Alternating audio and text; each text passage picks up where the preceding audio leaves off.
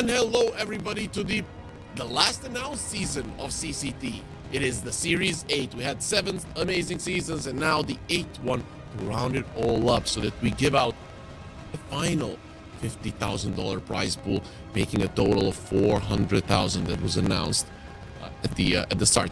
Will there be a more CCT in the future? Who knows? Follow our social media so that you find out. But anyways, we are here today. I'm Harry, and I'm going to be taking you through the first 2 best of 3s, and of course, one of my lovely colleagues will be taking over right after. So let's see what we've got. Well, okay, first we've got the tournament format. To be honest, I would assume that a lot of you fans at home have already learned this one, and even in your sleep, what is the CCT format? Bam! You go out, it is the round-robin group stage, and then 10 teams are split into 2 groups, so we got 5 in each group, and top 3 from each groups will advance to the double elimination best of 3 bracket. Of course, the grand finals will be a best of 5, and there are 2 direct teams that are invited, which for this season have already been announced. It is Navi and OG, so big names are going to be playing once the group stage is done. Also, This is the distribution of the prize pool. Of course, the biggest chunk does go to the winner. Nobody remembers second place. Who cares about that? But even so, they're going to be receiving $10,000, 7.5 for the third, and 2.5 for the fourth place in the tournament. With that being said, we are going to be looking at the groups and some known names. Y5 Esports, for me, is a relatively new name with the players that I'm not 100% acquainted with, but of course, Quantum, Apple City Gang, Zero Tenacity, and One Move. Big names in the Dota scene. What about Group B? We've got another 5 teams waiting, total of 12 teams, of course, if you count the direct invites. And it is going to be Rabotyagi, Endgame, Winter Bear, Passion UA, and Asakura that are going to be in Group B. I'm really not sure which group I see as the stronger one. It is hard to say. I guess they are almost equally strong. The only thing that I don't know how to scale Y5, but we'll see. Oh, actually, I know some of their players. Okay, that's a nice thing to know. With that being said, we do have the rosters for the first game, which is going to be Quantum versus Y5. So let's focus on that one. Of course, this is Quantum. Lucas, Reyes, Anku, Kolya, and Fezor. Those are going to be the 5 players playing for Quantum.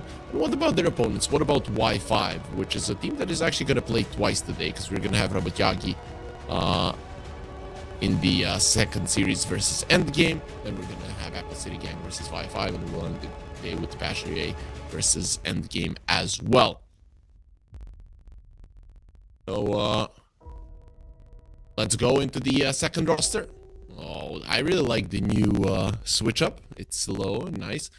We have Gaziava, Nemamika, Dominic, Alternate, and Famous are going to be the 5 players playing for Y5. Unfortunately, Famous, we don't have his picture because he's famous, so we know what he looks like, of course. With that being said, there seem to be some technical difficulties right now, so we are going to be taking a small break before we dive into the first series of the day. Be right back.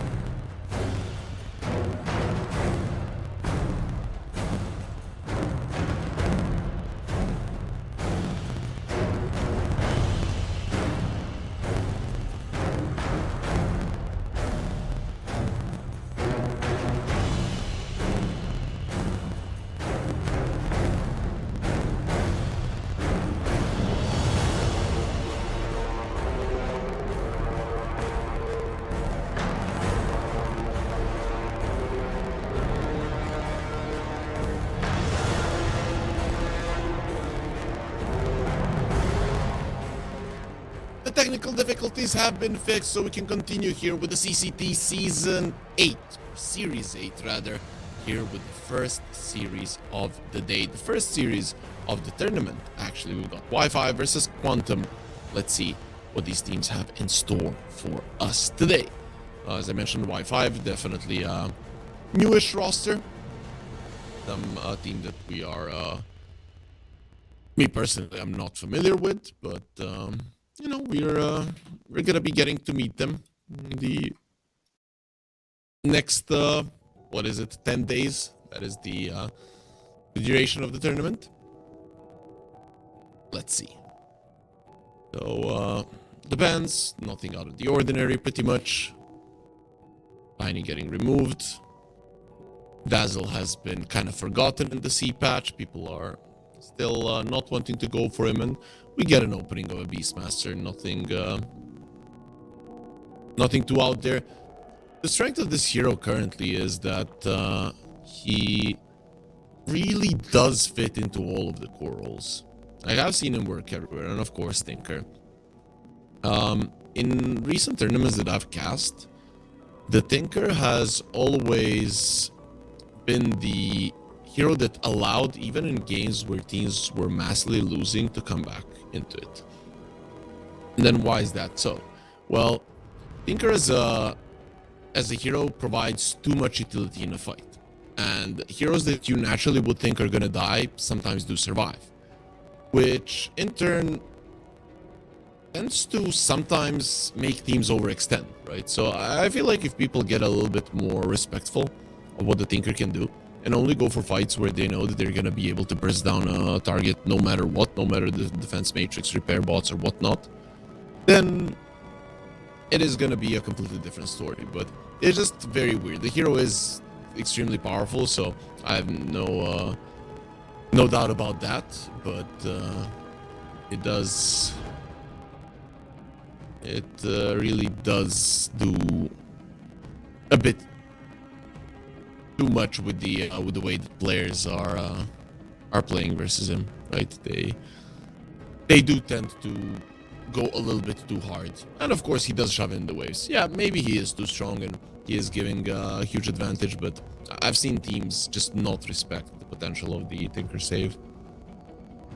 Warlock ban on the other side, that's an interesting one. They think this is going to be a core Tinker. Well, it probably isn't going to be a position 5 now that the AA comes out. So this is the thing that I talked about, that I'm not familiar with Y5, and not a lot of players play a core Tinker in the mid lane, but there are some that do. So it's not out of the question that it's something that's going to be happening. Very fast-paced drafting here coming out from Quantum. It feels like they're coming into the series knowing exactly what they want to do. So that's going to be a Ringmaster and the Hoodwink, so probably the 2 supports unless we see something weird. We'll see who's going to be the 4, who's going to be the 5. Generally, I've never seen the games I've cast a 5 Ringmaster. I know it can be done, but generally it has been played in the 4 role. Nice to have a little save for the A blast. Arena, of course, will not allow that, so good luck saving somebody with the escape act when the arena does come out. A little bit more team fight there now for Y5, and good setup for the A blast. And a good setup for the cold feet early on if AA will be laning with the Mars, or maybe rotating to the Mars lane. So now we're probably going to be finding out where this Tinker is going to go, unless we see a carry right now. But no, if we see a mid laner or a support, we're have a rough idea.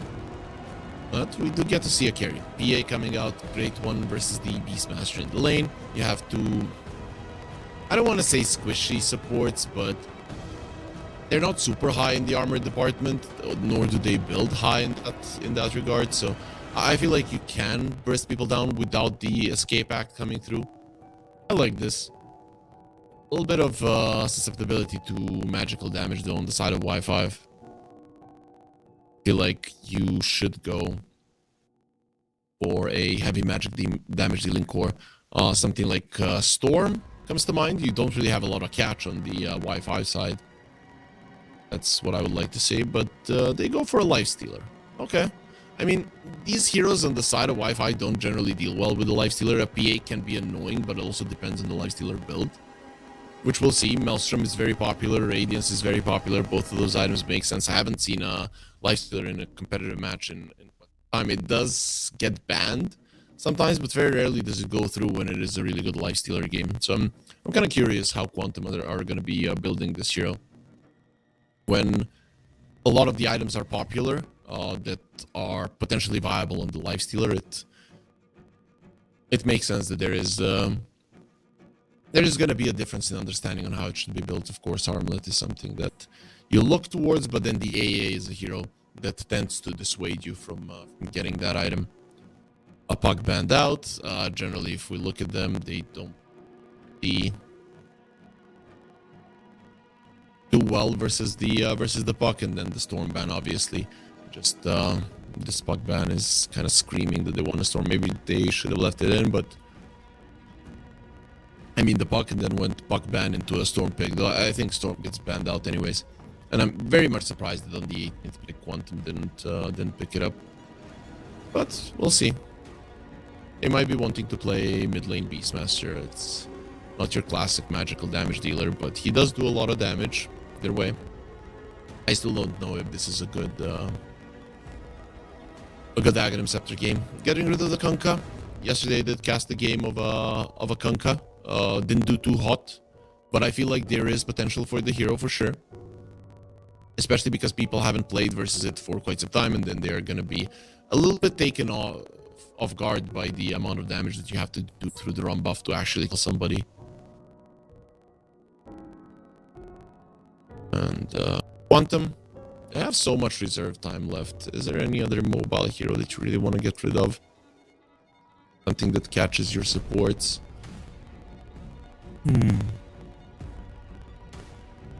Ember is a good one, but you might want to pick it up for yourself. The only problem is that you could get Huskard, and generally they don't deal well with it, so you're better off, taking it away. Take it away, pick up a Pango.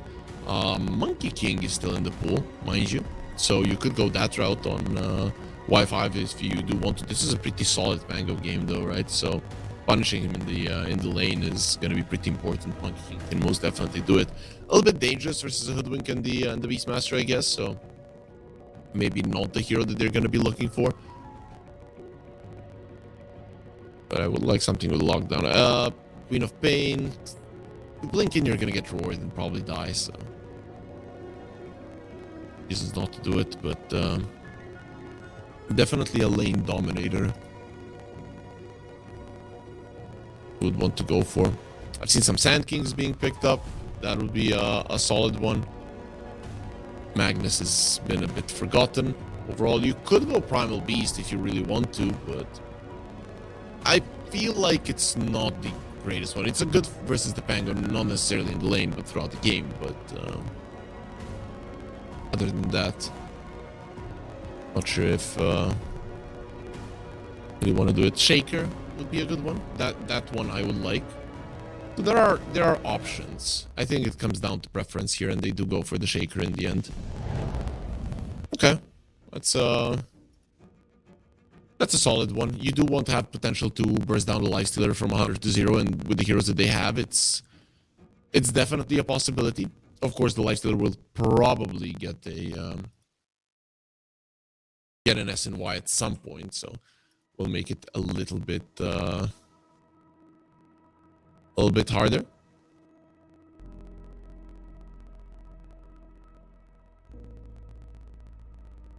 Wanna go through these new lifestealer facets. Okay, so Flesh Feast is pretty much just the increase of your innate, and the Gore Storm is if you consume a creep with the Infest. The enemies get drenched in blood with damage over time. Actually, a pretty solid amount of damage that Gore Storm does. It's gonna be fun to see how people in the future use that. In terms of other facets, nothing much.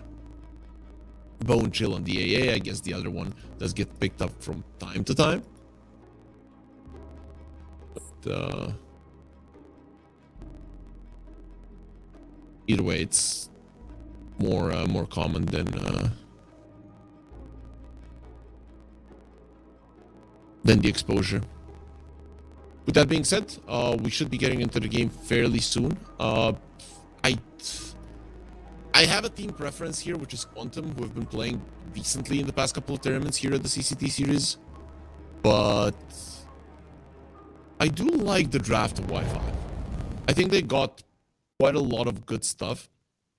One thing that I maybe dislike is their reliance on level 6s, but that's pretty much what happens every single time when you have an AA in the lineup. So that does look pretty good. Their lanes should be strong, and Kolya comes over. That is the squishiest hero probably on the map, so that's definitely gonna be dead. Alternate gets the kill. Not really the guy that you wanted to give it to, but either way, it's still a first blood and some extra experience for the Wi-Fi side.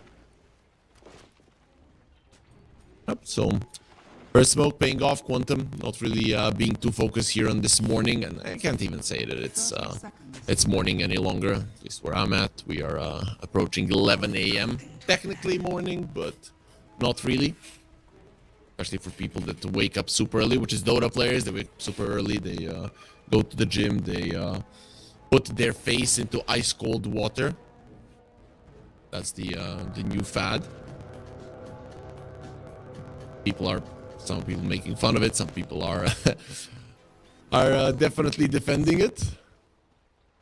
Either way, fun stuff. And of course, we are here for fun as well. Dota is what we are here for. 2 on one side, 1 on the other, 2 for 2. And then there's bounty runes. Alternate will be blocking the camp, and it is gonna be a ringmaster on the safe lane. Let's see now. Tinker versus the ringmaster. Who wins the trade? Impalement Arts just seem to be a dumb trading spell, and you pretty much come out on top. Even versus a Tinker who has busted stats, 7 armor. There's the Impalement Arts, Repair Bots, or a March of the Machines being used, while Dominic and Lucas are going to be trading it off. This is going to be an interesting lane to look at. I feel like as Lifestealer gains more levels, and once he gets the phase boots is when you pretty much aren't going to be pressured in this lane. But up until that point, the Mars does have good animation and damage to actually CS better than the Lifestealer. So we'll see if he does utilize that potential of his. So far, Lucas is still going to be doing fine. We can look at some other lanes if possible. In mid lane is gonna be the classic brawling battle of the Shaker Pango. It's gonna be interesting to see how much the Pango can get there. Generally, the Shaker should do well in this matchup, but pretty much never know. I mean, these melee matchups, you overextend a little bit, rotation, you die. Things go south very quickly. But generally, it should be a matchup that favors the Shaker. How much? We'll see. The bottom lane, I guess the PA always farms versus a Beastmaster. As there an alternate fighting.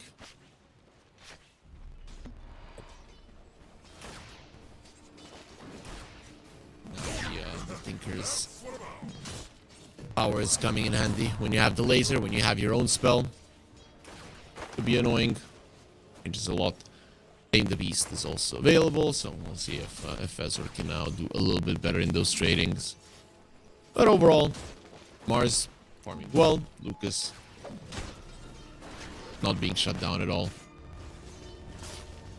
There it is, the bottom lane a bit. Looking at it, free lane for the PA. Gaziava is just having a time of his life, which is to be expected. Pretty much, the Beastmaster doesn't have any tools to really pressure you. Hoodwink is a solid hero, but sometimes there's a synergy problem between these two. You use the Bushwhack, suddenly the Wild Axes come out, the stun stops. It is It is not like a super dominant lane. We're gonna crush everybody, right? And you do need a lot of magical damage to really pressure the PA the way that you would want. You know, mid lane, even though there's 8 denies on Nemamika, it's Raze is doing better in terms of CS, so I feel like he's definitely not having a bad time. That is gonna be a ward taken down, I guess. And definitely quite a lot of to Nemamika, but Raze is ahead in terms of trading, which is gonna transfer into a lot of CS as the lane progresses for sure.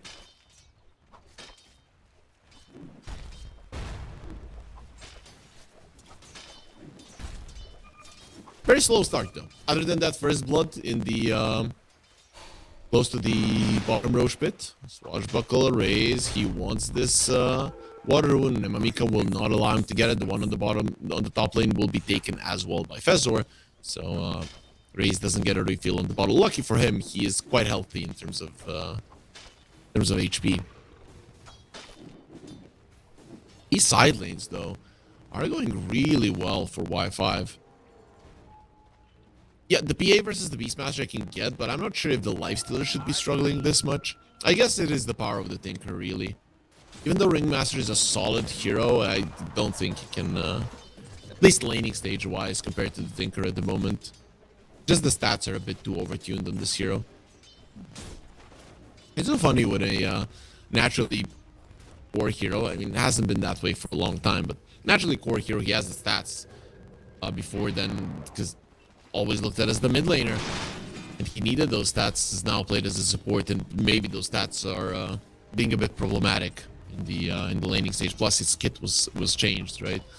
A is going to be dropping low. Same is true for the Beastmaster. The Coldfield Connect, and Anko will be taken out. Meanwhile, top lane, Lucas in a little bit of trouble. Aim the Beast, pushing them away for the time being, and it will be enough to save his life. The A did die on the bottom lane. Anko post-mortem, getting him with the boars probably. It is still a victory for Y5, and I mean they're winning all around the board. Lifestealer in trouble. Dominic didn't have the mana for the God's Rebuke, and I think that is the only reason that Lucas is still breathing. He is being destroyed in this lane. 16 denies. The Lifestealer doesn't have a single one.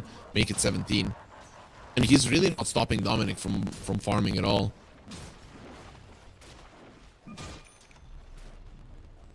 It's a 2k gold lead already. And pretty much looks easy for Y5 at the moment.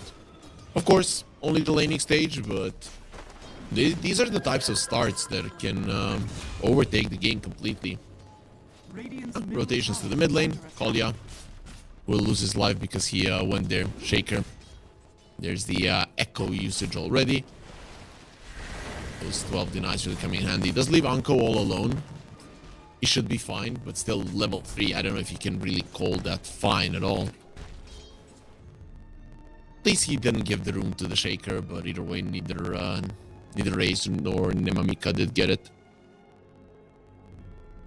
The small issues for Y5. They haven't said what it is, but they are saying that in a second it's going to be better. Okay, they're lagging. Hopefully it's not an internet issue. This morning I myself had an internet issue, and if someone would need me to explain what the problem was, I wouldn't know. I literally wouldn't know what the problem was. But given that I'm a genius tech guy, fixed it, no issues, even without not finding the problem. Awesome. And Y5, they're going to be doing the same. Famous, he will be apologizing to his opponents like a good sport, and go when ready. Quantum are ready to continue this game, though. Not gonna lie, if I was them, I wouldn't really want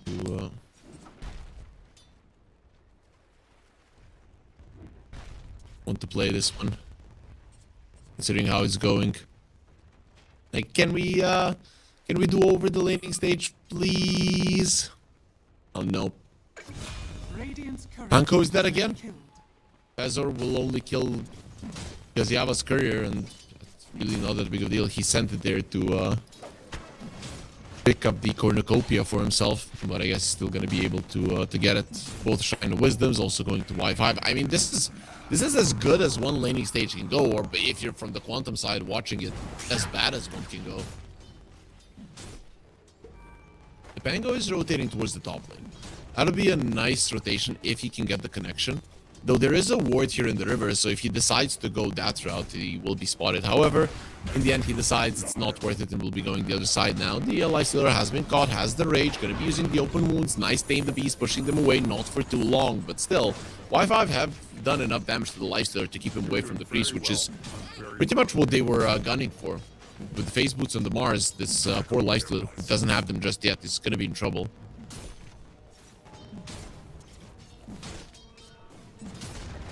Things are really not looking good. When is the Echo coming back? In 10 seconds. I feel like that's going to be when Y5 are able to make an aggressive move. We'll see just where. The PA is rotating to the mid lane. Rolling Thunder was used, and the Pango will survive. That's an interesting rotation from the Phantom Assassin. That just feels confident staying in the enemy triangle and farming at the moment. When he sees an opportunity, goes back to the lane. Okay, so let's think about Quantum here. They definitely need the level 6s on the Hoodwink, I'd say. That is their main damage source from bringing somebody down. Sure, Beastmaster Orb, all of those things that can work out, but generally you just want to farm. Use the Roar, go back to farming.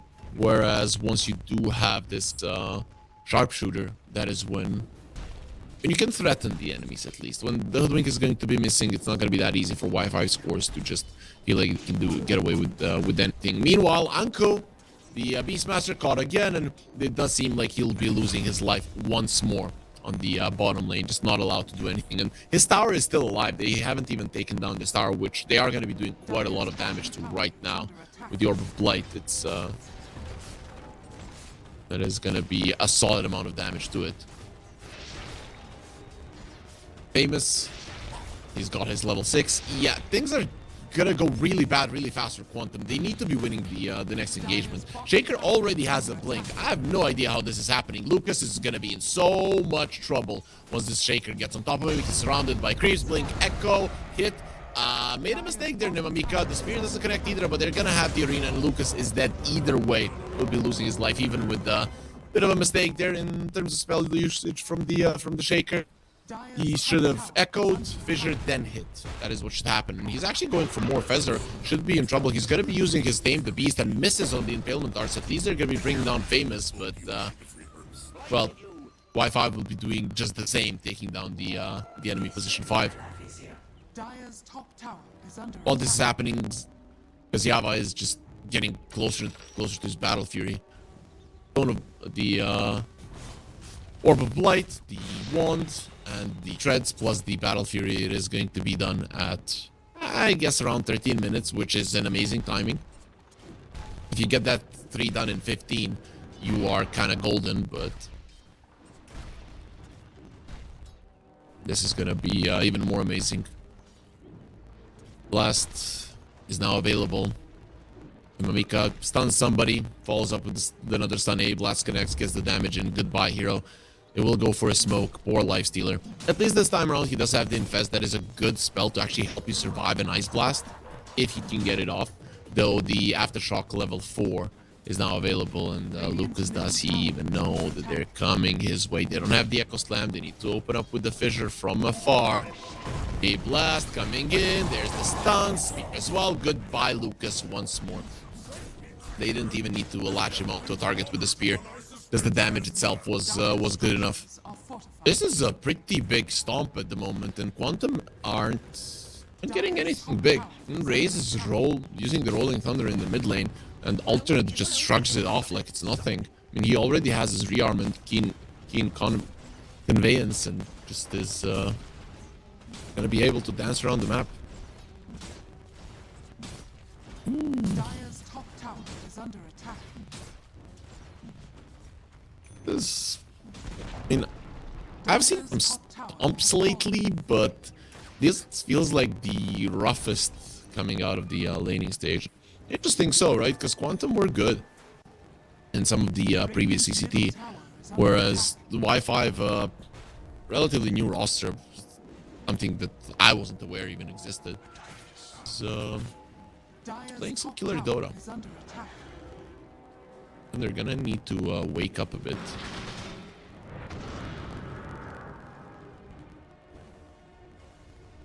Radiant's middle tower is under attack. PA, her Battle Fury is done. They do have the Reaper's Lash. That's on the bottom lane, will just die. Yaba, alpha kill even before his Battle Fury gets delivered. Meanwhile, mid lane, Mars is coming over. He wants to stop this push. Gonna be going for a Hoodwink. Doesn't even care about the Pango. Will just take what he knows is 100% going to be a kill. Swashbuckle away. No, Rolling Thunder has the refresh. He has the regen rune. So I'm pretty sure that Raze is going to be fine. And once they see that regen rune still going strong, they're just gonna let it go. Impalement Arts off the mark. Then Mamika gets away in time, but Fezor is only level 4.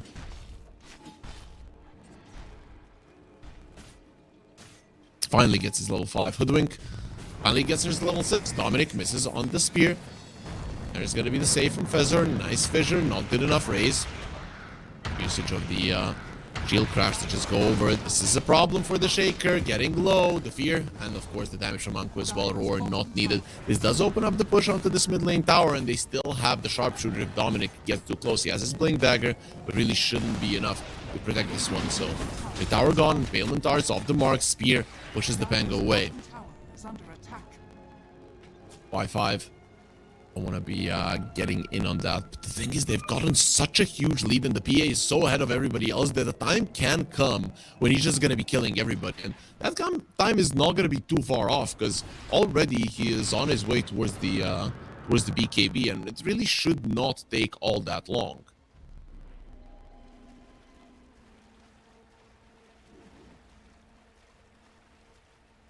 Radiant's middle tower is under attack. Is 1,000 gold until the BKB famous. He doesn't want to go towards him. Okay, blast raise. He doesn't get the dodge. He's in the shield crash though. That will help. Nice illusion rune, and the Pango will live though in the end.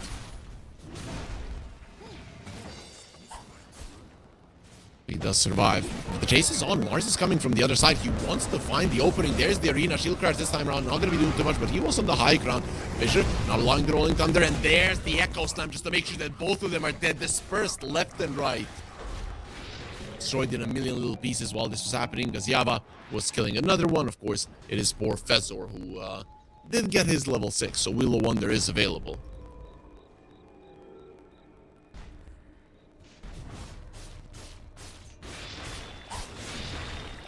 Yaba will continue to farm the enemy triangle. It feels like he has been spending a lot of his time here.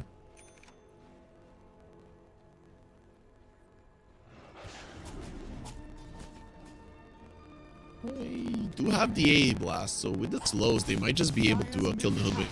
But under these circumstances, you don't really want to risk it.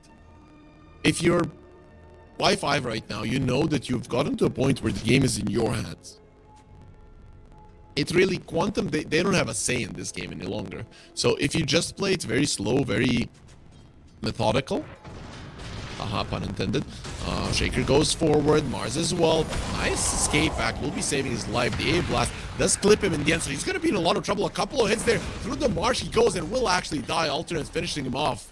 The Frostbite doing its work as well. Shield rune found by Nemamika, and he already has the defense matrix on him. Seems that the chase is on. They're going to be finding Fezor yet again. Bushwhack, of course, not going to be enough to keep them at bay, as this does open up the push on this mid lane tower. Considering that Y5 already lost theirs, this would be a huge deal for them, just opening up the map. And we are going to be looking at the replay just to see how that poor guy died. There's the escape pack, and so the escape pack doesn't save you from the A blast clipping you. I don't know if it should work that way, to be honest. Or maybe he should be hidden like with disruption. But definitely after that clip, it was pretty easy to take him out. There is an Axe on the Beastmaster. Anko, he should be tanky enough. Alternate uses the defense matrix and the roar over at the arena immediately to protect him. A blast flying in. The 4 Beastmaster is not going to be healing at all, and of course a bonus with Nemamika finding Kolya as well. Alternate doesn't care at all that they went for him, and roaring a defense matrix target, not the ideal scenario. So this is going to be opening up a Tormentor. Another victory for Y5. Another huge victory for Y5, not going to lie. Alternate needs to be a bit careful, but of course with King Conveyance, he's going to go back to base. And yeah, the best possible shard between the Tinker and the AA. The AA is definitely better one. I don't really see anybody who's going to be getting a BKB early on the other side. Of course, Lifestealer has the Rage and Bango has his Rolling Thunder, but generally with the follow-up of the Shaker stuns, people are going to be in so much trouble. At least Lucas is approaching his Radiance, so that is going to be allowing him to farm a bit faster. Still going to be hella annoyed by Alternate, who is now going to die. I mean, he is doing way too much, being way too aggressive. He's going to be healing a solid amount, using another round of repair bots, but in the end, loses his life as well. And to be honest, considering his net worth, you know, he's more core territory than support. Spear, a blast, BA jumps in, escape back to save the Beastmaster, who doesn't have the roar just yet. Next hit will be a crit, and that should be enough for a kill. Now Bushwhack and the Sharpshooter bobs the BKB. Gaziaba doesn't want to be risking dying here. He had the full wand, so wasn't too close, and will also be given a healing salve. They may be thinking about re-engaging here, especially with the Shaker coming out from the other side. And that is going to be a Hoodwink found. A couple of hits will be going down, as it is actually the Ice Vortex overtime, or actually the Death Rhymes that get the hero. Fezor hiding in the trees somehow got pushed in there. I'm going to assume it was the Fissure that just took him over to the side, and Mika couldn't do it. Or does he have a... nope, he doesn't have the... what do you call it? The Tumbler's Toy. Always call it the Horsey. A 13k gold lead.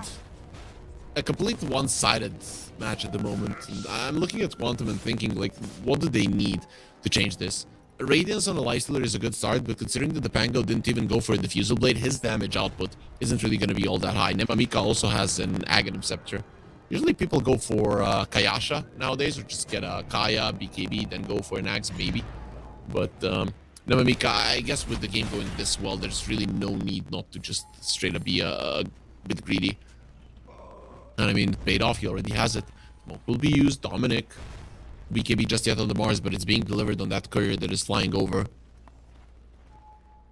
Smoke will break. They know where the Lifestealer's at. Echo Slam being used. Spear as well. A blast will not connect, so he might actually survive a bit longer with PA coming in. There's the miss. He's going to be infesting the Bango and running himself away. Nemamika jumps away from that arena, and now onto the Bango they go. Roar onto the PA. Defended by the defense matrix. Also there, escape back into the backline. Spear gonna connect. Lucas comes out. He's full HP now. Didn't have the rage, but now he's gonna have it again. Nemamika onto the high ground. He goes, and he's going to be fine. And Tinker not being able to save them. This is insane that they're still alive on the side of Quantum. That mistake on Lucas, just the Spear taking away from the AA blast, changed this fight so well for Quantum, and with just one mistake allows them to not completely come back into this game, but definitely have an opportunity now to actually play it.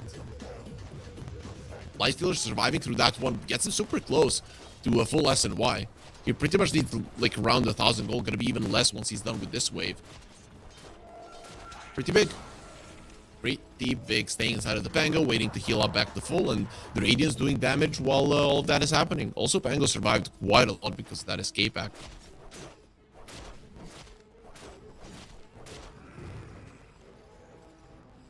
A hell of a team fight for Quantum. Yes, it does come out from a mistake from your opponents, but mistakes in Dota do happen. Not everything can be clean, and you just need to be there under these circumstances to find an opening to get back into the game. This is a perfect one.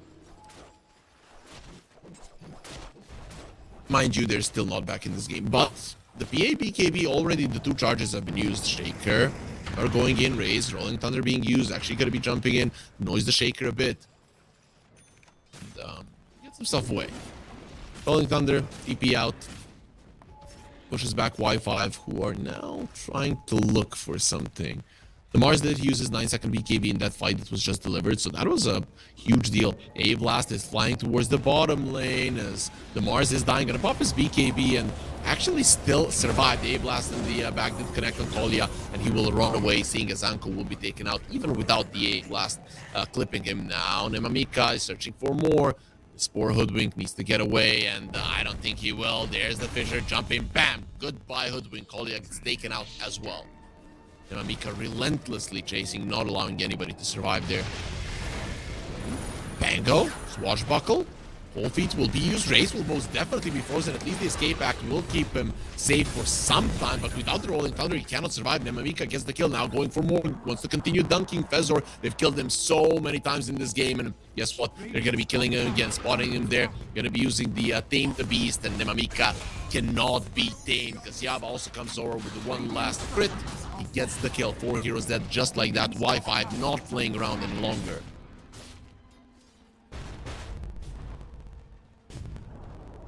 Radiant's top tower. Pretty solid chase. Also, the Lifestealer securing the tower on the top lane. I mean, Quantum, they're doing a decent job staying in this game, not gonna lie. Considering how the laning stage went, it wouldn't be super surprising if this game had already ended. Yeah, 24 minutes in. Doesn't happen too often, but ever since 7:38, I feel like there are potential for some really big stomps, some rather fast games. Stomps used to happen even before,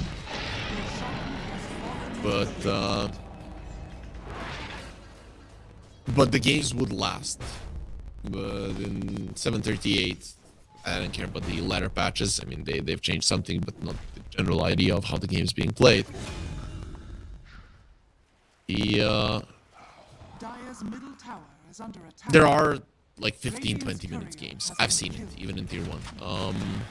Lifestealer poking a bit there, needs to be careful. He should have a full SNY, so bursting him down from 100 to 0 should not be that easy. He seems to be working towards a Aghanim Scepter already, and once an AC, I like his item choices. The axe is kind of a necessity. The problem is if you use it aggressively, you're not really going to be hidden all that long, and it all depends on if the A blast will be clipping you or not, how you want to use it. They are coming for him. Lucas is hella farmed, almost as much as the PA. DP out, he's not using the rage. Scan use, they know where he is on the high ground there, and well, there it is. Rage, DP out, he's going to be fine, no bashers. PA, we'll see if the Nullifier will be the way to go, or if he wants that basher more. The Glimmer Cape, there is a Ghost Scepter in the Beastmaster, so I guess Nullifier might be a better choice. Rage DP out, it's not always going to be happening, and you do not have to deal with the Lifestealer just yet. Though mind you, when the Lifestealer gets his 3rd and 4th item, that is when the hero really does become scary. Even for a hero like a PA, for this whole Wi-Fi lineup, there's always going to be potential in this game to kill him from 100 to 0, but that is only if you find the Ringmaster as well. Mars does have a shard, so double spear is now a possibility. Considering you have a shaker on your side, good setup to potentially make sure that the double spear does connect.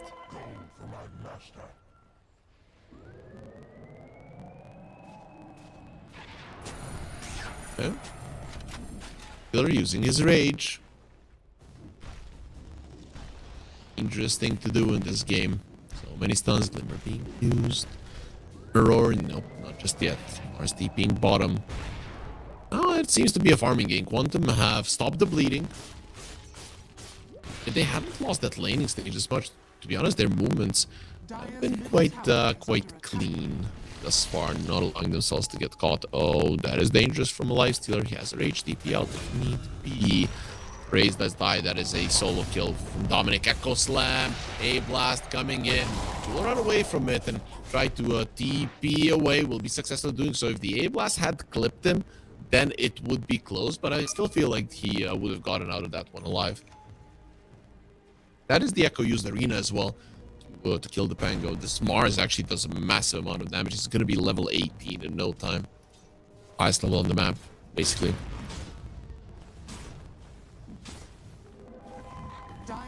Smoke from the Beastmaster and the Hoodwink. be a big one if they can find a Shaker or any core for that matter. Tinker would be a big kill as well. To be honest, considering how much farm every single hero in Y5 has, you are gonna be golden if you even find an AA. Fortunately for them, nobody for Y5 is gonna be showing around the mid lane. It's kind of a area where you could find a hero, but also you do not have the strength to just push the mid lane to brute force it. Tinker is going to be dealing with the mid waves while his team finishes off a tier 2 on top. Will refresh the glyph. Radiant's middle tower is under attack. Smoke from Quantum. They decide not to go for this one. It is quite dangerous running into 5 heroes. There is no Echo Slam though, but there is an Aegis of the Immortal. Rolling Thunder through. KB from the Mars being popped already. They don't care much about it. Wheel of Wonder being used as well. Defense Matrix will protect the Tinker. Trying to run himself away and will be infested by the Lifesteal. Really not taking that much damage. Famous turns around onto the Bangle. Does a massive amount of damage. The Cold Feet will connect. But where are the cores? They're on the other side. They're slaughtering the other part of Quantum, who will be losing 2 of their heroes. Dominic trying to get himself away and will be successful at doing so. As PA coming forward still has the Aegis for another 30 seconds and doesn't really care about anything. He's gonna be given a defense matrix, potentially an opportunity to go forward even more, and this makes the fight 3 for 1, with an AA being the sole death on the side of Y5.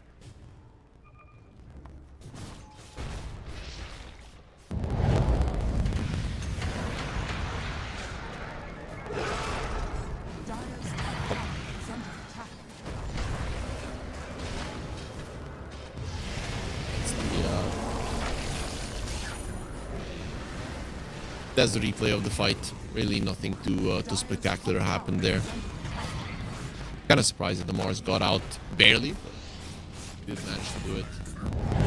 If anybody just caught a whiff of him, the Radiance burn was there for 2 more seconds. Dominic would have been gone, and then the fight would have been okay-ish for Quantum this way. It's still a big victory for Wi-Fi once again. Just looking very easy for them to play, and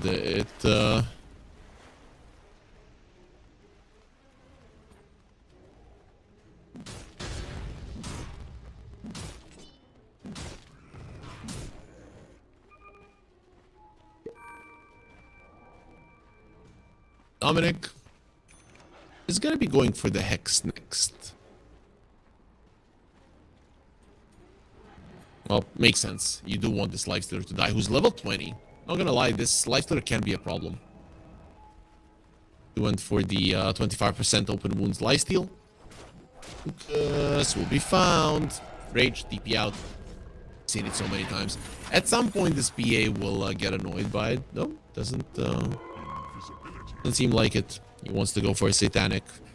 Yes, if you do survive longer in fights, you're most definitely winning them with this kind of an advantage. And hello, Beastmaster. There's the stun, spear, a blast. That won't even be needed. In the end, Dominic finishes him off.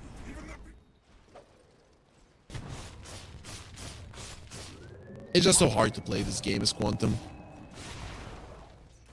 The only one who can somewhat do something is the Lifestealer, and really all of the space in the world has been given to him. It is such a good Lifestealer game that even now, I could see him carrying it, but it still needs to be Wi-Fi making a bit of a misstep. Now when you have all of these defense matrix, when the Tinker has gotten to level 18, things do become very dangerous. He infested the Siege Creep, just hoping that he's going to be able to defend this tower, and I'm not sure that Gaziaba has any intention of allowing it to survive. I'm going to be trying to go into the backlines, and now definitely isolating the Spore Tower will be the next one that falls. Only one outer tower left for Quantum. No more Aegis on the Y5 side.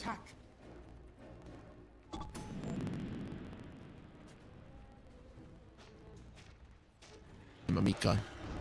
It's hunting. Hello, Raze. Blink out just in time. He got stuck. Of course, the Mamika doesn't know about this, and it is still a Pango, so he will be able to escape, no issue. Gem being bought, Y5, they are preparing to overtake the map completely, right? So during this daytime, you make sure that the enemies don't have any vision around the map. Nighttime comes, Quantum become claustrophobic, they have to smoke to come out of the base to do anything, and they just lose the fight, lose the game. That's usually how it goes. Of course, it doesn't have to be that way. Quantum are still in the game. Quantum still got a shot. See, there's this is probably gonna turn into a high ground push or a high ground poke, rather. You don't really have to. They're gonna decide against it. There is a nullifier in the lifestealer though, so the defense matrix is no longer a problem. He did disassemble his radiance because of it, but he does seem like he's gonna be assembling it back again, buying another sacred relic. This is actually a pretty strong lifestealer. He punches 300 per hit, so when he infests you, it's a big deal. He's tanky, strong. Just needs to be careful not to die before getting his rage off.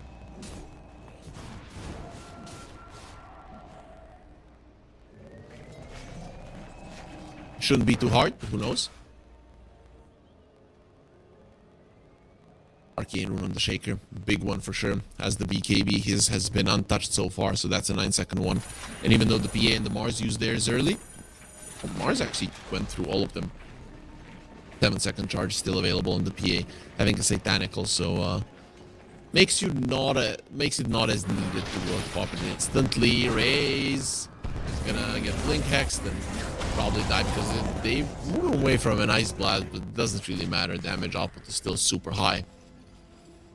Very optimistic approach there from the Pango.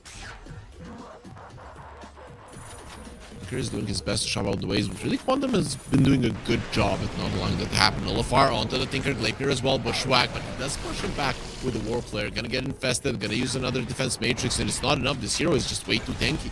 Despite the Nullifier, he just doesn't care. I thought with the Nullifier that they got him for sure, but not using that rage, Warp Slayer pushing him back, all those things really working in the favor of the Tinker. And I mean, he has 18,000 net worth, so this guy is really no joke. There's the Hex, Spear, onto the tree. A Blast will come in just to secure that this hero dies 100%, and Famous is the one who grabs him while this is happening. Anku is really trying to farm his BKB, which he will be successful at finishing, at the cost of a Roche, of course. The Ninja Gear just continuing to run around, so that's going to be the Aegis on the into the pockets of the PA.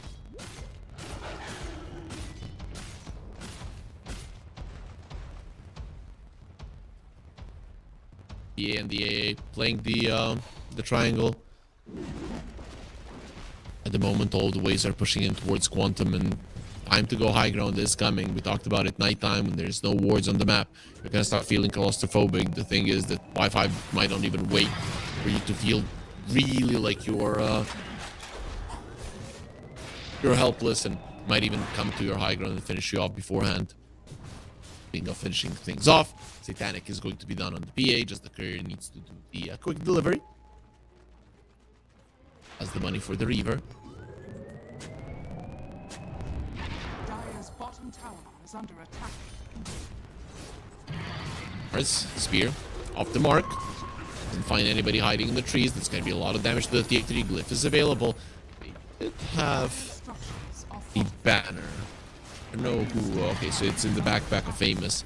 He's going to be putting it down right now with the next wave. It's going to be a lot easier, but Immaterial, Defense Matrix, PA is going to be fine. There's the Hex onto the Lifestealer with the Spear connecting, and they will kill him from 100 to 0. He's been farming for the entire day. They can just die.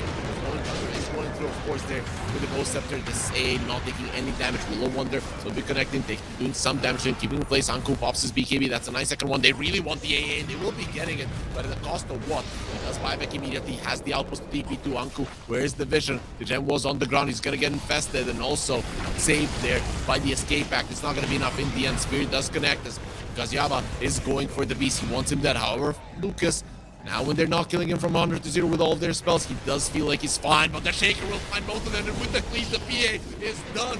With them just being Lucas, however, he's still standing his ground. He doesn't care much about this PA. Fisher into the backline. Skolka will be found as well, because Yava gets himself a triple kill. Infest until life are available once again. He's gonna get stunned up. No, he won't. He gets Infest onto alternate just in time. He's still just standing his ground, pulling him even deeper and deeper. There's the Glacier, cold feet, stuns. This time around, he has nowhere to go, nowhere to hide. Will pop the rage, open wounds. Hello, he wants to fight versus all of them. Another open wounds onto Anthony, healing up so much, but without his rage any longer, can he fight? Can he stand his ground versus the PA? The answer will be no. That is the dieback. And Wi-Fi will finally clean up house, going for a push yet again with Quantum not admitting defeat. At least not just yet. Now we just got to see just how strong of a lifestealer game this actually is. And despite that, really, when you're this far behind, you can't do anything. This draft of Quantum, it definitely had its potential, but the difference in net worth made all the difference. Was it only the lifestealer that bought back on their side? It was, right? And the AA on the other side. But still, it's a problem. The Aegis is still up for another 2 minutes. The PA survived through that fight, is now level 25.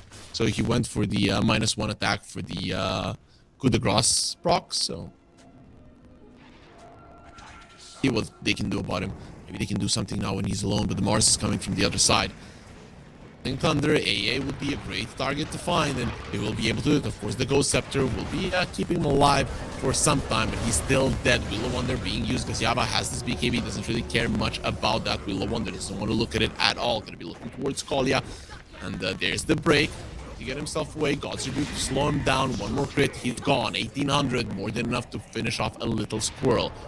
So both the Shaker and the Tinker are back to the land of the living, and without your lifestealer, the question is how much you can actually do on Quantum to keep your base alive, or pretty much your heroes anyways.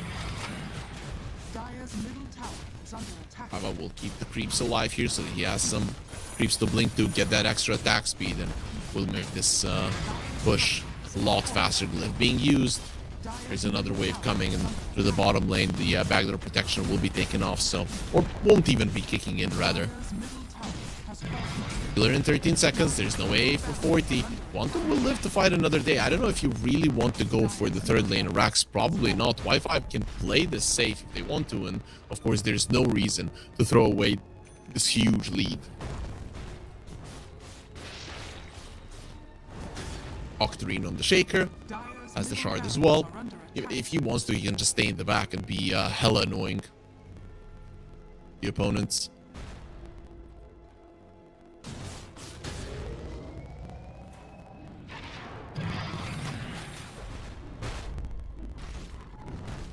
Amika.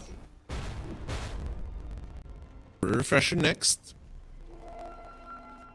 The Tormentor will be on the menu. The one who doesn't have, they all have a shard, so it's just gonna be the money. Extra 2,000 gold lead for them from the Dead Tormentor. 1,025. Act. Is that right? Oh no, actually. 2,500 pretty much. Dire are scanning. Less than that. As Poke being used. Now finally the PA does have an MKB, so the Radiance of the Lifestealer will not be as annoying. Was to be able to take him out. He doesn't have a buyback, of course, so if the same happens as on the bottom fight, it's gonna be impossible for Quantum to play. A blast flying through, BKB from Dominic, he didn't get the Hex off in time. Gonna be fine. Galen starts connecting, doesn't have his BKB any longer. Wolf, they're pushing it back, roll up, raise, will be fine for some time, but as the roll up ends, Cold Feet is still there, so he's dead. Does have a buyback, and the Rolling Thunder. Still not the worst thing in the world for Quantum. Could have been worse. Sanko coming over. He's going to be roaring through the defense matrix. Nullifier being used a little bit later. PA, they want to take him down, and they will be able to. Doesn't have a buyback. This is an opportunity. Lucas, who's going to be targeting him? Who's going to be going for him when there's no PA? Literally nobody to stop him. Quantum, what an opening. If they win this game, it is going to be insane. Famous, nice Ghost Scepter TP away. Bushwhack off the mark just there, or a little bit too late, rather. Stop him. Roar through the defense matrix and the SNY, and they still bring down the PA. That is hella impressive, understanding that they do have the damage to do so. And even the Lifestealer does have that MKB. I haven't really talked about it, and now he's level 26. More rage duration for him.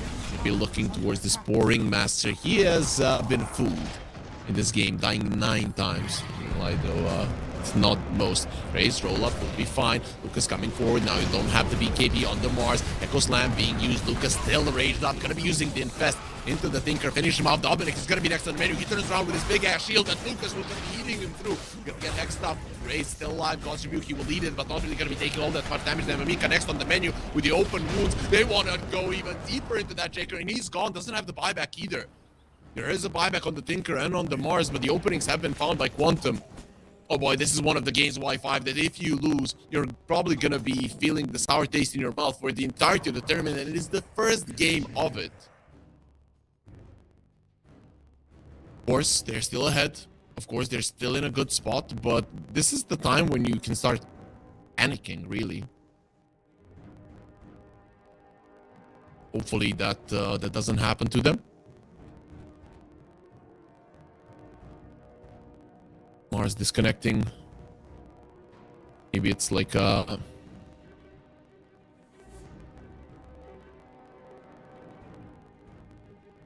muscle memory when that happens in a pub.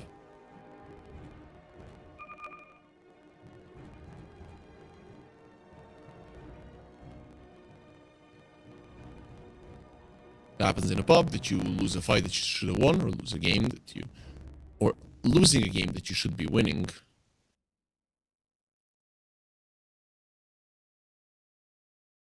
But overall,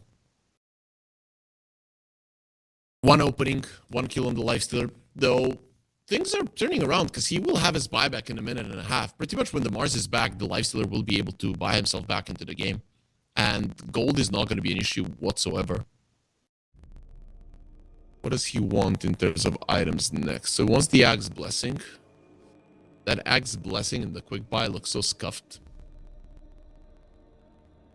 It's like an axe that is shining, basically. It was changed. I think the icon was changed in the 38 patch. And just when it's without color in the quick buy, it's hard to recognize.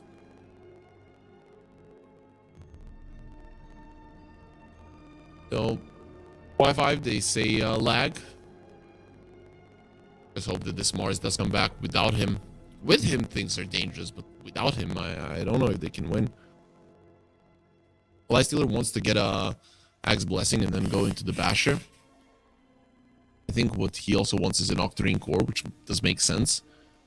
You would pretty much have Rage Infest, Rage Infest, Rage Infest, just go between the two. Rage is 7 seconds. It's 17-second cooldown, so what would it be like? Or it would be around 12.5 second cooldown, so 5.5 second downtime.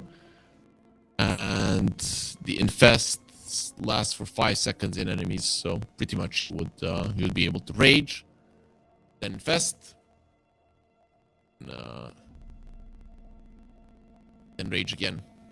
And Infest very close afterwards, not that close, but still fine. 15-second cooldown on the Infest. Okay. Quantum now need a second. And imagine you're losing for 40 minutes, and not even losing, being demolished. But the thing is that your lifestealer is farming, and it's such a good game for him. And at some point you win.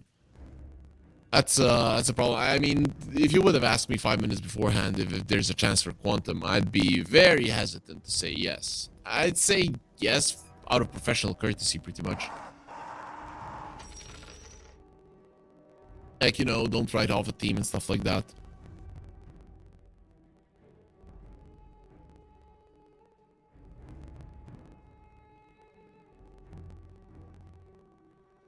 Quantum still needs some time. Definitely some delays here on the CCT Series 8 on the first day. It happens, it happens. The production is not warmed up, casters are not warmed up, teams are not warmed up, but that is going to be changing rather fast.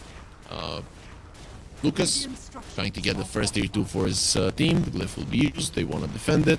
Basher was bought as well as the Agonist's Blessing, so he doesn't care much about his buyback. Should be a bit careful about it, especially now with the PA coming back to the world of the living.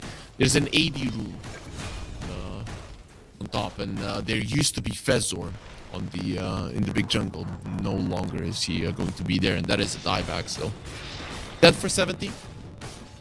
And because of that, the tier 2 will live. But I really do like what they're doing on Quantum, is that they're shoving in all of the way to maybe even getting that tier 1 on the bottom lane. Finally, we'll be able to do it. Because Yaba showing himself in the mid lane should be a cue for the Beastmaster to finish it off. Nobody's taking the Radiant's bottom Wisdom Shrine on top. Level 20 on the EA. That is a huge one. Once you get the extra 5 duration of the Frostbitten on the Ice Blast, it's, what? 17 seconds, I think, is how long it lasts. Yep, Frostbitten duration, 17 seconds. Good luck surviving through that. It's not as annoying as being doomed, but it lasts longer, so you can argue it's even worse. There's 2 greater healing lotuses on Pango. He does have a refresher as well, so it means that he can take away that cooldown too. Not a big cooldown, but it's 5 seconds. are scanning. It pretty much has a cheese, but of course, double roll in Thunder, double roll up in a fight with an axe, the damage output of the Pango is going to be quite high. It also has a Mindbreaker. That does help. Y5 are in a smoke. Lifestealer doesn't have money for the buyback, but he does have buyback. So if he gets a kill or 2 in a fight, he will most definitely have the money. 900 gold, though, is a solid amount that you need to farm. Roche, soon he will be up, and Quantum going for a smoke as well. They have refresher on the Pango, they have refresher on the Beastmaster. On the other side, the only refresher on the Mars, level 25 as well. Arena of Blood is healing quite a lot. Imagine the repair bots and the arena, especially 2 arenas, if he drops them down. There's going to be so much HP that you have to go through if you're Quantum. In a smoke, finding the Shaker, a possibility he gets the blink away. Of course, has an Aghanims to get himself to the high ground if need be. Rolling Thunder being charged up, scans flying out, and that is going to be a nice one to catch. Or on the defense matrix is going to be going in with a nullifier second aura as well. They're not going to be allowing him to use anything. That's buybacks, so another double arena is still available. Going to be TPing onto the outpost. Siava off the BKB. Otanko he goes, has the BKB of his own. Lifestealer has infested him, bashing him from the inside. Now, trying to fight. He needs to get the rage off. Will be doing it, and now who's going to be winning this fight? There's going to be arena fairly soon. Overseal Totem onto the high ground. He's going to be fine. Dominic will be losing his first BKB. Goes with the Hex. Wants to get the kill, and that should be Kalia dead. No! The spear misses, and with the Ghost, he will be fine. Overseal Totem, Nullifier doesn't do much versus that. As arena being used, and Lucas finally taken down. Without Lucas, Quantum are helpless, and now it is just running away and hoping that you will survive. But of course, they did get a kill in that fight, and Lucas did farm his buyback. Oh, Pango shouldn't die here. He's level 25. Swashbuckle, shield crash. How does he escape? He might get the blink away. Not gonna happen. Jump in once the PA is on top of you. It is a problem. Drosh going towards the top bit, but let's see. Do they want the Roche or do they want the push? It seems that for now, Roche will be something that they're gonna be happy with. He was still moving to the pit, so he does throw away Gaziava, but in the end will still die. Nothing that Quantum can do about this. If Dominic didn't have a buyback there, coming back in that fight, completely different story. Because, but he did, and really no reason to risk it. That's going to be the cheese refresher, of course, banner and Aegis of the Immortal onto the PA. Little bit more of a confidence boost to go forward. Lifestealer didn't buy back, but he might just have to if he doesn't want to be playing versus Mega Creeps. Beastmaster level 23, no refresher for 80 seconds, so we can only expect 1 roar in a fight. Defense Matrix is here, protecting the PA and the Mars, and that should be a tower gone fairly soon. Impalement Arts being used. They're probably willing to play versus Megas than to buy back this Lifestealer, which is fair, but it is just going to be giving so many openings, and you're going to have the double echo as well.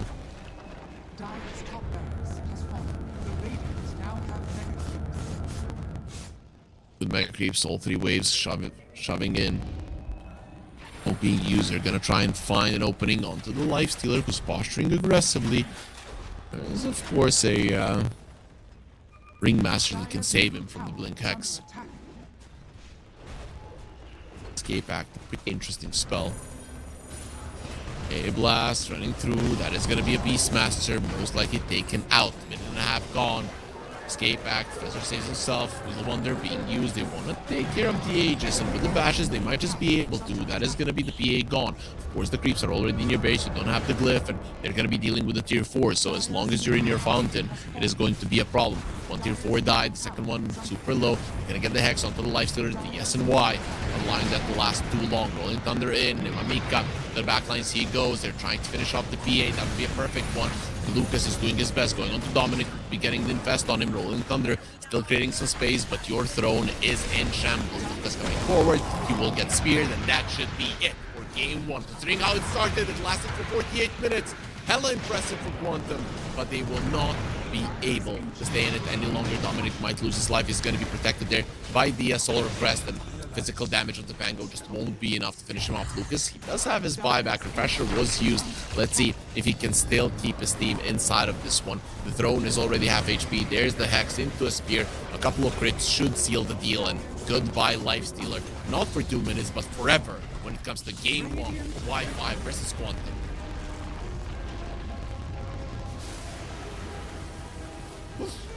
When it started, when we were 13-15 minutes into the game and Y5 had like a 10k gold lead, it looked like it's gonna be a 30-minute game max. Quantum, they farm, stand their ground, they win a couple of fights, they stay in the game for 48 minutes, but in the end it was to no avail. No chance to win this one. Y5 will take the victory. 16-2 on Gaziava. Pretty much every single one of their heroes doing well. 54-20 in terms of kills. They were destroying Quantum for the entirety of the game, but it does show something. It shows that Y5, sure, they won the laning phase, sure, coming out of the laning phase, they got everything that they needed and got a couple of kills, but Quantum, as soon as they warmed up, they were more than capable enough of holding their own, which makes this, I'd say, scary for Y5 and their fans. You thought you were going to be stomping game one, it almost didn't even go your way. With that being said, Quantum, they're still one game behind and very close, I mean, to starting off the CCT Series 8 with the Lost Series. Can they change it? Will they change it? What will they change in their draft? And of course, their laning setup. Those are all the questions that are going to be answered in game number 2.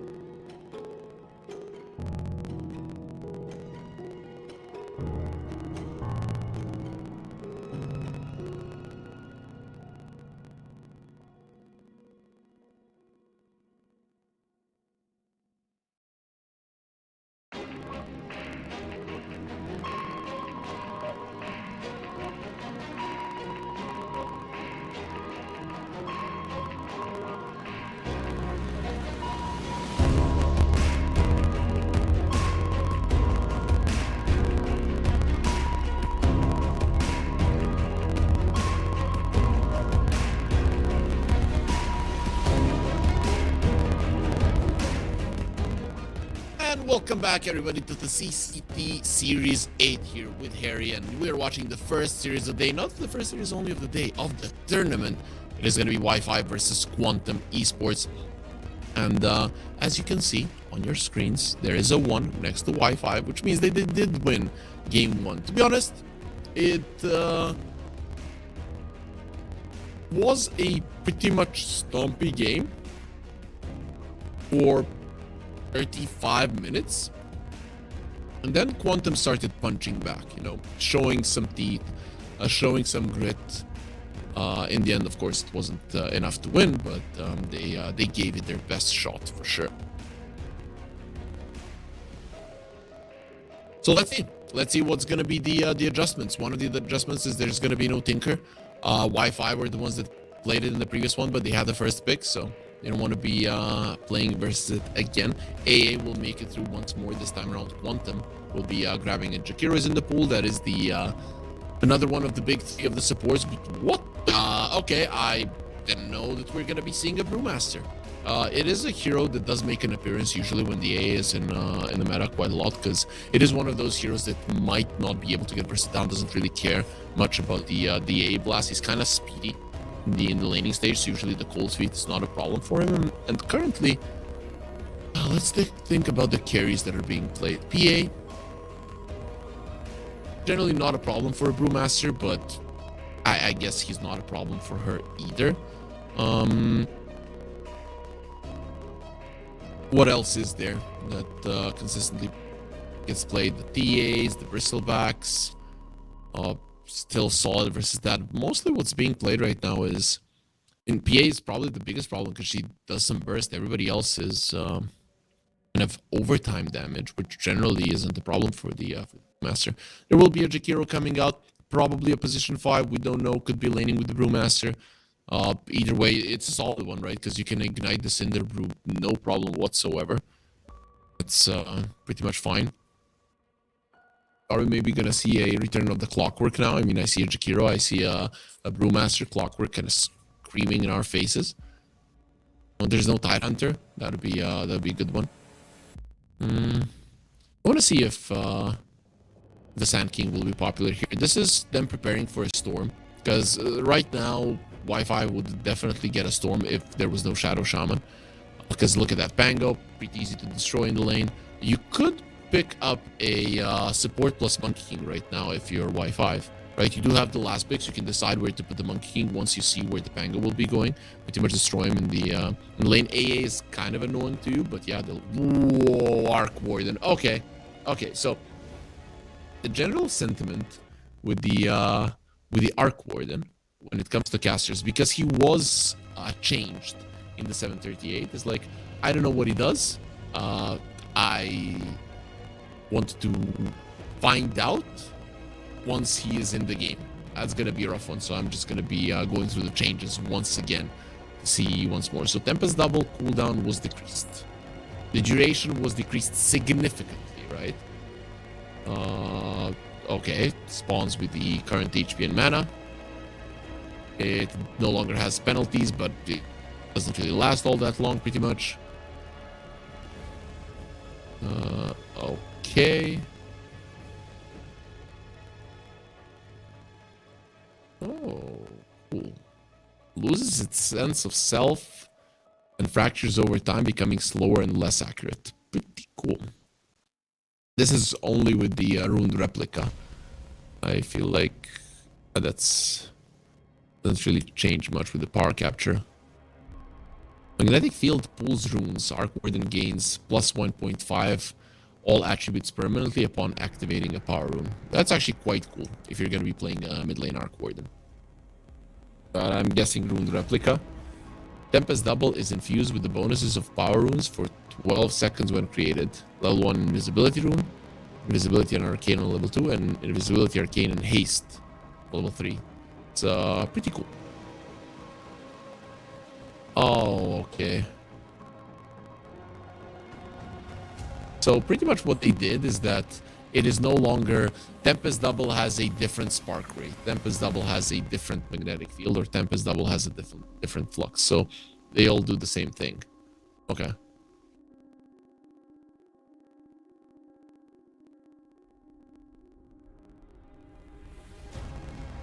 Okay. New Ags and the Spark Rate Shard, I remember those ones. For people that don't know, New Aghanim Scepter, now the Flux silences when somebody's alone. It increases duration, I think, as well, of the Flux, yeah, from 6 to 8.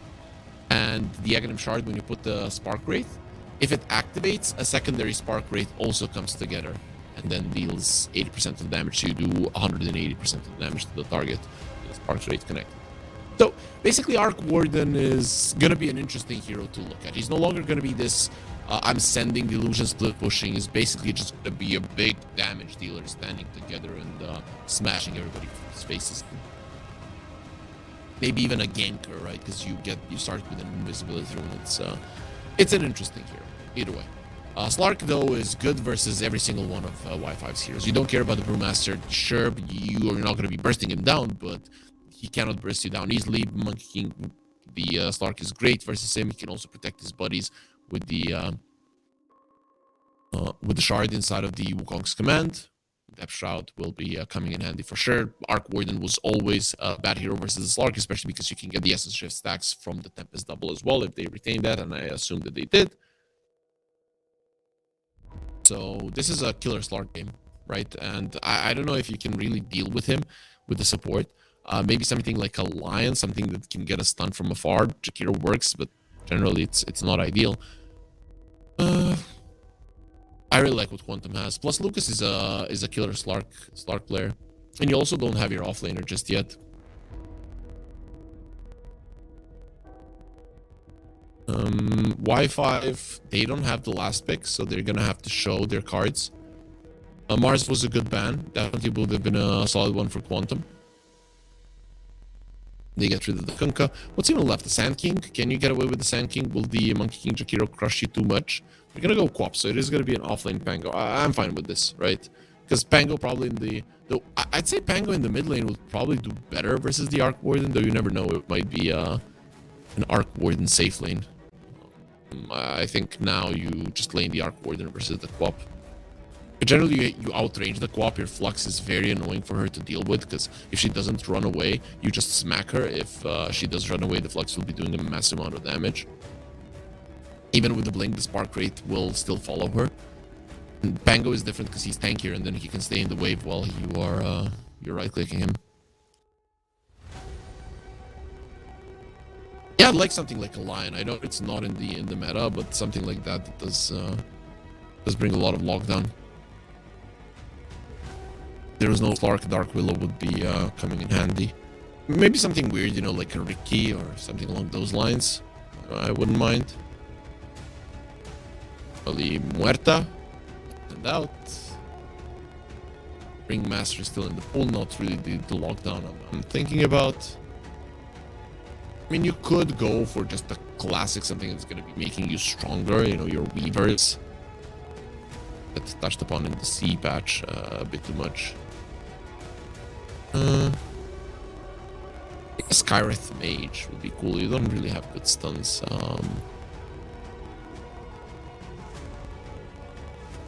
A tough one, not gonna lie. Here to find the position for it, it's gonna work properly. I guess Hoodwink might be the best one. Again, not ideal versus the Slark. I would still pick the Lion. If their position 4 is comfortable playing a hero that he's probably not playing in pubs right now, that's what I would go for.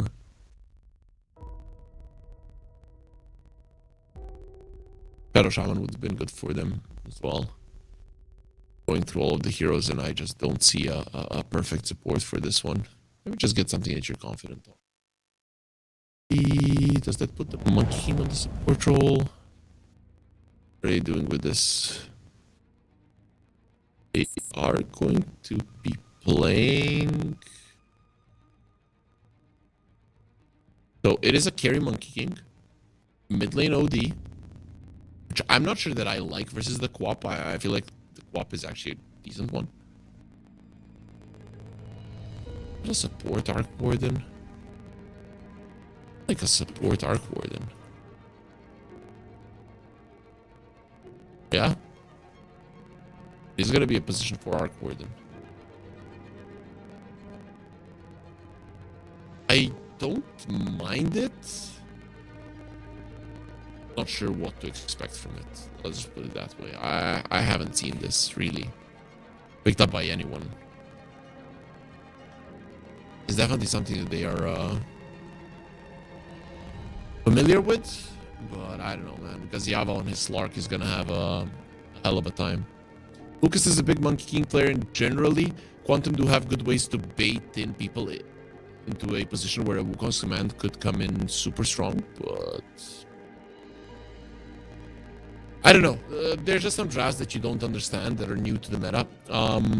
I also am not a big OD believer.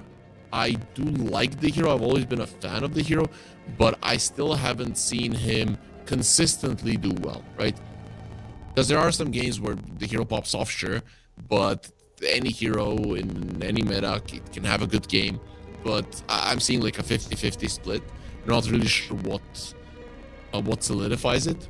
I feel like generally the OD is good versus the Slark, so I could see this being a good OD game. Good save for the A Blast, good save for the Hexes and the Shackles. A Slark generally doesn't like playing versus the OD, but the Sanity's Eclipse, I think that's the main issue that I'm seeing. That the Sanity's Eclipse is no longer that big spell that just drops and kills somebody.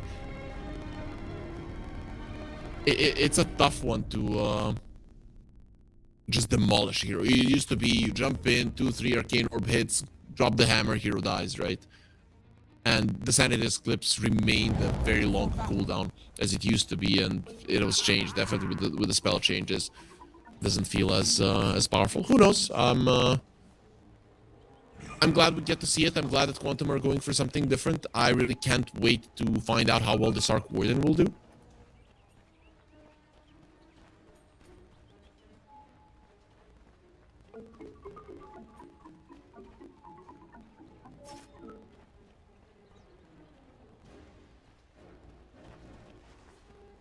Looking at it, not really a lot of ranged heroes that right click, so the magnetic field in this game is not feeling too good. Okay. I really want to see how this Arc Warden does. Generally, the hero, I think he has 600 range, 625 actually, so that's fine. The problem with this hero is he has very low movement speed. That's where I see an issue. Fezor, high ground. I'll be seeing exactly where Y5 are at. He did go for the Icebreaker. A lot of people started getting the twin attack ever since the Icebreaker was nerfed a bit. The battle begins. Bound Strike doesn't really give them the room. Does do some damage, but one tango will offset all of that, so really not that big of a deal. Hero starting off with the Liquid Fire, Liquid Frost. It's kind of the staple nowadays.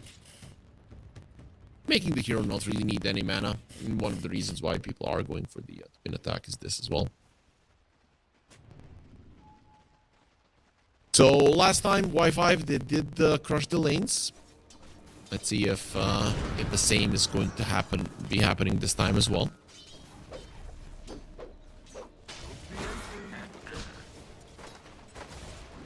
Of course, the Shadow Shaman going for the chicken fingers.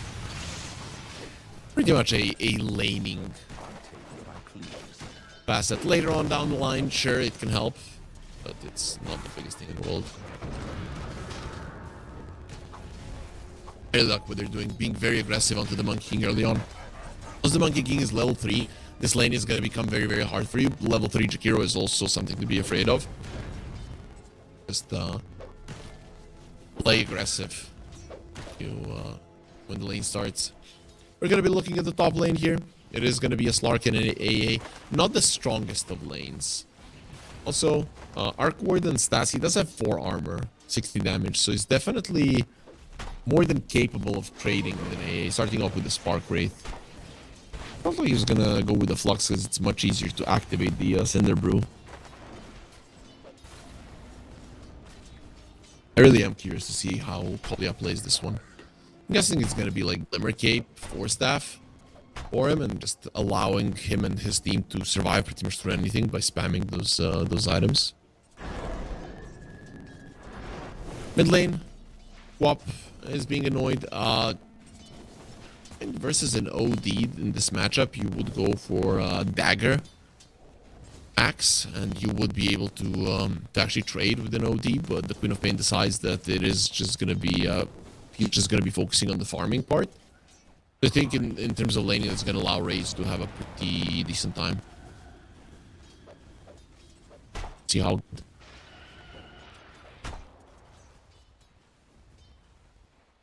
one thing that is important is that Quantum fixed the problem from the previous game, where they lost the lanes a bit too heavily, right? This time around, they're actually winning the lanes from the start. So even if things start going somewhat south, it's not going to be as bad as it was in the previous game. And you don't want that. You don't want to start like that again. It's very hard to come back when you completely lose all three of the lanes.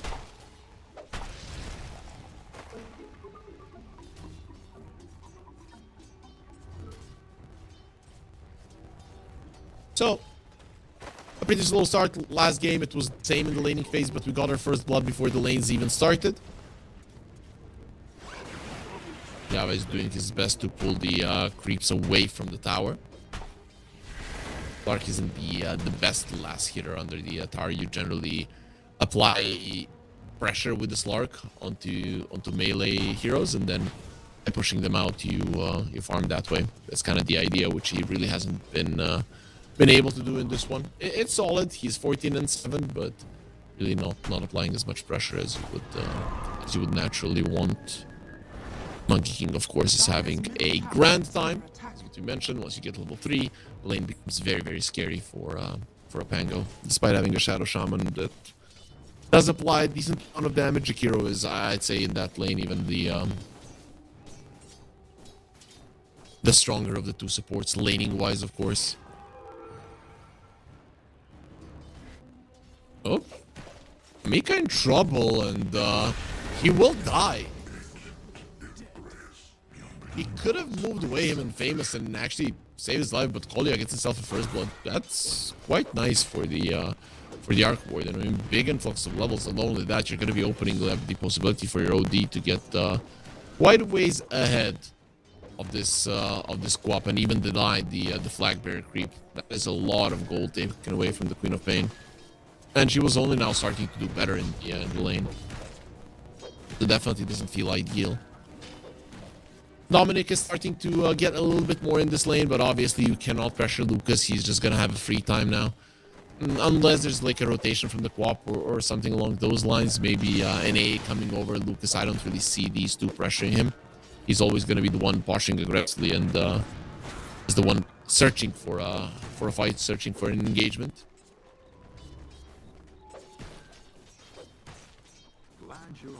Bezor did get a point in Ice Path already. Interesting. Usually would see 2 points in the Liquid Fire. The reasoning in this lane especially is because you have a Boundless Strike, so they're not going to be able to TP out that easily.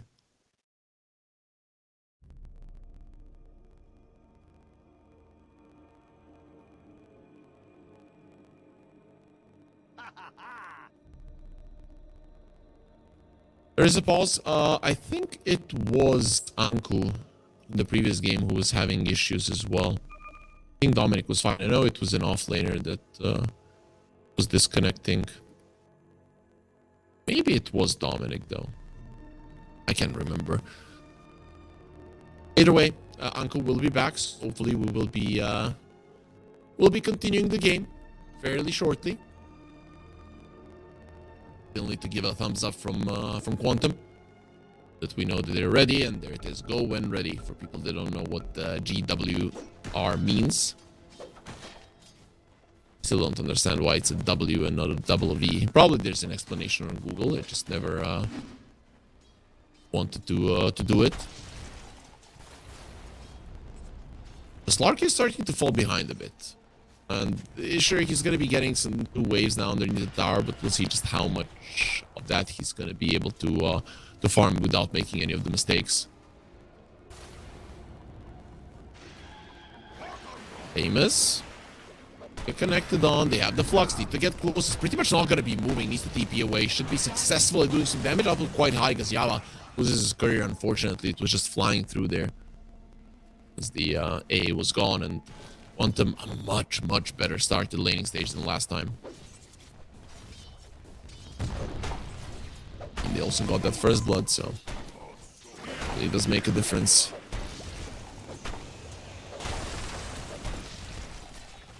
We'll see what Gaziava can do in this game. I'm really looking forward to the Slark as Bezor is taken out. It's going to be enough for the Queen of Pain, who has a haste, is running towards the bottom lane. Wants the Monkey King as well. This is quite dangerous for him if he can get into the trees. No, but he did. Gets pushed down with the Sonic Wave, though. Lucas will have the tree dance in a second. Gets up onto the tree. Lucas is actually fine. We're watching at the top lane. The Slark being annoyed. Lucas barely survived, had a full wand, and that's the only reason that he's still alive. Is under attack. Radiant structures are fortified.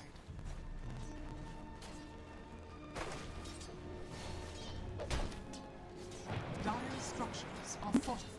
Yaba? Don't threaten Anku there. Dire's middle tower is under attack. Really, can't really get the kill, of course, but he is at least posturing aggressively, which is something the Slark should be doing. We can look at the net worth right now and see that the game is still relatively even. I mean, even from the difference in net worth, not even a 1k gold lead for Quantum, but see how it ends in the end. The Quap does have more net worth than the OD, so that's quite nice.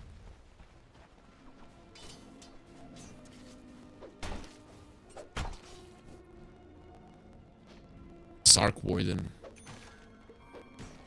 Olia is trying to make things happen around them. He's going to be going for an Atos first. Good versus the Quap. Really Pango as well. Not so much versus the Slark. We'll see how they can deal with it. But of course, you have Astrals. You do have ways to deal with the mid team.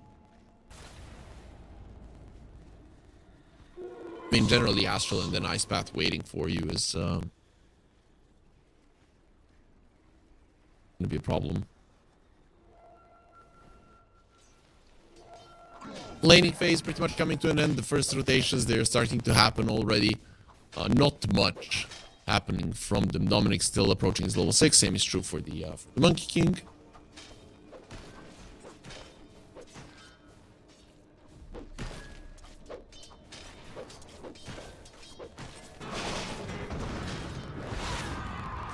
That will be a Monkey King called Sonic Wave. This time around, he can't go anywhere. He did have the Killing Lotus and the 7-1 charges, but he doesn't get any of them off. Rolling Thunder now up after he died, getting the levels raised.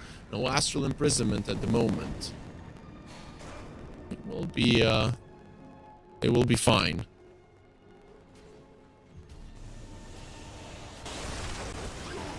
Yava? Going on? Gonna be bouncing away. That's gonna be okay for the Slark. Radiant's middle tower is under attack. Ezor? Going to the Twin Gates, Lucas as well. Olia will do the same. I really want to make a move onto the Slark, who does have his Shadow Dance, so he isn't really the easiest of targets. We'll see if they can take him out. Dark Bag being used. Uses the ulti, has the pounce, but how do you find the opening to move away? Going into the tower, running into the trees as well. Barracuda kicking in. They did see him for a second. The Monkey King giving vision. He's going to be using another Dark Bag. Has the stick charges going into the trees. The chase is on. Monkey King gets on top of him. Gonna have the Dark Pact one more time hiding in it. There's the Barracuda. Now they see him once more. Pounce in 7 seconds. I don't think he can find an opening. Boundless Strike. He's dead. Nobody even attempting to TP and save his life. While this is happening, bottom lane, the tower is being pressured. Meanwhile, mid lane being pressured as well. They do want the OD. Already did so much damage and might actually bring down this Shadow Shaman. They will take him out, even with the foul play coming in handy, but of course the OD did lose his life. Nemamika looking towards Fezor, a little bit too dangerous. Rolling Thunder from the side, Dominic joining in on the fight, looking towards this Arc Ward, and they should be able to take him out, but both of them inside of the Ice Path, double of it, connecting Nemamika. He's gonna have the stick charges in a second. Blitz to the side, the stick charges don't come in handy. Dominic has to run away. There's a bloodbath in the mid lane, but I think in the end, Quantum are not gonna be too mad about what they just accomplished. Getting the Slark on top, and of course a 2-for-2 in the mid lane. They are still gonna be fine. It does leave the Monkey King to do whatever he wants on the bottom, and he's actually going for an Orchid on the Monkey King. This is quite dangerous, not gonna lie, because you're not gonna have any farming advantage over the Slark. And if it does come to the late game where the Slark and the Monkey King have roughly the same farm, the Slark will eat you alive.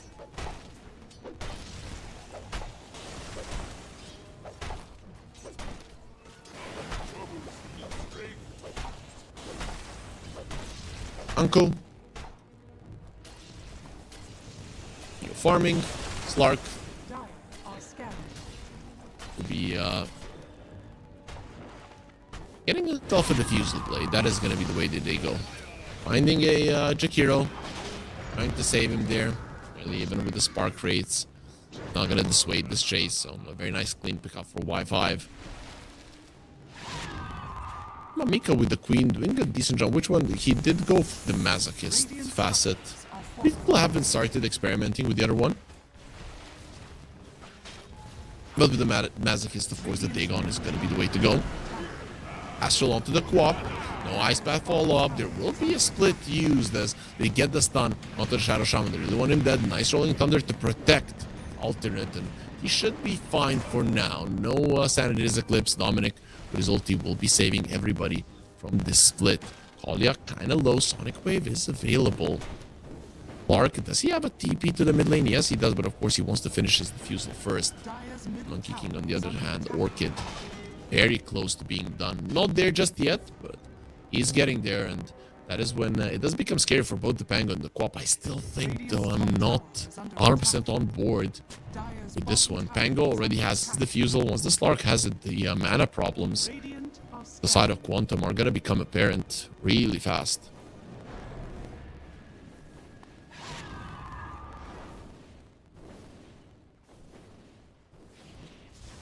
Radiant are scanning. Arc Warden working towards that Atos. Dire's bottom tower is under He is almost done. Really not that far away from it. He needs 650 gold. Not the easiest thing to gather as a support, but he's the most farmed support at the moment. Definitely being given some space. I don't really know what an Arc Warden would do without farming. It really is important for him to have some items.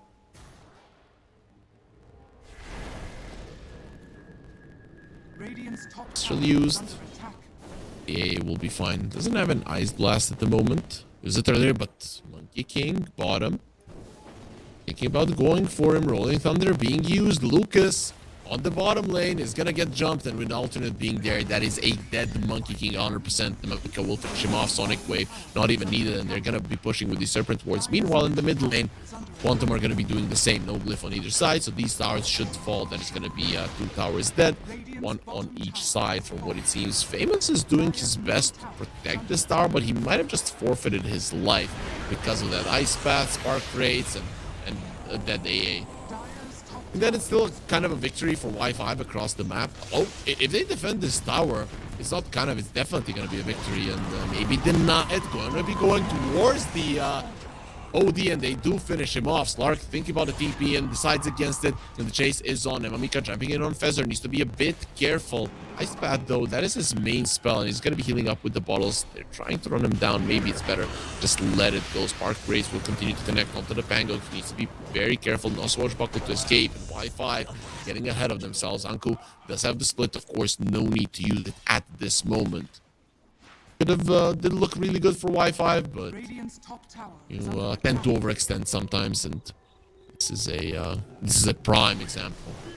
It shouldn't happen, but they will be stealing the Wisdom Shrine. Pretty big for, because he doesn't have mana. He's gonna get blocked in quite a lot and now die. I'm baffled, really. Such an unnecessary. That's sure. Stealing the Wisdom Shrine is big. 14-minute one as well. It's a huge one. So, Kolya coming over. There's one Atos. He's going to have another Atos on us as well. Monkey King coming over. A Blast will be flying, and they might be able to finish off this Monkey King with just the 2 support. The other Blast being used. He's gone. Monkey King loses his life. Of course, the Wukong's faithful. They stay for another 4 seconds. And the Radiance is now down on the Brew as well. Overall, across the map, victories for Quantum, but they are still losing their Monkey King, and this is becoming scary because, as we mentioned with an Orchid, I don't know how much this Zero will scale. They do find Dominic in the tree, Spark Rates revealing his position. Thinking about going in here for Fezor. Sentry will be taking down the ward, probably at the cost of his own life. Hiding in the trees, TP away, Rolling Thunder not being used. Fezor is fine. Nicely done. This is the power of the Jakiro. Other supports, they need so much time to do ward, but because you have this double attack on the Jakiro, taking down wards is pretty much an easy endeavor for you. 4 heroes coming over, they should be able to claim the Stormenter. There's no tier 1, and it's gonna take longer than what we're used to, but make no mistake, they're gonna be getting it without really losing too much, as Alternates gets himself a shard. Would have been better on Famous, but even the Shaman shard is nothing to laugh at. It is still gonna be a decent amount of protection for him. For people that don't know now, it was changed to foul play, and what was your facet of foul play, creating multiple little chickens, is now with your shard. Radiant's top tower is under attack.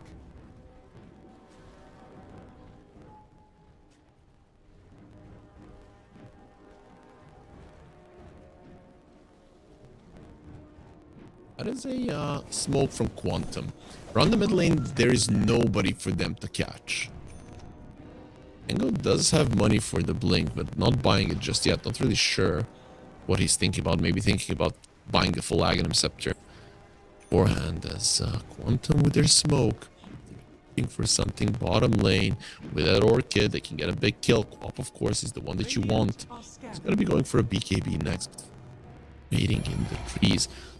It will pop, sending in the Tempest double. Alternate does see it, and yeah, Sentry, it's time to move away. Gonna be using the the Serpent Wards just to get out of there. Quantum hesitant about going in without their Brewmaster. Really, their team fight is quite bad. Let's put it that way. You can very easily make a mistake and die. Any of your heroes gets bursted down after the Ice Blast disconnect.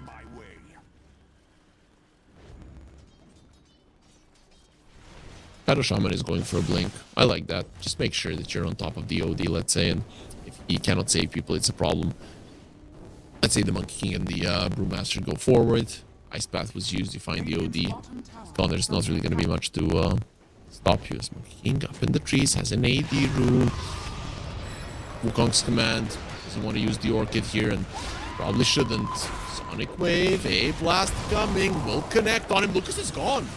With the Ice Path, they don't need to kill this Queen of Pain, or this is going to be really bad. Rolling Thunder coming in. There's the Sanity Cliffs being dropped. Clark is TPing onto the outpost. Very nice positioning for this Rolling Thunder, doing a massive amount of damage. But here comes the Brew with the split. That 4AA will be taken out. Kolia looking towards the Spangle, taken up into a tornado. The Slark is looking from afar. I don't think he can do much about it. Atos connecting once again, and a couple more hits will seal the deal. It is a 4-for-2. As Gaziava is farming, but Slarky needs to be joining fights. He needs to be getting those extra levels for the hero really to be feeling strong. And it's just not happening, not at this moment. Still, the danger is there. This Monkey King is having a really rough time. He's going to be going for a BKB after the Orchid, so Lucas having farm in the later portions of the game is not something that we should expect. However, the Brewmaster will have a ton of farm. He's level 13, he has the Radiance, Boots of Travel will be next, Shard was bought as well. That really does make a difference. Slark now has an Orchid too. That's maybe Mage Slayer was going to be in order, but does want to be able to kill people, especially this Brewmaster from 100 to 0, or maybe the OD. How fast you're going to be getting their BKBs or anything to protect them from it. Of course, OD has a Pike, so apparently he should be safe versus a Slark. That is unless something else catches him. It's a Shadow Shaman or a Rolling Thunder, of course.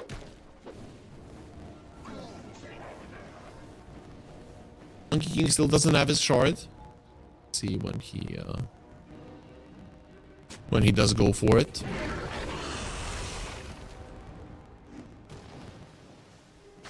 Zorky wants his 4-staff as well. Y5 will be using a smoke.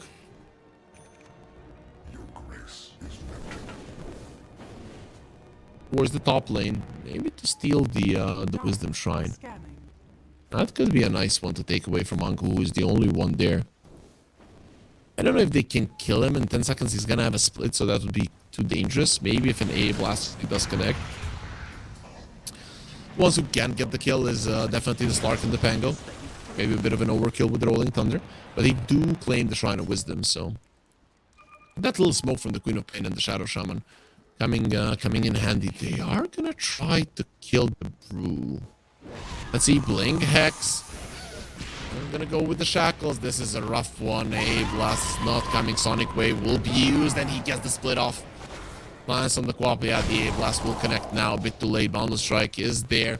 Blink away from the Quap. TP away. They're actually letting Alternate go. With the Blink away, Alternate will be surviving. Nope, no, he won't. Tempest Double will make sure that that doesn't happen. But either way, Split being used, only losing the Shadow Shaman. I'd be happy with that. If the A Blast had come in time, completely different story, but it didn't. Sanity's Eclipse is available. They're gonna try to go for the Slark instantly. He goes for the ulti. TP out will be there. Ice Path Fezor is now a bit sad that he did go for it. AD Rune, the solid one. We'll see who they give it to. And OD, high damage dealer. Why not? Does both magical and physical damage. Be going that route, but still, I don't see how they're going to be finding anybody just yet. Slark, next item going to be an Aghanim Scepter. He's approaching is level 15. Here's to see where he goes with that. 50 bar. The region is actually quite high, but he'll go for the Dark Pack damage. With the magnetic field and the OD AD rune, they are going to be taking down the Roche. Raze gets himself an Aegis. Maybe considering that he's going to be one of the main targets and he's the main save guy.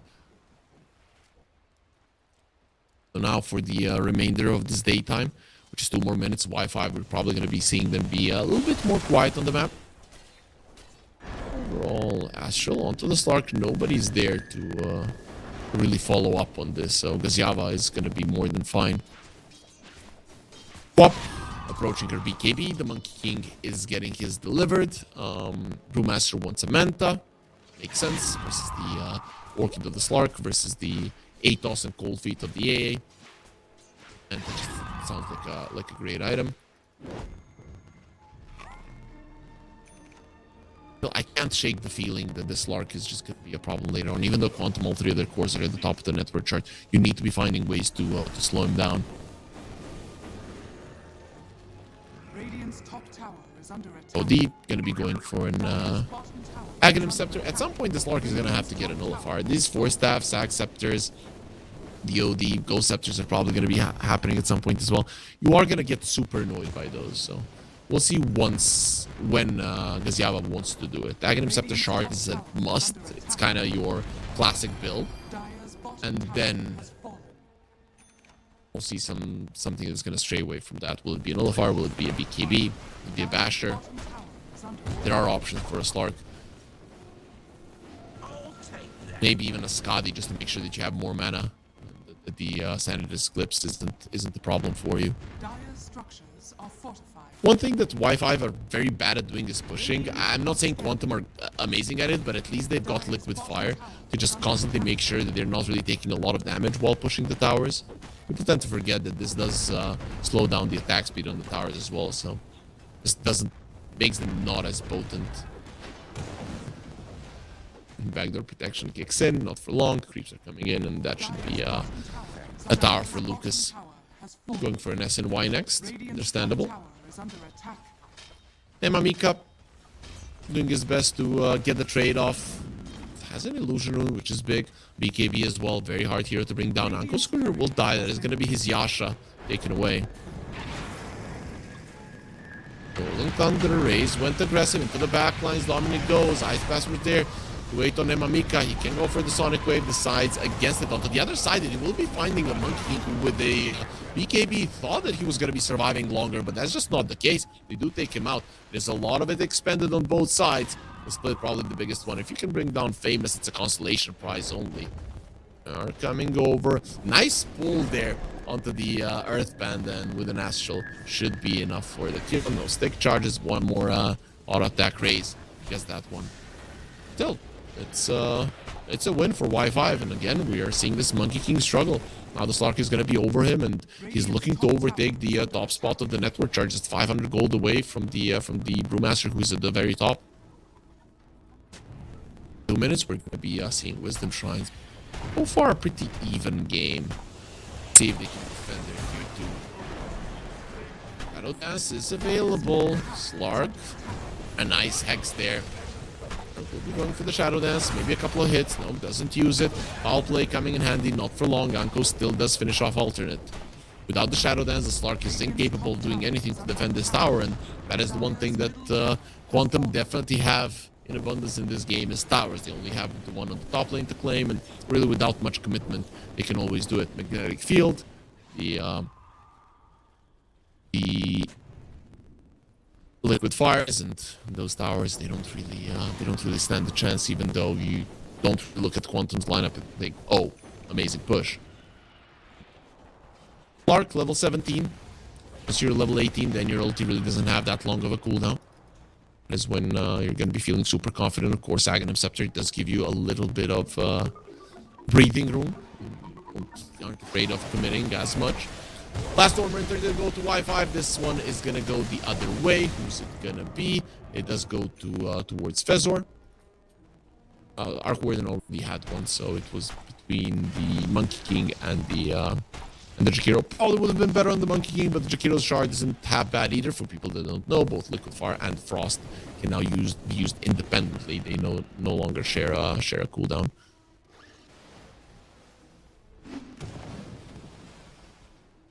And for an Arc Warden, the secondary Spark Wraith fuse when just one activates, so a double hit onto somebody if they just get hit by one. Smoke by Y5. There's no more Aegis, so the Sodi is a target. He's going to be getting an Aghanim Scepter. He's no longer a target, pretty much. That is going to be a huge shield that you're going to have to go through. Of course, you do not have an Nullifier just yet. And Lark trying to get vision there. The nighttime, a blast flying through, Rolling Thunder as well, jumping in. Olia has been found. The Sonic Wave is going to be used. It won't phase dead, but of course that Aghanim Scepter will be coming handy. Silence on the Slark. He needs help, but he's not going to be getting it time, not getting that ulti off. Making a huge mistake. They will be bringing down everybody now, one by one. Emma Mika trying to go for Lucas, not going to be happening. And Esther Brisbane keeping him alive. Anko coming forward, and he gets the Queen of Pain into the air. There's going to be an Orchid fairly soon on him. He already used his BKB, and now he will die. Raze gets himself a double. That Aghanim Scepter coming at a perfect timing, and the Slark overestimating himself. Not having a way to remove that Orchid changes the fight so much in favor of Quantum. The second that the Slark died was a problem, and now they're going to go for the push. Even when used the Glyph, this wave might actually survive Astral Imprisonment. The Liquid Fire. Is the OD going to Astral Creep? No, they decide to move away. With the Shadow Shaman coming back, they will be resetting. Just living to fight another day. This is big. Brewmaster getting a Manta. And finally, the game was broken apart in favor of Quantum. They don't want to be losing the series in just 2 games. It's still a slippery slope in this one. A fight can go either way.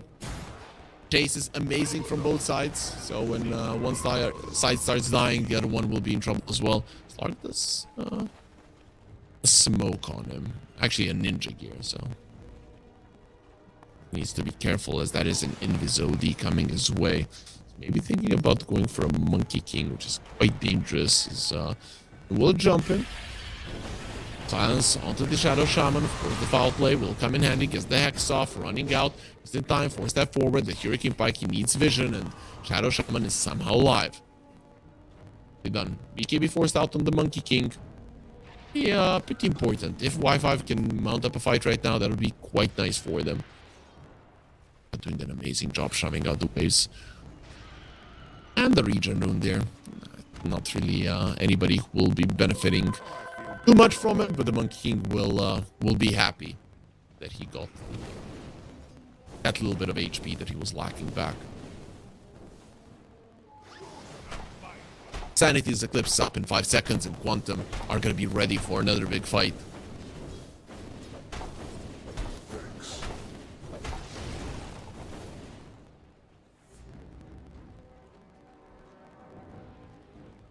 Op is pushing on the bottom lane.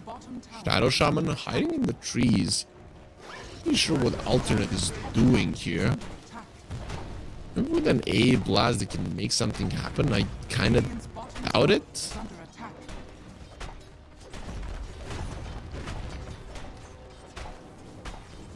Very weird positioning from the Shadow Shaman. But the last outer tower is gone.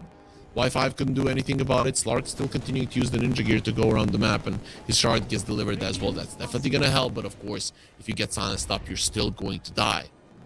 Item will be a BKB. That Orchid has been annoying him for far too long. It's Quantum are in a smoke. Under attack. Joining in on the fray, all 5 of them now. Make something happen. No Tempest double. That is the only spell that they're going to be missing. Radiant's bottom tower is under attack. Now, Yamamika is the one that is doing the most chip damage to these towers. Just revealing himself though, so he's very careful about what he does. Blink away. Should be okay for now. Aghanim Scepter will be the next item on the menu. Also, he does have the Whisper of the Dread. Supposed to be doing more damage. Pango caught. Nothing to remove the silence. That Lotus Orb will be making a difference, but quite a ways away from it. Onto the Monkey King they go. He does pop the BKB. BKB TP out from Nemamika. Will be able to get himself away. Even with an AA Blast, it's just not enough. Maybe if they had a Shard in the AA, it would have been different. This way, no chance. No Sonic Wave, no Ice Blast. Not the longest of cooldowns. Still an opportunity for Quantum to control the map. They buy a gem on Quantum. They did. Anquiz holding that one. Because right now, before the next nighttime, you want to have clear grasp of the map. Have the make sure that all of these wards are taken away, at least most of them. Because Slark obviously is gonna have the added vision, but at least make them feel a little bit unsafe moving around the map. Because if they get any info, it's just gonna be very easy for the Slark to understand how to position himself. There's the split. No glyph is available. But this should be a tower overall, especially with Fezzar continuing with the liquid fires. Radiant's middle tower is under Might even be lane Rax for now. It is only going to be the range Raxes. Let's see if they can go for more. The split still has around a half duration. And has been killed. Y5, they don't Dire's bottom even want to fight. They're just going to let it go. Maybe they can fight now when there's no more split. A Blast going to be used. Slark lifted up into the air just in time. A will connect onto the Brewmaster, who is already out. Without the A Blast, you need to be careful. No A Blast, no Rolling Thunder. Sonic Wave will be coming fairly soon. Now it's back. Interesting that they didn't try to poke to at least slow things down.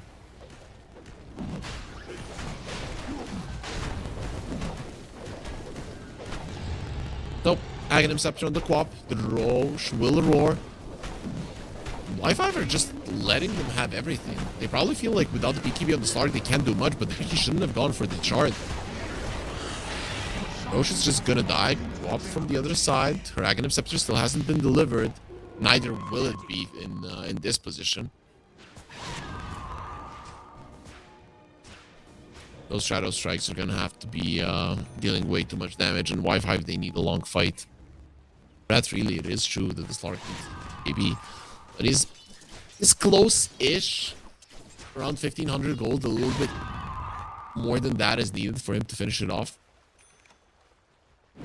Not ideal. Radiant's bottom tower is under attack. Radiant's bottom tower has fallen. Cement gets away. Get the tower down. There's a refresher on the OD. Good one. But one huge item is of course the BKB on the Shadow Channel. You don't really have anything to go through that one. No. Goodbye. Goodbye, Slark. Just doesn't have the mana to survive Sanity's Eclipse. That was a double one, right? Astral into double Sanity's Eclipse. More than enough for a kill.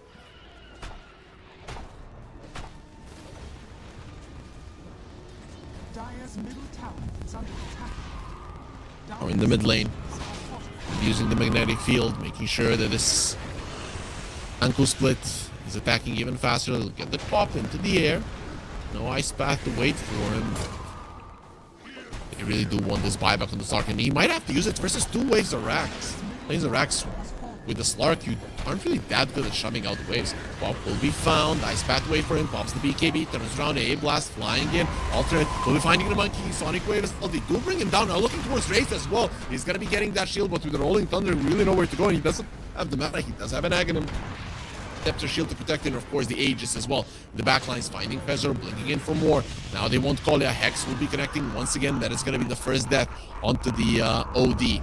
Now they can get the shackles on him as well, waiting for their alternate. Gets the connection. He's going to be locked down for so long and will die as well. That was without the Slark. They defended their Raxes. They pushed back.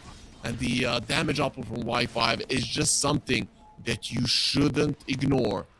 That Aghanim Shard on the Ancient Apparition coming in handy, connecting onto the Monkey King. He really wasn't expecting to get blown up. And I think that has been the name of the game. Lucas, in the previous game on his Lifestealer, he was just able to survive anything. Now in a winning game, every single time that they want, they just burst them down.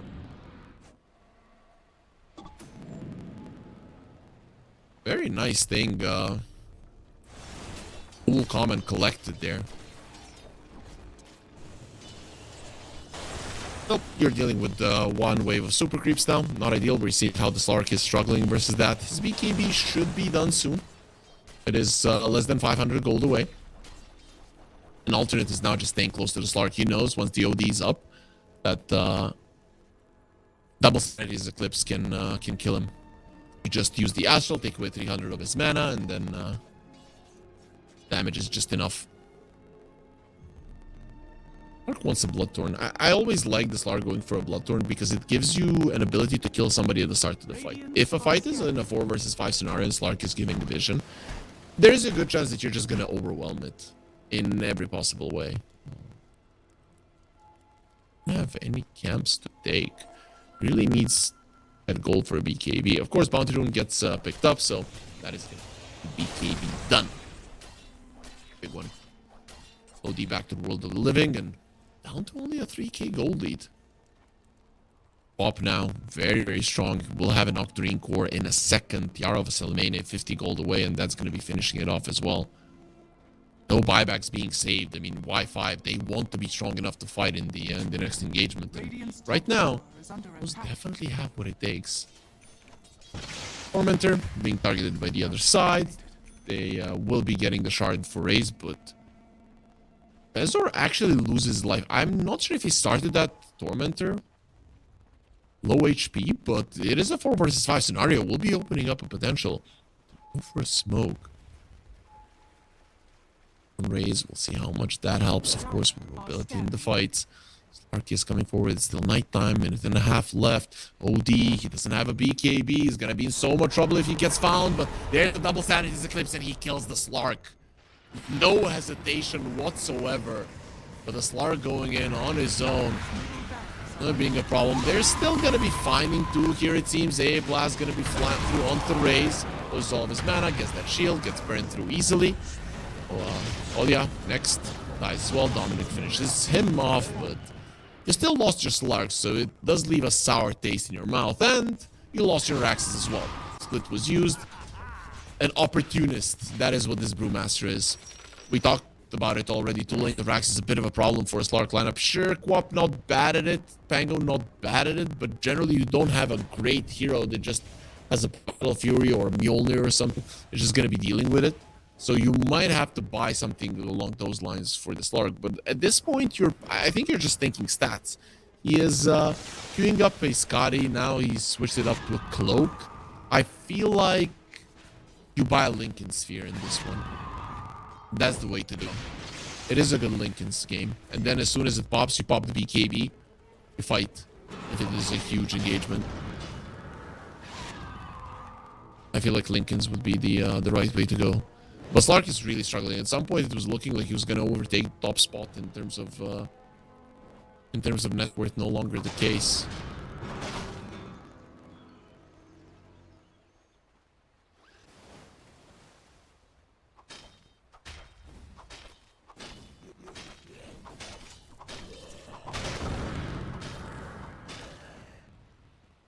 Dominic coming out the top. Of course, as soon as he sees the Brewmaster, it's time to move away. How are we looking in terms of 25s? Is anybody approaching that? Not really, not just yet. 22, 20. Pango is the closest one, being close to level 24.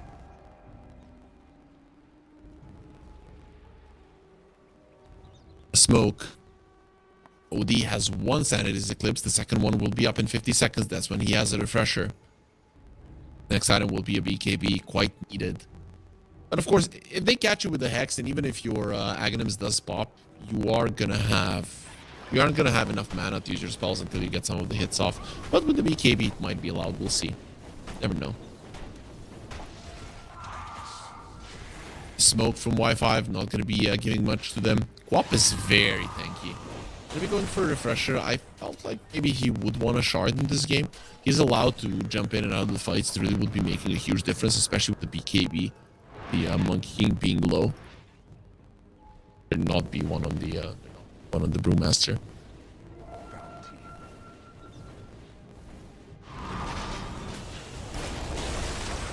And again, getting the range axes as well, just one by one Quantum. They don't even have to commit. Look at it, they're playing on their side of the map. And when you have the shard on the Brewmaster, you can kind of choose.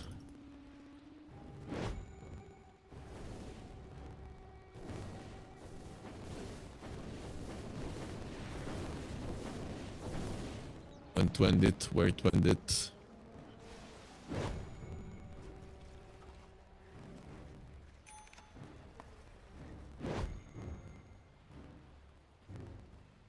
There's the BKB on the OD. We're approaching the mark when the previous game ended. Around 48 minutes, I think. 48, 15, 16, pretty much. So far, Quantum in firm control, but in teamfights we've seen that Y5 aren't to be underestimated. This gem still hasn't been taken away, even though some of the fights did go the way of Y5. Alternate is there to protect the Slark. The Queen of Pain is steeping in. That is a target that you do want to take down early, but he will be popping his BKB as well to try and run out. Leipnir connecting, Silence as well. Quap might need some help. Now he's going to be okay. The Haste Rune allowing him to disengage. A lot of tension in this game, but nobody willing to commit. A big commitment, losing a hero at the start of the fight could just propel the other team to run you down multiple of your heroes. The chance to escape on both sides, it's very minuscule. Especially, you know, I'm a Jakiro or an Arc Warden, and I have a Slark or a Quap chasing me. On the other side, I'm a Shadow Shaman or an AA, and then I have like a Monkey King or a Brew Split chasing me. It's pretty apparent that you're just going to die. There's now a Blink Dagger on the Arc Warden, so it's going to be even more annoying. Roche, of course, targeted. That should be a very fast one, and that's a Refresher Shard. We'll see who's going to be getting it. A Blast. Okay, that's still the Roche. No, not really. Damage not that high, but disconnected him. Raise. He picks up the Refresher Shard. Not really something that he can use, and I still miss the days of using the Refresher Orb and then the Refresher Shard as well. Dropping down to him. The Slark goes in and dies. Quap will be going down as well. Fezor finishes him off with the macro power overtime damage that just lingers a second or two after you get out of it. But the Slark is not doing anything. In the previous game on his PA, he was looking amazing. Now on the Slark, he's just food every single time that he shows in a fight. And even bought that BKB. There's a Peric Cloak on Dominic. Buyback from both the Quap and the Slark. Going forward onto Raze. He gets the Hiraki Pike onto low ground. Will get silenced up. A Blast will only clip him. But there's the pop. It didn't even clip his Sonic Wave. Pushes him back. He still has some mana back. Kazyava the BKB this time around, protecting the Queen of Pain with a depth shot. Can he get a blink away? Nemamika is alive. No, he's not. He will die from the overtime damage of the Flux. Rolling Thunder through. Wukong's man still going strong. Kazyava doesn't have any of his ultis to play this fight, which means that he can't do anything and he can't really fight, because if he dies, it is all over. It might be all over anyways. Gonna be using the Dark Pact to get himself away with a bounce. Buyback from Dominic. He wants to help his team as well. Swashbuckle Fezor gets himself out to Justin. I mean, it's a 4 versus 3 scenario, but without the Slark, Quap, or the Bango buyback, the next fight could just be the last. That fight actually didn't look too bad, right? If there was no Aegis on Raze, you might just win it. This is a beautiful depth shot here. Just in time. Maybe if you use it a little bit earlier, but there was a Flux on the Quap. Blink away, Flux kills him. Unfortunate. Dominic did hit his level 25 in that fight. We'll see how much he can actually do with it. However, Kazyava is in some trouble as this replay is still going there, chasing the Slark. Will be through the Defender's Gate, able to survive. Barely. Slark's net worth hasn't moved for, I think, 10-15 minutes, really. Can't wait to go through the post-game stats to see. He has been 17, 18k net worth forever, and pretty much all of the supports are getting close to him. Of course, Lark is the type of hero that if the fight is long, if he gets a lot of the stacks, it really won't matter. But being used, the glyph is available. You have to defend this one. Versus 2 lanes of super creeps, you're already having trouble, but versus megas, it is going to be next to impossible. That is a huge magnetic field.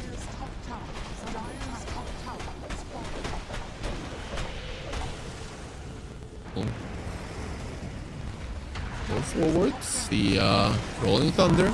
Use Lark in some trouble. He's just dead.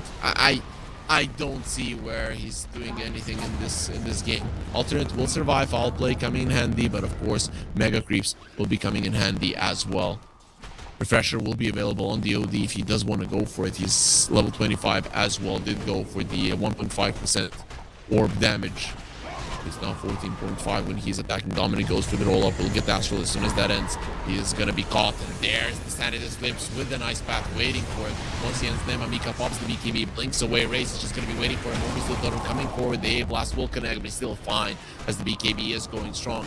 Queen of Pain doing her best to do anything he can, but ultimately he won't really be doing anything and this one dies. It is going to be GG. Pretty much similar, or let's say even same duration of the games 1 and 2. Quantum this time around, they didn't lose the laning phase, thus they did have something to play with, and it was a long game which they never lost control of.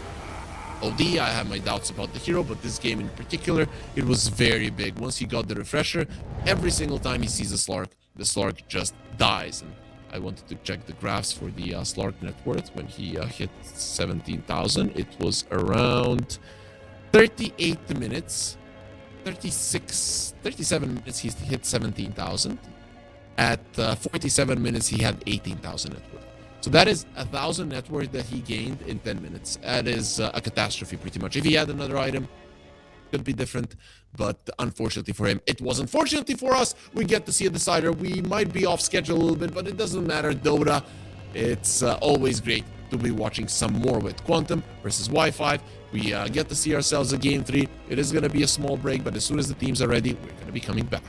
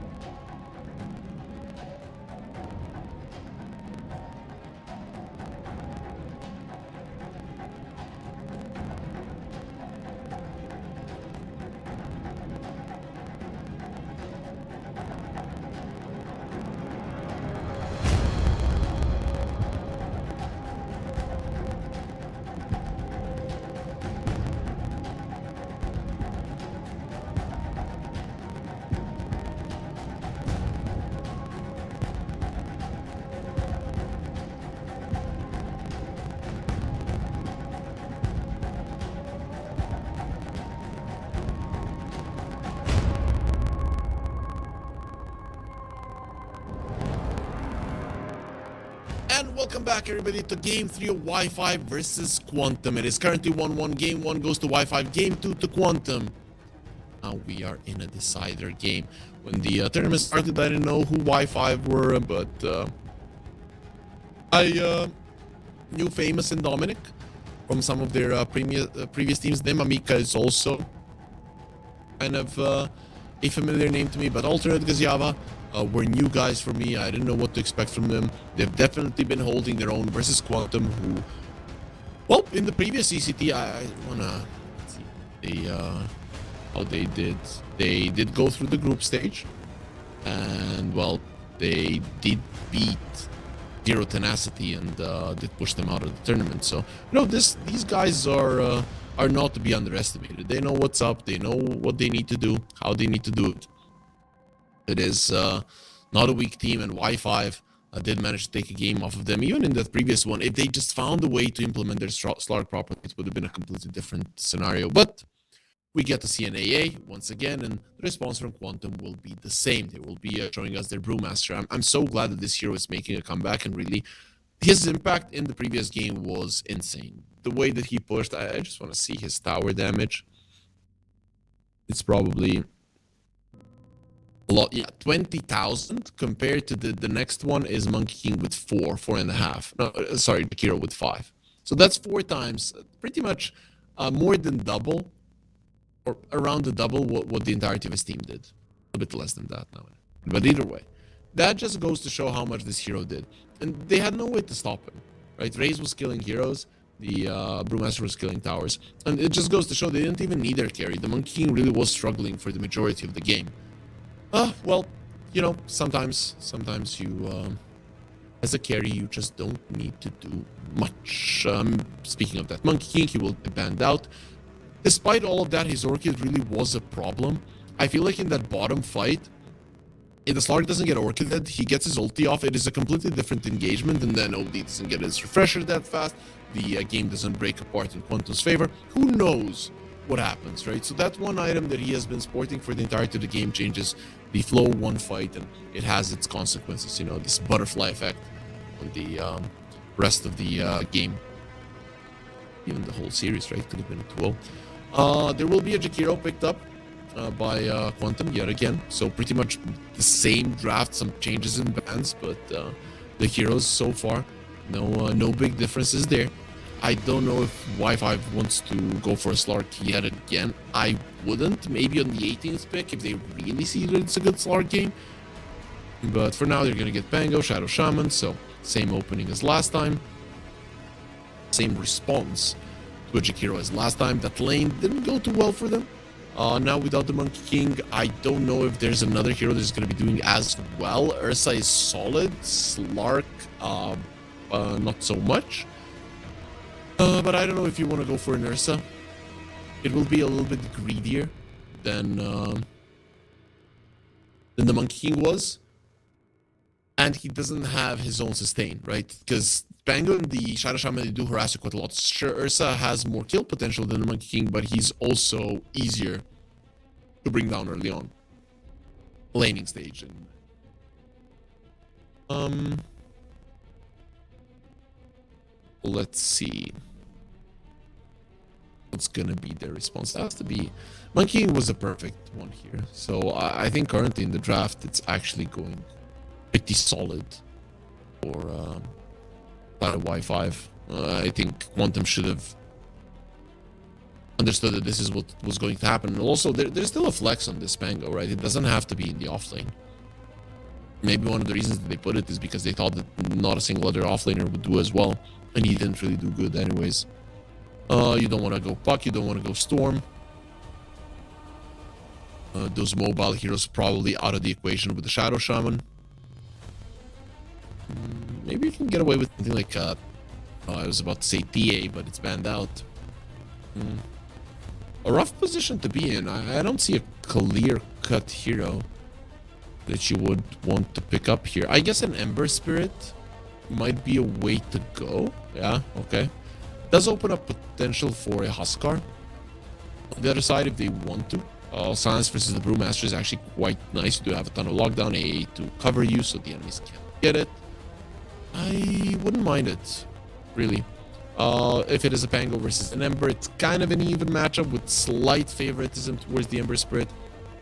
Has been how this lane usually goes, but it is definitely a skill-based matchup in terms of who gets the better farm. I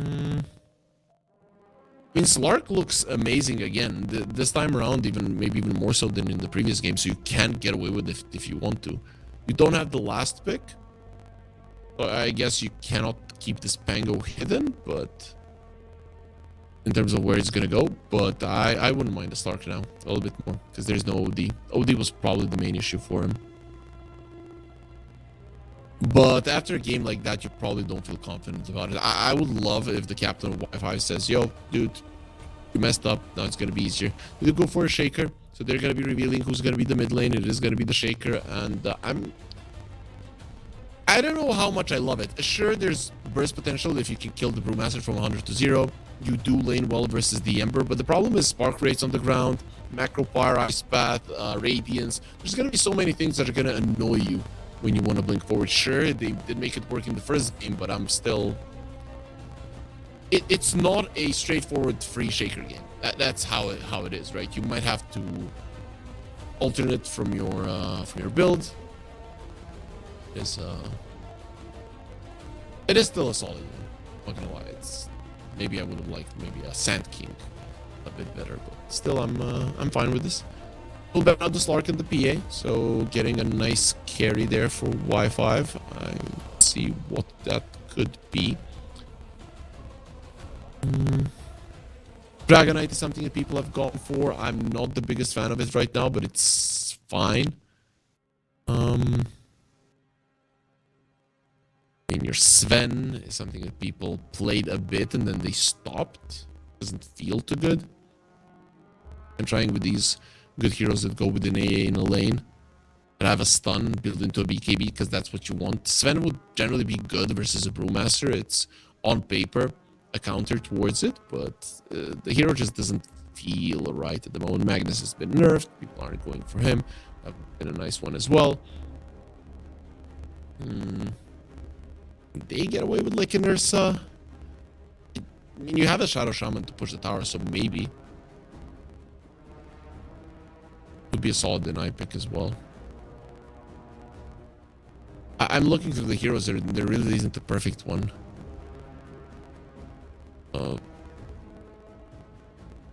I wouldn't hate the Chaos Knight.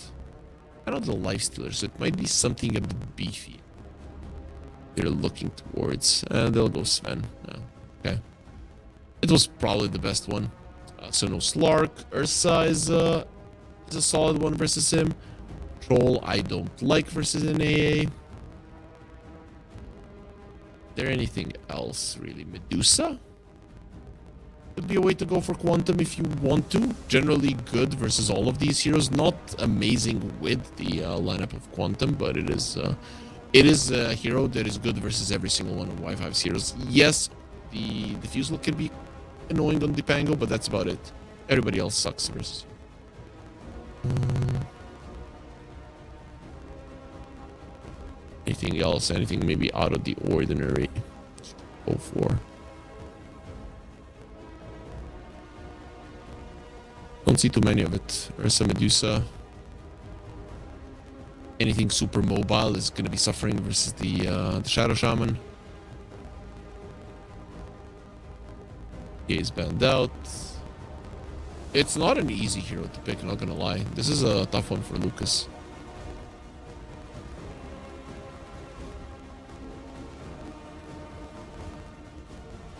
Gyro? Oh, Luna. Okay. I would have maybe preferred the Gyro because I don't know how strong the Luna is. I really haven't seen her once. So in C, they made sure that the Moonglaives no longer bounce to the attack immune targets. Which is fair. Didn't feel like the hero needed any nerfs, but sure. Lunar Orbit was a bit buffed during the 738 patch. Everything else remained the same. I can't wait to see how it works, really. I'm not 100% sold on the Luna. Her new shard is interesting. I guess it's something that you do get in fights just to make sure that that collision damage is solid. But I'm torn. I'm really torn about the Luna. He is queuing up the Moon Shield. We'll see if that's going to be the way he goes. I think too out of the ordinary in terms of facets. Thunderbolt on the Pango. To go for that one previously as well. Rattle God Sven. Ruined Replica on the Arc Warden. Again, we're going to be seeing him in the Oral. Want your Tempest double to be infused with runes. I think it's Invis Arcane Ace, right? Yep. Per every level. I mean, we saw it in the previous game. Interesting. I would think I favor Y5's draft. Not by a lot, but I feel like December has to do a lot of heavy lifting, and he doesn't have a favorable mid lane matchup. Given though, I've seen Embers win any matchup. It is insane. Apart from a Huskar matchup, that one doesn't happen. But every other one, and maybe a Viper, but very rarely do we see a Viper. Every other one, Ember can come out on top with proper gameplay. I feel like just the laning ceiling in general of this hero is so freakishly high. But I'm still torn about how I feel about this Luna. And Luna is kind of a timing-based hero now. Again, it's your... How fast am I going to get a Butterfly? How fast am I going to get a Satanic? Satanic not that great versus the AA. It's going to be a rough one for him to actually find a build. Of course, Manta is going to be one that you're going to be looking towards. But overall, I feel like Y5 should have the advantage. Let's also talk about the lane. Sven AA, not a bad lane, but generally the Sven isn't that great early on in the laning stage. But I think that Quantum should be fine there. Mid lane should be going in favor of Y5. Let's see just how much. And I'm thinking that this time around, the Pango and the Shadow Shaman actually do better than in the previous one, but I don't think they can shut down the Luna. Only if Fezzor makes a mistake, his rotation is forced out or something along those lines, can we expect the Lucas to really suffer. But generally, Luna is a pretty fast hero, so he should be 30 seconds. should be fine.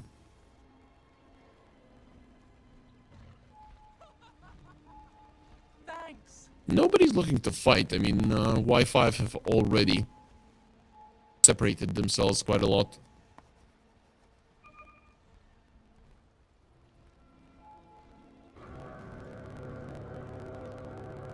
Quantum.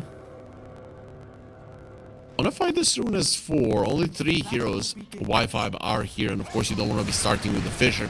You're putting down some Spark Rates instantly. It's time to run away, Gazyaba, to get out of there, and we'll be able to do so. Cinder Brew. Quite annoying to have that on yourself. But overall, is that an even start? It is going to be 2 for 2 in terms of runes.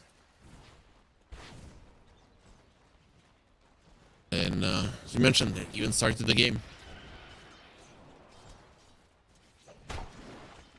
Last time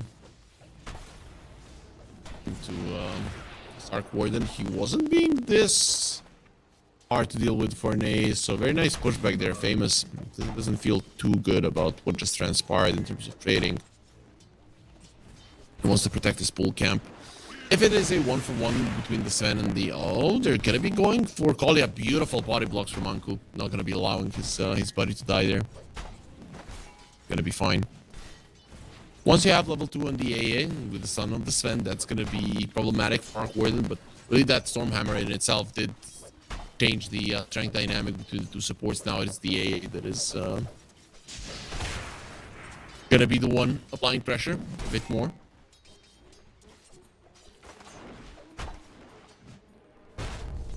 How just one spell usage can make a difference. Meanwhile, mid lane, the Ember is doing great. Raze is a hell of an Ember player.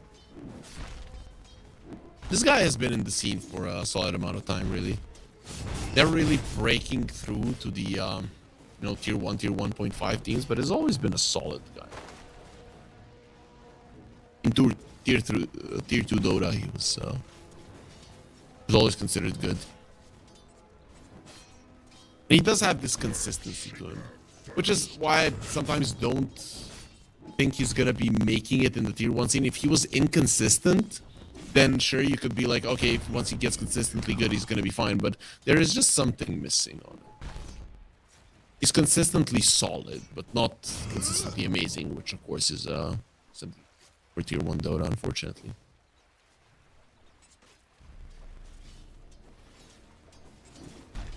Nope. I mean, Nemamika is having some troubles with him. He's posturing aggressively, has the 2 points in Sleight of Fist. Still holding his own. Let's see how much. This is the chains here. Nemamika is going to be in trouble because there's a big wave coming his way. He's farming quite nicely there underneath the tower, and will secure the flag bearer as well. Pretty important. So far, the team that has won the laning stage has won the game, even though the games have been long and we cannot only attribute it to the laning stage. That little bit of an advantage that teams have been able to get, though in the first game it was a bit more of an advantage for Y5, has really made a difference as the game progresses. I mentioned the Pango is going to be doing better versus the Luna than he was versus the Monkey King, and didn't expect him to do this well. Pretty much untouched as Glyph has been used. The Ember wants to go for this one. Raze doesn't really have too much mana to work with, but then again, Nemamika doesn't have HP to work with. Has a Fairy Fire.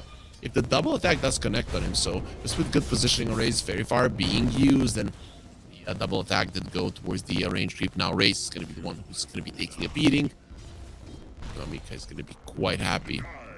What kind of trade he got there underneath the tower. Dire's bottom tower is under attack. War down as well. Beautiful. This is going to be the Arc Warden rotating, so if Nemamika doesn't get his Water Rune, it's going to be problematic. However, the Shadow Shaman has the same idea. Maybe he can steal it, and nope, didn't manage to do it there on Raze. Nemamika keeping his hero away for the Sleight of Fist to end, and then he does pick up the Water Rune, so 1 Water Rune each, and meaning that both of the mid laners will be able to continue laning quite happily.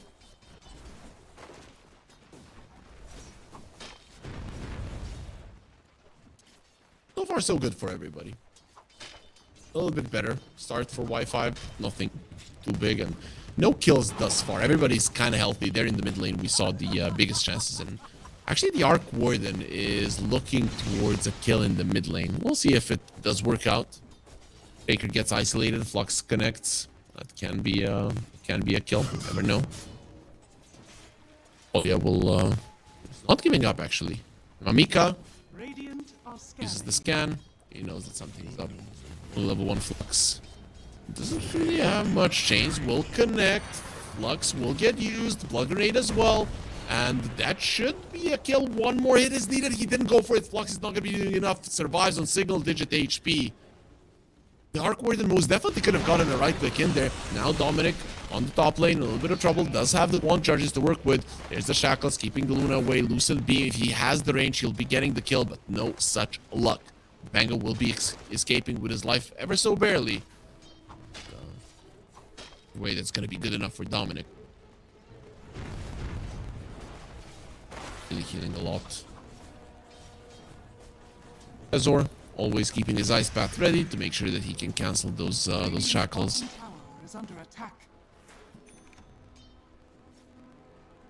Generally, still no kills. Sven, the biggest winner of the laning stage, but maybe even the Emperor. I mean, winning versus the Shaker, which should be a lane that you even slightly lose sometimes. Speaking of the Emperor, he's dropping low. Same is true for the Shaker region, who will go to Nemamika, and he does bring down Kolya. Actually, this is going to be famous. Opens him off. Maybe would have been quite nice for him to get it, but a kill is a kill, and Y5 get themselves a first blood now. Looking towards an Ember. Ice Path was already used. Fezor, he can't do anything to save his buddy. Nemamika going forward. He got the Echo Slam, and now he wants this kill. He's going to be getting it as well. Gets himself a double kill, and it all started with that rune going towards Nemamika. It was very close, but they got it now. 3 kills in a row. Y5 out of a laning stage that was kind of equal. They come out quite a lot ahead, and also those supports getting a ton of experience now around that mid lane is a huge deal. Ember uses a lot of his chains. Unfortunately for him, won't be getting lucky. The lift was used, and they will be dealing with the siege creep right afterwards. Only 3 seconds now is the duration on the creeps. They've been decreasing that for so long. Imagine 7 seconds on towers, 3 seconds on creeps. This goes back Mango with the Orb of Corrosion. A lot of people have stopped buying the full Corrosion and just went with the Blight, just because of the reduction of that 1 armor. But this item needed to be addressed. What we're seeing in this series that people are going for the full thing. Ember Spirit has the Orb of Light and Orb of Frost. Hasn't finished up the whole thing. Oh, and I don't know if he intends to be honest. It is nighttime. Lucas is going to be protected with the extra nighttime vision. What is the basic bonus night vision? At the moment, it's 375 for him, so very hard for them to close the gap. While the other 2 supports here from Quantum, they're both on the top lane. So really would be a bad time for Y5 to go right now, unless they get a big rotation. This is leaving the Brewmaster all alone, which means that he's going to be having a split fairly soon. Sven did already hit his level 6, but of course that split is probably going to be the biggest spell they're going to have to look out for. Speaking of level 6s, Pango has his as well, and now cores are getting to a point where their ultis are going to be available at clips as well for the Luna, so the damage output of that one, especially with 3 points in the Lucent Beam, is something that you should not underestimate if you're Y5. There's 61 CS on the Sven. Okay, I've seen Sven struggle. This is one of those games that he might just get out of control really fast. Spark Rate being used. He does get himself away just in time. Radiant's middle tower is under attack. Well, yeah, so those Spark Rates. Mamika has the Echo Slam. He's thinking about using it right now and probably will, just to get closer to that Blink Dagger. Gonna be the play. He's taking a lot of damage right now. The Spark Rate might actually kill him. Uses the Fairy Fire Rolling Thunder on their side. Alternate gets the Hex off, and he might just be finishing off his Spore Arc Warden. Exactly what they're gonna do. Famous gets himself that kill. And these 2 supports even closer to their level 6s. Speaking of which, the supports on the other side, only level 4, not even 4.5 on either of them. Arc Warden, I guess, has half. There's the level 6 on AA. That is the one that they've been looking for. Once you have the Blink Dagger on the Shaker, which should be done in 500 gold, and this AA Blast, you kill anybody, even without the Echo. Brewmaster might be the exception, but he's the only one. Everybody else can very easily die. Instantly goes back to the mid lane just to make sure that he does finish that Blink Dagger as fast as possible. He got it very earlier in the previous game, but in this one it's gonna take a bit longer. Dire's structures are fortified. Dire's top tower is under attack. Are scanning. It's still not used. Mamika gets himself a haste rune. That's quite huge. He's gonna have the Echo in 20 seconds. Haste is one of the best runes to make it happen, next to an Invis, of course. And a healing salve still to work with. 100 gold until the blink. Looking at the net worth, the Sven is ahead of everybody else by a decent margin. Almost 1,000 gold difference between him and the Luna. More than 1,000 gold difference between him and the Brewmaster, his laning counterpart. And he's even done with the bottom lane. He's just gonna let it go, it seems. So that bottom tower should fall. Especially with the siege creep already going strong. So we'll see if that's going to be allowed, because the smoke is coming. Shaker with the blink has the haste rune towards the bottom lane. He goes. Quantum, it will not be allowed to take the star, not even take away half of its HP. High 5. They want to go. Shaker. The other side, maybe trying to find an Ember. The A-Blast is flying through and won't be getting the connection. The A-Blast is going to be very hard. But Sven in the mid lane, doing his best to push that tower. Might even tank the tower a bit here to make sure that the siege keep stays alive, which it won't. Then again, neither will the tower. The smoke not getting them kills, but get them a mid lane tower, which in itself will be a big access point for them to connect to pretty much anywhere on the map. So still available. A blast is going to be up in 25 seconds. Bottom push is not as straightforward for Quantum, but they want to be using that split. No boots on the Brewmaster, pretty much just rushing the Radiance.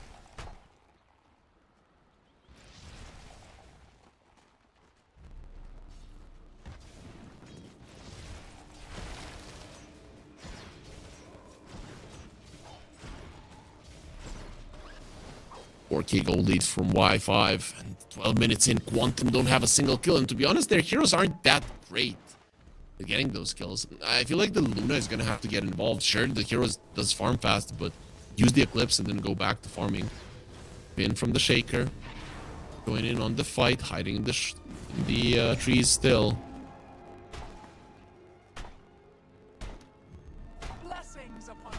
Shield rune as well. They want to burst down the Brewmaster with an Ice Vortex. That is the extra magical damage. A-Blast flying in. They need the Hex as well, and will be able to get it. Creeps. They do deliver the final blow there through the Frostbite. Big kill, but also a big commitment as well. 2 big spells, Echo Slam and the Serpent Wards. A-Blast, of course, just not as high cooldown. They will smoke and instantly through the Twin Gate they go with this Luna. This is one of those situations where this is a very fast move. But then again, Luna doesn't really have the need to stay in the top lane too much. Big wave is coming though. Brewmaster will be back in a second. He's going to use the TP to the bottom. Okay, now this means that you can go very deep. Without the Brewmaster, and they did see him now, you can just go very, very deep onto Luna, see him. There's the stun, fall up as well, and it is a dead hero. Ice Path a little bit too late. Even if it was there in time, it would have been a problem. Rolling Thunder, they know that Fezor is in the vicinity, will be spotting Rolling Thunder there. Going forward, he didn't know that he was gonna bounce there. Fezor getting to the edge, and well, Dominic just stops his Rolling Thunder to make sure he doesn't push into the low ground, even though Nemamika was even waiting there. 7-0, 5k gold lead, Y5. Complete domination here. A little bit of a reminder of how it looked in game 1. Yaba, a bit of trouble. He has 17-1 charges, but he needs help. The TP is coming from the Pango. A-Blast flying over as well, and they're gonna be dealing with these Brewling super fast. Anko doing his best to escape. Alternate finding Kolya, and once the Shackle is there, the Spore Warden will be going nowhere. They know where he is. Lucas joining in on the fight as well. Swashbuckle to the side, and here's the Emperor as well. Finally, they're finding an opening. Alternate, can they finally get themselves a kill in this game? Going through the Twin Gate, not gonna be allowed. Dominic, there's the double connection of the Ice Path, and Swashbuckle into the trees. Sven also giving him the movement speed, trying to get away with the AA, rotating as well. No Ice Blast, but the Ice Vortex can definitely make a difference. Baker will have the Echo fairly soon, but he's TPing and without it. Instant blink away. Spark Rate found him in the moment there, so you need to be careful not to get caught without the split. A little bit of trouble. Side of Fish Chains connecting. Eclipse will be used, and let's see if the sun will set on Gaziava. Connecting on him with multiple Lucen's Beam will be taking him away. Spark Rate will be connecting onto Famous as well, in a lot of trouble and from afar. Side of Fist coming in handy. Echo Slam finally back up onto the Emperor. They go, and there it is. The damage output will be more than enough with the 2 cores that are remaining alive. Kolya, they do want this Tempest double, but more so, they want the real hero. Nemamika running forward. He's going to be eating those Spark Rays, but very soon Kolya is going to be eating an Enchanted Totem to the face, and it will be more than enough to finish him off as well. Quantum, they lose 3, and yet again, they are not getting the tower. The tower still lives.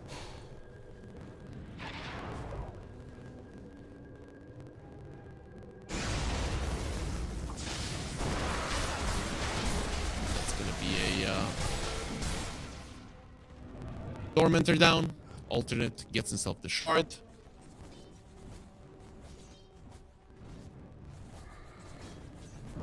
Just want to have. So, Lucas be going towards the Manta. Needs like 1,000 gold to finish it off.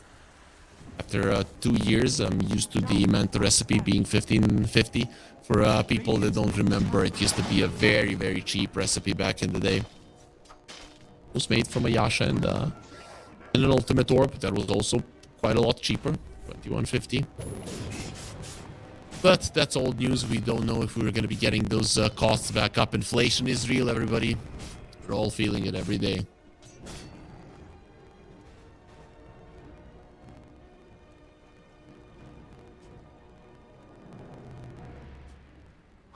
A's towards the top lane. They're gunning for the Spango. A is in the vicinity. First, it is gonna be Alternate. He's gonna be caught. The A-Blast flying through, and Alternate isn't that easy to bring down. He needs to leave this, and in the end, the macro power lingering damage still kills him. It is a bummer that you don't stop burning instantly, but you need some time to stop, drop, and roll. It is going to be a 1-for-1 Quantum. We're really banging on that move. Unfortunately, they don't get much out of it. Now, Yeah, they go. Let me find Kolya running away with both his Tempest double and the real one. Rolling Thunder Echo Slam being used, and nice usage of the shield crash there for Dominic just for the extra damage. That was close. The Ember maybe even would have gotten to his Spirit that he used earlier, or his Remnant rather. Just these two cores, the Pango and the Shaker, have been doing so much work.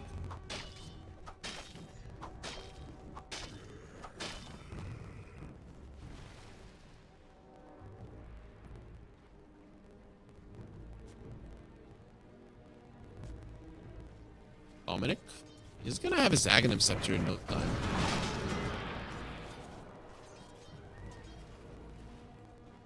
That's a pretty big item to have. He doesn't go for the Blink first. Probably feels like the Shaker is gonna be good enough. Last available. Needs to be careful. Without the Echo Slam, he probably feels safe, and he probably is.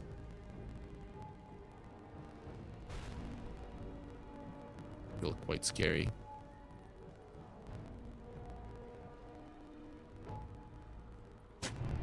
Five.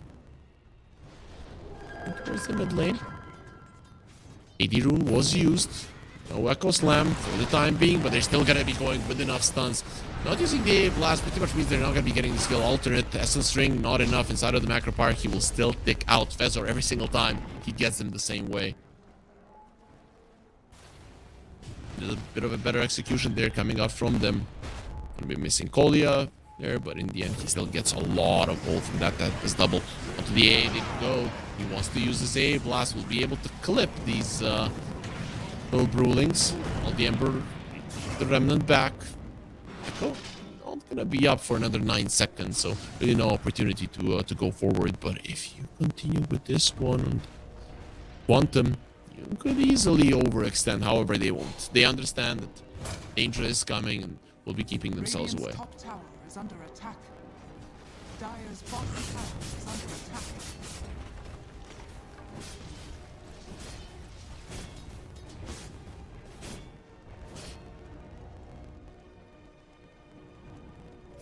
He's only the Mage Slayer. He's gonna be going for an SNY. That is the standard build nowadays for an Ember. In this game, even better, because versus a Shaker, you kind of need it. You need to get out of that stun super fast, but also you have to think about the BKB in this one as well.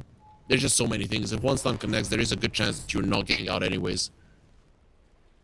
So if anybody just creates any kind of an opening for you, you need to use it immediately. Sven, his BKB is coming over. Maybe this is a bait that courier can get here in time, and there it is. He needs to use the BKB right now, but we'll just run away. If it came just a little bit earlier, would have been a perfect turnaround. Meanwhile, the side again, Kolya, they want his Tempest double.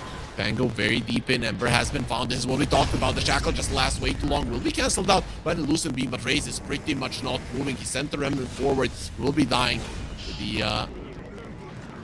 to the cold feet as Lucas is next on the menu running forward. They want to get the Hex off. He's caught in a very uncomfortable spot, and here's the Hex. No more mana for him.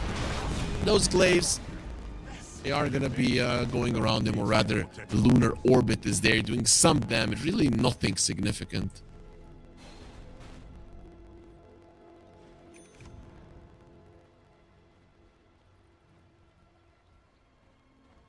Dire's middle tower is under attack. They're looking for more, and they will be finding Fezor. It's always nice when you win a fight and then you're just finding some stragglers around them. I'm sure you already killed the cores, but now you bring down Fezor, you take away their shrine. Things are again looking up. Raze? Really? Going versus all of them? He's just going to die.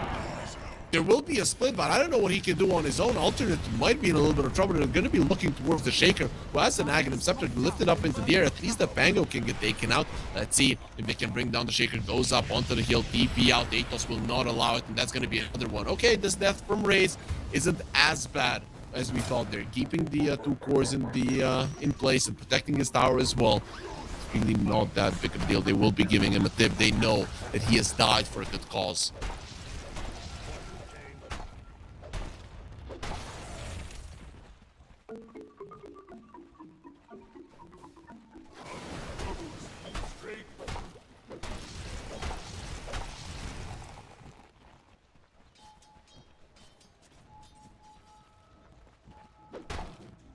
Radiant's middle tower is under attack.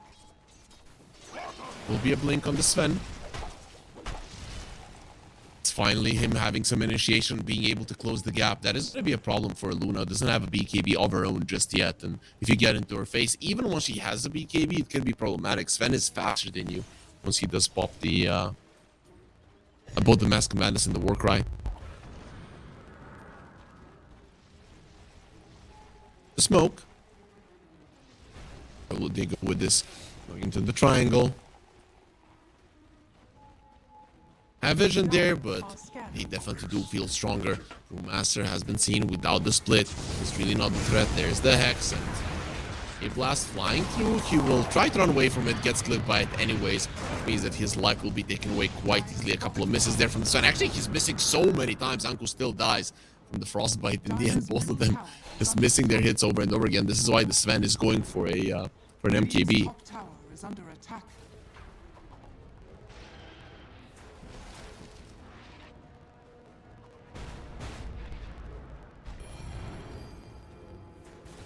Kiro is in a very peculiar position in the top lane, and he might actually get the kill. Nicely done. Nicely done, really. The way that they're killing alternate. The illusions from the Luna helping a bit. Famous will die as well. Supports of Wi-Fi being caught. It is going to be opening up for this Roche takedown, so at least something into the pockets of Wi-Fi. But Quantum at this point, they're in a situation where they're just trying to recover, doing their best to do so, and this is a good start. Radiant's top tower has fallen. Luna does have her BKB. Gonna be huge. Has overtaken the Sven in terms of net worth. Wants a Pike and an Aghanim Scepter, actually. Okay. That's the build. I'm down. Not sure how much it's gonna work out. We have 3 BKBs on the other side, but maybe at that point those BKBs are gonna be getting lower. Maybe even 4. I'm guessing the Shadow Shaman wants one himself. Yup, and he's 2,000 gold away, so already pretty much halfway there gold-wise.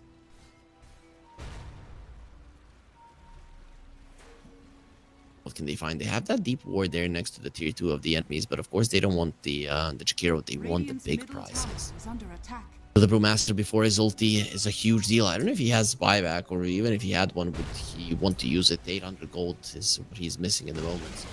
Doesn't. Spirit up the high ground. They blink Hex.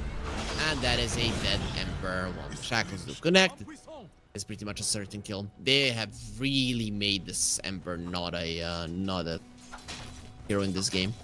With the OD in the previous one, he was the strongest, but yeah, Dota game is game for itself. Then here with the Aegis, Atos will connect. They want to force out his BKB. I don't know if they have the capabilities to do so. Obviously, don't want to give the Aegis, but I feel like BKB charges in the Sven are more important than the Aegis itself. Once the Tempest double does expire, the hero needs to move back so that the Sven doesn't feel the need to exercise some revenge because of what happened.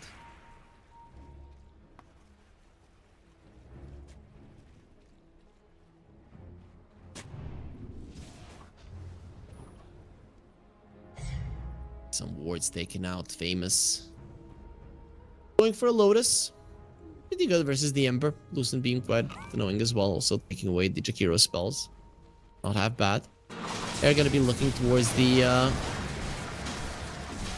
Tormentor, and with the 3 of them, we'll be able to get it. That's a shard for Famous. A huge one for sure. The other candidate was the Shaker, which his shard is nice, but definitely not as well, not as nice as this one. First time didn't get lucky. Second time. Happy with the result. Anti-Lucius is just farming out of his mind. The Aghanim Scepter, he much just needs 700 gold to finish it off. Didn't even want the Hurricane Pike, just wants the full Axe. Level 20 Luna as well. The 110 Lucent Beam damage. One Lucent Beam does 410 damage, and he's gonna have, what, 18 of them? Oh boy. Oh boy, that's gonna be like 8,000 damage from just one spell in a fight. If it connects to heroes. There's the Axe. Ben doesn't have his MKB just yet, but he is pretty damn close, like 450 gold close to be exact. Don't want to pop the God Strength to push this tower, and by the looks of it, he doesn't even need it. Dominic is going for a basher, and Burke is only now going to be finishing his SNY. Man, he's been working on this item for more than 10 minutes. I feel like every game we get one guy who really struggles in that regard. Radiant's bottom tower is under attack. We're on the hill there. Kasyava should know. Really. Does have mana for a TP. Any vision? Nope, nothing. Got his MKB delivered, but nobody was there in the vicinity. Raze, he's lucky to be alive. He was missing like 10 mana for his TP, and if there was any AoE stun or any support in the vicinity, they would have found him. Rolling Thunder being charged up to bring down Fezor, but Pango is stuck on the cliff. Radiant's bottom tower is under It's a low cooldown spell, not the biggest thing in the world, and they do finish off the bash on the Pango. Huge deals. He just has expired. Quantum still thinking about going for a fight. Send the Ember in, or maybe better to use it on the Brewmaster. I don't know how deep Luna wants to go versus Sven. No, 1 versus 1, the Sven will win. Oak was used, Quantum. They feel like they can fight. It is nighttime. Extra vision is on their side. Positioning, however, on Y5. I had that ward there, so maybe they even saw it. Scan was used, so now they must definitely know what's going on. Roll up, and even through it, these Lucent's beams are insane. It's still going to be a Eclipse being used for that kill. But they do find alternate as well, so now the chase is on. Already talked in the previous game just how crappy these heroes are at escaping the AA, the Shadow Shaman. Pretty bad, so once you get the 1 kill, it really does become easy. Radiant's middle tower is under attack.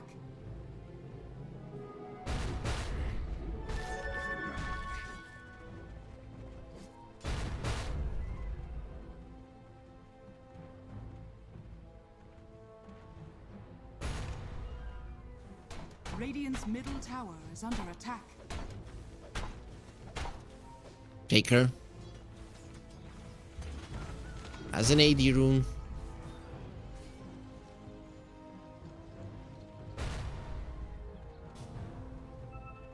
AB as well. I would want to find something there with the gem.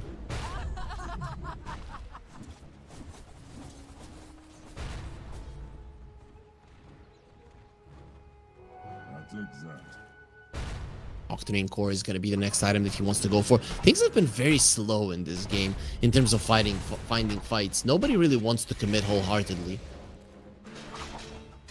Aghanim Scepter on the Arc Warden. Okay, that's an interesting one. So the Flux now silences. Of course, if the target is alone, it's not going to be an 8-second silence no matter what. But we'll see how much of a usage that does have in a fight. I mean, you could have 2 8-second silences if heroes do get isolated. Really can make a difference. Shayna Pango doesn't have a way to remove it. Oh, Eclipse off the mark. Nemamika gets out just in time. Now the chase is on. You know that they don't have that big spell. That Aghanim Scepter pretty much useless right now. The Luna, just apart from a little bit of stats that it gives to her. Radiant's middle tower is under attack. Thinking they will be finding the Arc Warden. And there it is. The Flux doesn't really do much. Sven using his God Strength. Two of the supports taken out. But can they bring down the cores? Finding the Ember. There it is. Shadow Shaman. He wants him and does have his remnants to get away. Hiding in the trees. Maybe finding an opportunity to TP away, which he doesn't have a TP. Already used it. But there's the Vision and the Hex. But he blocks himself out. Vision from afar. He is going to have another remnant to work with on December to dodge that 1 dunk from the Shaker. But they still do one, and Phase Boots is now going to be expiring. What is Raze to do? He's going to have the chains in a second, probably leaving himself without any mana. But now, with the Shackles, they'll finally take him down as well. The Brewmaster and the Luna, those are the big ones, especially the Luna. They didn't die, but Quantum once again loses the fight.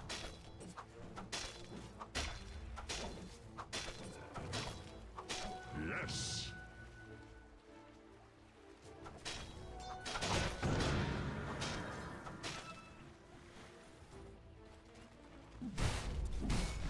Sven. BKB is up for some time. He has the harpoon as well. Wants to go for the swift blink. The TPs are coming in. Want to protect this tower. Nice blink away before the Atos does connect. Gets himself away, and the tower falls anyways. Radiant's bottom tower is under attack. Was used. Baker going forward. Blink in. That's gonna be Fezzer in so much trouble. A dodge is there. BKB. Nemamika gets away and turns back into that Eclipse. Needs to be careful. Even through the BKB, it really does hurt Damus in a bit of trouble. He didn't use his ulti, but the Sven going in. He wants to make sure that his heroes do not die to this split.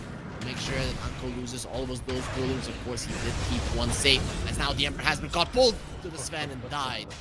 Very easy takedown of him as well. The chase could be on. Luna keeping herself away there with the Shadow Blade. Really, this Eclipse has been making a difference, but the heroes on Y5 just seem to be too mobile to be able to lock them down, and really the lockdown on Quantum is becoming a problem. It's actually this Ember is low net worth. He doesn't have a place in the game, and then you have a Brewmaster versus a Sven.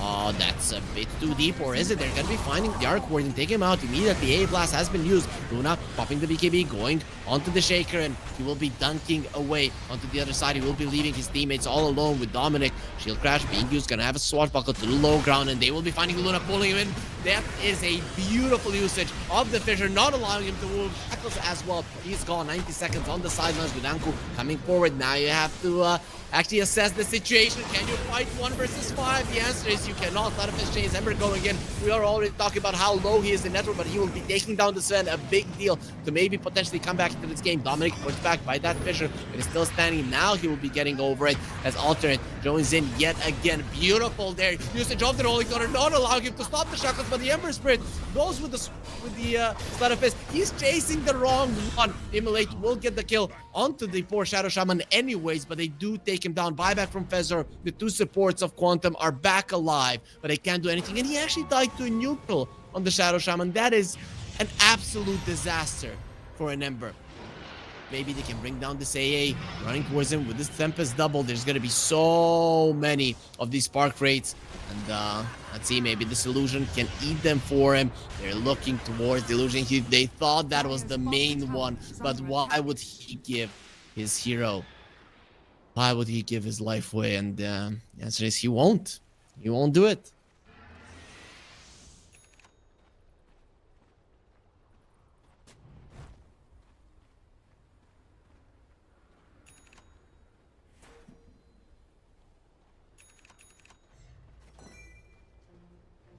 Green core for the Shaker. Might be a big one. Still, the game doesn't feel like it's gonna end that fast. I mean, one fight obviously can always end the game, but Quantum still seem to be capable of standing their ground. They have a rough time winning these fights, but a mistake pulling you in and then Eclipse taking you out is still a viable possibility.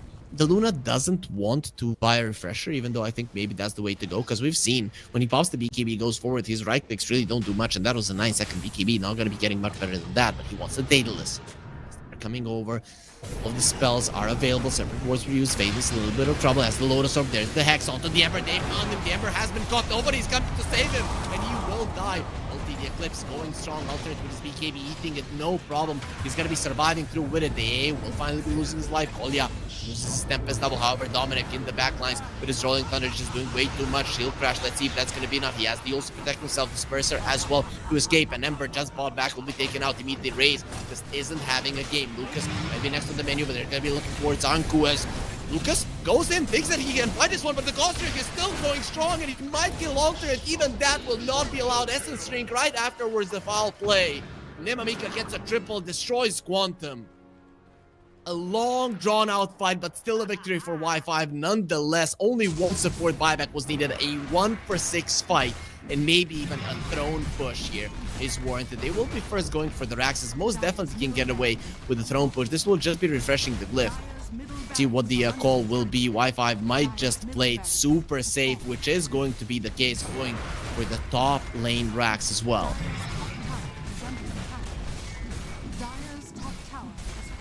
I guess if they had the God Strength, they most definitely would have gone for the tier 4s and the throne.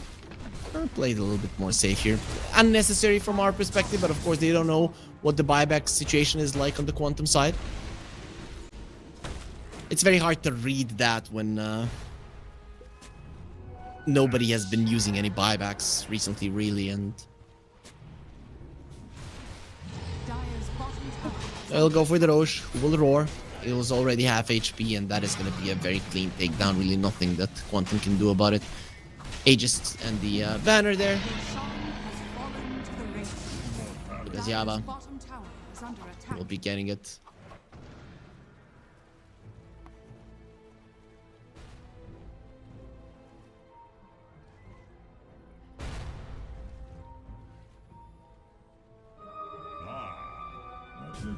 Amika, the Arcane Rune.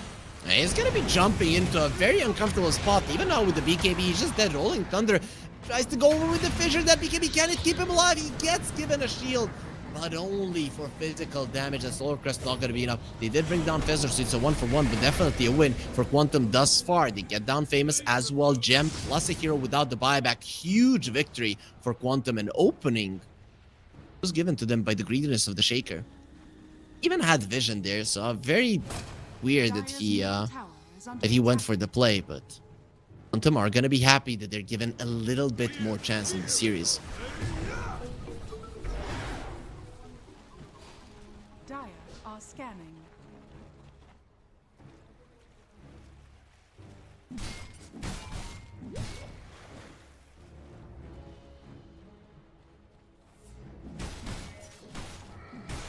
Some Ogre Seals being picked up, and Brewmaster went for the Pyrrhic Cloak. See if that's gonna be making a difference. I've only seen Pyrrhic Cloak really make a difference in one game, but you never know. Brewmaster is kinda tanky. I still feel like use it on the Sven as Satanic doesn't care. Maybe one of the supports could die for you, but that doesn't really feel great. Sven is approaching his level 25 though. Pang already has his. Of course, he went for the minus Rolling Thunder cooldown.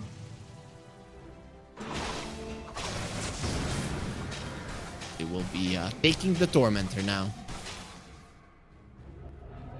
All of them do have a shard, so You were doing very it well. is just gonna be around 0.3k gold for the team. Aegis there for another 2 minutes and 50 seconds.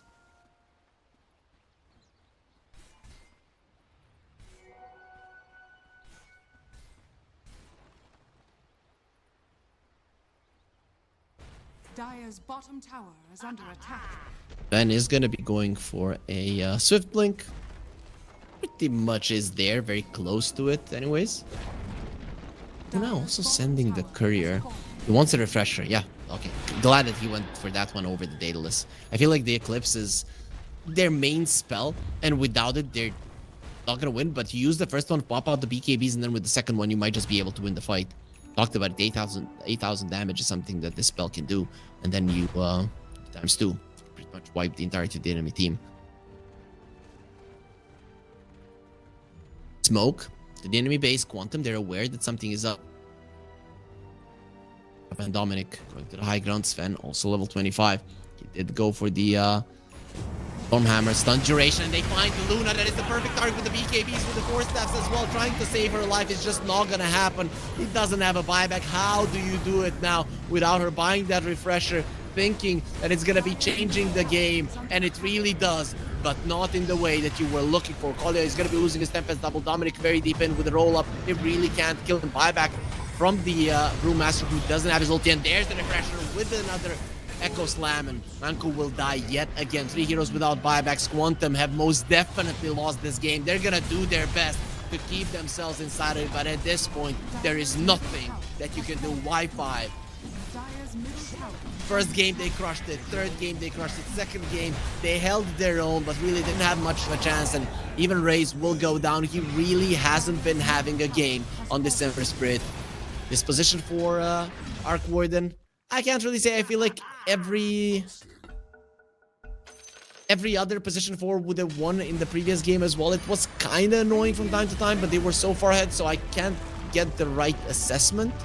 of it. It's cool, most definitely. I would like for us to see it in the future as well. We'll see if Quantum are going to be wanting to utilize it even further, or is this going to be it for this hero. Either way, very interesting first series of the tournament. It lasted for 4 hours. Of course, there were some delays as we had some technical difficulties, but with that being said, we do have more Dota coming your way. We are going to be going for a break super fast because we've got Rabotyagi versus Endgame, right? And that should be a really amazing series. We're already 1 hour behind schedule. So guys, don't go anywhere. As soon as the teams are ready, we're going to be diving in.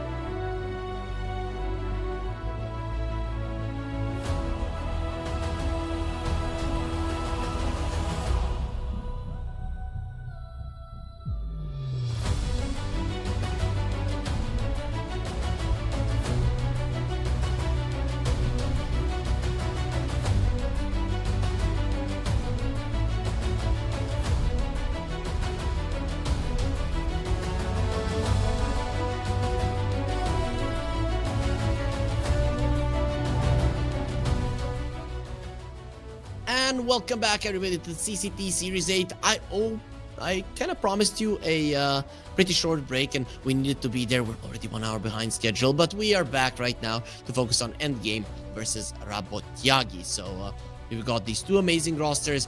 One of them, Rabotyagi, in the previous CCT, they looked solid, but Endgame, a new roster, right? And first, we're going to be looking at Rabotyagi. For those of you that don't know the Endgame roster now, you're going to be surprised. Snowy, Morel, Spirit, the Loopy one, and as the core are going to be the ones playing for Rabotyagi. But what about their opponents? Come on, show them to us. Show us the big names. Nande, Wish, Mind Control, GZ, and Spartan. A team that really shouldn't be taken lightly, especially Nande, Wish, Spartan played together in the past. Mind Control bringing in all that experience, a TI winner in the team. It is going to be very fun to see what these guys have in store for us. So we are going to be diving into the draft. If I'm not mistaken, that Endgame logo, it's like from Attack on Titan. Let me check. Attack. One is for walls. Looks similar. Yeah, it is. It's an emblem of whatever. I'm not sure what it is, but I know it is from the or at least no, it's exactly from the show. And maybe my production knows, so they're going to be giving me a better explanation. Didn't watch that one for a long time, but either way, we are going to be diving into the draft. We're not going to be talking about no weeb stuff, about no killing titans or something. We're going to be watching Dota, best game in the world. Let's see how it's going to go.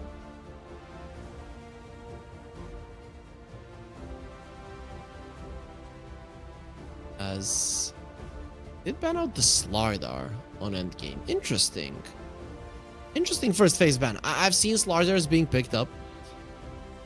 Usually as the last pick, sometimes 18th pick, sure.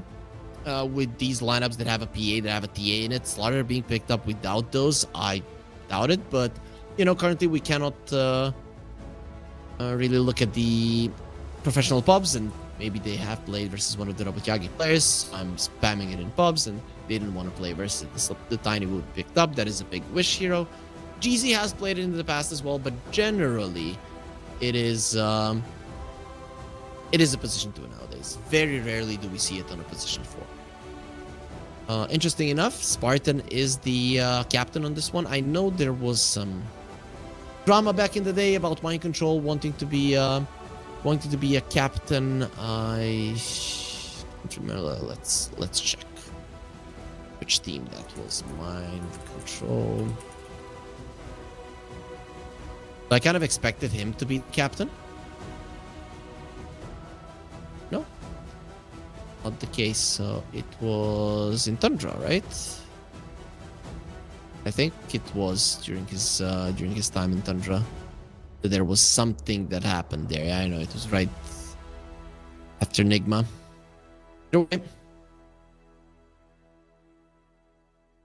We are not going to be talking about that one. Muerta being picked up, something a little bit more conventional, I guess, for the current meta. Muerta has been in the meta for quite a long time, mostly played as a 4. Maybe in like 2-3% of the games it gets played as a carry if they see an opportunity. Though I think nowadays, pretty much people don't want to play it as a carry ever since the gunslinger chance added was moved to later levels.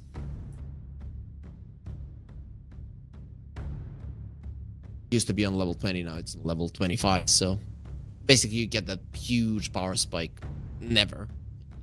And basically, they will be banning out both the Ember and the OD. So even more so solidifying that this Tiny will be in the mid lane. However, there is a Pango, and Pango is one of those heroes that really does hurt the Tiny in the lane. For people that don't know, Tiny has 0 armor, no agility gain, meaning that he doesn't get any armor as time progresses until he gets his ulti, of course. And Pango, every single one of his spells is physical damage, so you can only imagine just how uncomfortable that is for the Tiny. Plus, he has solid damage and animation on the Pango as well, which Tiny he tends to do well versus those range heroes that just don't have the same, and then he just lasts better. Either way, Rabotyagi, they will be banning out an AA, getting themselves a silencer. That is a killer support duo. A bit bummer they don't have much lockdown, but there's gonna be an ATOS with the calling. And that's gonna be a lot of damage from the Arcane Curse plus the calling, right? Because it's just constantly gonna continue reapplying or really not being allowed to expire. You see these two supports, and I think if you are endgame, you just want to play fast right now. So that's the play. Play fast. These two supports, they can play fast as well. They're not that reliant on their ultis, let's say. Of course, Global Silence is a big one. But if you consistently fight and you find them, if you make the chaos on the map, they're going to be losing their positioning more often than not. And of course, when you have a lot of magic damage, these two are just food. Darkseer will be doing that as well. Now, this does make a possibility for a Tiny to be a position 4. At this point, you pick a 5 just to keep things open. Something that is left, Jakiro isn't, so Crystal Maiden is in the pool. Warlock as well, sure. Not a lot of 5s are being played nowadays because Silencer, AA, and the Jakiro are like the big ones. We'll go for the Storm. Died as well. I think now you decide. It's a tough one, right? Tiny's solid lockdown for the Storm, but you'd want something better, right? Like Shadow Shaman. So I feel like you leave it on the Tiny because having a squishy support in this game would be dangerous. And you just get something in the mid lane that's going to deal well with the Storm. The problem with that is there's not a lot of it. They go with the Slark. This does seem like a really good Slark game, though. That is another catch for the Storm. If the Avalanche does connect and the pounds to it, it's going to be amazing. Plus, you lane well versus the Tide. A little bit tougher with the Muerta there, but of course, you do have a Warlock to heal you up. So I kind of like what both teams are cooking here. Definitely, I'd say better drafting than what we saw in the previous series. That's at least how I feel about it right now.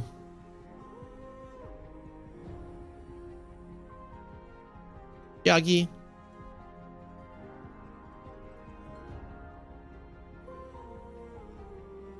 Are wanting to ban some, and you're unsure of what you want to get rid of. Pop, sure. Yes, Void Spirit and Nerd Spirit aren't really problems for you. Pretty much a lot of the melee heroes, the Storm just kind of destroys. But generally, you would want melee heroes when having a Darkseer on your side. Let's go into the heroes to see what we're missing. Maybe like a Sand King would be a good one in the mid lane here. I wouldn't mind the Sand King, really. Interesting enough, Night Stalker is in the pool. You can pick Night Stalker, play him as a 4. That would be actually very big. I like that. I feel like that's the way to go. Give it to GZ, put the Tiny in the mid lane. He will lose the lane, but still will be fine, and you're gonna have extra vision. Plus, Night Stalker Darkseer also does seem like a pretty dangerous lane. Interesting that they banned out the Sven, considering that you have a Slark. Slark is kind of considered the Sven counter. But yeah, obviously a lot of the agility heroes are gonna suck versus the Darkseer. I'd maybe ban out the Anti-Mage. Because generally he can lane well versus the Darkseer. And, okay, Ursa, fine. I like the Night Stalker. I'm actually super surprised that it went through. It's amazing versus all 4 of the Rabotyagi heroes. But if they want the mid laner, they could get away with something like Alina. That is the lane dominator that gets rid of the Storm Spread, but Sand King or Night Stalker. Sand King for the mid lane, Night Stalker for the position 4 are my top 2 for sure. Trying to go through the heroes, see if there's anything else. The A was banned out. Tunka is making a reappearance, could be one to go for. It is a wish hero. You can go for an Orchid, be it the counter for the Storm, and generally, if you get the both off in this game, the ROM buff, it's going to be problematic for Rabotyagi to do the damage. They're kind of lacking in that department. They don't have what it takes to finish people off anyways, and then the boat will be making it even tougher. It'd be cool to see some more Kunkka. Hero has started making a reappearance here and there. What about the other side? What would they want? It's a dark here. I mentioned the anti-mage. Like a range hero. Want to play? They go Wind Ranger. And it's also Wish hero, so it's also a GZ hero. So I'm not really sure where they're taking this. If it's gonna be a 4 or a 2. What carry do you want? They're gonna go for the troll. So that is a Darkseer counter somewhat when you get an Aghanim Scepter. But I've seen so many trolls picked up and just not work out. Specifically versus a Darkseer. So not sure how I feel about it. Also, I don't see what Endgame are picking up. There's some bug in Dota, so I'm still uncertain of where the Wind Ranger is going, where the Tiny, so I'm gonna try reconnecting to find that out quickly for all of you people at home. Overall, I feel like I like both of the drafts. So it is gonna be a mid lane Tiny and a position 4 Wind Ranger. And I think the idea there is because it's a troll, you don't really want to get too close to him, so you just want to make this lane a tough one for him. Also, does kill shot kill the troll? Wait. Kill shot, power shot executes low health enemy heroes. I think so. I actually think the kill shot kills through the troll. Can't get into the lobby now and check.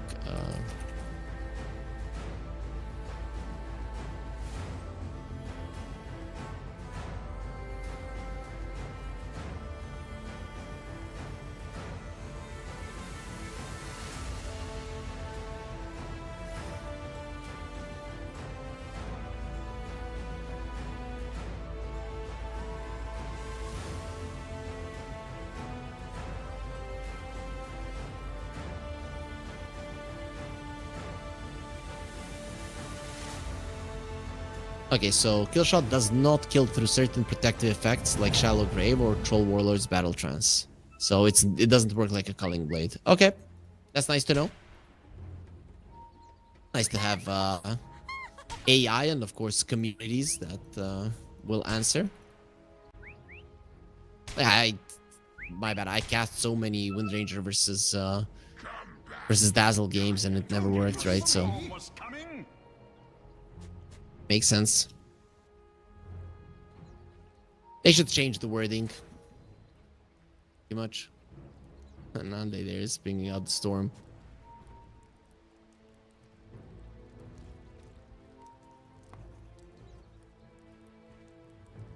Trying to be annoying. I'm still kind of sad that he didn't go for the Night Stalker. In my mind, that was 100% the best one, but sure. If you have a really good Wind Ranger specialist, I mean, I've been so impressed by this. I think it was Saxa lately who I've been watching, and he's been crushing it with the Wind Ranger support. It just comes down to how well you're using your spells, and it's a skill-based hero. Sometimes you have amazing games. You change everything with this one. In terms of runes, it is going to be a 2-for-2 for what it seems, and 2 of the top ones at the end game, 2 of the bottom ones for Rabotyagi. This top lane is going to be an interesting one to me. I want to see if the Muerta can protect the Tide properly, because generally the Slark would destroy him, especially with the Krill Eater. The Tide Hunter is so weak early on. So the Slark wants to apply pressure. Oh, and as the core. Something happened there on the bottom. And also, Wish, definitely more experienced than Morel. But this is a lane that the Storm should win.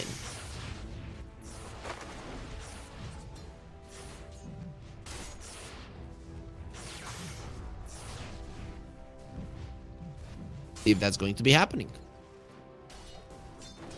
Top lane, Nande, already annoyed, and this is what I wanted to see. Gush level 1, Muerta instantly coming over, and they just smack him in the face. Both Lupsi and Spirit did take some damage themselves. Pushes back. If Lupsi is not in the lane, it's a problem. Nande having some stick charges and a lot of those SS shift stacks, Spirit needs to be careful.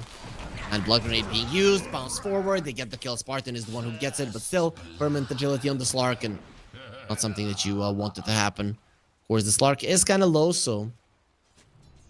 Now he has a healing salve, maybe with a dead shot. Muerta doesn't get the connection, doesn't even try. The Slark is back up to full. Pretty good, pretty good. Beautiful lane play by both Spartan and Nande. Nande has Yayo in his name. That is not Phantomum, it's Palantimos. Get her in Alliance. Remember talking to him, like, why Yayo? Palantimos is amazing. Like, no, Yayo better. Sure. Sure, my friend, if you say so. The Storm is crushing the mid lane, though. That is the big one. Troll doing really well in the lane as well on the bottom. Of course, that can change once the Darkseer gets level 3 and starts really pressuring, but it's still some time before Mind Control will be getting to that point. However, the creeps are in his tower, so he is going to be able to get a decent amount of CS right now.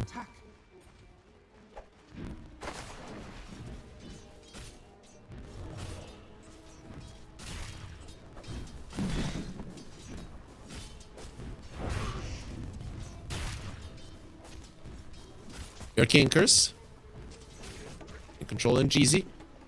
Shrug it off, no problem. Still no level 3 on Mind Control, but he is getting there. GZ actually has more experience than Mind Control himself. It's one of those situations, maybe you should just allow the Darkseer to get his level 3. It really does change a lot in the dynamic of the lane. While Wish is getting back to it in the mid lane in terms of CS, so gonna be quite nice. Or using some of those mangoes. Easy, of course, has the wind run, so we'll be able to trade no problem. Doesn't even skill up the shackle shot just yet. To be a nuisance with the power shot. So far, only one kill, the one that happened in the top lane. Slark and the Warlock got that one, but of course, Slark in terms of CS isn't doing the greatest. Spirit is done with laning. He just wants to go and pull some waves. Understandable. Meanwhile, Storm in the mid lane really needs to be careful. Loopsy, when you're alone versus the Warlock and the Slark, you're just gonna get pushed back. Whereas the creeps are nice to help. What a weird hero. You have nothing pretty much, and you just go and cut the waves, no problem. Nice dead shot, but they are still going to be able to go for him. One more hit, has a Fairy Fire, so now it's going to be 2 with a Dark Pact. Nande making a mistake there with the pathing, and that is going to be allowing Loopsy to survive. Does also allow Spirit to just be farming safely. Warlock can annoy you, but really not that much. So generally, this Tidehunter should be fine. Going for Cornucopia, we can expect maybe a Mage Slayer. The item for him. I doubt he's going to be going for Orchid.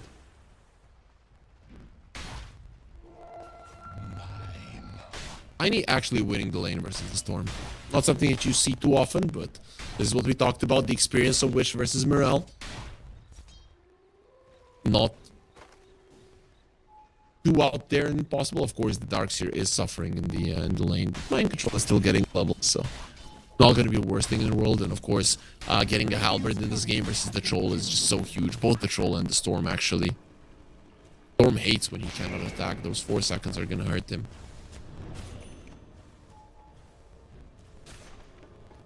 Dire's structures are fortified.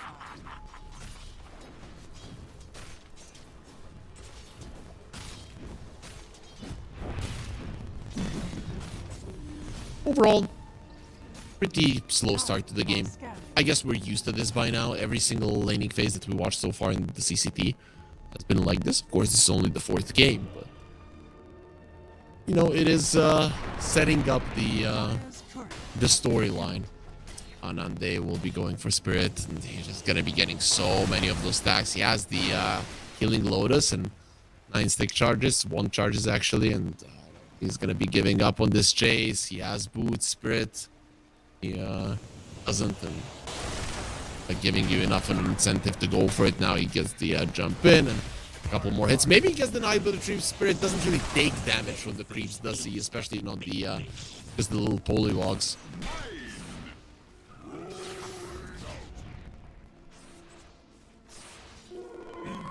It's another one. Fortide is can't catch a break. Despite 2 of his deaths, he's still ahead in net worth of the Darkseer. Wish is going to be rotating towards bottom. Yeah, Zinvis going to be given a 9 shell, but they do have vision, so we'll be able to dodge it. Both the ward and the sentry. Definitely not something that the Tiny was expecting. I don't know if he's going to be giving up, though. Storm has a TP in 25. It is an opportunity to go for this play for sure. And Spartan rotating as well. Avalanche toss onto the 2 of them. Power shot as well. No ulti on the troll. He does have a killing bonus and 5 stick charges. TP in from Loopsy. He might just be saving Snowy's life, GZ. As the wind run, maybe with a well-placed power shot, he can connect and snipe this troll, but not going to be happening in the end. Allows the Storm to farm. This rotation from the Tiny, we cannot really call it successful.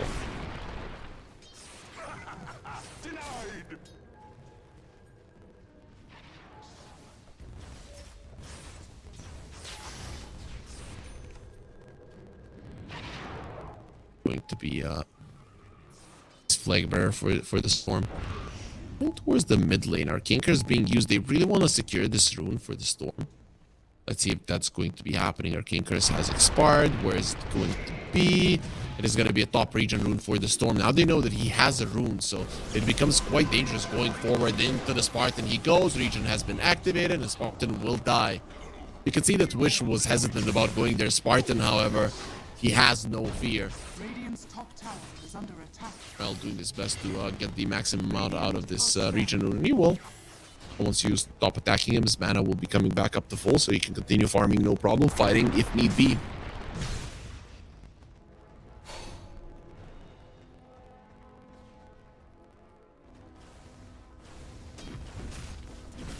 Game such a big bunch of names in the same team. DI winner, runner-up in a major. Majors don't even exist, and Martin, he almost won one. That's versus OG, I think the old OG with Miracle. Maybe even not. Maybe it was the one with Donna. It's a long time ago, Boston Major, if I remember correctly. Now I have to check some history classes here. 2016, Boston Major, OG first, No Tail, Ana, S4, Jarek's Fly. Oh, so while Seb was still a coach. Okay, and they had their green logo. Of course, it was Ad Finem. Full Greek lineup. I still remember Spartan lying on stage when they qualified for the finals and crying. He got a fan right there. Anyways, Nande, he's farming. We saw one Slark today not do too well. Nande is specialist on this hero. You see how well he does. He really likes these heroes that you can very easily make mistakes with. I'm still looking forward to Meepo being back in the meta. Nande is, was a Meepo player back in the day when Meepo was much harder to play as well. So I hope that he gets a chance to utilize his skills once more. Radiant's top tower is under attack.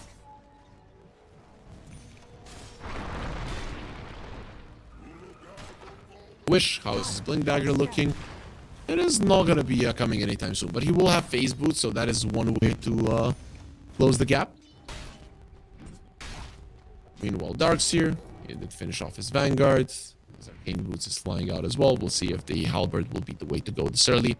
There's a smoke on the other side as well. As the core doesn't have his global silence just yet. No, it isn't even close actually. So without that, I don't know if you're too happy to fight. They're gonna be finding the silencer, tossing it back. Shackle shot only onto the tree.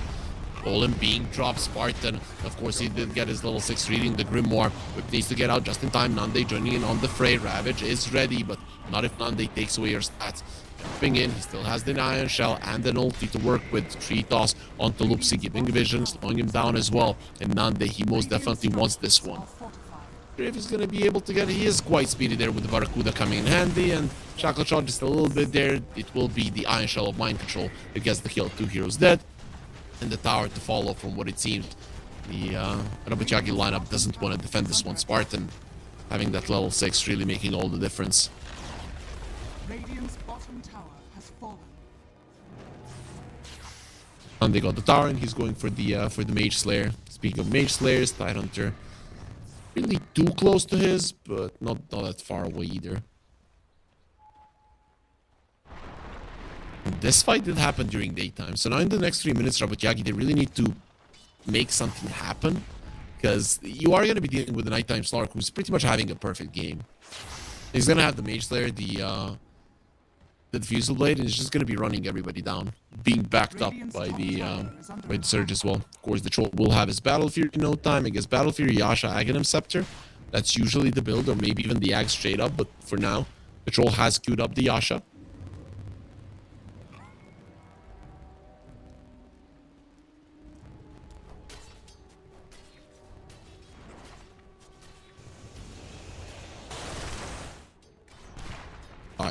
Gunning for Nande, or at least looking at him and hoping that he's going to be sending some scraps of farm his way. Clark is a bit too far ahead of everybody. He's going to need 800 gold to finish off the Mage Slayer pretty much just in time for nighttime. And Silencer does pause the game. Does have the global silence now. Reverberating silence as well. Makes it a 4.5 second duration. Silence on level 1. Huge. Muerta doesn't have her ulti just yet, but is getting there. Still, even with the Pierce the Veil, there is a good chance you die in this game. Just a bunch of magic damage on the other side. Pretty much every single hero on the side of Endgame does have a way to take it down. Dark Pact and the Slark, of course, and then have a toss, Iron Shells, Kill Shot, Power Shot. I'm calling it Kill Shot because of the facet, obviously. And Ranger going for Yules, and Yules is generally the item that you go for versus the Silencer, because it saves you versus the global, really. Not just take away one silence and then the reverberating comes in. Nope, you take away one silence, the other one connects, but you're in the air long enough for that to expire, basically. Even when it's a level 3 ulti.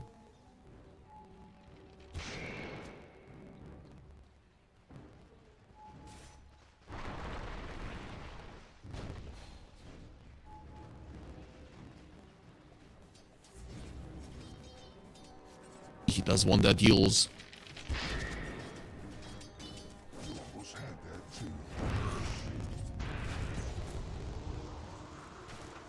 Careful. The wind run and be fine.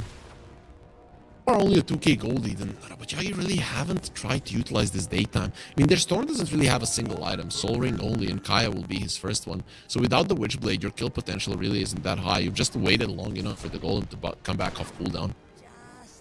Ravage unused in this game. Global Silence as well. The only thing you can do is just annoy the illusions of the Tiny a bit. Nothing much more than that. Arcane Rune has spawned, and it seems that it's going to be not going for anybody. Nice deny coming out from Lupsi. Storm wasn't in the vicinity to do anything about it, and Lupsi makes sure that he is not dealing with a Slark with an Arcane Rune or a Tiny, both of which do sound pretty scary, not gonna lie.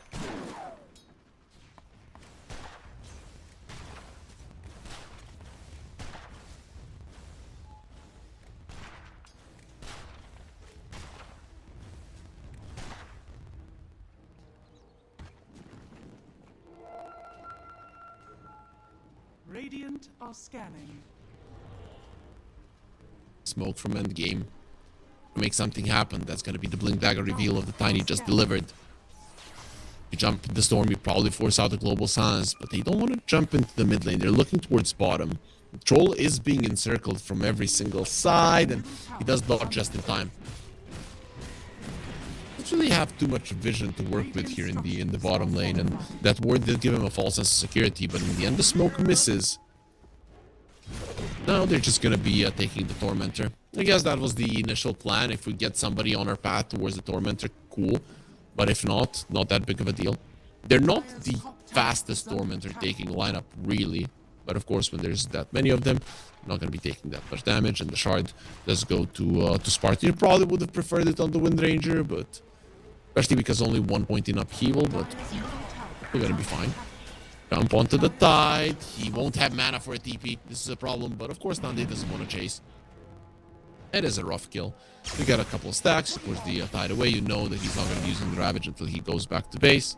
No mana drought is a nice item to possibly allow that to happen. Dire's middle tower is under attack. Wish gets the shield rune. Form has been caught. Loses a lot of his mana. Deadshot doesn't do that much to the Slark. Darkback move it away. Morel is out. But the Slark is being hella annoying. This is the nighttime that we're talking about. Gonna be fine. Loopsy and that's the core. Next on the menu. At this point, you don't want to be using your global silence. It will just be a waste here. The life will be forfeit anyways. Does open up the opportunity for this lane tower, and it does seem like Endgame are moving around the map a little bit better than what Rabotyagi are doing. I mean, it's to be expected. They came into the series as the favorites, maybe even, you know, the tournament favorites. Navi and the OG are directly invited. They're definitely a team that can they can compete, but Endgame are not to be underestimated here.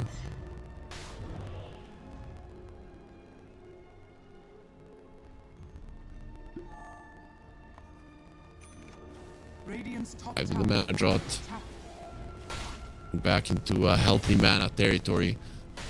Positioning of the Slark going super aggressive there. The Troll isn't even going for an Aghanim Scepter this early. Maybe this is the play. Slark scouting them out. He's waiting for his team to join, just giving vision to them. And that's going to be a silencer very much dead. Tossed into the Slark just for the extra agility. And that's going to be another one for Nande calling used. Not really something that helps you in any possible way. Pierce the Veil will be available fairly soon. We might just allow him to survive. No, it won't. From afar, GZ snipes him, and that's the kill shot coming into play. Slark, he searching for more. Looking to go for the Troll, who's already trying to put himself in a safe spot. Nande doesn't get the connection. Nice attempt, but doesn't work. Storm is in a very cool position there. Next to the graveyard on the enemy side, farming. Getting towards his BKB. There isn't really any BKB piercing stuns, and the ability to burst him down from 100 to 0 isn't there. You have the Golem, but I doubt he dies. Sure, if there's an Avatos combo plus the Shackle Shot connecting the storm. Somebody needs to take down those trees, and here comes Spartan. He's gonna give him vision of it over the cliff.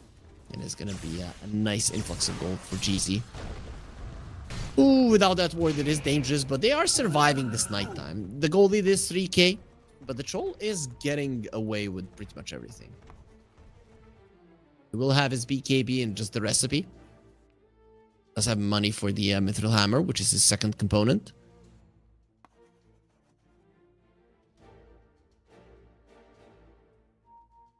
Overall,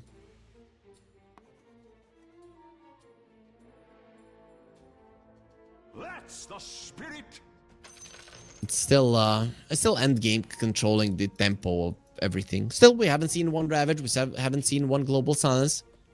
Who knows what's gonna happen when those spells do get used? Maybe they whiff completely and do nothing, but they could be game changers for sure.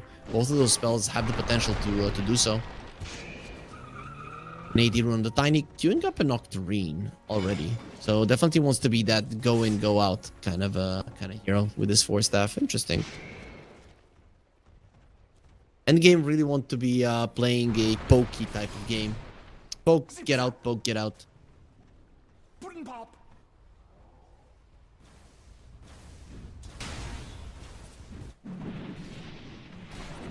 I don't mind that approach. They see Snowy. Doesn't have the BKB just yet. Dropping the global silence being used. He does have his ulti, turning around onto the onto Spartan. Beautiful Ravage onto pretty much all of them. They don't have their Slark in the vicinity. Nice kill shot there on Loopsy as still want to come forward, but the Slark is going to be running in. Trance still available. They want to use it. That was both the global and the Ravage, and you end the fight in a 1-for-1 scenario. He went through the wall, giving vision to the opponent's Avalanche. Toss in place, and he does get taken out. Wish finishing him off that AD rune. Without it, he definitely wouldn't have had enough, and now this makes this engagement pretty much a disaster for Rabotyagi. No Ravage, no Silencer ulti. Daytime comes, and you feel like you would be able to make something happen. Storm caught. There's the shackle shot as well. Onto the tree, skill shot. Goodbye. As soon as you break apart one, then it's just so easy with this lineup. And you can see how Endgame, they were constantly trying to open up the map, to open up the game. One fight makes it happen. Oopsie. Right next to this tower. It's probably going to be allowed to live. Tiny is not in the vicinity, so he should be fine. The Slark is already rotating towards the top lane. The Troll and the Storm, we'll see what they're going to be farming. The Troll onto the bottom lane. Arc, he did get spotted on a ward. Where it does have a blink DP out if you want to use it also. Shard is available, which is a big deal versus the Slark. We'll kill his courier, take away his XP shrine. Somebody needs to take their own as well, because Storm might once more go to that side of the map. He does have the Watcher on his side, so pretty much solid vision for him. Avalanche, toss, power shot, Loopsy will be fine. Shackle shot is there, and they do have a vacuum if need be if he tries to TP out. There's the silence coming out from the darks here. Loopsy will still go down. Wish is the one who is allowed to finish him off with the toss and one more clap. And they are giving the another Wisdom Shrine to the Slark. And he's going to be very happy with that. 15.5 in terms of levels. Troll still doing well. He should be level 16 fairly soon. Needs that BKB. The Orchid is way too dangerous for both him and the Storm. When you do get BKBs, it's still one of the tools that might just force you to use it early. Oh, they are pinging out the Storm on top. Morel doesn't have a TP. Oh, they're just gonna go for it. There's the silence. Mind Control has found him. Gonna be using the wall. Shackle shot onto the tree there at the edge of the map. Avalanche toss. More than enough damage to finish him off. Wish gets the kill. Despite this build that is kind of made for going in and out of the fights, which is just doing more than enough damage with the levels themselves. He's actually the highest net worth on the side of Endgame. Him and the Slark there really battling it out for that one. Pretty solid farm distribution on Endgame in general, whereas Rabotyagi, they're putting most of their money into the Troll. Just lost all of his mana versus the Slark, who's thinking about re-engaging, and his team is coming, just slowing them down. Windranger will be there in no time. Loopsy, a lot of trouble. Power shot does not connect, but Nande's still going to be going forward. Doesn't care much about that calling. A bit too dangerous to go. Vacuum back in, waiting for the calling to end. GZ does finish off as the core, so it's not going to be a global silence. Nande needs to be careful without his ulti. Maybe the Storm zips in and kills him, but no, he can't do it. There's just way too many heroes here. Endgame running circles around Rabotyagi. Radiant structures are fortified. This is just them showing that Dire's middle tower is under they're the better team. It's just every single approach is so calculated, and you always wait for the right opportunity. And when you see the Rabotyagi, they cannot find an answer to this. A Blink Ravage is huge, but if you look at them, they're kind of lacking in the damage department. They do have BKBs on both the Troll and the Storm, so it does give you an opportunity for a big fight, but every single time it's endgame outplaying you, and then you're searching for a big fight. And if the game continues that way, it's going to be a problem. A tier 2 has fallen. Slark looking towards the top lane. Storm will be finding GZ, gets uled up into the air. He might just have to BKB immediately just to stay alive. Doesn't have that much mana to work with, so he kind of has to be careful. Meanwhile, top side of the map, Slark in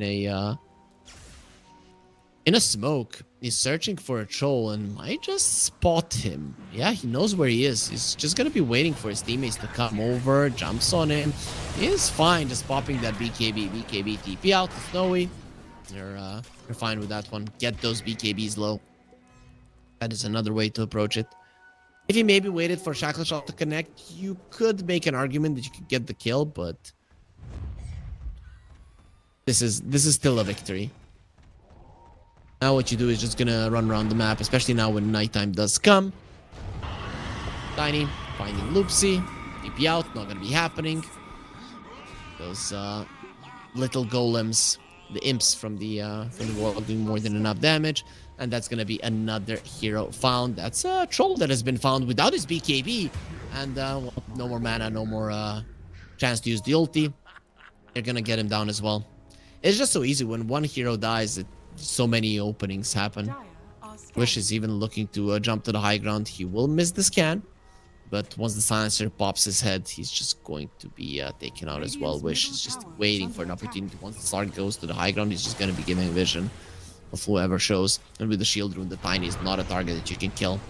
Go through 4.5k HP. Going to be finding the silencer as the clip is taken out. GZ finishes him off with the kill shot, and the push is on. Not the fastest pushing lineup, but you don't want to use the glyph just yet as there's no creep wave, but you have to. The tower would have fallen, and now it's gonna fall anyways, while it's not really gonna be killing the creep wave either. Instant surge going forward. Wish doesn't get the connection. Silencer will be back in 2 seconds. Tidehunter not TPing back just yet. He does have the Ravage, level 2, still only level 17. Nande is focusing on this one. There's the TP in for the Tide. Mythos connecting, and the Tumblr story. GZ escapes as well. Endgame, that should be enough for them unless they want to go forward. Gonna be dropping in the Golem. Upheaval as well. Want to pop those BKBs as well. Global Silence will be the first thing that gets popped. And with the Global, they might have enough to kill the Slark. Doing their best to do so. Lotus Orb to protect him. He gets the ulti off. He's gonna be fine. Shot connecting back him as well. He'll shot through. Deal with the anchor first, Nande, and he'll be doing just that. But where does he escape? Jump to the side. Silence was used. As somehow they've only lost the Warlock. Novi going forward, gonna get tossed away. They don't want to be dealing with him, but the Slark will be coming back fairly soon. Mind Control will be losing his life. Spirit taking him down. Nande is back to the fight. He knows that there is nobody who can challenge him right now, and this Tidehunter will be left alone for the Slark to farm those Essence Shift stacks. 3 more minutes of nighttime left, and they can most definitely just poke the high ground right now, having the superior vision from the Slark. Gonna be getting their heroes back fairly soon as well. Silencer showing his face. He shouldn't be doing that with Tiny being in the vicinity, just sending the Silencer into his death as well. Atos onto the Slark, Silence as well. That shot onto both of them, solid amount of damage. The spell usage on Rabotyagi, I mean, nobody can say anything bad about it, but Troll, he put himself in an uncomfortable spot. Immediately, GZ is chasing for him. Nande wants him as well. Now they know that they're under vision. It was put there, and Snowy will be caught. He doesn't have the ulti, doesn't have the BKB. Very dangerous situation for him. Avalanche does connect there, and the buyback from the Tide. They need to be a bit careful. We'll be jumping onto the Storm. The toss is there. He's fighting. He has so many stacks being healed up. We'll have the Depth Shroud fairly soon inside of the Silence. Needs to move away for the time being. And the ulti was used. Nande can just put the Depth Shroud, but they get vacuumed onto the high ground. I feel like Nande will be going there. I'm the king of the hill. I'm the GOAT. And they're all gonna get slaughtered. Endgame. Find an opening. Mind Control is gonna be tipped. Wish keeping Gascore in place for Mind Control to come over. GG has been called. They cannot look any longer as they're just being annihilated in this Game 1 Endgame. What a performance. The game will end while we're looking at this replay, but it really does deserve to be played once more. They thought they could kill him. Mind Control pulling them all in, and then it was just everybody dying without any chances of getting up. Itemizations, movement, pokes, understanding of the game, Endgame showing that they were in this game a class above Rabotyagi. Of course, one game doesn't have to mean much, but you know,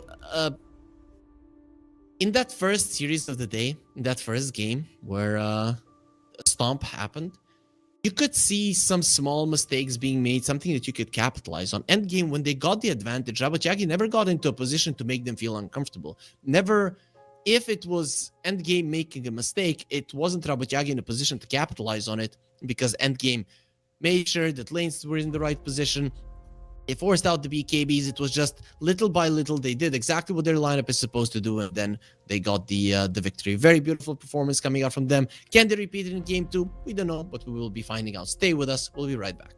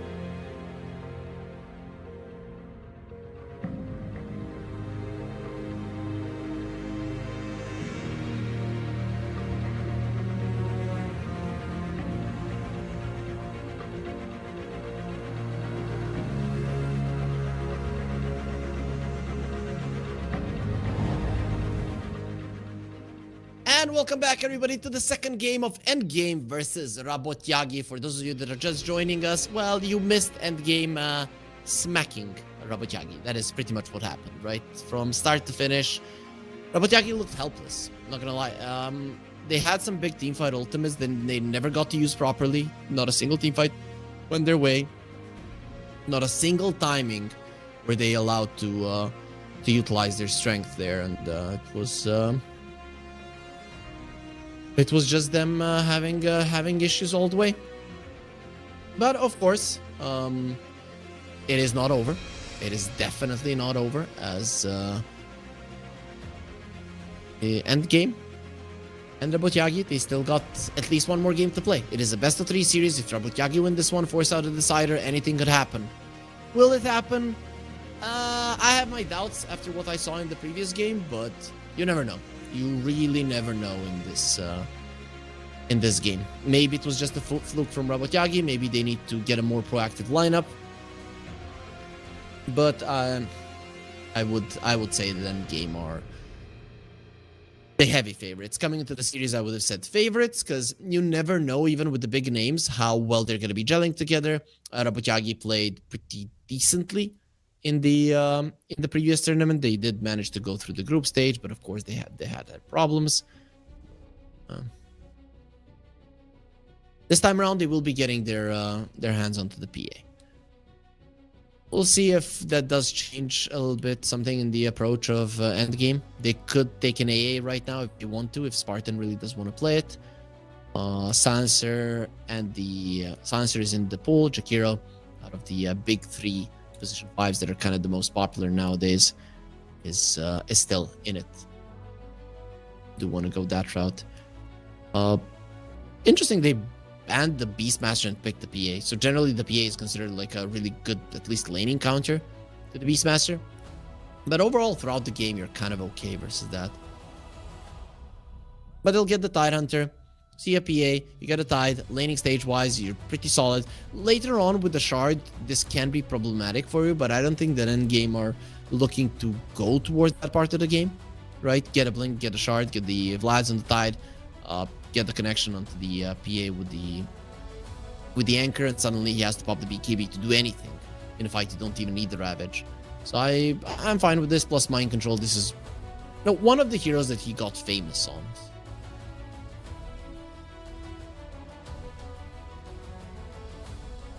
I'm curious to see how well they utilize it. They will be banning out the Wind Ranger, pretty much afraid of the GZ Wind Ranger. I know that he's odd on it, but still there's so many position 4s. I guess maybe heavy magical damage isn't really what you want to go up against. Muerta could be another one that could lane really, really well with the Tide into a PA.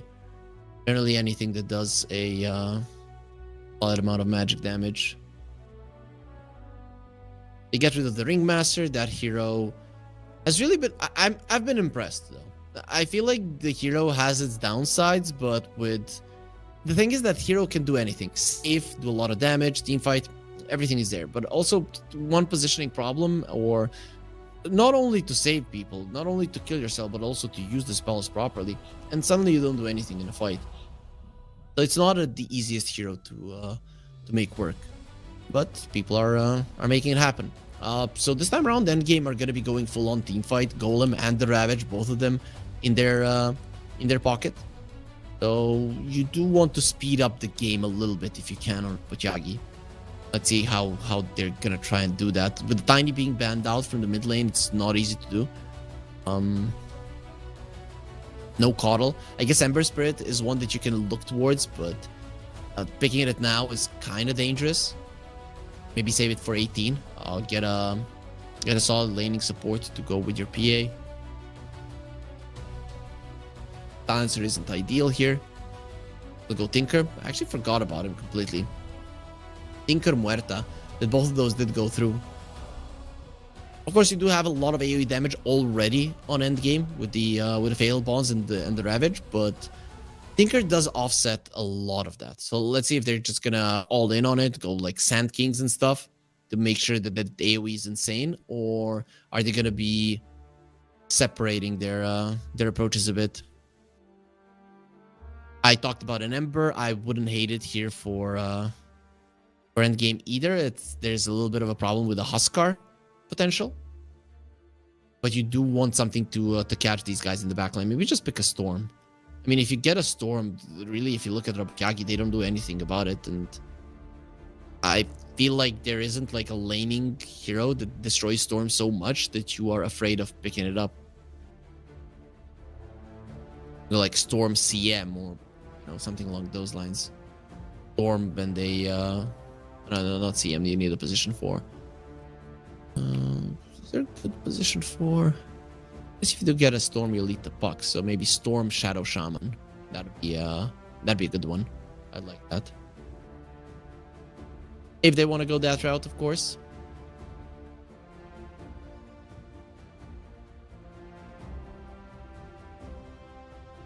They are taking their time here.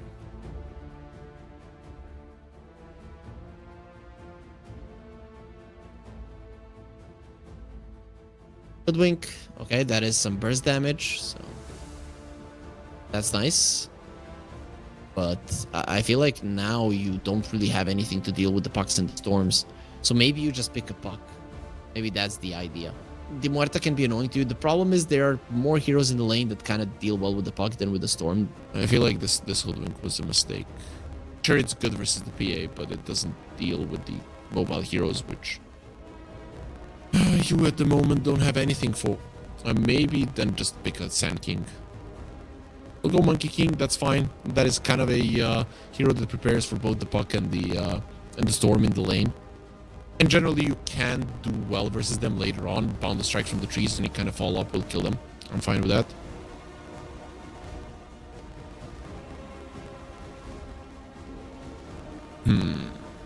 The Monkey King doesn't really lose the lane to anything. Maybe to a sniper. But do you really want to pick a sniper here? I feel like it's not the worst thing in the world. I wouldn't hate it.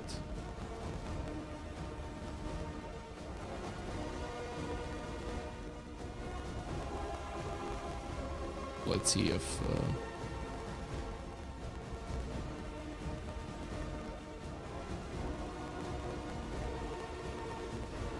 they do want to get it there.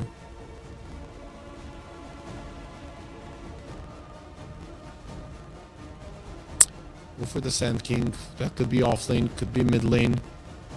I've seen a lot of mid lane Sand Kings though, a bit more.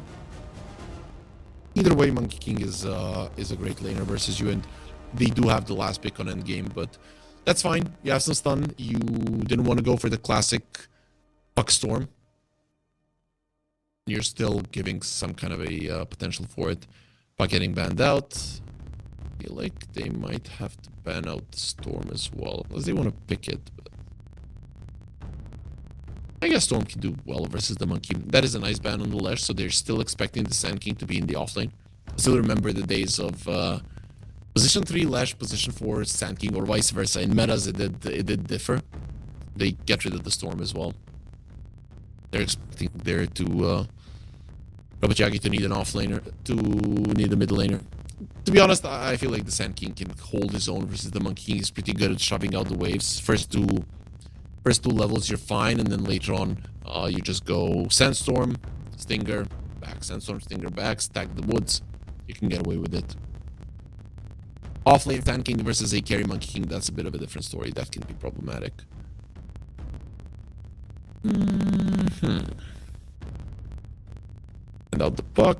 What else do they want to get rid of?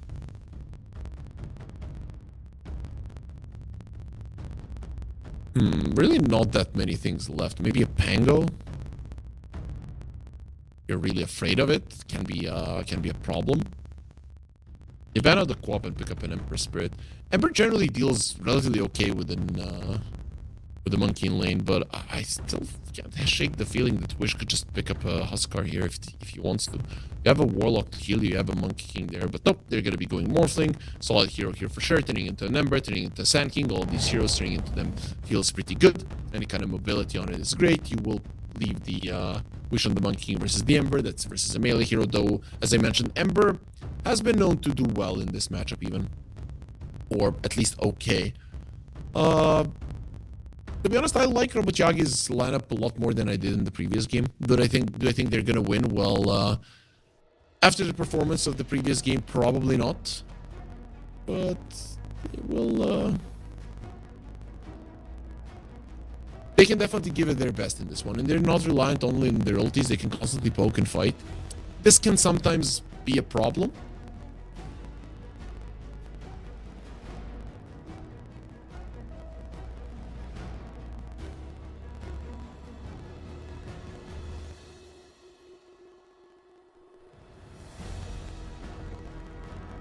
So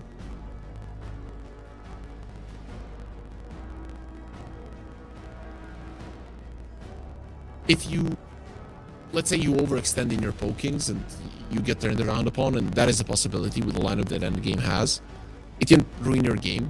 But I think this time around, at least, you are making sure that Endgame don't run circles over you. If they're gonna win a fight, if they're gonna kill you, they're gonna do it in a second, and they're just not gonna be drowning you constantly. So Rabotyagi, they dealt with some problems in the previous game. Of course, this game might hold new problems, but I feel like they've generally set themselves up for success. If played properly, Rabotyagi can most definitely win this game.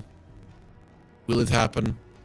Well, completely different question. It also does rely on this Ember Spirit doing relatively well in the lane, which isn't a given.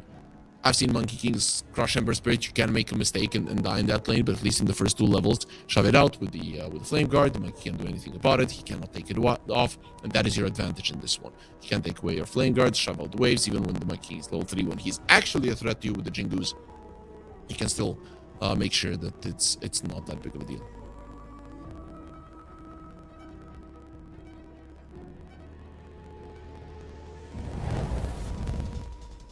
Prepare for battle. Well, the Endgame will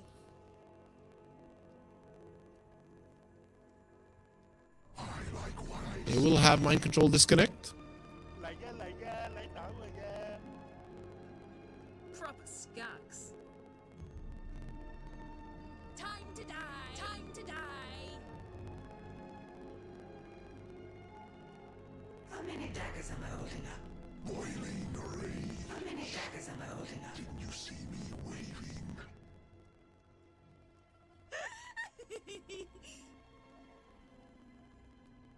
Mind control needs some time to come back.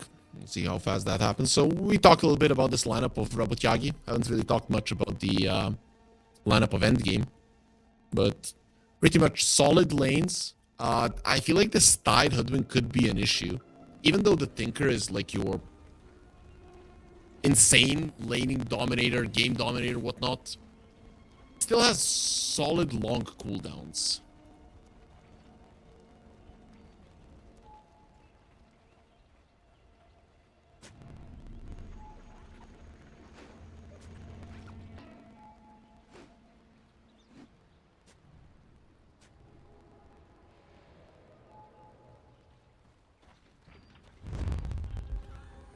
Smoke.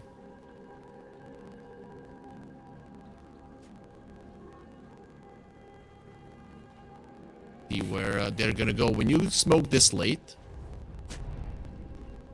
definitely 30 seconds to battle. want to be fighting. That is probably the case. Endgame, though, they're together as well.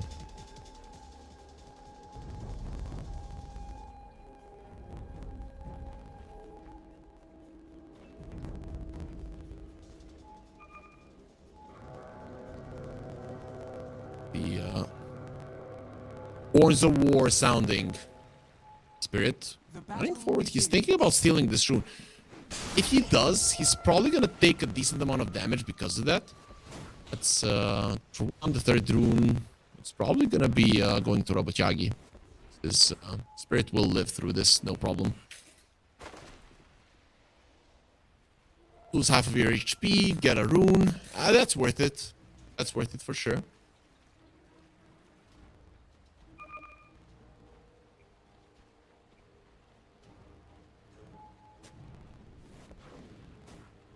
All according to plan.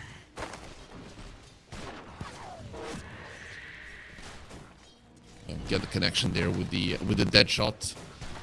Early on, you do want to use it just for the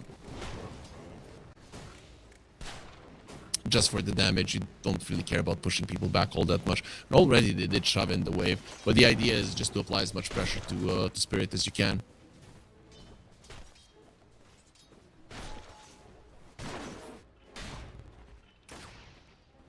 Meanwhile, GZ back as the core.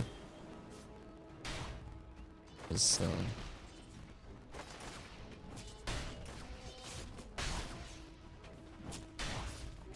just showing what this Tinker can do with 7 armor.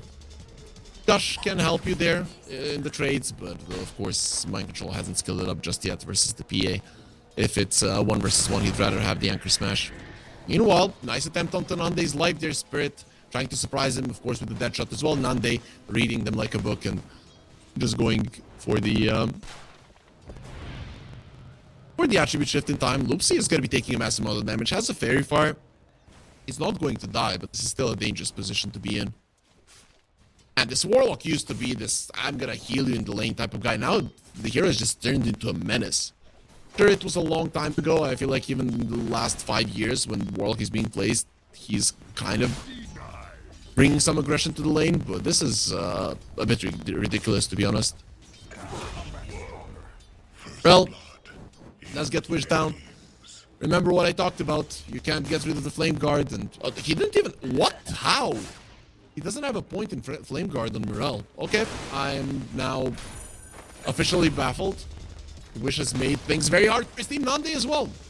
I mean, we're not going to be catching those skills here on the screen, but it is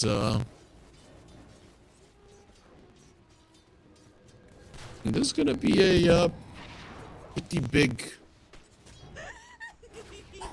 advantage in the laning stage. Mind Control in some trouble as well. He has 15-1 charges. It's going to allow him to live, but on all 3 lanes this time around, Rabotyagi, they're applying the pressure. They didn't manage to kill the Monkey King. That 1 versus 1 when you die versus an Ember Spirit, it really can hurt the whole game of your team. Not only you're slowing down the Monkey King, sure, but the Ember getting that much in this game is amazing. For the early stages of it, you don't really have much to deal with him. You don't have any hard lockdowns. He is gonna be free to do whatever the hell he wants on Morel. And kind of your way to deal with the Ember was crush him in the lane.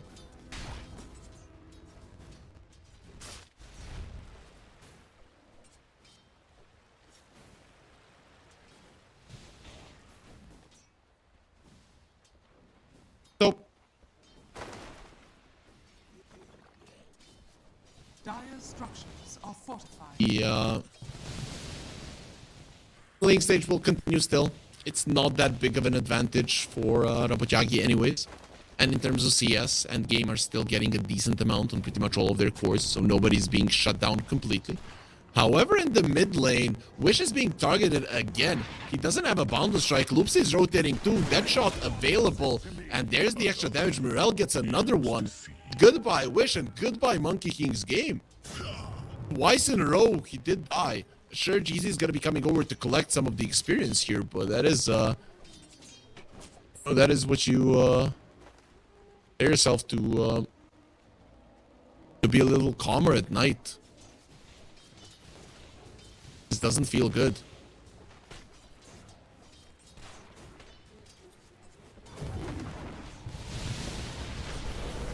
Phone forward. Oopsie. A blood grenade, and he is gonna be taking down. Not enough to die, it seems. Oopsie will be fine.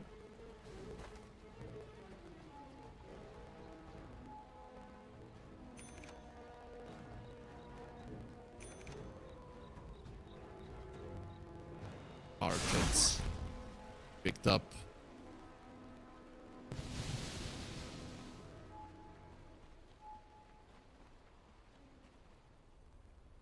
These are still kind of okay for endgame. I still want to see what the Semper does with the advantage that he was given.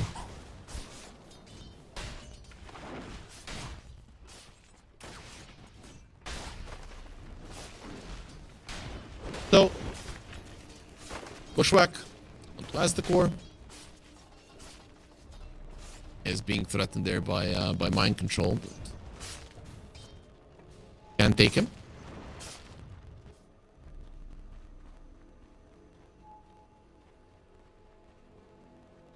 Well, things are kind of quiet in this game thus far.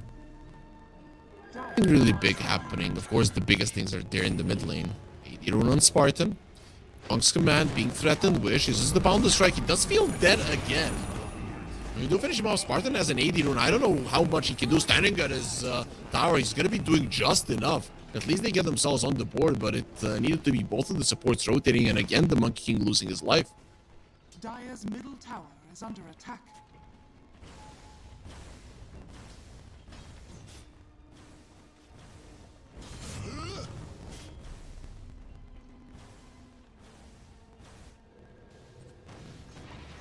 Top lane.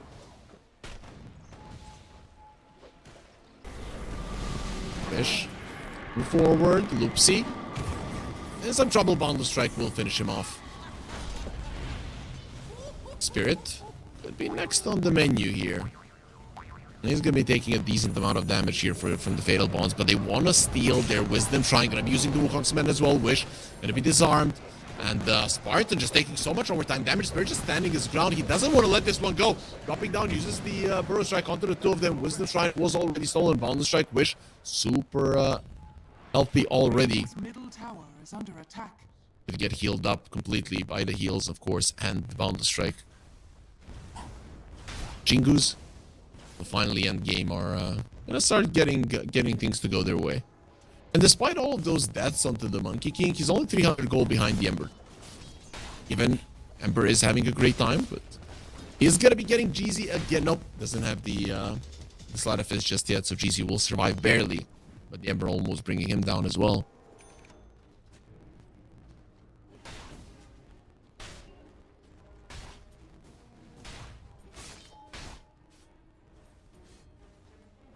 Radiant are scanning. Radiant's Wish. bottom tower is under attack. For Loopsy, wants to get the Jingus and will be able to do it. Now they're threatening here with the Golem here. Spartan will be dropping it onto the PA Snowy. In some trouble, Ravage being used and he will be taken out.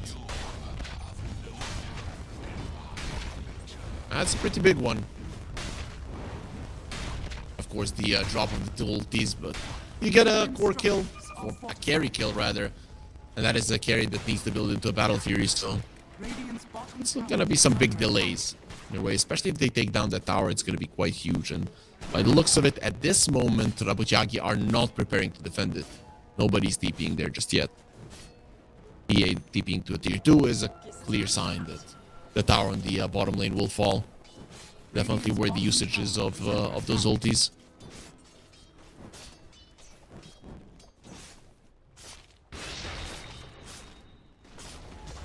Radiant's bottom tower has fallen. Snowy. Be going for Spartan. Just in back there. Spartan will be TPing to the mid lane. Morel. Back a bit, but he'll be fine.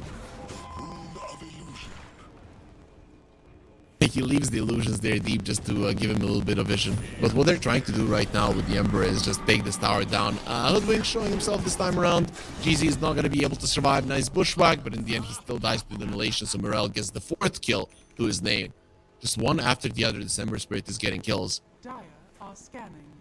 Spirit going to be going for the phase boots after this Vanguard. Wants the blink afterwards. But before that happens, he wants to be tanky. Recently, I've cast Tidebound and Bach every single time. I mean, not every one game he really did go for like a very tanky build on the Sand King Spartan. He's not gonna be surviving. Morel is just doing whatever the hell he wants. This is so huge and really no way to deal with the Ember at this moment. He's also gonna find the Haste Rune, another way for him to just go deep, not really think about the consequences. And there it is. Gonna be going for another one. One more support going his way. Unstoppable 6-0-0 onto the Ember Spirit. Dire's structures are fortified. Well, top lane, Spartan Doesn't have his golem, but he does have a sentry. They want Spirit dead. Morphling can turn into him if he wants to. Showing up the Burrow Strike. Spirit will try to get himself away. Burrow Strike only level 1, so really doesn't clear that much of a distance with him. Another waveform, one more hit, and they gets himself a kill. Very nice setup from Endgame. Slowing down Sand King even further, but until they can kill December, things are still gonna feel super, super dangerous. Dire's middle tower is under attack. Radiant's top tower is under attack. Push onto the tier 1 top.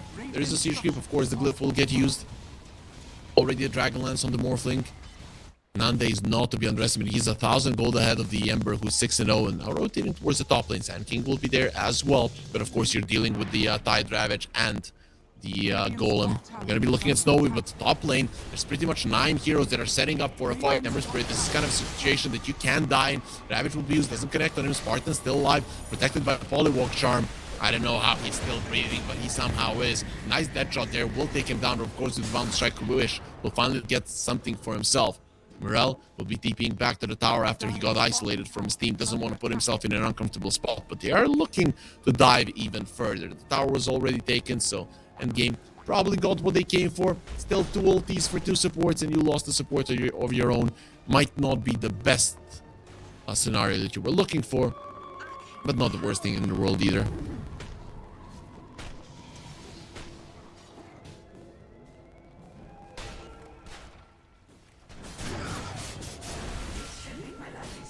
Mind control. Polywalk Charm there.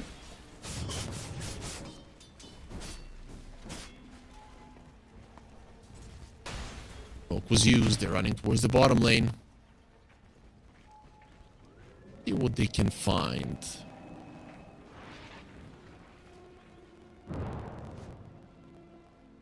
They do want the PA. That would be a great pickup to get. He doesn't have his Battle Fury just yet. He might be able to buy it. No. 350 gold will be remaining on his Battle Fury, and unfortunately, this PA will be delayed. Once again, Morel coming over. Maybe he can make something happen with the help of Loopsy.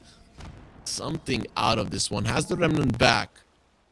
Work with Wish already in the trees. Should be safe. Supports. If Morel can get on top of them, he's gonna be seeing Spartan. He starts to heal himself. Polywalk Charm is there and turns into the Ember. Nande, as soon as he saw the Morphling, he went back. Spartan just waiting for his teammates to help him.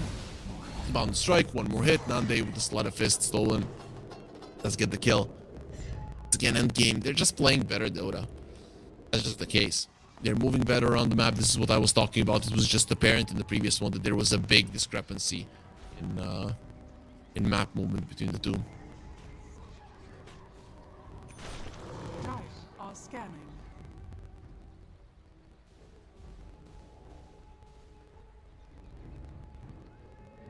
Dire's courier.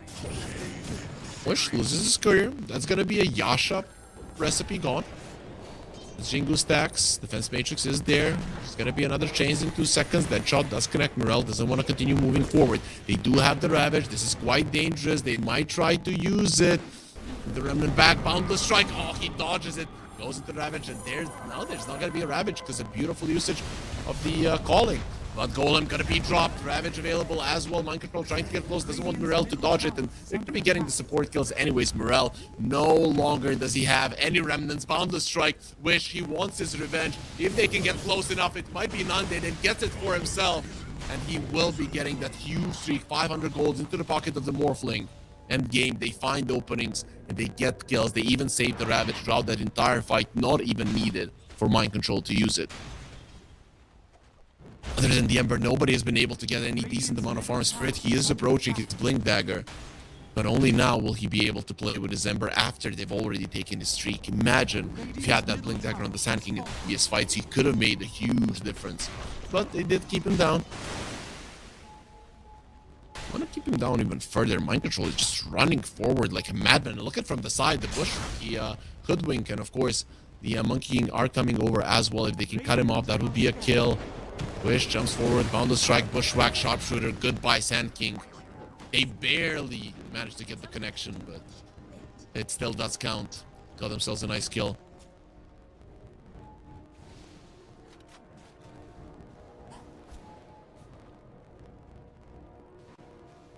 Dire's middle tower is under attack.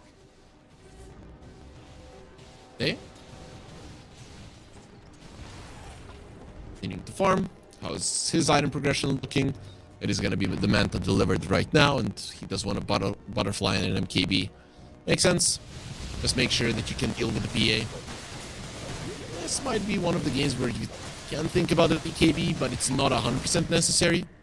Yeah, better team fight. It is going to be a shard onto Spartan. Both him and Jeezy's shard pretty decent. Probably Jeezy's now with the buff of the 5% extra on the boomerang. Would have been a bit better, but we saw those imps exploding in the previous game. They do a lot. They want morale. Waiting with the Ravage. Mind Control does have it. They need the Morphling to come forward, and then they can't kill him. He will be escaping in time. Like he smelled that something was wrong. The Sixth Sense working there for him.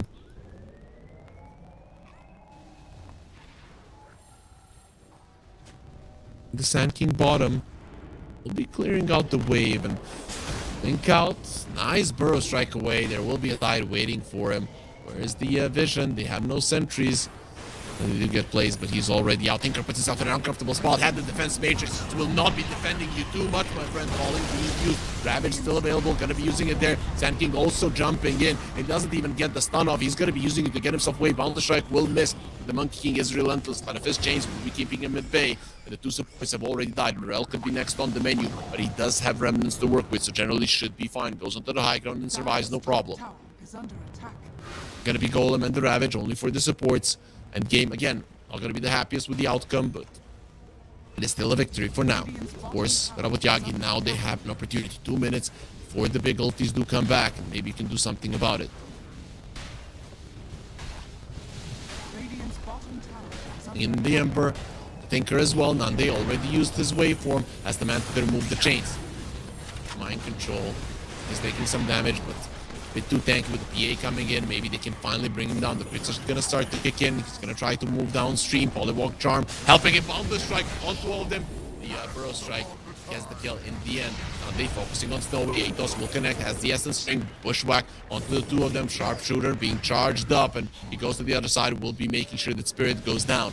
They went for this play, and it's still going to be a 2-for-1. Both of the offlaners dying, and plus you get an extra support. Wish, is he too deep? He's going to be going for the Wukong's command. He needs to start healing inside the Wukong's command. He has too much armor for Snowy to go through. Even with the crit, it's not enough. Now they're going to be turning on to Morel. He wants him dead as well. Nowhere to go, nowhere to hide. That's going to be all of the cores of Rabotyagi dead.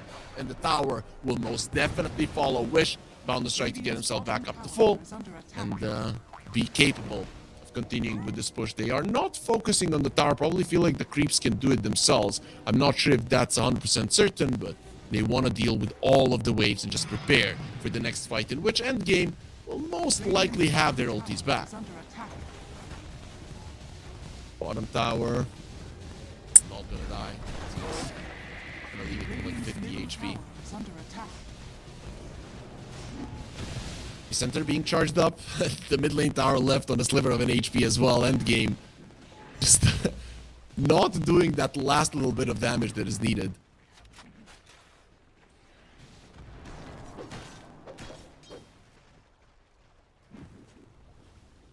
Radiant's bottom tower is under attack. Radiant's bottom tower has fallen. Our bottom has fallen. The next wave did take care of it, and now Endgame are going for a smoke. They've got the Ravage, Golem in 5.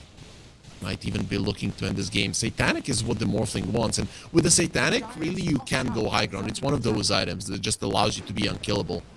And considering the current state of the game, the damage is going to be there 100% anyways. Okay. By the Polywalk Charm. Snowy shows himself, and very soon he's not going to be showing himself. They do break the tree there with the Golem. I don't think it was needed, but Spartan wants to help a little bit with the push. Boundless Strike now looking towards the supports, and that is going to be a Muerta following the death of the PA as well. Bushwhack connects onto the Tinker, defense matrix beforehand. There's the glyph being used, but the next wave is coming, so this backdoor protection is not going to be lasting for long, and that is going to be another one as the core getting close, thinking with the Tinker that he's going to be tanky enough, and boy was he wrong. That's gonna be the first lane of racks 20 minutes into the game, Endgame. And this is with their Monkey King being destroyed in the laning stage. The mid lane tower also very low. Talking about the outer one. So you can continue with this push, especially with the Ravage still being available if you want to. Of course, this Danik on the Morphling now is gonna be delivered, so it's gonna be a completely different story bringing this guy down. Radiant's middle tower is under attack. Dire's top tower is under attack.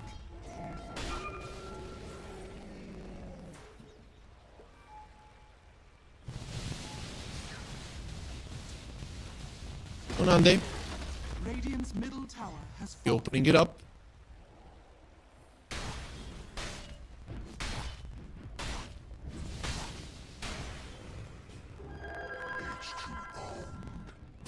Radiant are scanning. Tower are scanning. And into the pit they go. Right now, you get the Roche, you can even poke at the high ground once again. Your ulti is going to be coming back fairly soon. We talked about Rabotyagi, how their lineup needs to constantly fight, shove out the waves, just always be proactive. And they've gotten to a point where they don't feel like they can. Snowy is already queuing up a rapier. He's going to finish his BKB and hope that he gets to the rapier in time. Even Glyph being used just to save this wave. They want to push. There's a Glyph on the other side still, but with this AD rune, it's not going to help you much. Bushwhack, connection onto Spirit. That is a big guy in terms of high ground defense. So the push is on.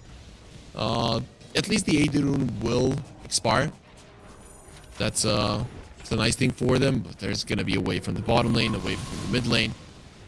BKB on the PA will be done. And of course, once you do get into the enemy base, Spirit is going to be very close to respawning. So let's see if Rabotyagi can keep Endgame away. Be an easy endeavor, but will be doing their best. Archer the Machines. Spam there by the Tinker. Nande doesn't care much about it. Still has the Aegis and of course the Satanic.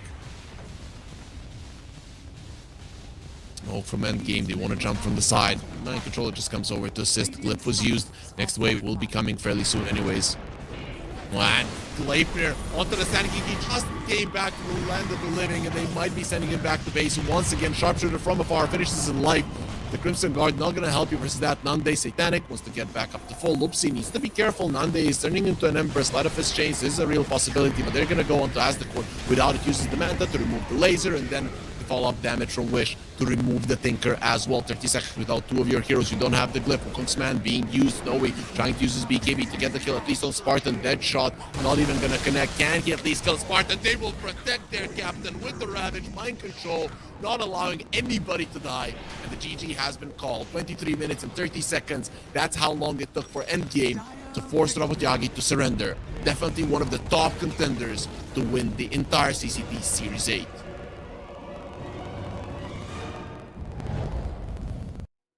Big gameplay coming out from Endgame, really. I mean, this is the this is tier 1.5. I mean, you could say tier 1 gameplay, but you never know if they would have looked so clean if they were pressured. So tier 1.5 gameplay for sure coming out from Endgame. And Nande, Wish, Mind Control, GZ, and Spartan. I mean, these guys, they've been in the scene for quite some time, and have always looked pretty solid. So I'm impressed. That was a pretty clean series from them. With that being said, the next series you would think after a clean series like this is never gonna start, but it actually is. It is because the first series lasted for 4 hours, so we're off schedule, but considering that Endgame they did crush Rabotyagi, we're gonna be getting into our next series pretty fast. We're gonna be switching up the casters, so I hope that you're gonna be enjoying my colleague as much as you did here. Enjoy the games with me. So we are going to be taking a short break. It is going to be Apple City Gang versus Y5 coming your way in around 10 minutes.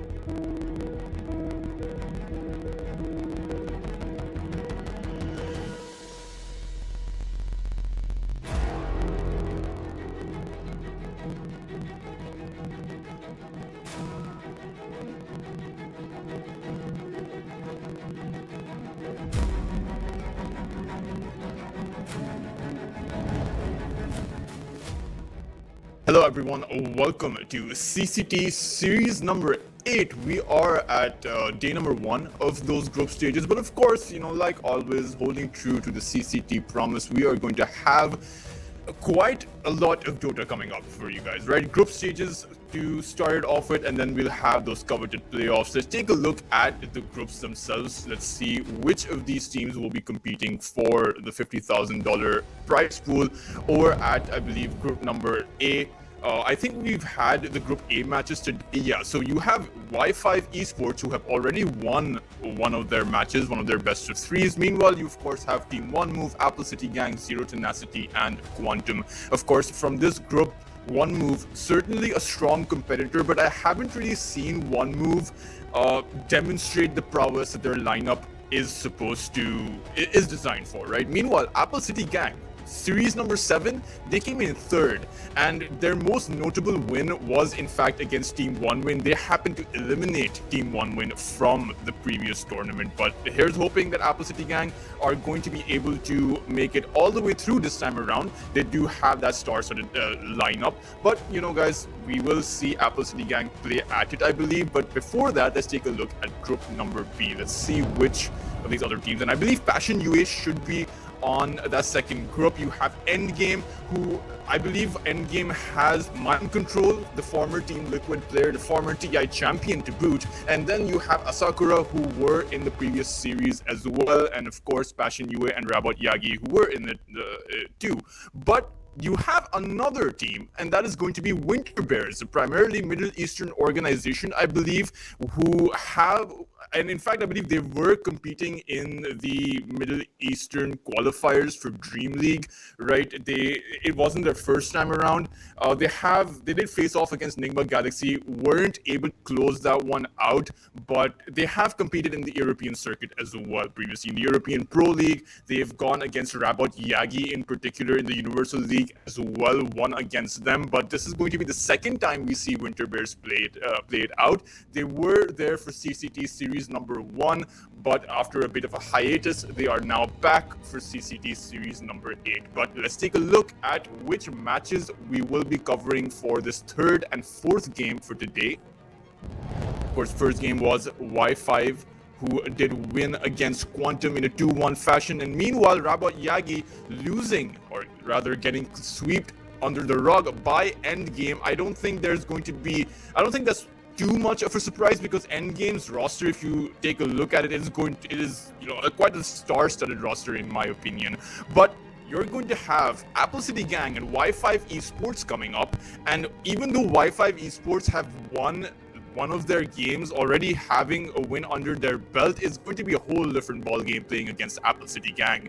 I mean, they certainly have their work cut out for them. But the last game, this is the one that I'm really looking forward to. Passion UA versus Endgame. I want to see what Endgame are going to be able to do. Sure, you have a star-studded roster, but you also need a bit of time to make sure that you get those chinks worked out, right? And Passion UA has one of the most stable rosters. We've been seeing them through the CCT. Outside of Fernandes, I don't believe that they've had many roster changes, right? And of course, Fernandes is on Apple City Gang. But just to give you guys a clear view of the rosters themselves, let's take a look at Apple City Gang's roster versus Y5 Esports. Let's see which players are going to be competing in this next best of 3.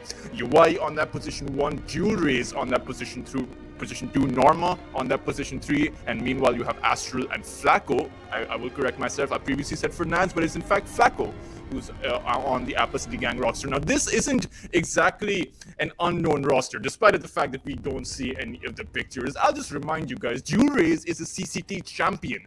Back when he was playing with Dragon Esports Club, he did win that tournament. Meanwhile, Norma coming in from Mouse, and you always have your YE, who is quite the stable player, and you have Flacco, who was previously with Passion UA. We all remember the Flacco and Fernandes duo. It was heartbreaking when we saw Flacco walk his own path, but here's hoping that Apple City Gang will have a lot of success with him aboard. Let's take a look at the roster for Y5. I do believe that you all have seen what this team is capable of. They did play that first best of 3, but it is going to be Gazyawa on that position 1, Nimam on that position 2, Dominic on that position 3, Alternate and Famous on that position 4 and position 5 role. Now, there's not a lot that's known about this team, at least from the research that I could do. I wasn't able to find all that much. Gaziava is a player though that has a notable platform on his Liquipedia,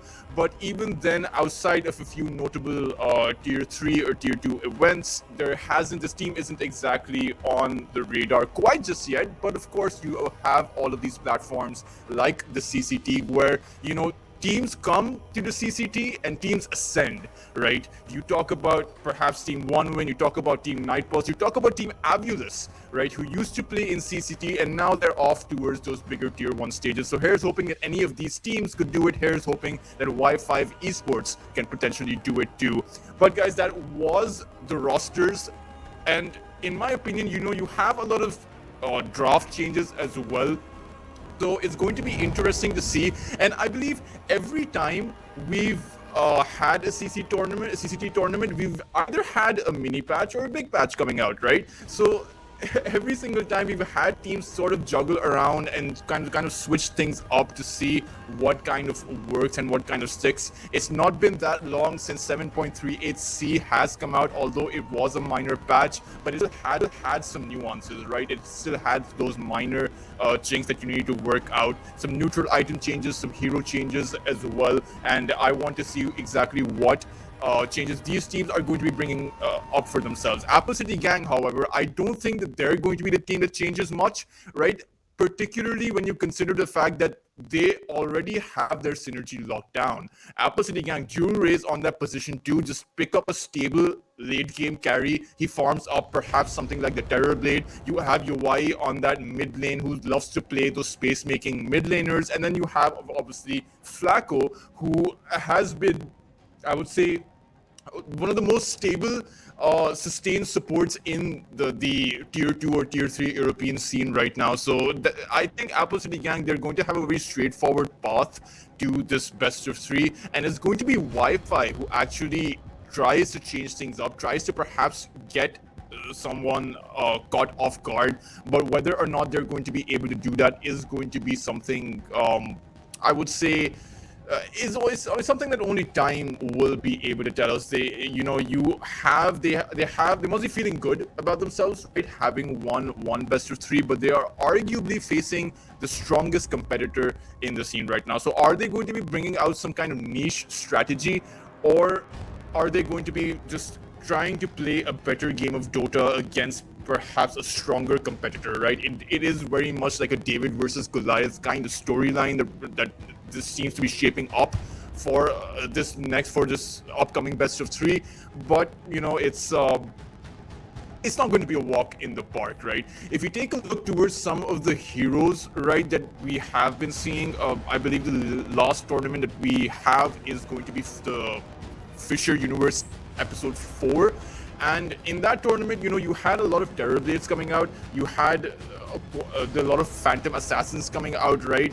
And even though there is a slight nerf to that Phantom Assassin, I don't think the Phantom Assassin is going anywhere. And then you obviously had heroes that have never been picked, that were never picked, in fact, in Fisher. For example, like that Wraith King as well, right? It's a hero that I personally believe should be making its way towards that meta once teams have figured out how to play around him. But other than that, it's much of the Ursa Warrior. You have the return of the Spirits as well, a lot of Storm Spirits going around, a lot of Queen of Pain picks coming out as well. And of course, you have, ever since 6.38, I believe 6.38 came about, you had the Magnus coming in, the Magnus carry position. So you have a lot of those heroes that you can work around with, but it's actually, I'm not sure how Wi-Fi will be drafting, right? Because again, not a lot of research out there. If I were to be giving any kind of predictions for what kind of a draft that Apple City Gang will be going for, then there's quite a lot that you have to play with, right? Flacco can go for any of those either playmaking supports or sustain supports, right? If you talk about his hero pool with the playmaking supports, he has that Jakiro that he loved to play with back when he was with Passion UA. And when you talk about Jewel Rays, right, he can straight up play just about any late game carry out there, whether that's the Terrorblade, whether that's the Morphling, and perhaps even the Slark. I don't quite believe that I have seen many Slark picks coming out from Apple City Gang, but you know, it's a hero that's sitting at about, I believe, a 54% win rate, right? So it's not exactly a weak hero in the meta right now. Teams are picking him up, and perhaps that's something that they're going to be going for. And meanwhile, over on that mid lane for UI, you might be going for something like a Puck, you might be going for something like a space-making hero like the Storm Spirit, or even the Queen of Pain, right? So that is what I believe is going to be the that's how Apple City Gang will be picking their heroes up, right? I don't think there's going to be any deviation from that. I don't think there's going to be any niche ability from that. But I actually want to take a look at what Apple City Gang have been doing apart from the CCT Series number 8, because remember, again, Apple City Gang in CCT Series number 7, they were the strongest group in those team in those group stages, right? They didn't drop a single game, and when I say a single game, all of these matches are best of 3s, right? But Apple City Gang didn't even give a single game in any of the best of 3s that they played, which is absolutely massive. And I don't have the exact stats with me, but I don't think I have seen many uncontested wins coming out from any team in particular, whether that's, you know, a big team, whether that's any of the invited teams as well. In this case, Navi Junior and One Win are invited, but none of the teams so far, from what I have seen, have had an uncontested run. But Apple City Gang did in CCT Series number 7. They made it all the way towards those playoffs. They unfortunately dropped down immediately. In fact, they actually won against Passion UA and then dropped down to the invited team in the form of Navi Junior. And when they ended up dropping down, they still managed to come out ahead, defeating Quantum in a 2-0. Again, it was a clean sweep. And then they went against Team One Win and happened to win there as well, defeating the roster that made it all the way into the Fisher Universe Series of Episode 4, right? One Win previously having competed in the International as well. But despite of all that, they still ended up losing to Apple City Gang, and it wasn't until Apple City Gang faced Team Night Pulse that they ended up dropping out of the tournament, but it was still a 3rd place finish for them, right? Meanwhile, if we talk about Apple City Gang, right, Dura's Norma, Dragon Esports Club is no longer with us, but it seems like this is the roster that is ascended from Dragon Esports Club, right? It's not exactly I don't think there's going to be many changes that happen to this roster. It does seem like they have what it takes, right? Particularly even in the series of Night Pulse versus Apple City Gang, it wasn't a complete stomp that they faced. They had issues, and sure, again, in a long game of Dota, both of those series, I believe, went to so one of the first game went to 53 minutes, right? So there's quite a lot of mistakes that can be made in a game that goes an hour long. So of course that's one of the reasons that they ended up losing. But if you've managed to defeat One Win, if you've managed to defeat Passion UA, if you have gone uncontested in the group stages, defeating teams like Night Pulse, in fact, they've won the best of 3 against them in the group stages. Team Asakura, Team One Move. So Apple City Gang have actually defeated all of these teams before, right? There's not a single team in their group that they haven't been able to defeat previously. Whether or not they can repeat that chain is going to be, again, something that only time can tell. Meanwhile, for you have on the other side, I believe I actually kind of, Y5 Esports, right? Again, apologies for that, not a lot of information available for them. So Gaziawa is the only notable player, right? And the reason and he has taken a bit of a hiatus back in 2022, right? Where the last tournament he played was the Goodline Open Keem Rovo back in 2022, and outside of that, in 2024, in August, he competed in the Russian Esports Cup, right? Playing with No Improve, right? He came second. He lost against Bald Dynasty. Interesting name, coincidental, right? But he lost against Bald Dynasty. But coming in second in an all-Russian tournament is not an easy feat, right? Some of the world's best Dota players are from that region, right? The Eastern European region. So I'm actually curious to see what Y5 Esports can do. Could this be the dark horse of CCT series number 8, or was their first best of 3 win just a lucky streak?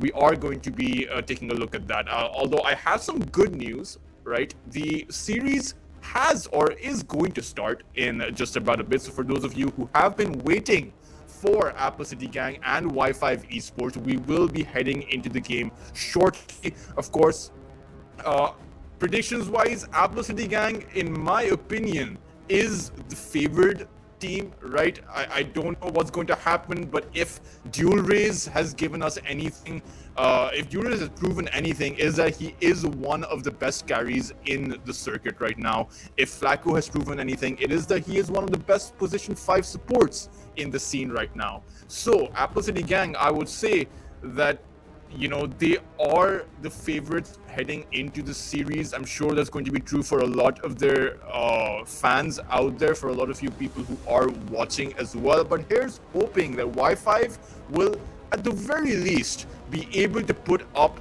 a fight, right? And that's what we're here to see. That's what I'm hoping to cause a great game of Dota, and that's probably what you all are here to see as well. A great game or a great series of Dota coming about. And as far as, you know, as we've talked a bit about the drafting, and I don't think that there's going to be, from Apple City Gang, I don't think there's going to be many changes in the way that they draft. And meanwhile, for Y5, I wonder if there's going to be some kind of niche mechanism coming out, perhaps something like Huskar. We have seen now, this is something that's actually happened a lot in CCT. Like, a lot of the times when I've been casting an underdog versus a big team, right? The underdog, it's tempting, right? Come up with a pick that the big team is simply not expecting. Something like the Huskar or something like the Viper, right? Just throw off your opponent and try to take the win from there. It's something that has been successful before, and I'm not sure if it's going to be successful this time around, but let's see. Of course, let's take a look at the draft. Y5 picking up that Beastmaster, having banned out that Templar Assassin, Monkey King, and Terrorblade. So again, they've clearly done their research, right? Banning out that Terrorblade, which I do not think would have been a support or an offlane Terrorblade from Apple City Gang. They would have very much liked Dual Rays to be taking that hero up. But meanwhile, for Apple City Gang, for ACG, they've banned out that Ancient Apparition and that Stinker. We are seeing the return of that Tinker. I remember back when the Defense Matrix was buffed up, you had the March brought back into the game, right? The March of the machines that used to heal your allies. That was when Tinker made its way back into the meta, then dropped off. And now he's back. And of course, banning out that Tiny, one of the strongest carries in the game right now, but they're going to go for that Phantom Assassin. So Apple City Gang, as predicted, are not going to be changing much up for themselves. Instead, they're just going to go with what works. Of course, is Y5 going to take out the Magnus or perhaps even the Warlock? Because surely once you see that Phantom Assassin, you have to be wondering if the Warlock or Magnus is going to be coming up for you next. And Y5 have the opportunity, but in fact, they're going to ban out Flacco's Jakiro, right? And the reason I say Flacco's Jakiro is because the man simply has just too good of an ice spot, right? He turns his ice spot and freezes 3 or 4 opponents every single time, and that's just not who you want to be playing against. And not to mention, Jakiro is just one of the strongest supports in the game right now, right? counters out a lot of supports in the meta, like for example, the Clockwork, who the Jakiro can break the Clockwork in a single go, is very good at dewarding as well. But of course, the buff to his third ability, the Liquid Frost, plus the Flamethrower that comes out, is his strongest ability. Keeper of the Light Band coming out from Y5. That's certainly not what I expected from Apple City Gang. I wouldn't expect that they go for the Keeper of the Light. Now, I believe the Hawk is someone that loves to play, or not the Hawk, rather, I'm actually forgetting which team it was that loved to run that Keeper of the Light on that mid lane, and perhaps it was way back in Dragon Esports Club, right? But, you know, again, I could be mistaken, but Y5 will ban that one out, and ACG, again, extremely predictable that they go for that Warlock, right? The Fatal Bonds plus that Phantom Assassin dealing massive amounts of damage just melts entire lineups, right? And it's surprising that Y5 did not read this, considering the fact that, you know, they're probably much better than I am, you know. So I assumed that ACG would be going for a Warlock as soon as you saw that Phantom Assassin, but so far ACG have gotten the better of Y5 just by this one pick. But is it going to last? Y5 still have are going to be able to pick up 2 heroes, right? So they have the potential to snag this Magnus out. Are they going to be going for that? Oh no, they're actually going to go for a Bounty Hunter. That is an interesting pick. Where are Y5 thinking that they're going to position this bounty though? That's the big question. Is this going to be a support bounty hunter, or is this going to be one of those niche picks by sending this bounty hunter down towards that mid lane, right?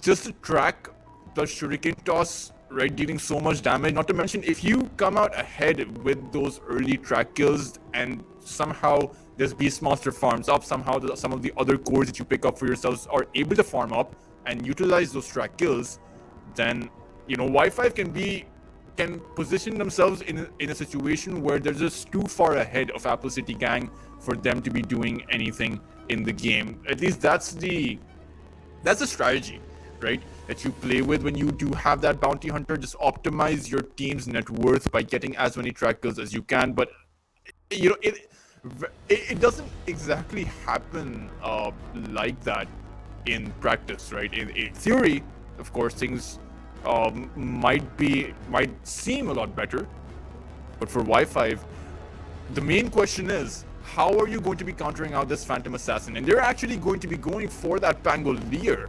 So it does mean that this bounty hunter is going to be a support, right? Beastmaster, Pangolier on those core positions. Meanwhile, you have a bounty hunter on that support position. The only question is this Pangolier going to go towards that? Surely you send this Pangolier down towards the mid lane, right? Because I was thinking that perhaps you go for the position 1 Beastmaster that very few teams love to play, right? But then you can just send this Beastmaster down towards the bot side with that bounty hunter, and you should be able to do a lot, right? If the boards stack up on any of these heroes, the Phantom Assassin or Warlock, then either one should be dying, right? You have a stun, you have a spammable nuke coming out from the bounty too. But for ACG, still things should be looking quite comfortable, right? They have a world of opportunity, right? They can pick up quite a lot of heroes. The Pangolier isn't exactly a hero that you see and fear now, and even in Fisher, I believe the Pangolier had a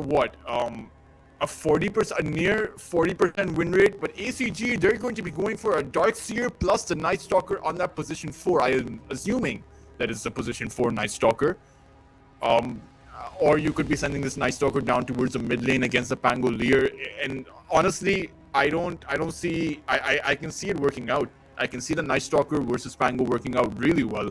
But again, whenever we've seen an offlane hero revealed, it is usually and a Night Stalker that comes out, it is usually a position 4 Night Stalker. Although I have never been a big fan of that position 4 Night Stalker, it just doesn't seem all that great outside of the laning phase. The timing for that Blink Dagger, since Night Stalker doesn't exactly have any kind of farming ability, and which most supports do have, right? So I'm not sure if the support Night Stalker is what ACG are going to be thinking about. Y5, on the other hand, have picked up a fourth melee hero, a Swen. And I'm not sure if this is the right play, because you are faced up against a Darkseer, you're faced up against a Vacuum. Right, sure, the Swen is going to be building up his BKB, but none of the other heroes are exactly natural BKB builders, right? That's not the item you want to be making on your Pangolier, not the item you want to be making on your Beastmaster. So this Darkseer is going to have a field day. Not to mention, you have the Golem, you have the Phantom Assassin, who's probably going to be going for that Battle Fury. So Y5 are not setting themselves up in the proper way, right? I am kind of afraid for Y5 right now. As ACG, you know, they have such a potent combination. Vacuum into the Golem, into the Phantom Assassin blinking in, not to mention you have the Night Stalker who can use that crippling fear, that AoE silence, and if you land a good enough Vacuum, that might mean that all of Y5's heroes are going to be under the curse of that silence, and their ability to counter initiate is going to, is going to dissipate. So for Y5, you know, having seen 4 and 4 heroes, this is usually the time where you can tell which draft is kind of better. And although I favor ACG's draft quite a bit, right, Y5 have kind of boxed themselves into this corner where they need to initiate. There is no way they go for that counter initiation, right? The Pangolier needs to be going in, or you start off with the Roar, or even started off with that Swen blinking in. It's unlikely, but you know, you need to prioritize that initiation rather than that counter initiation, because on the counter, Y5 are incredibly weak. But meanwhile, on that initiation, I could potentially see ways in which they enter ACG and are able to take a few of these heroes out, right? Y5 going for, and thank God they've went for a ranged hero, right? They've gone for that Shadow Shaman, and I do believe the Shadow Shaman still has that break mechanism on that level 15 Hex. I don't think that was changed, and ACG are going to be going for that Dragon Knight, so it is going to be a position 4 Night Stalker playing, and the opposition 2 Dragon Knight. So overall, you know, having seen both of these drafts, I do believe that ACG have the better draft. I would say it's about 70-30 in favor of ACG, even though you did pick up a 5th range hero over on the other side. Y5, their requirements to win this game are just so tough. They have to find a way to initiate every single time because their counter initiation is just super weak. Meanwhile, you can't exactly get that full shackle duration coming in from that Shadow Shaman. You can get the Hex off, but the shackle is going to be incredibly difficult, right? You have so many ways to disrupt that initiation coming in from Y5, whether it's the Shaman or whether it's the Pangolier or whether it's the Swen, right? Just the Vacuum that can come in, the Warlock that can come in, the Phantom Assassin who can essentially just blink in and out of those fights, the Dragon Knight who's going to be playing with around 3 to 4k HP past that mid game, and I'm not sure if Y5 have enough in their lineup to be cutting through that Dragon Knight, to be taking down that Phantom Assassin, to be disabling that counter initiation coming in from ACG. So whether or not they're going to be able to do that, I mean, it is something that time will tell, of course, but in Dota, a lot of these situations are decided by the draft, right? Even if you are the better team, if you don't have a good enough draft, then you are going to struggle. And over in this game, I do believe that ACG are the ones with that better draft. Even some of their heroes, right? Dual Raise on that Dragon Knight is one of his favorite heroes. Norma on that Darkseer as well, one of his favorite heroes. I've seen Flacco play the Warlock so many times, and it's, I mean, honestly, you've given ACG all of the heroes that they really wanted to play with, and you're in trouble currently. I'm really hoping that Y5 will be able to put able to pull out a rabbit out of that hat, because I mean, they certainly have their work cut out for them. The good thing is the win condition and what Wi-Fi need to do is incredibly clear, right? They need to initiate and they need to farm up those initiation items, right? You need that blink dagger coming in for that pangolier, or if he's going for that early diffusal blade, you need those items come. You need the first round of items coming out within that 10-minute mark if you want to be going, if you want to have a shot at the mid game, right? If you don't want to completely crumble. Let's see. Of course, Y5 moving in on towards that Warlock. They should be able to get that first blood as ACG. They are trapped quite over here. Astral in a bit of danger, will end up falling as well as UI. He's going to be that potential third target. Is he going to be able to take that Swen out? Unfortunately not, as he's going to get shackled down. An alternate on that bounty hunter will find a double kill.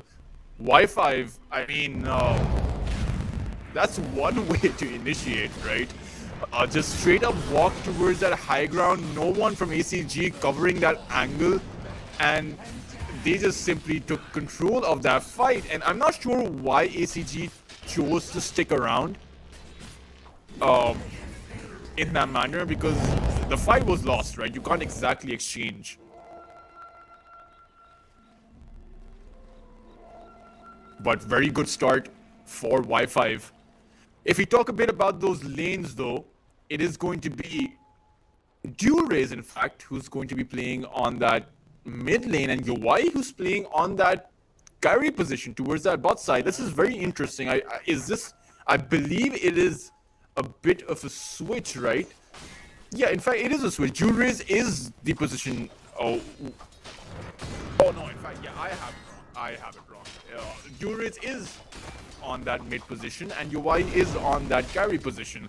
Meanwhile, Dragon Knight versus Pangolier, Dual Rays should be having the time of his life, as there's absolutely nothing that a Pangolier can do to stop this Dragon Knight. But the good thing for Y5 is that they have the potential to rotate. Shadow Shaman, one of the best rotators in the game, because you do have two disables in your toolkit, the Shackle and the Hex. So if they play their cards right, they should be able to take Dual Rays down. But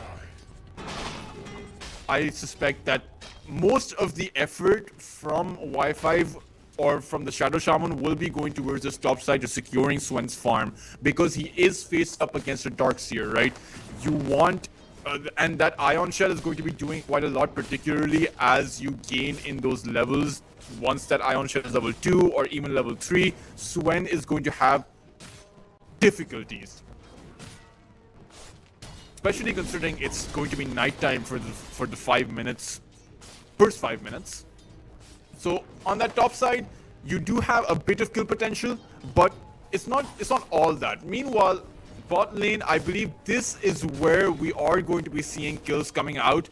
You have UI on that Phantom Assassin and Flacco on that Warlock, and Flacco needs to be really careful, right? His positioning needs to be perfect in this lane if he does not want to be giving away the lead to Y5.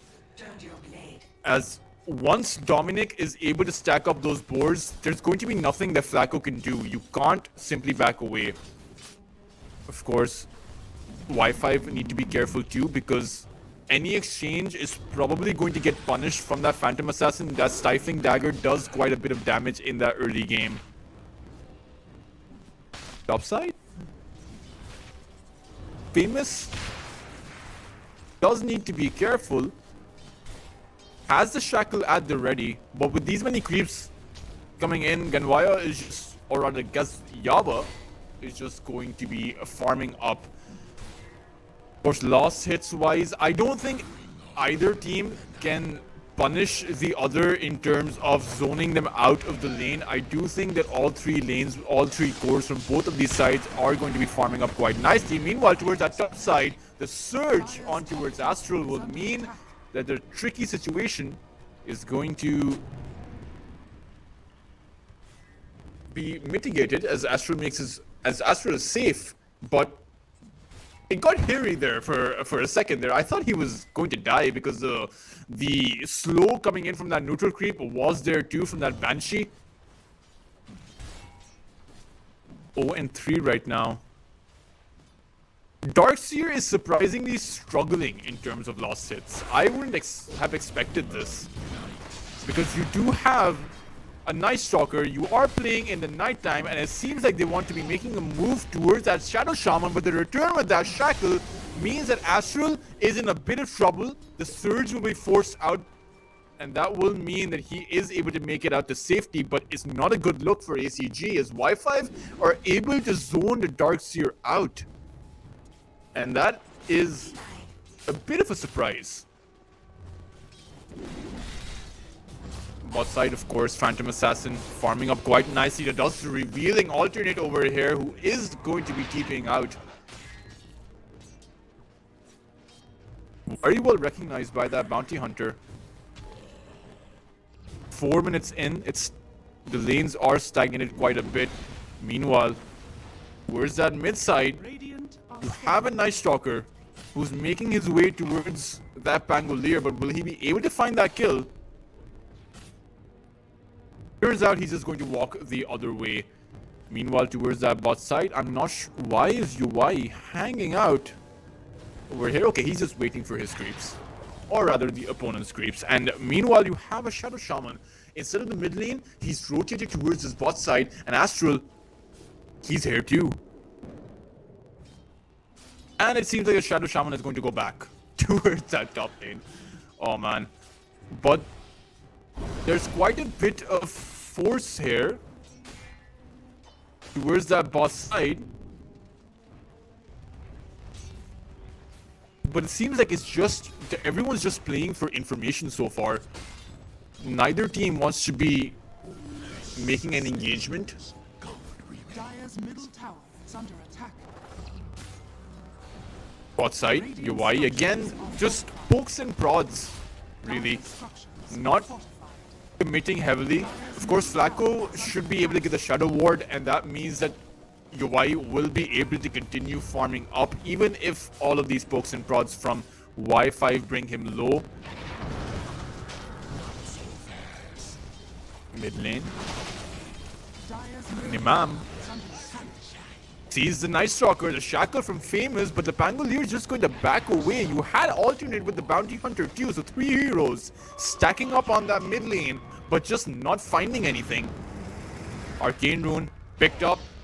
The battle roll is stopped temporarily, but it won't be stopped anymore as the Shackle is going to hold that Dragon Knight in place. Jewel Rays is going to end up falling as Nimam is going to be able to get that kill. And meanwhile, towards his bot lane, you've left UI defend for himself. He does find that blink out though. But it got really hairy for a second. 7-minute mark approaching. And is there going to be a Wisdom Rune play happening from any of these sides?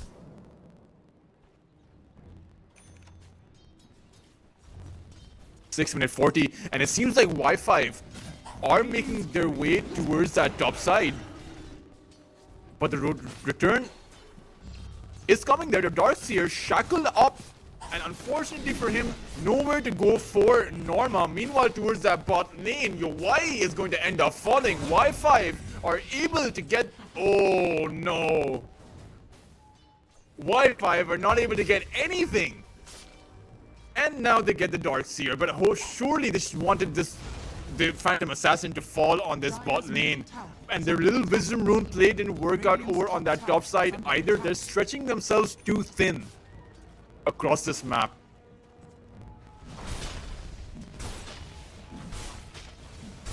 If Alternate though was able... In fact, he wasn't able to. Yeah, he got the Wisdom Rune towards that bot lane. Not towards that top side though. Rays towards that mid side. Nimam does have that Rolling Thunder. And is he baiting Jewel Rays in? The Shadow Shaman is making his way towards that mid lane. Alternate is here as well. Famous, will he find the range? But Jewel Rays is has just too much movement speed for him right now. Radiant's bottom tower is under attack. Double damage. Up on that Bounty Hunter. That initial mini stun, but yeah, there's just nothing. 1650 HP up on Jewel Rays. How do you cut through this? It's just simply too difficult for supports that have not hit those later levels. The Shuriken Toss is not maxed out. The Shackle isn't doing much damage, and the Ether Shock, I don't believe it's...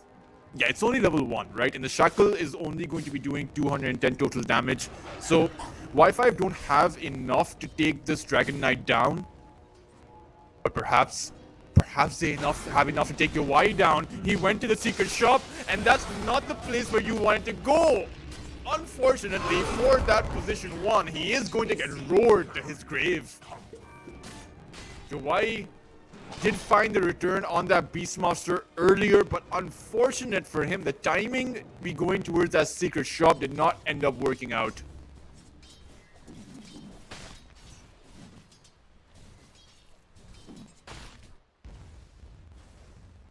One and 6 right now, and who would have thought that Y5 would be able to outmaneuver ACG on each and every single lane.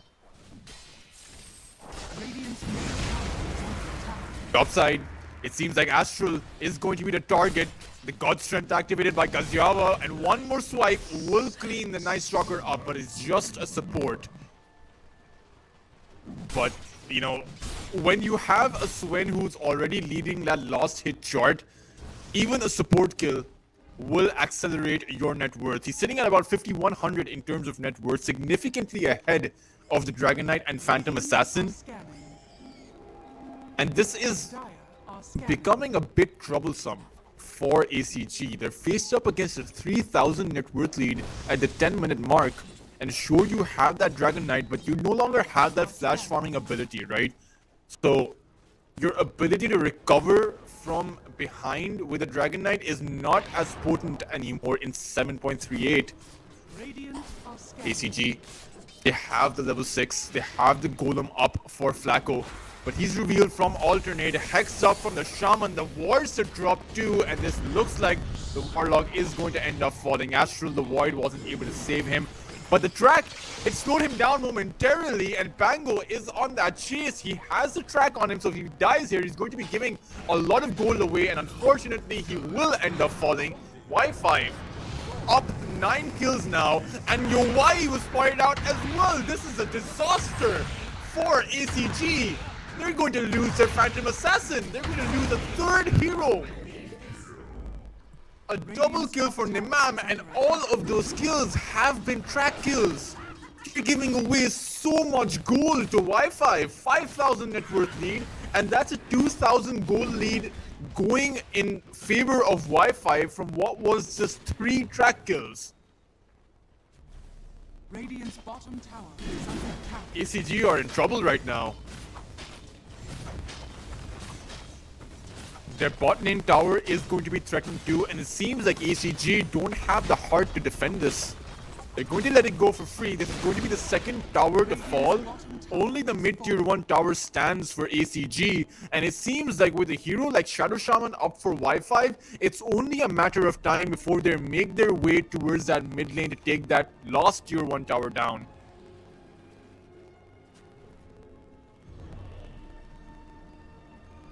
Oh, smoke. Astral will be revealed, but he knows that the Bounty Hunter is there. The Golem being held from now. There's the drop on towards that Pangolier. Nimam in so much trouble, slowed down, but can he make his way out of here? The Phantom Assassin, Yowai, will find that 1 kill. As it's going to be 2 kills going the way of ACG finally. Radiant's bottom tower. Apple to the gang showing some teeth. Showing Dire's middle tower Y5 is under attack. that it's not going to be a free game. Tower is under attack. And again, another smoke coming in from ACG. Where do they want to be going? Yowai is being chased down over here on this bot side. I believe alternate is just going to poke and prod as he did in the laning phase. Gold remains.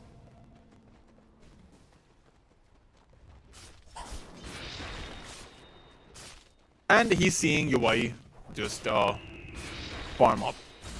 Oh, it's not just seeing him. They actually want to make an initiation. The TPs are coming in. The response from the Dragon Knight on towards that Beastmaster. Yowai, though, still in trouble mode, will make it at the safety. The axes won't be enough, and Dominic is going to pay for that over excursion near that tier 2.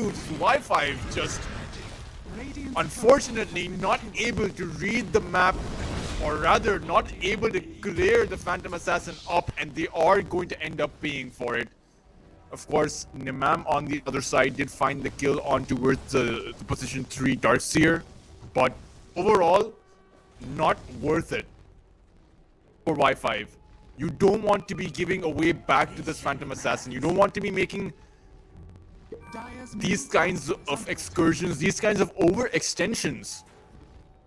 Radiant's top tower is As under attack. and this is why the track is a kind of a double-edged sword, right? In the early game where you have so much magical damage coming in, track will give you a major boost in net worth, but if you lose these skirmishes, then that net worth is just going to be regained from the other side. Meanwhile, near that triangle, it seems like ACG are the ones who have gone for that over excursion. The Rolling Thunder going to come about from that Pangolier, and why he's hexed up! He's going to end up getting bursted down. The Warlock to fall too, as ACG, they've made the same mistake that Y5 did.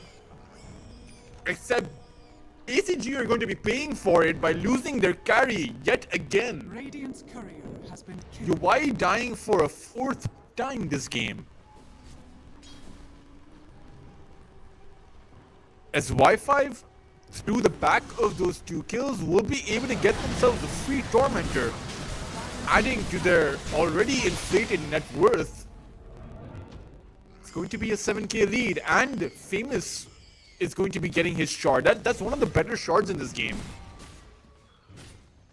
And I do quickly, so the level 15 from the Shadow Shaman will enable that break mechanism. So Y5 have this natural way to play against the Phantom Assassin, to face off with against the Phantom Assassin. Just reach level 15 by the Shadow Shaman. You don't have to go for that Silver Edge, don't have to go for that Phylactery build.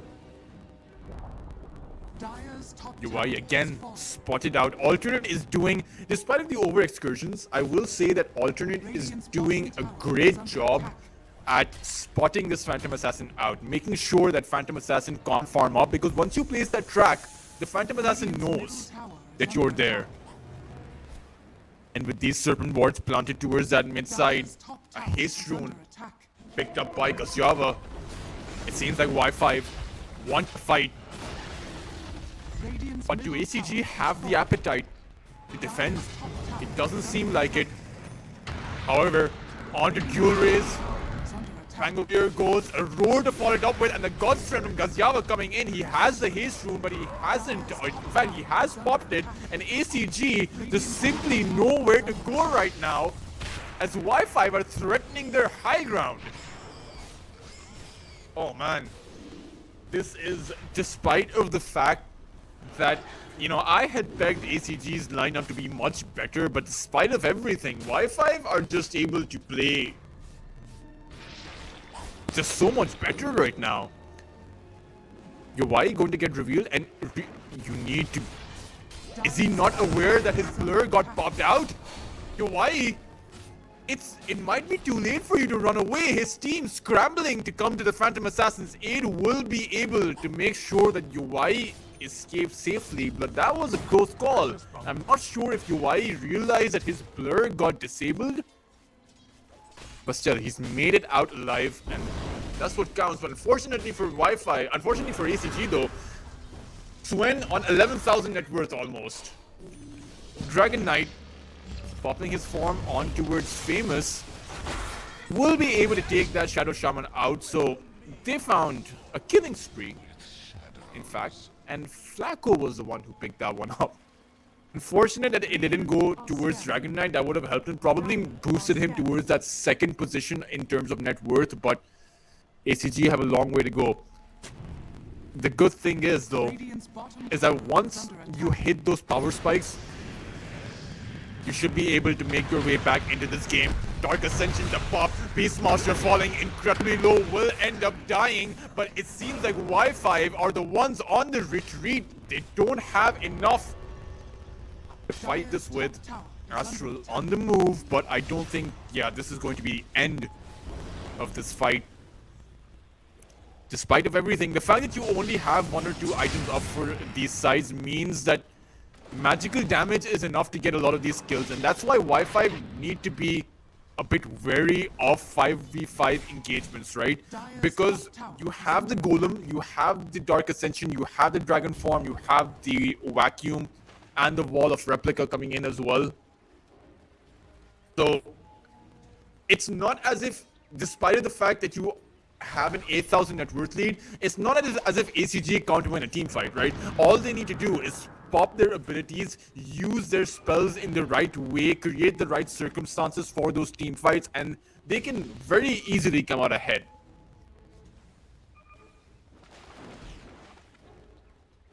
For Y5 though, things are looking on the up and up. A full vessel readied up by that bounty hunter, who's going to be spotting out that Phantom Assassin yet again. Roshan going the way of Wi-Fi. This time around, Alternate needs to be a bit careful because you don't want to be sticking around for that. Just poke the Phantom Assassin, poke the bear, and make your exit.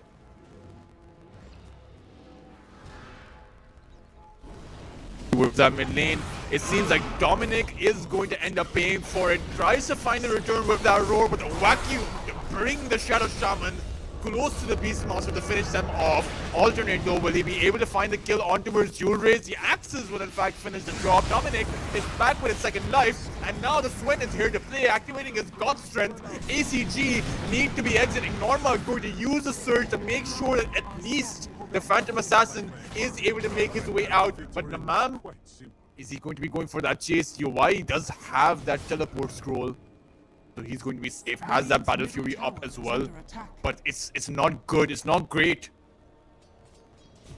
I mean, the Swen is also a pretty good hero to contest that Phantom Assassin, right? Even if you have a farmed up Phantom Assassin, the fact that, you know, Swen, firstly, you have a way around that evasion, right? Cleave goes through evasion. So if you're the secondary target, if you're getting hit by cleave damage, you're not going to be evading that if you're the Phantom Assassin. And secondly, Phantom Assassin loves to take down heroes with those critical strikes, right? But that's all purely physical damage. You have Swen who can give 14 bonus armor, right? So instantly, those critical strikes are not going to be doing as much damage as you would hope for, or as much damage as is necessary to be instantly taking some heroes out, right?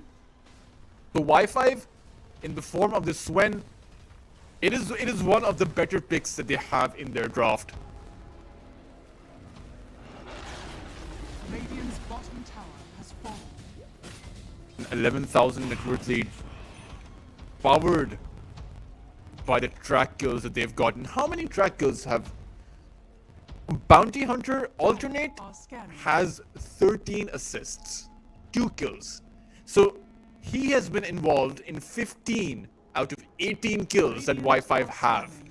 And I'm not sure how many of those kills and assists happened before he hit his level 6, but I've seen a lot of track kills.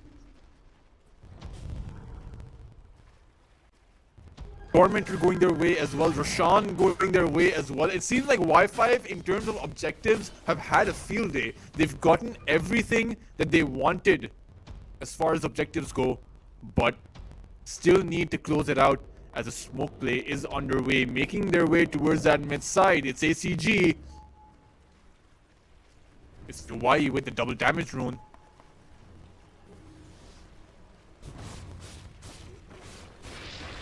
So far, just content on farming up. Gazyawa, I wonder what he's going. He's actually going for an MKB, right? So don't want to rely on the Shadow Shaman's level 15 because it is quite far, right? Getting to that level 15 mark for a position 5 is incredibly difficult. Probably going to happen near the 30 to 35 minute mark. But it seems like Y5, they want to go for that smoke. If Swen walks a little bit forward, In fact, it's Alternate who's going to be spotting out that Warlock. Flack opening and instantly bursting down, but a Shackle on towards that Night Stalker means that Astro will be the second one to fall, but a Vacuum, the counter initiation, holding the 3 in place, but it's just not enough. There's just no follow-up.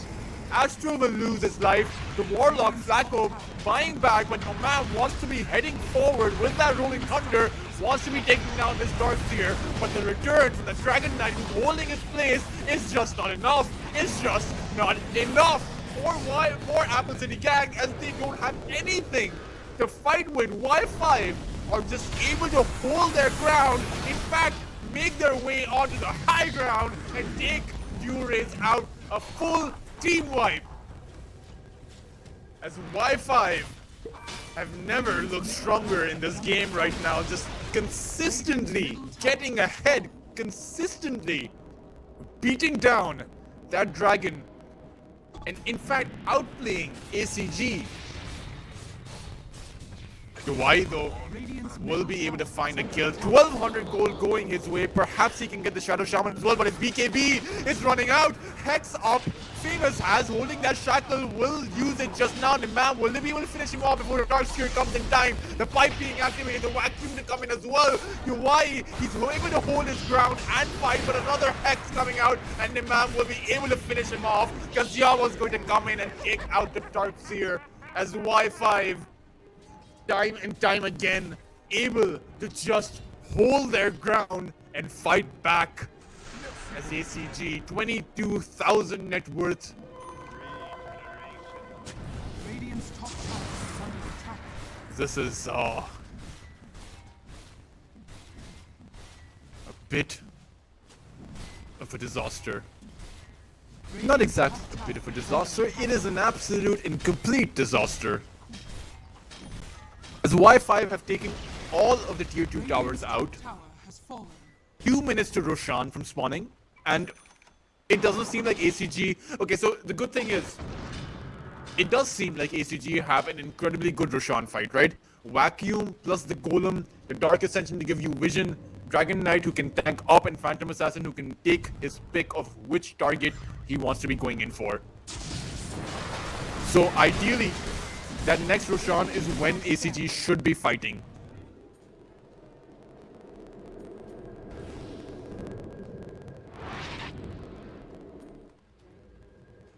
"26 minutes.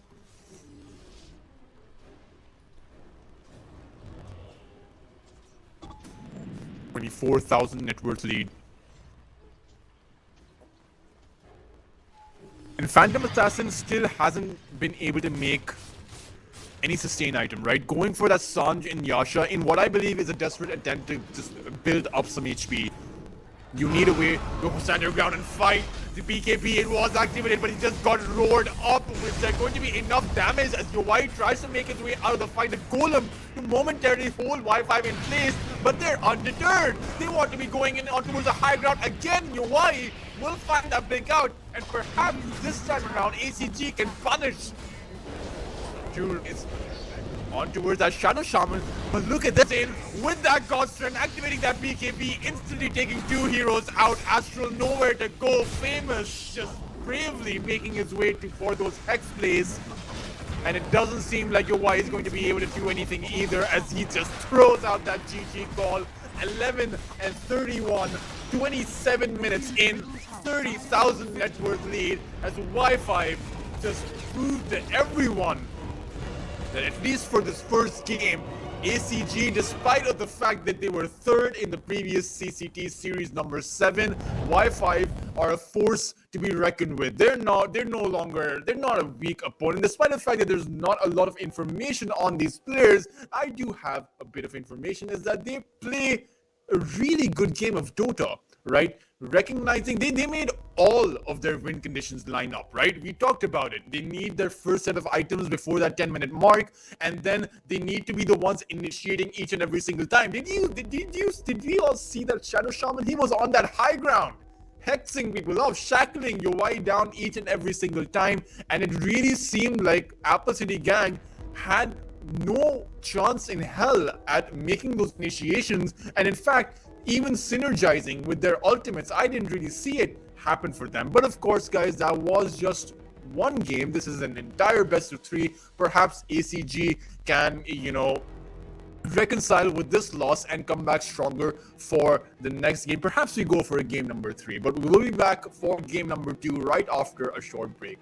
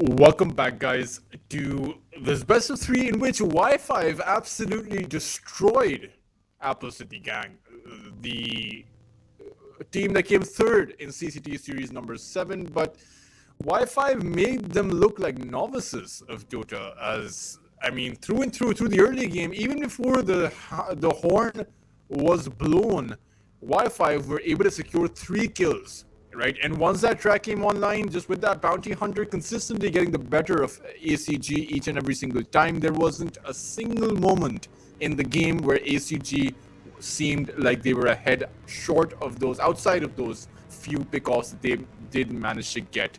Here's hoping that they're going to be able to turn things around and perhaps go for a game number 3. For Y5 though, this is an extremely promising start, right? Just to remind you guys, first best of 3, they did end up winning. So if they close this one out, that's going to be their second best of 3 win. And you only need 3 best of 3 wins to be securing a place in those playoffs, right? So for Y5, if they're able to do this, then they're going to be feeling really confident, going to be feeling really good about themselves. But still, it's a long way to go, right? And I say this because ACG aren't going to go down without a fight. Banning out that Tiny and banning out that Beastmaster, who was an absolute menace in the previous game, just getting that roar off onto UI each and every single time, able to initiate each and every single time. But no, now Y5 will have to change their strategy. Jakiro ban again coming out from their side. They don't want Flacco to be picking up the Jakiro. Let's see. Much of it depends on that first pick, right? Who's going to be going for what? Hero and ACG aren't going to waste any time before picking up themselves up that Terrorblade. I do believe it is going to be a carry Terrorblade, right? Reminiscent of even when before ACG, they do have some Dragon Esports Club players, right? So back when Dragon Esports Club used to play, I think CCT Series number 4 and previously,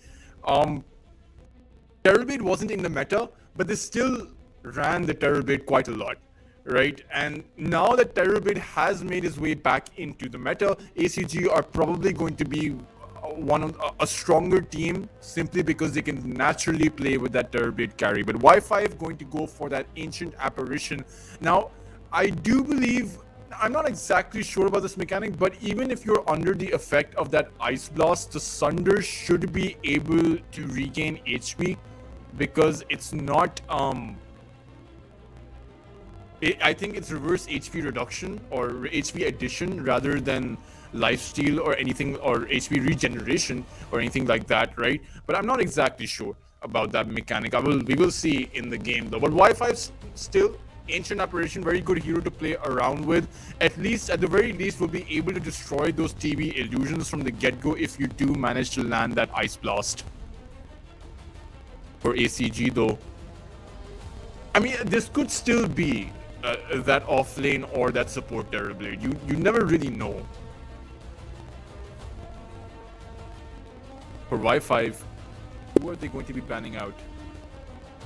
I think ideally you ban out the Magnus this time around from ACG. Just make sure they don't pick that one hero up for themselves. But again, they're going to go for that Keeper of the Light ban. Not really sure why they're consistently banning that one hero out. Perhaps I don't know this about ACG, that they love to play their Kotal, but Y5 going to go for that Pangolier down towards that mid lane. Worked wonders for them in the previous game, and they're looking to continue their success by picking that hero again.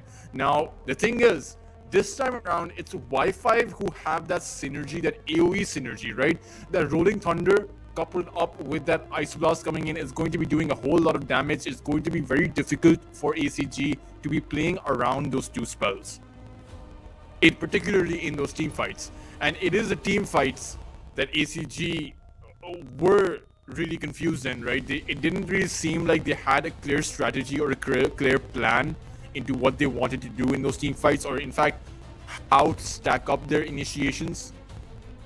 This time around though, it is a fresh game. Let's see what the second and third pick is going to be for ACG.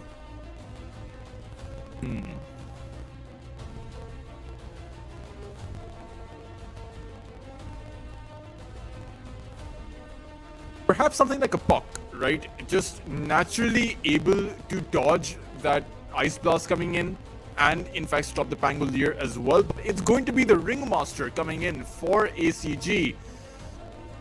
Again, saving mechanism when you pull off that escape act, right? You can essentially, in between of the Rolling Thunder, you can save a lot of your heroes. You can even prevent the Ice Blast from knocking you down, right? Not to mention the Whoopee Cushion should be able to save a few of your heroes. So overall, the Ringmaster, I do think that it's a pretty good hero to play against the Pangolier with, right? Because you have a lot of spells that give you utility. You have a lot of spells that give you, you know, that movement speed, whether it's the Whoopee Cushion or even the Escape Act.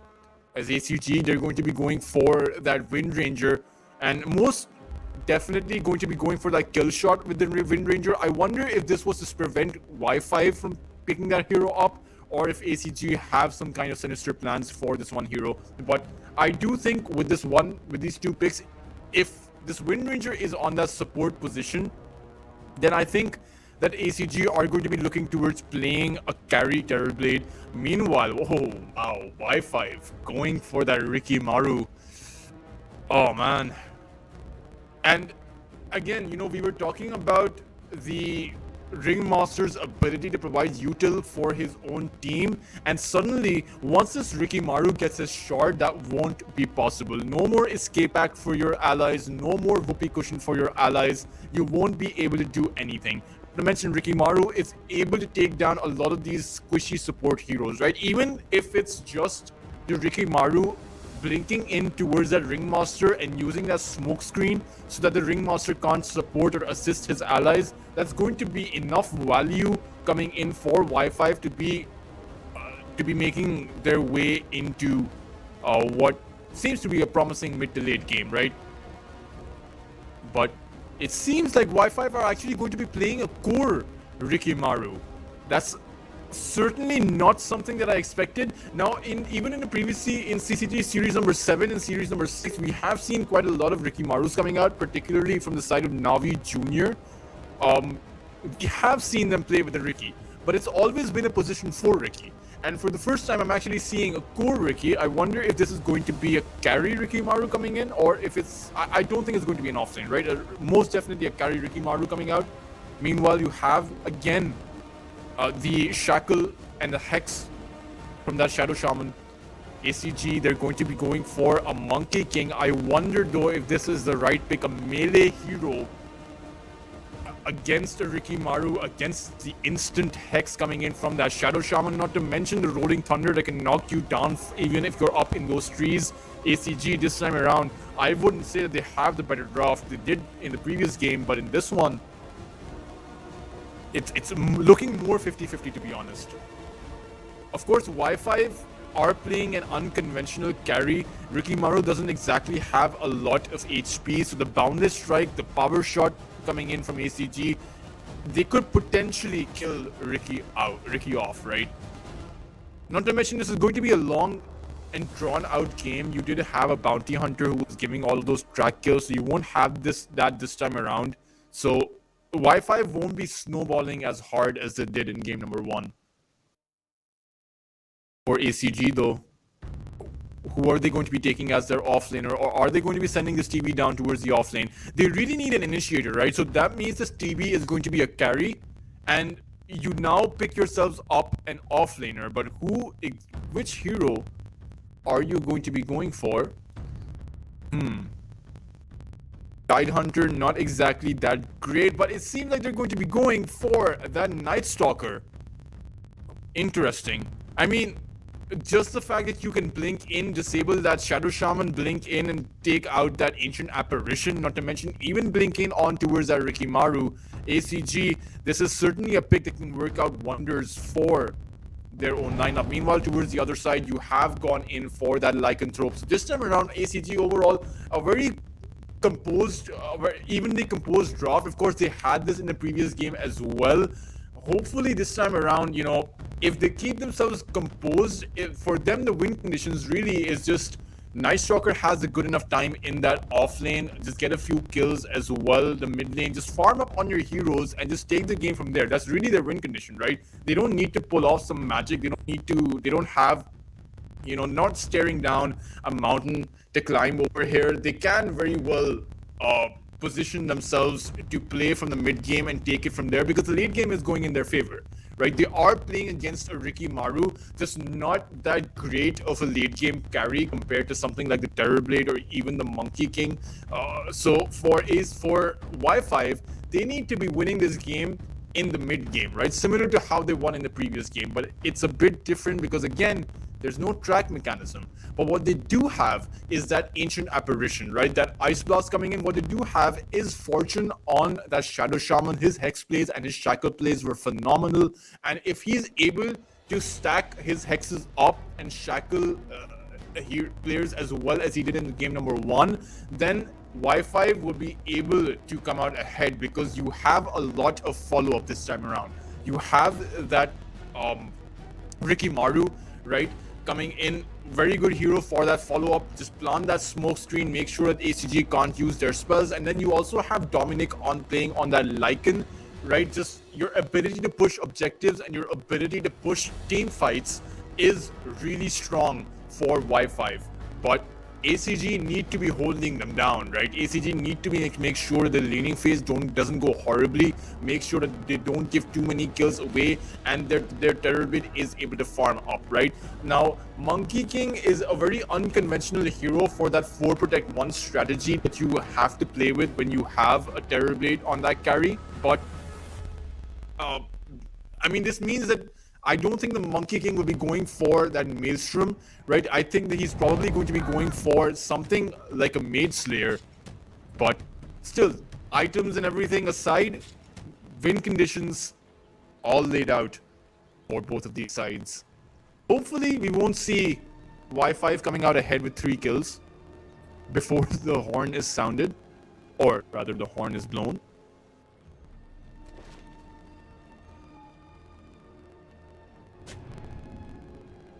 As I say that, Y5, they are making their way towards that top side. Because Yawa's smoke is going to be broken, but this time around they don't have the Shadow Shaman in position, so this means that ACG are going to be safe. Seconds to battle.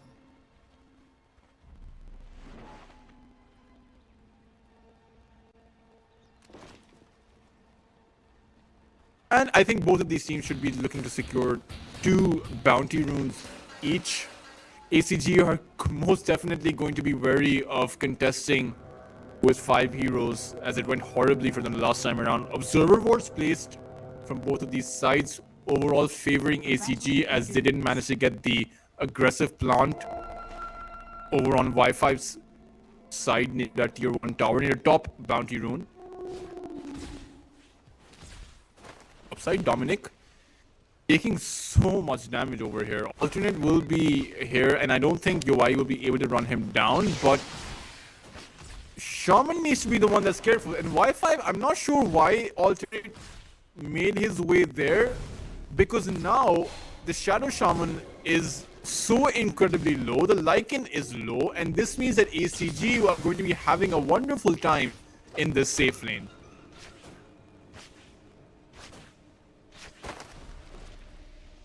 Yeah, he's just used up all of his tangos. Should be getting another set of tangos if I'm not mistaken on the courier. No, in fact, he went in for a salve.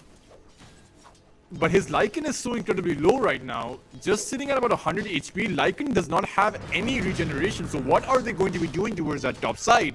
I'm predicting that ACG are going to have an amazing time towards that top lane.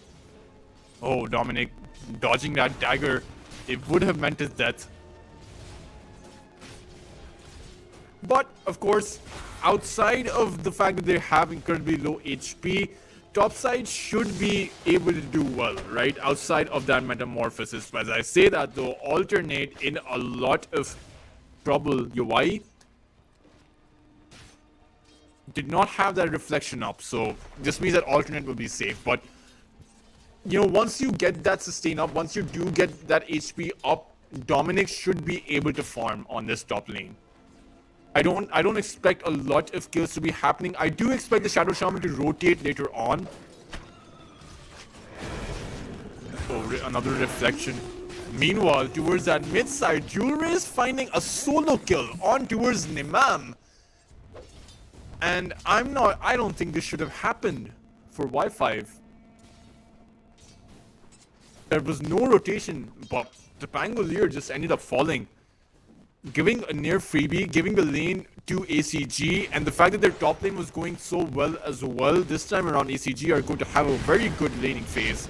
And even towards that bot side, on towards the Rikimaru, ACG go, but the Night Stalker frozen temporarily. Astra going to go forward, but it won't even be needed because Yawa's just going to blink to his death. Norma, one more hit required, will get traded out by Famous.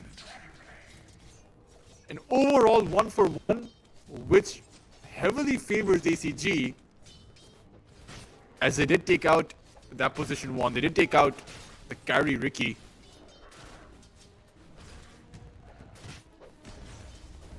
Three-minute mark approaching.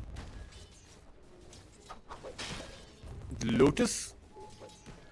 Okay, going to go 1-on-1 for both of these sides. It is going to be the offlaners who pick up the Lotus. And now, alternate here on this mid lane.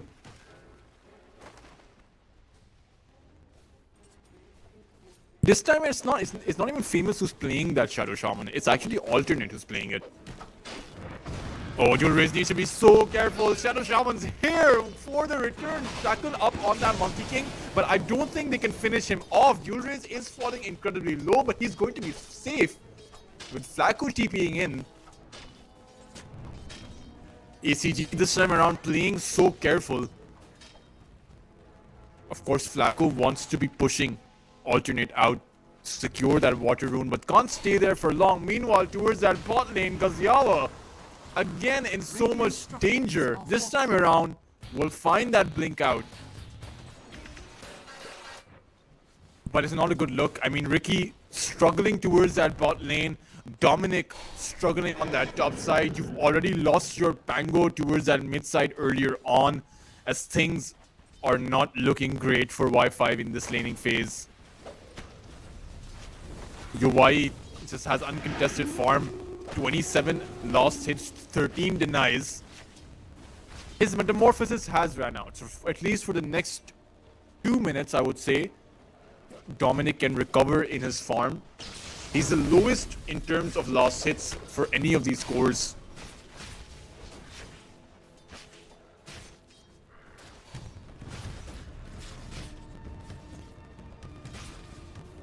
Of course, guys, if you want to wager for these matches, you can head on over to cct.gg/stake.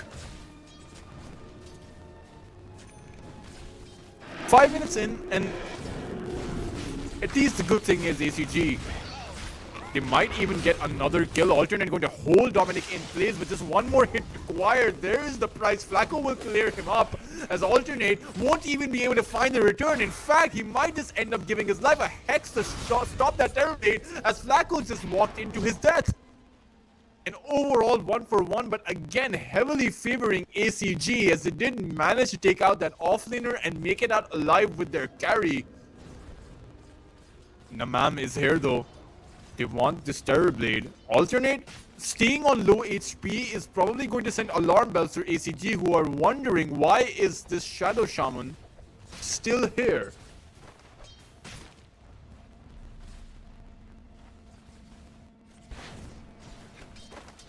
Radiant are scanning. 6-minute rune, the first power rune coming out.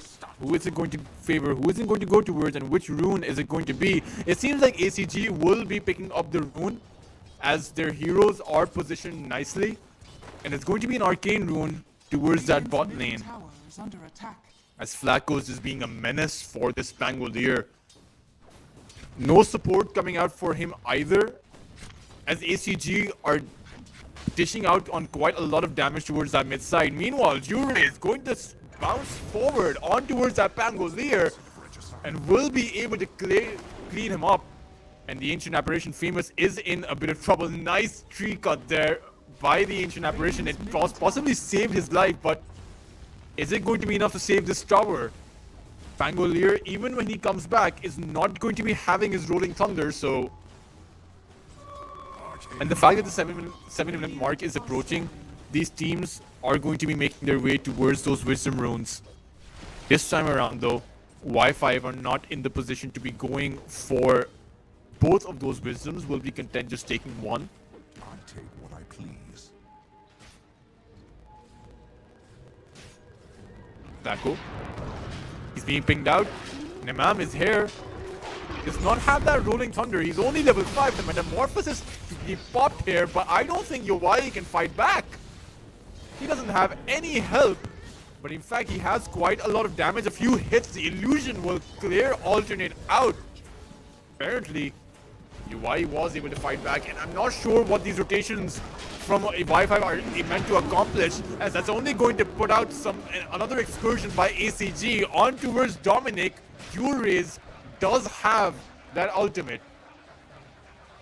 He's 2 levels above that Pangolier. Oh man, Nemam is struggling so much in this game. Alternate TPing towards this top lane to help Dominic out, but it's not going to matter as the tier 1 tower towards that top side will fall and the tier 1 tower towards that mid side to die too.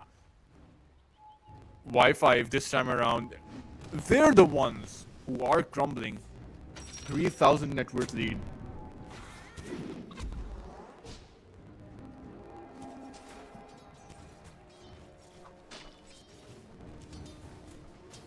Four and 5 right now.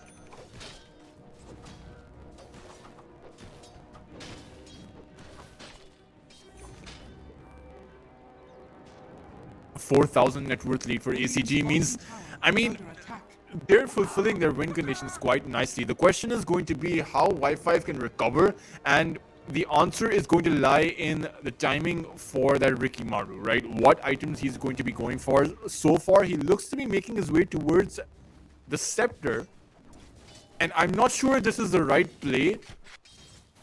Perhaps it should be a Diffusal Blade coming out for Gaziaba, and perhaps he should be falling back here. The Dark Ascension to pop Norma. No longer can the Rikimaru escape as 3 heroes from ACG are here. The lasso from Flacco will clear the Riki up, and a second death, I believe, for the Rikimaru. And with this ACG, with the Dark Ascension popped and the Night Stalker having near 150 damage, should be looking to damage this tower, perhaps even take it down, as Y5 don't have... Radiant's bottom tower is under attack.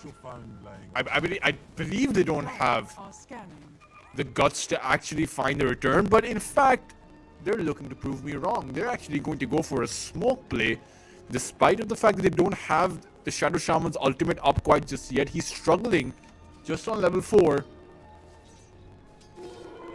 But might find themselves a Monkey King. Dominic is here too. Perhaps they want to get a kill and transition this into a tier 1 tower towards that mid side. Oh, the Hex found by alternate, the Ice Blast and everything thrown on towards Dual Rays will find that kill. But the counter initiation is being attempted by ACG. Night Stalker is TP'd in, and perhaps this isn't the position where you want to be, because there's just no follow-up for your team. You've lost 2 heroes and taken quite a bit of beating. Yowai, though, here with the Metamorphosis, will probably be able to find Famous here. One more hit will clean him up. Astral, though, will find it with that power shot. 6 and 7 now. Radiant's bottom tower is under attack. But still, it's the first time that I'm seeing some signs of life coming out from Y5. Being able to take down that Monkey King and finding that Night Stalker, just a cherry on top. But unfortunately for them, they weren't able to transition it into anything. Weren't able to transition it into any kind of damage. The tier 1 tower is nearly at full HP. Perhaps their objective push is going to come out from the Shadow Shaman getting his level 6. That should be the timing for him. As they do have a Lycan, right, who's making that Helm of the Overlord, so they shouldn't be lacking in that push potential once you hit those power spikes. But will ACG allow that? Because they have a very solid defense for any of these towers, right? With that Dark Ascension and with the Monkey King coming in, it's just so much information plus follow-up from ACG that they can set up nicely for any kind of defense that they want. Meanwhile, for Hawaii, just one component away from his Manta style. This Terrorblade is going to be a menace. Ricky Maru's still quite far away from that scepter. But at least he's gotten the space to farm. It did come at the cost of all of these outer tier 1 towers, but still. As Y5, they're looking to make their play towards taking down some of these towers. Now that they have the Shadow Shaman with that level 6. Dire's top tower is under X attack. up though. It looks like Alternate wants to be going in on towards Astral. The Ice Blast finding its way there as Nimam will find the Wind Ranger. But the return, the Dark Ascension to pop on towards Y5. As Apple City Gang go. The Pangolier to fall. The Shadow Shaman to fall alongside him. This Y5 are going to pay for their overextension in that jungle. Just finding that Wind Ranger, but losing their mid laner. Oh, that was just again not the return you want, right? Flacco just threw everything he had outside, but it wasn't even needed as Norma. That Dark Ascension is just too strong for Y5 right now.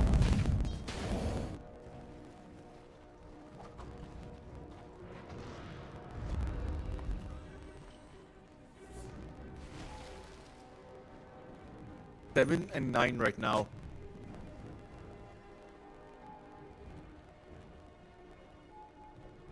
14 minutes. The Wisdom Runes, again, going to go 1 and 1 each.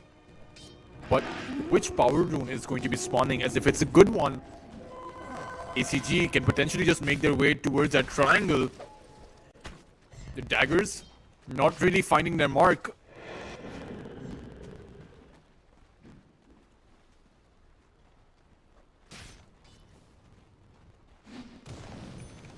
ACG have chosen to disengage. They don't want to be going for that triangle play. And surprisingly, they've left their Ricky Maru to farm up as much as he wants. Not really making their way towards him, as Gaziava is a bit careful. He has lost his life twice now, and I think he should be able to farm up that scepter. It should be coming up on 9 anytime now. He's just 200 gold shy from it. But the Night Stalker has that Blink Dagger. Norma can just straight up pop his Dark Ascension and take out the Ancient Apparition and the Shadow Shaman if he wanted to. As ACG, they're going to be the ones to take down this Tormentor uncontested. And Y5, oh, what an Ice Blast! Unfortunately, won't be able to find the kills. The Tormentor will claim the life of both supports from ACG, but that was very well recognized from that Ancient Apparition. 5,000 net worth lead now for ACG. With their heroes respawning, perhaps they're going to make a play towards some of those tier 2s. But now there are two ways that ACG can go about this. They can go for those pickoffs, or they can go for those objectives, right? Both of them accomplish the same thing, and that's getting this Terrorblade become massive. Radiant are scanning. Ace Rune up for Nimang.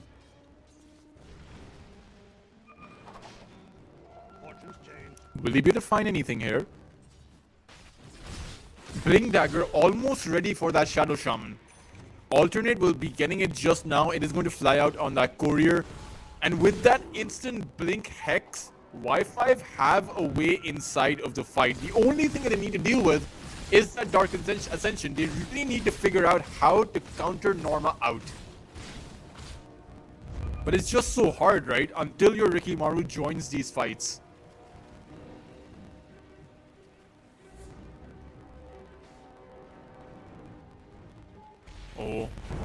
Astral, he's in position to break that smoke, but Alternate was just too good for them. Will find that Night Stalker, instantly clearing him up, but the Wukong's command from Dual Rays, will it be enough to clear these heroes up? Famous will fall, but Dual Rays is in so much trouble over here, stuck between a rock and a hard place. Dominic will find that kill. The Shadow Shaman will end up falling. ACG, they've activated their Metamorphosis and they want to fight Flacco to fall as well. Astral just wanted it. He's going to get bursted down, and Hawaii, the only one alive, going to hold his ground and fight, but it's just not going to happen for him. He's just going to get chased. And perhaps Y5, you don't have an appetite for that chase, as they're just going to back out. Is ACG are respawning Norma. The Night Stalker is back, but Y5, they're going to go back in on towards Hawaii. They found him, the smoke screen, preventing that Sunder from coming out, as ACG have essentially been team wiped. Oh man, Y5, I have to say, they're so good at recognizing what to do in those team fights, right? So good at making those split-second decisions that ACG are simply unable to contest with them. It was a similar theme in game number 1, and we're seeing it happen in game number 2 as well. Hawaii not underestimating Y5's capability to return, particularly as Norma had respawned. You would have imagined that with a Metamorphosis plus a Night Stalker being back in your team, the rest of your team were also respawning, and Y5 were low on that Pangolier, and I believe the Ricky as well, but they just simply turned it around.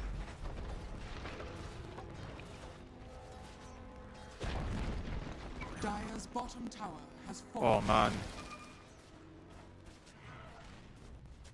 19 minutes as Y5, thanks to that team wipe. And perhaps they've found Hawaii yet again. Alternate holding him with that shackle won't be enough, as he will get taken down. And the Sunder this time around will be there. Won't be enough to save his life, as ACG lose their carry yet again. Dire's middle tower is under attack. And it seems like Hawaii is gonna spray paint his mini-map. Y5 on towards the Roche pit they go. ACG, they had such a great start, as good of a start as any team can hope for, but they've bungled it. As in this mid-game, Y5 yet again will be able to take that Aegis, and now with the fact that they have a Shadow Shaman, they have a Lycan, there's nothing stopping Y5 to be making their way towards some of these objectives, towards those tier 2 towers, right? The Ricky is farmed up as well.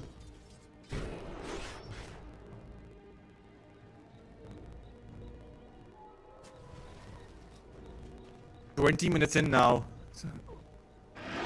An Aegis on that Ricky Maru means that Y5, they just want to fight right now. Take as many fights as you can because you are ahead.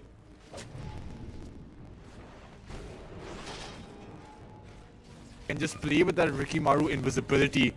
The Ricky Maru takes away so much resources away from the supports, because you constantly have to buy wards, constantly have to place vision, and constantly stick together because you're always at the threat of being picked off.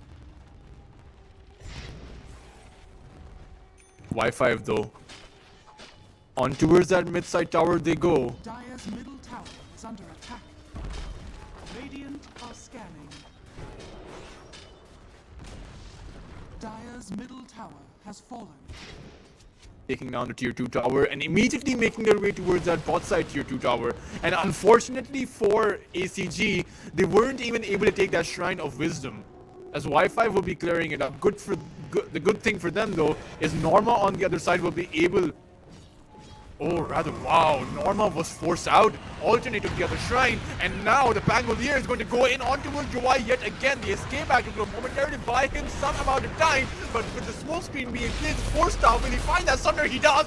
On towards the Pangolier, will find that return. Imam will end up falling. The ancient apparition towards those backlines will end up falling, as Yawa on the retreat, but will they allow this Ricky to fall back? or will they simply take away both of his lives?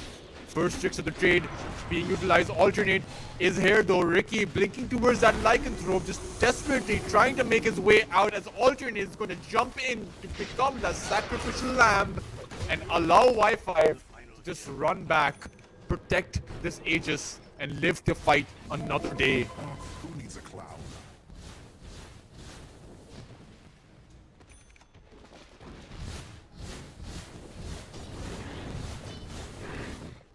Being able to this time around, I mean, the plays coming in from ACG were exactly what they needed. Getting that Terror Blade out of the line of fire, allowing him to use that Sunder, and once that Sunder came about, Pangolier just simply was just one hit away from dying.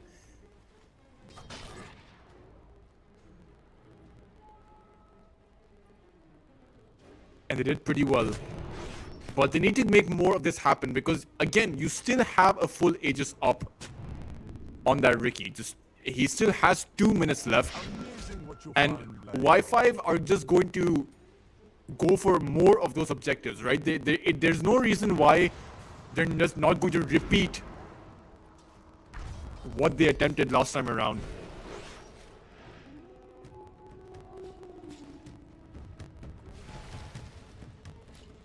Wi-Fi able, still holding the map control, by the way.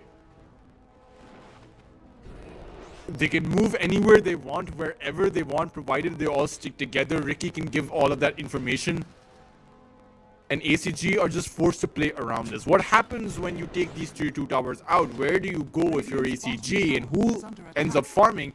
Your Y's capability to farm is going to be heavily reduced. It seems like ACG want to be making a play though. They're smoked up. The Monkey King is there in those trees. The Glyph going to force Wi-Fi back. Radiant's bottom tower is under attack. Scanning. There's Yava. He's revealing the Wind Ranger, but the Dark Ascension is going to be popped as Norma is going to run forward. Meanwhile, he's going to get caught with the Ice Blast, and with the creeps coming in, Norma's is going to end up losing his life, and with this, ACG, they simply can't fight. They have to go in for that retreat. Yuwai activating his Metamorphosis, Ringmaster throwing that ultimate down just to make sure that they end up making it out of there alive. As ACG will, but they've used everything. They've used their Dark Ascension, their main ability, their main mechanism to have a chance in these fights. Of course, you do still have that Wukong's command. Dire's top tower is falling. The Aegis is going to be reclaimed. So Ricky no longer has that. And now Y5 have to play a bit careful. Or do they? They're actually just teleporting towards the other side. I think they want a Torment. Yeah, they want a Tormentor.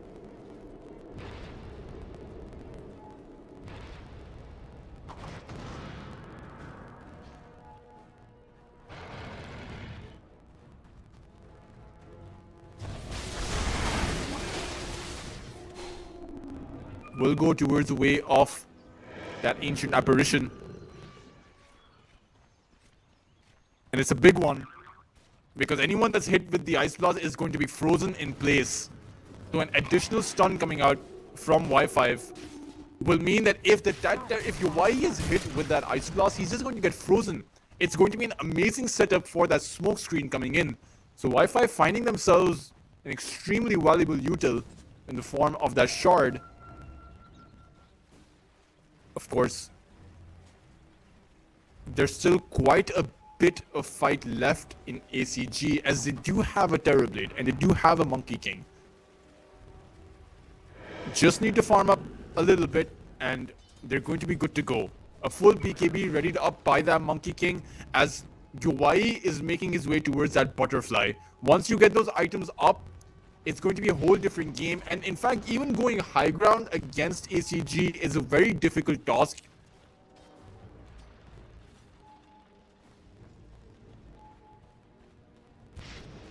Pings are coming out towards that top side. They know someone is there, but finding this Monkey King is so incredibly difficult, as when he's not hitting those camps, he's going to be in those trees. And sometimes, even when he's hitting those camps, he's going to be in those trees. As we just saw, he's just going to be keeping out, making sure that these rotations from Y5 aren't fruitful. making sure that you don't give unnecessary lives. And this is the thing. If ACG lose their cores outside of the base, then Y5 are going to have a clear path to that high ground. And they take the high ground very quickly. With the Helm of the Overlord, the Wolves coming in from Dominic, and the Serpent Wards coming in from that Shadow Shaman, these towers and your axes are going to be very vulnerable. So you can't give any of your lives away. Topside though, the Ice Blast and the Hex Shackle coming in from alternate means that Norma is just going to end up taking out.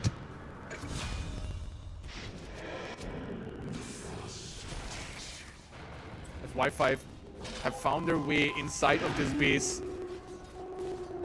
Night Stalker, no buyback available for him.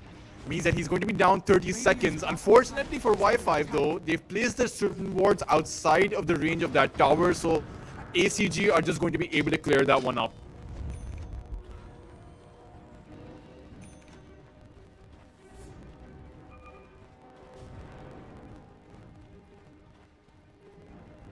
$28 in.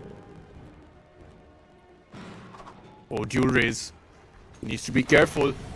Gazyaba, he's found dual raise over here, but the BKB TP out is going to be there. He should be safe.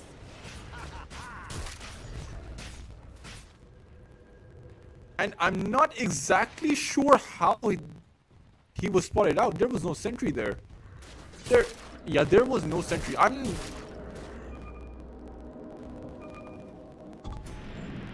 Oh, sorry. Never mind. I am losing my mind. There was an observer ward on the cliff, and I forgot. That it's the Ricky who's in Wiz, and it's not the Monkey King that's in Wiz. Sometimes my IQ drops really fast, guys. So I apologize for that.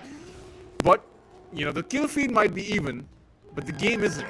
As ACG, they have no map control, right, to play with.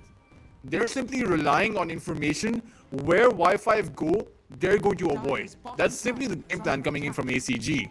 Or at least that's been the game plan so far. As a new game plan is going to go for a full 5-man smoke, as they don't want to be giving Roshan away. They want to take a fight and claim Roshan, claim the Aegis for themselves.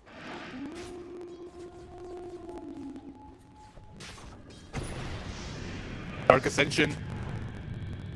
Norma blinking himself forward on towards that Pangolier. Lycanthrope shape forming as well. The metamorphosis to pop all of these heroes. The fight has been so convoluted. No one seems to have found a target over here. But it seems like ACG are going to be the ones that collapse because they couldn't latch on towards anyone. Yowai, the only one left here to fend for himself. The Wukong's command to come out for that return, but can it do anything over here? Yowai, the Sunder, making its way on towards Dominic, means that he can just back away. But still, for ACG, you used your buyback. You found the Ricky though, so I mean, it's as good as that gets, but that could have been much worse. That could have gone much worse for ACG. As I say that, Y5 are showing signs of struggling to take out this Terrorblade though. They can kill everyone else, but just not able to kill the TB, right? And that's because of the butterfly, that evasion coming in. Ricky Maru just can't cut through that Terrorblade. Neither can Dominic. Is not as easy as it was before. But Y5, you're not going to give it up. They know the Dark Ascension is down. They know that the Wukong's command is down. So ACG, they don't have the fight in them. As Alternate is going to realize this, blinking forward on towards Yowai though. He's going to get frozen in time. The Ringmaster to fall. No buyback this time around. As on towards Astral Dominic goes. Of course, you do have Wind Ranger's Shard. So this will push Y5 away. But I think they've gotten what they came for. They've taken one hero down, and in towards the Roche Pit they go to claim the Aegis of the Immortal and try and claim ACG's high ground.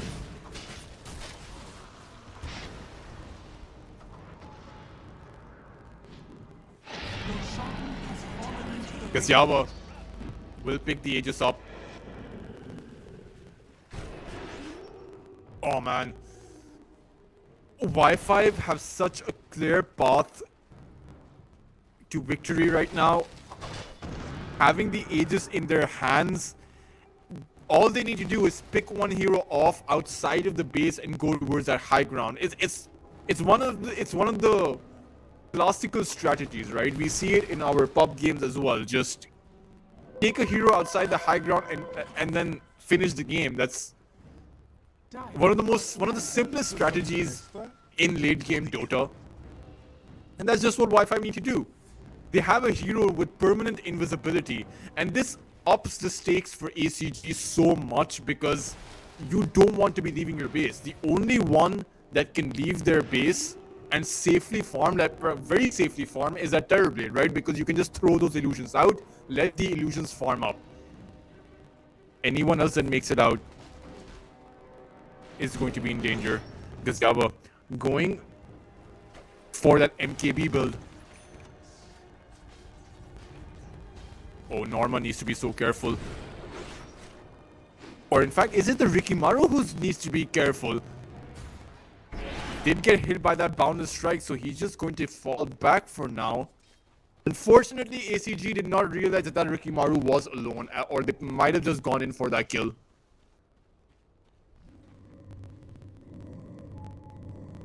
Precious bounty.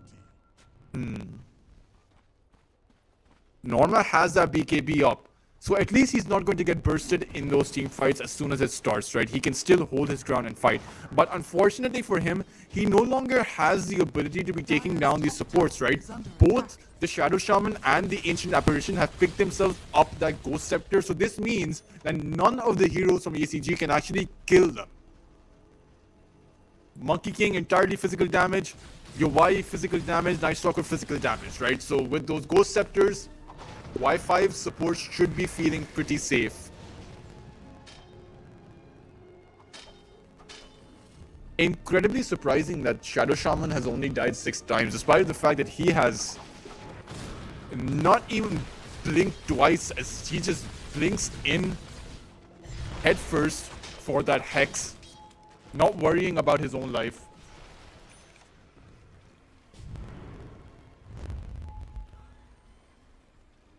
Smoke coming in from Y5.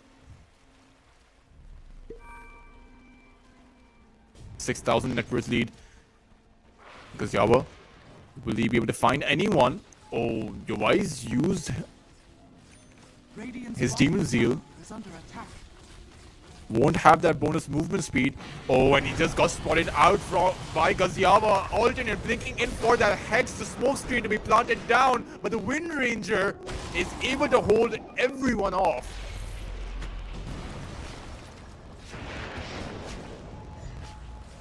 Surely Y5 are not going to be blinking in on towards that high ground. It's just not worth it.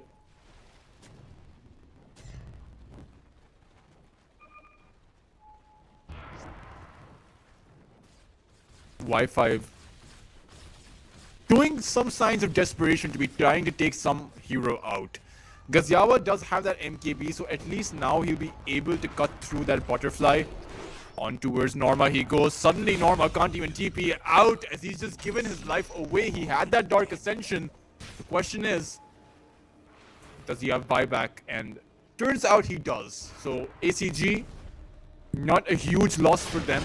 In fact, it's not even a huge respawn timer, right? Just 30 seconds and he's going to be back. But in fact, it seems like they don't want to be waiting for that Night Stalker. They want to be going in. Nemam's taking a lot of damage. Meanwhile, though, Alternate has found that Hex up on towards Yowai this time around, because Yawa does have that Aegis up, and despite the Sunder coming out from Yowai, he needs to be getting out, he needs to be running away. The Wukong's command is going to be perfect from ACG. They're going to be able to hold that high ground, but they're stuck over here. Yowai trying to find that TP out, won't be able to get it, and he's going to get taken down. ACG have just lost their carry, and they're going to lose a whole lot more, as Flacco's going to be the third one to die, and perhaps Y5.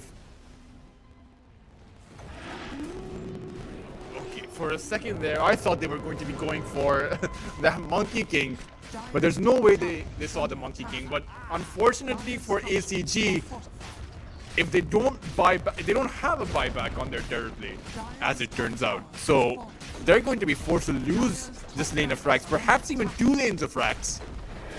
As without your Terrorblade, you can't fight. Dire's middle tower. He's 300 gold away from it. Serpent wards placed down as well, and if Wi-Fi are fast enough, Middle tower has they can even potentially go for a 3rd lane of frags. are under attack. Dire's middle barracks has fallen. Okay, so Wi-Fi, they're just going to back away, content with the lead they've built up, content taking 2 lanes of frags for themselves, as suddenly ACG, oh man, they had a way back into this game, but they bungled it. Yet again, towards that triangle. I don't know if you guys noticed, but I saw Terrorblade and Monkey King struggle to get out after that near perfect execution to that Wukong's command. Scanning.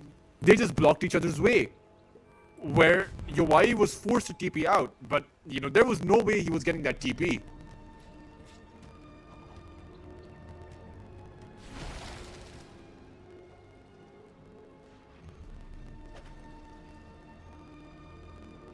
(23 and 17). I wonder if Y5 are going to be waiting for that Roshan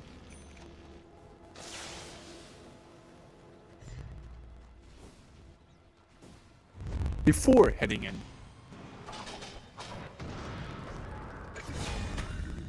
Oh no, Gaziawa. Radiant's bottom tower. He's found Ringmaster, taking him down in the blink of an eye, and ACG just simply can't match up. They're forced to retreat each and every single time Gaziawa comes out the shroud of his invisibility.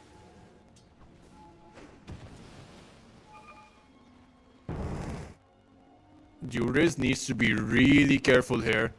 One misstep, the Wolves, they've spotted him out, alternate blinking forward, but just didn't have the range for that Hex. Gaziawa running forward through that disperser, but just wasn't able to find him.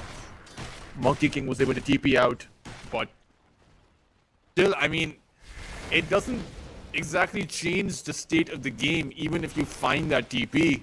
You've just avoided death, Dire's but bottom tower is under attack. how do you avoid this push? Are scanning. Or how do you avoid the push that's going to be coming in? Roshan timer is going to be visible for us Under attack. in about... Okay, so Roshan is guaranteed to respawn within Dire 3 are minutes. scanning.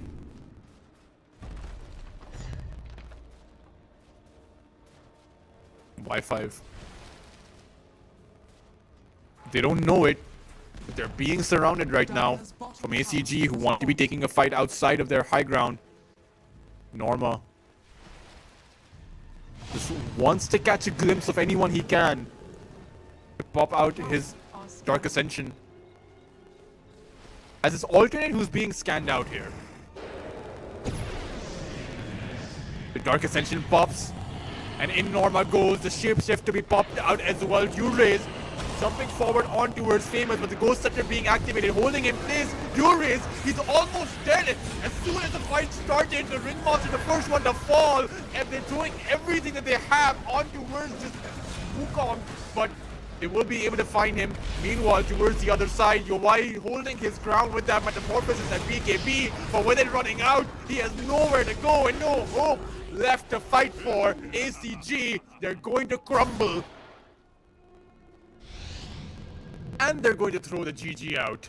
Just tapping out of this absolute beatdown from Y5, who played just, I would say, the overall better game of Dota through and through. This time around, ACG did show some signs of life, particularly in that laning phase, but Y5 was just simply able to get the better of them as soon as that Ricky Maru came online.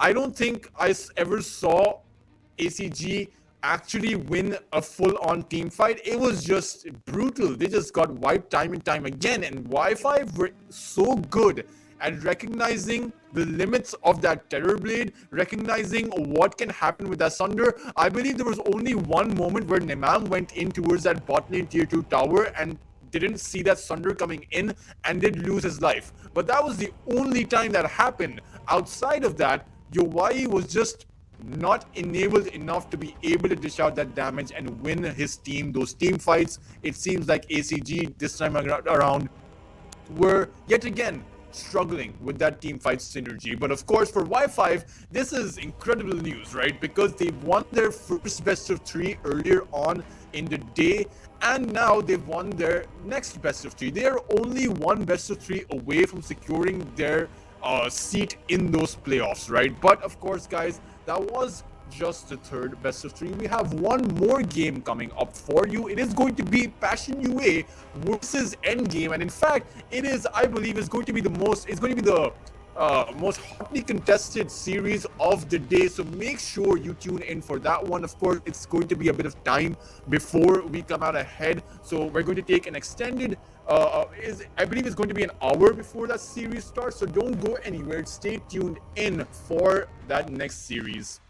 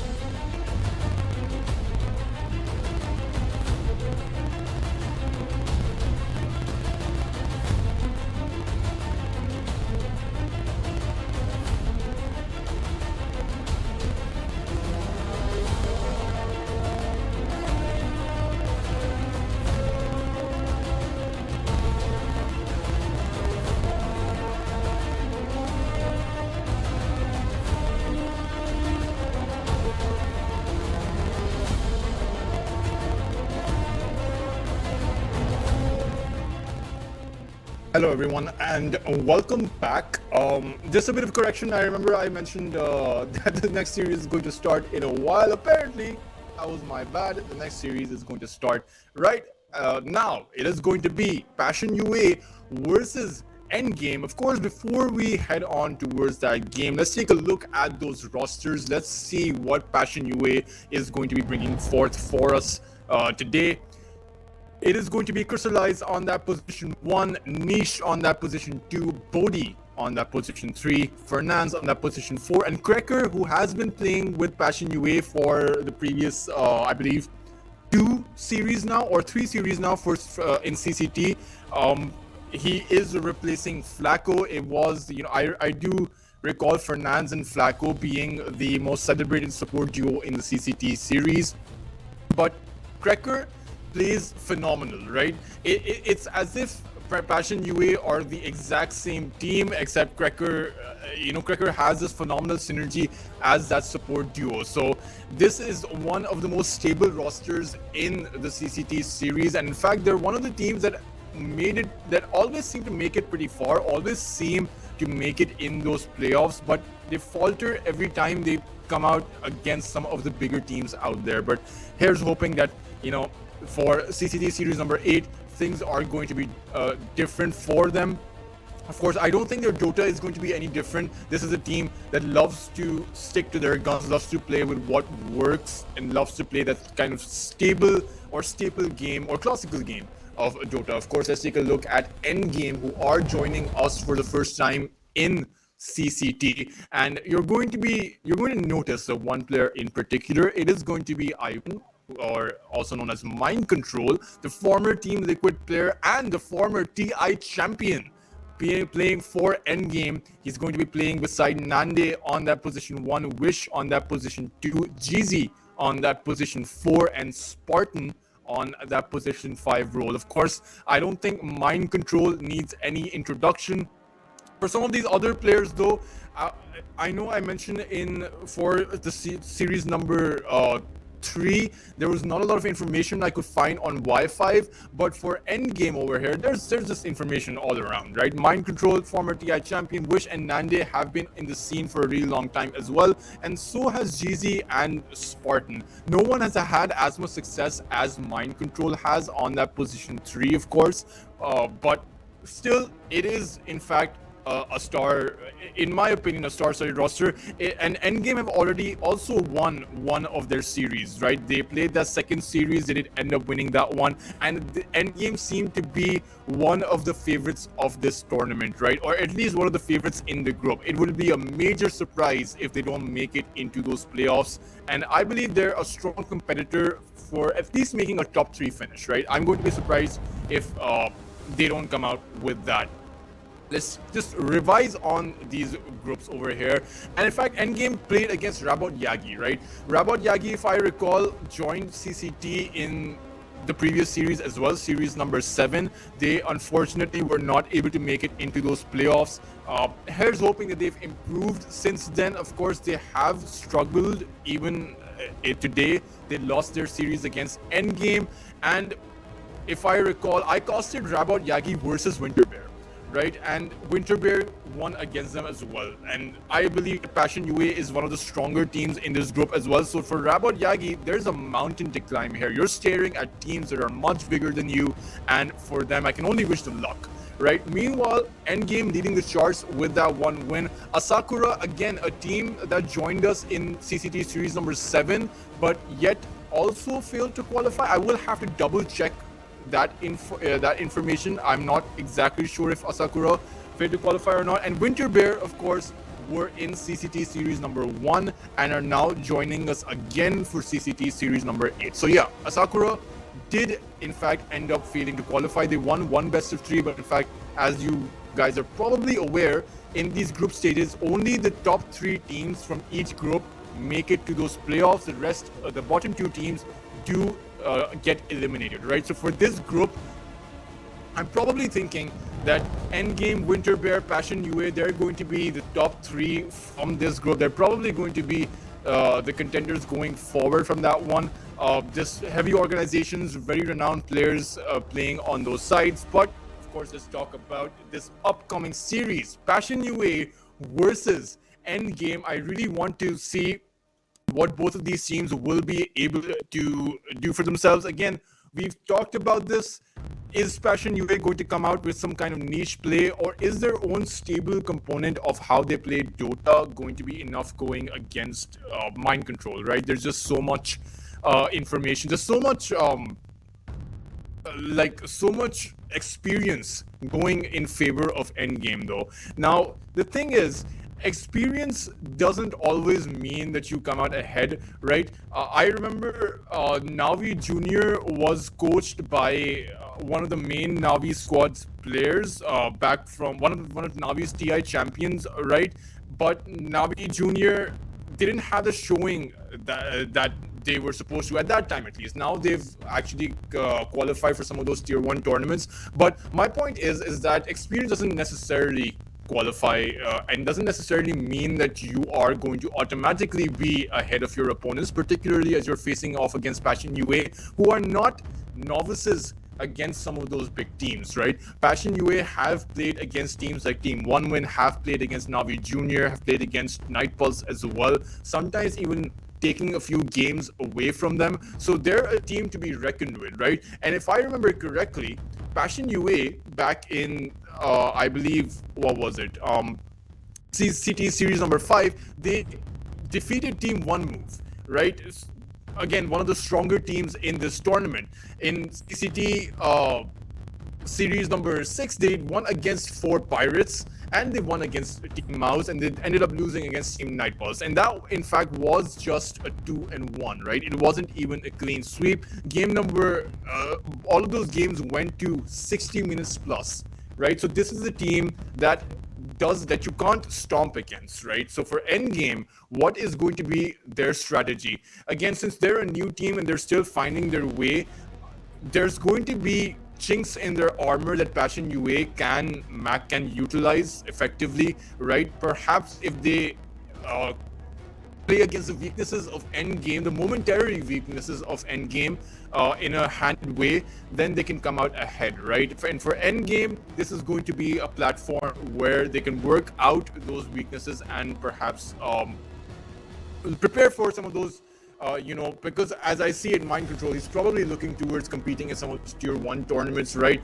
And is looking to stabilize his roster through the tier 2 or tier 3 circuit, right? So let's see exactly what these teams are going to be going for. Again, I don't think I've ever seen Passion UA go for a niche play. I don't think they've ever gone for a cheesy strat, right? I think they just always go for playing just a straight game of Dota. Of course, let's take a look at that drafting phase. Let's see what they're going to be picking for us today. And in fact, I just want to actually take a look at the qualifiers for I want to see how far Passion UA actually made. Urian and Tinker being banned out actually. Okay, so unfortunately, Passion UA did lose against some of those bigger teams yet again. So it's reminiscent. I have seen so much promise from this team, right?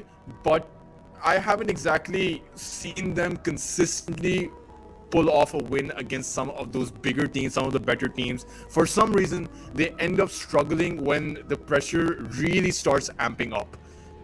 Here's hoping that this time is going to be different though. Every single time teams do get better. Like, this is a trend that I've seen in CCT. Each and every single CCT tournament, the team that previously played is much better going forward. So let's see what they have in store for us. Endgame, of course, banning out that Abaddon and banning out that Jakiro.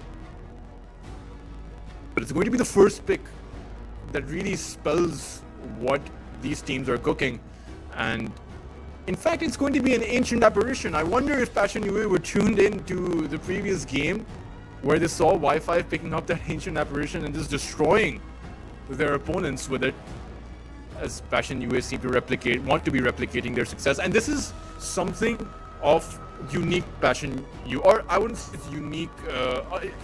it's something that's a favorite from their side, right? In terms of how they draft, they go in heavy on those AoE picks, right? So I wouldn't be surprised if their other support is also someone that synergizes well with the Ancient Apparition, another AoE spellcaster, something like a Warlock. And I wouldn't be surprised if we see a Darkseer coming out, because Darkseer is one of Bodhi's favorite heroes to play. But the question is, having seen this Ancient Apparition, what is going to be Endgame's first two picks? Or rather, first pick. And it looks like Endgame is just going to be taking away the Darkseer from Passion UA.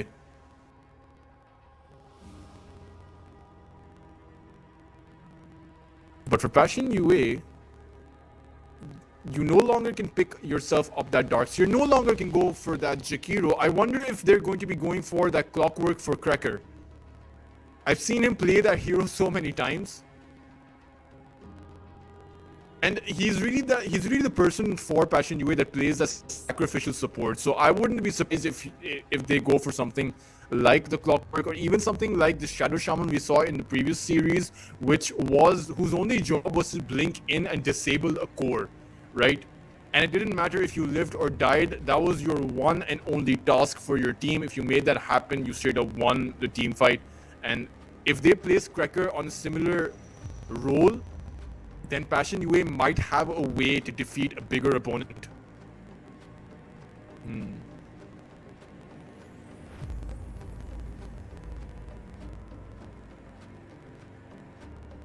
See, of course, Tiny ban coming out from Passion UA, and a Tuskar to be banned out too for Endgame. What are they going to be banning out?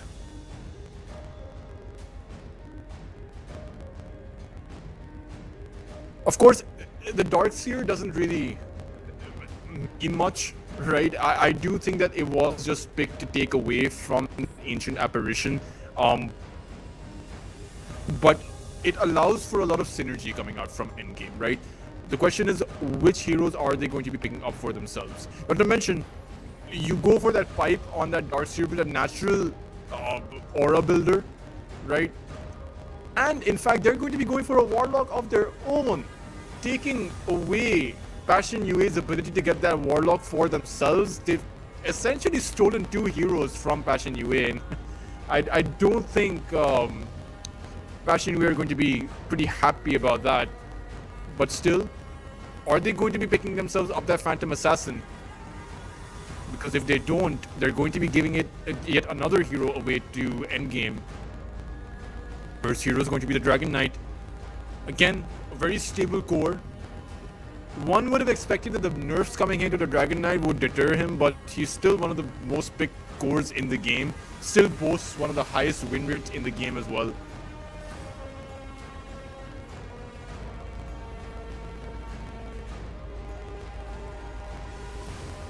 Morta ban. Or rather, the Morta pick coming out from Passion UA. Interesting that you pick yourselves up that Morta. Perhaps it's Surge Forward that they're very off, and they want to drop down that silence, or even perhaps it's because once that Ice Blast hits Morta, even if you're a support, you just pop your ultimate and you start dishing out that damage, and it's a very nice little niche mechanism that can synergize with that Ice Blast. Rather than having a hero play that utility role, you just have that Morta on that support position, just dishing out that damage. Perhaps you even go for something like a Maelstrom, for that Gleipnir. Utility plus an item a support can reach for, even a Morta can reach for, right? Or perhaps you go for that Vessel build. The question is, they've left the Phantom Assassin. It's not banned, so Endgame can pick that hero up for themselves should they wish. They're going to go for a Ringmaster and a Monkey King, not revealing their carry quite just yet. Of course, I do think that it's going to be a Monkey King on that mid position.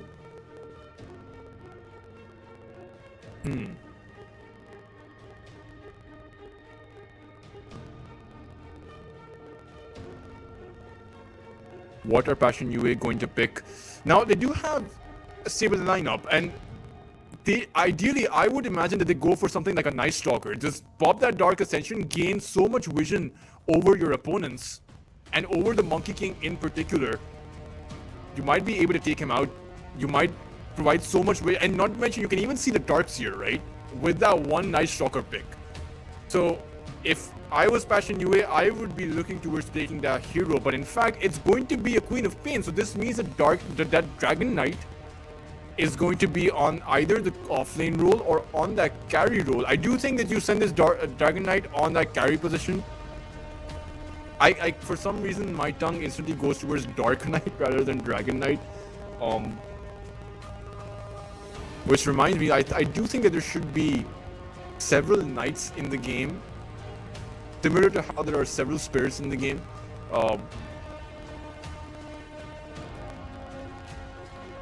Last ban before, or rather last 3 bans remaining.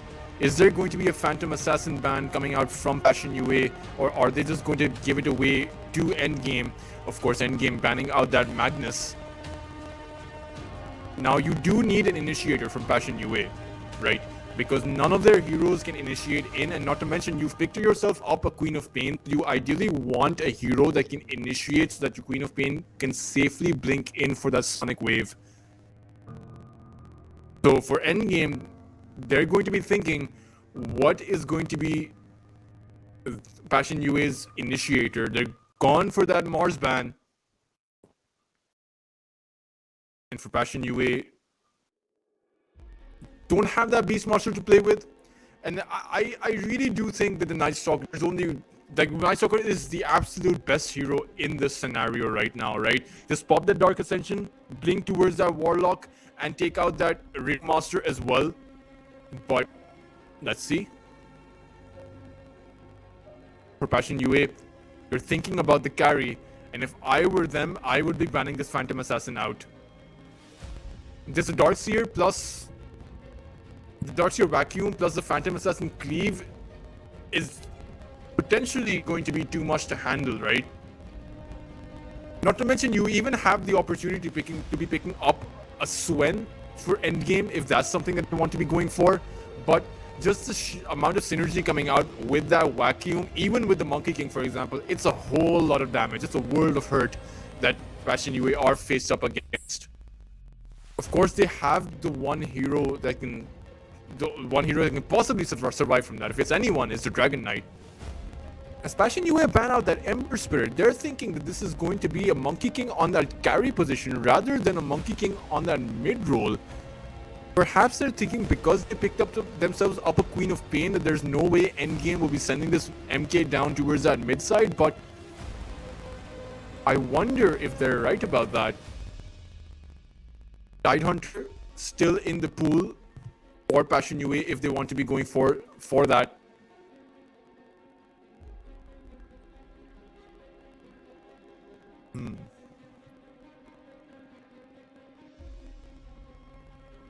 Apart from the Tidehunter though, I mean, I keep coming back to that nice Shocker, but in fact it's going to be a Panda, the Brewmaster, to come out for Passion UA. They want that control. They will just want to send someone up in the air and deal with the rest of the 4 heroes. I wonder if this is a strategy that's going to work out for them. I mean, they certainly do have a great lineup, but Panda is going to be relying on either getting that early Blink Dagger, right? Because you can't go for that Radiance Well. Meanwhile, on the other side, you've gone in for that Kunkka. So it's not the last picks that I was expecting, but you know, I think it's a similar situation for both of these teams, whether or not they can land their spells, right?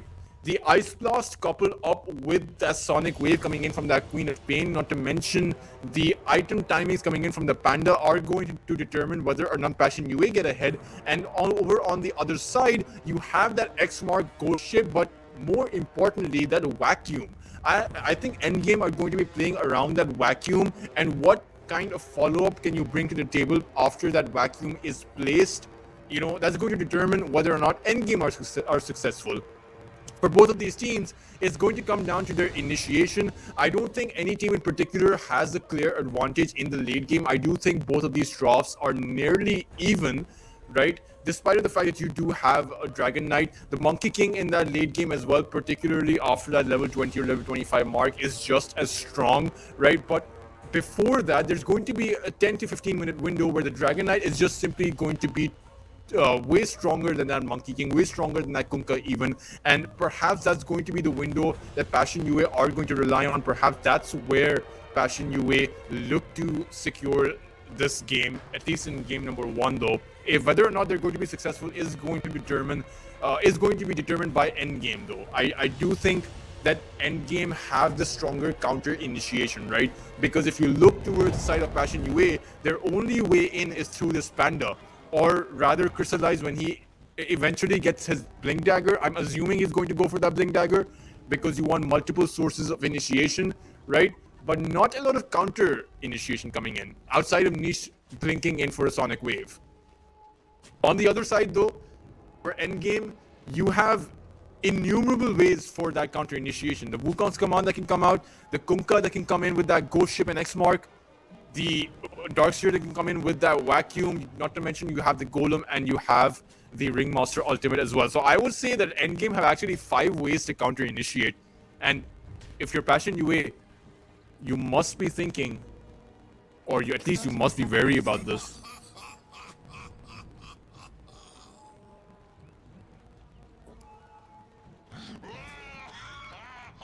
Surely for Passion UA, you don't want to be fighting level 1. But it seems you might just see a clash coming out.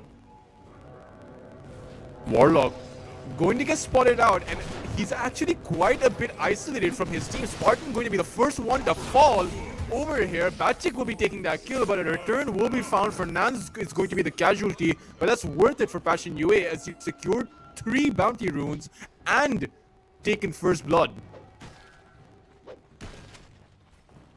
Off to a great start,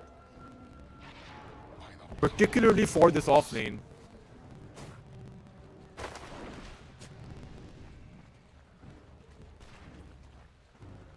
I wonder though what item he's going to be making.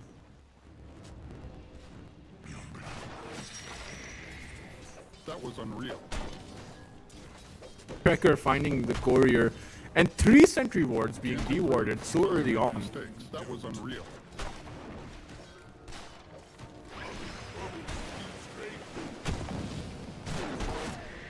Boundless Strike.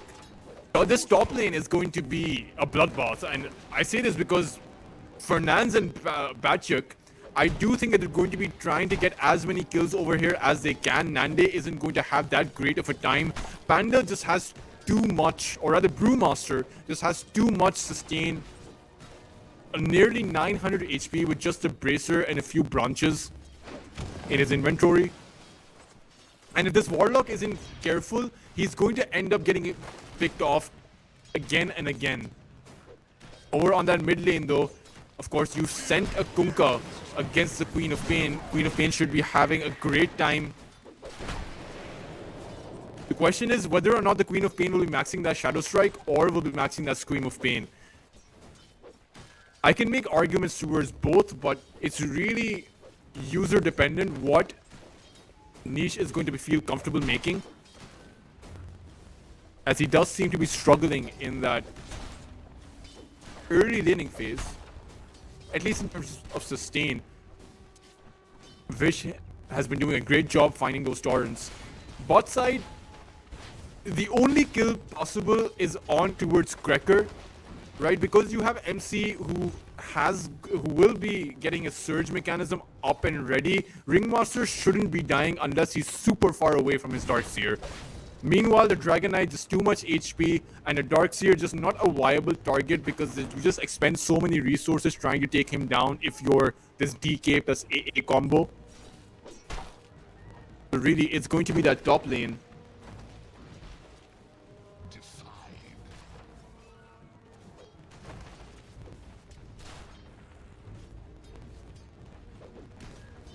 That we need to keep an eye out for. 3-minute mark approaching. Who's going to be grabbing the Lotus?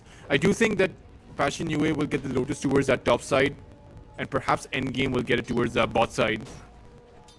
But Endgame, They want to be contesting the Lotus towards the top lane, and it seems like Spartan will be able to take it out. Very surprising that Passion UA are a bit apprehensive towards the top side, because you do have Fernandes who can just deadshot someone away from that Lotus pool.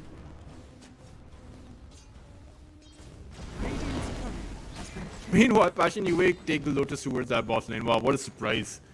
Wrong on both ends.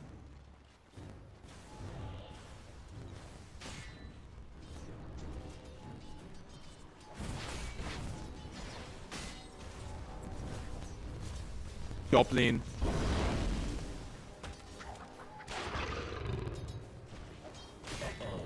Pings are coming out, but it doesn't seem like any of these sides wants to be committing.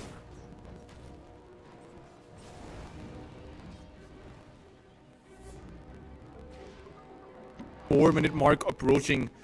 Supports prioritizing their own lanes rather than securing the water runes for their own sides. Niche, though, on this mid lane does have a bit of backup. Fernandes was there to back him up against that Kunkka. As it seems like Niche has chosen to maximize his Shadow Strike over his Scream of Pain. It's not the most popular build ever since they took out the heal over time from the Shadow Strike, but it's still very good against melee heroes. The only downside is that after the 6-minute mark, you don't have that solid rotation potential because you have a maxed out Shadow Strike. You don't have a 300 damage nuke in the form of that maxed out Scream of Pain. And of course the flash farming ability.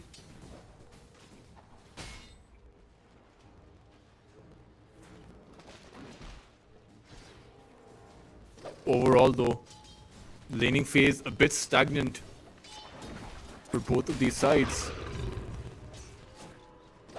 Yeah, they're just going to try and stop Crystallize from getting these last hits, but with the fact that he has a built-in Tango, doesn't seem like he's going to be in much danger. And it's actually gone for that Frost Dragon, yeah. So I was curious to see which dragon he was going to be going for. The Warlock's Shadow Ward isn't going to be coming in handy in this game. Not to mention the mechanism not going to help out the Darkseer as well once that Frost Dragon comes online. But we're approaching the 6-minute rune mark.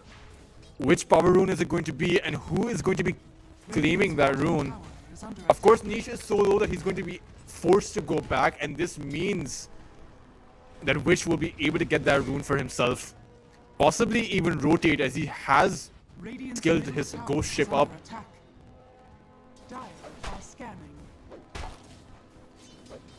Oh, it's going to be an illusion rune, so not greatest. But the question is he going to rotate? In fact, Wish doesn't even have a bottle up, so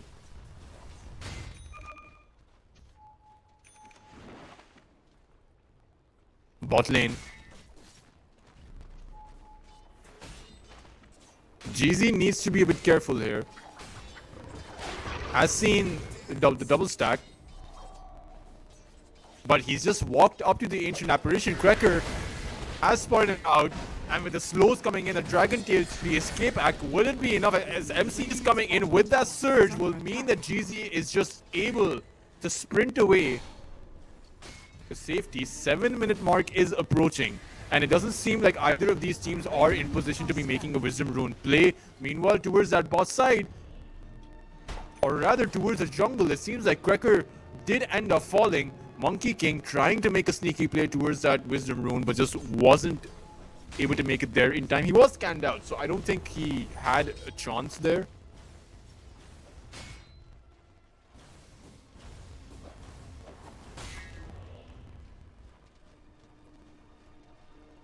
One and two right now. In contrast to the previous game where previous series where we saw so many kills happening in the early to mid game, this time around it doesn't seem like either of these teams, or at least it doesn't seem like Passion UA are going to be motivated to get those pickoffs, because Crystallize is just going to farm. You just want you to farm up on that Brewmaster as well, and the Queen of Pain is going to just maximize on that experience first and foremost. Will be able to get a kill on towards Spartan though. as both of these sides just managing to take out supports up to this point. Radiant's middle tower is under In fact, Endgame have only lost their Warlock so far.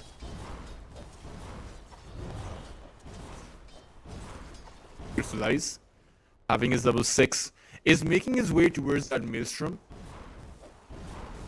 Is the standard now for that position 1 Dragon Knight. Radiant's bottom tower is under attack. Towards that top lane. Dire's structures. Fernandes is wrapping around, placing that very aggressive observer ward, and unfortunately, they weren't able to spot this one out. But meanwhile, towards that mid side, Kunkka, which has gone incredibly deep between those two towers, was able to find niche as Passion UA were caught completely off guard.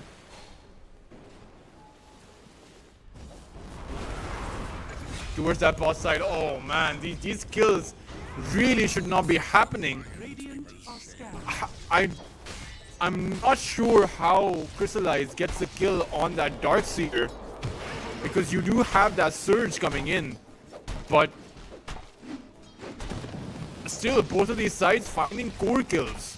The Kunkka finding a Queen of Pain solo, and meanwhile Crystallize finding that Darkseer solo. These are kills that shouldn't be happening, but I suppose both of these teams will take it. Meanwhile, towards that top side, it seems like the next attempt is going to be on towards Nande as Brewmaster's popped his rulings, popped that ultimate, and it seems like the Monkey King will end up dying. In fact, Boundless Strike, not going to be enough. Are we going to be going for more over here? They do see the Ringmaster escape back momentarily, buying GZ some amount of time, but perhaps it won't be enough. He will end up getting frozen by that AA. Fernandes incredibly low, but with Niche here to play, it doesn't seem like Endgame will be able to get any kind of return over here, as the Witch has taken the brunt of that Ice Blast, and a Sonic Wave will mean the end of that Kunkka. 4 heroes to fall, and all Endgame found was a measly support. Radiant's bottom tower Oh man, is just under attack. went in one by one. The TP coming in so late from that Kunkka, right? He charged it up just now as his Ringmaster had died, Spartan had died, and Wish still, despite of everything, chose to go in. Perhaps he did not expect Cracker to be waiting with that Ice Blast, but even if he did not have that Ice Blast, I don't think Wish was going to make it out of there alive.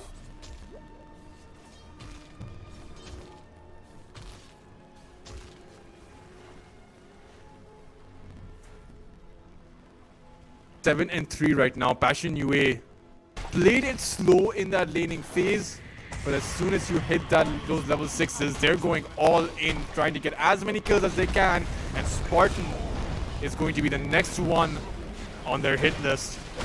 Nande going to take an Ice Blast to the face and just nowhere to go, trying to get a support. Did find Fernandes, but surely that's not worth it by any means. You even find Cracker, but Passion UA are going to be so happy about this, as you've taken down the Monkey King first. Are fortified.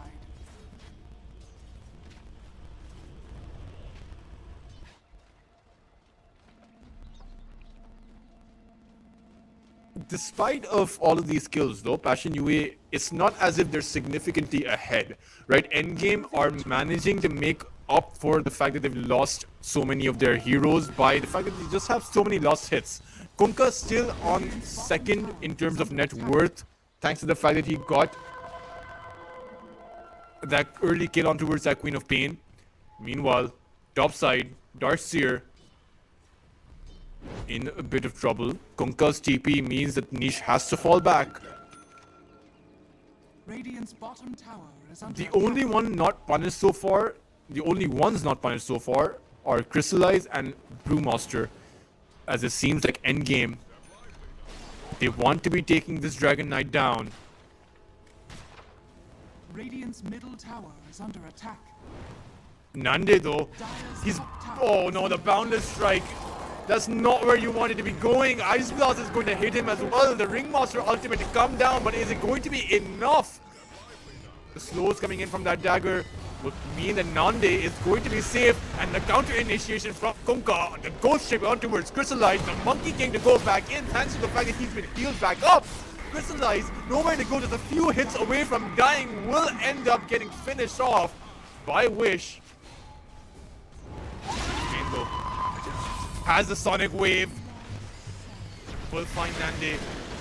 But they want more. They want this Kunkka, despite the fact that Passion UA are so low. Thanks to Niche coming in with that double kill, will be able to clean up both of those cores as Endgame going to pay for their excursion, going to pay for that kill they found on towards that Dragon Knight. Overall, though, it's not worth it.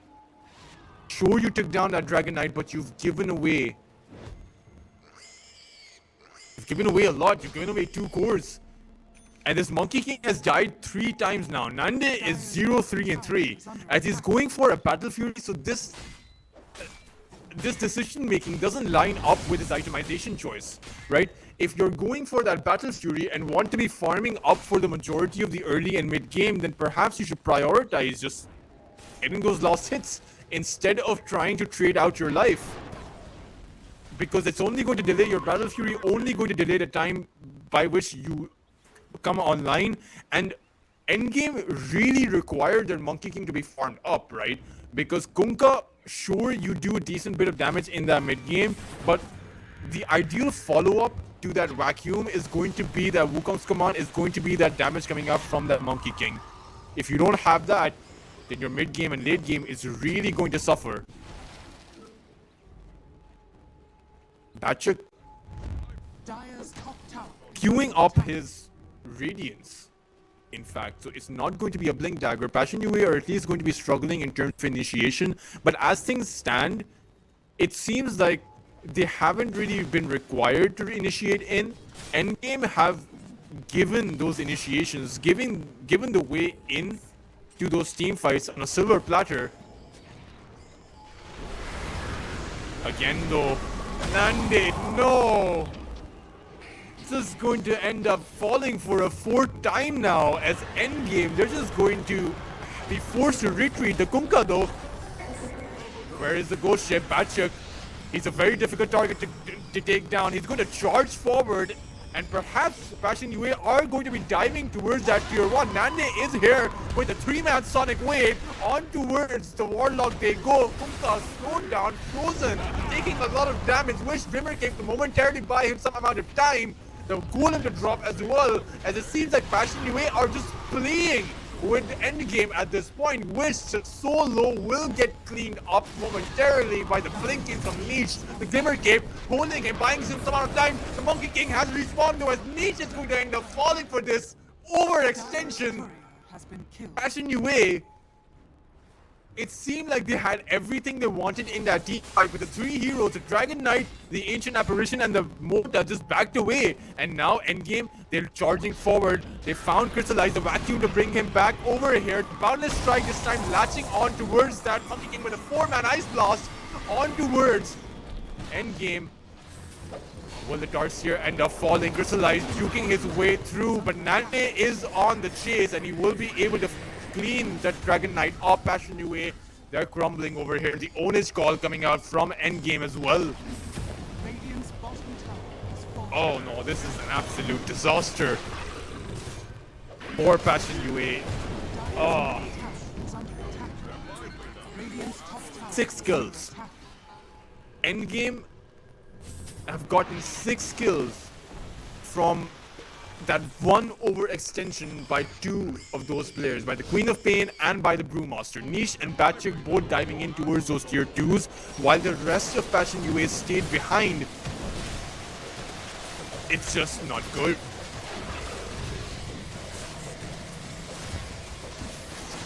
As Endgame will be able to clear up a Tormentor, will lose GZ.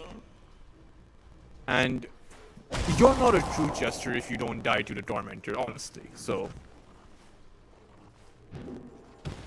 Radiant's middle tower is under attack. 12 and 12 right now, but Passion UA were doing such a great job at keeping the lead up for themselves. Unfortunately, they've kind of bungled it. And now need to think about how to make their way back into the game. Dire's top tower is under attack.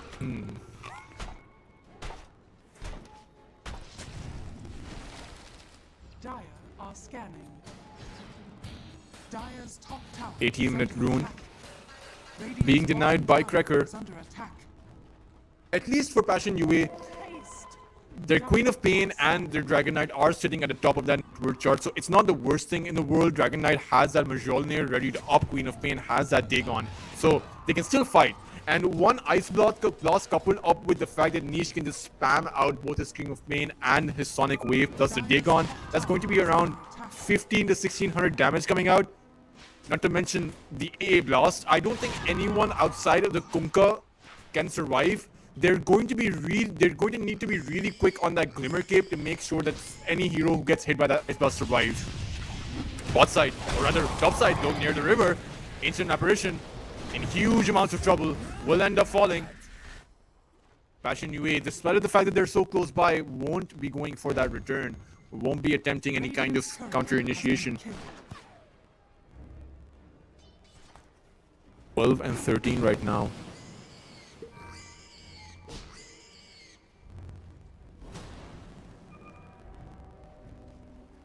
Dire's bottom tower is under attack.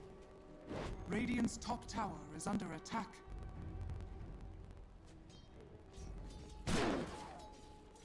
Four heroes from Endgame amassing on towards that top lane, but so are Passion UA. Queen of Pain is there, Radiant's courier but is there going to be any support? That the Ancient Apparition Cracker is TPing in towards that tier 2 tower, but under attack. if you're TPing in, you might go for that defense. The tower is so low that Endgame will probably be able to finish it off anyway. Oh, unfortunate Cracker. He's been caught out yet again. He thought he had Nande, but in fact it was him in trouble. Meanwhile, though, Sonic Wave, the counter initiation, going to find Nande's life, going to take him down, and with Crystallize here to play as well, can Passion UA find more? Cracker, again, we talked about it in the pre-show a little bit. Passion UA play their position 5 as a sacrificial lamb. They throw that position 5 in, even using that position 5 as bait to lure a core in and take him down, as Nande has fallen for a 5th time in this game. Or is it 6th? No, it's in fact the 5th time, yeah. He has the most amount of deaths as anyone in this game. And he has an equal number of deaths compared to the Ancient Apparition. And you can really see this because there's quite a bit of difference between his net worth and a Dragon Knight, but Endgame, oh wow. Found Crystallize, got free towards that top side, again overextension for Passion UA, but in fact they might want to look towards a return on towards that Dark Seer to escape at buying him some amount of time. The Surge, he's trying to run away. Is it going to be enough? But it won't. Cracker's Ice Blast, in fact, will take the Dark Seer out.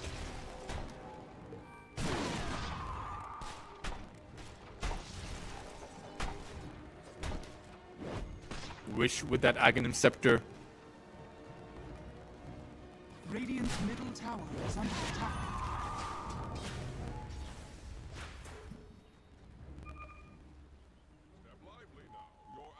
Niche needs to be careful, does not exactly have a teleport scroll back.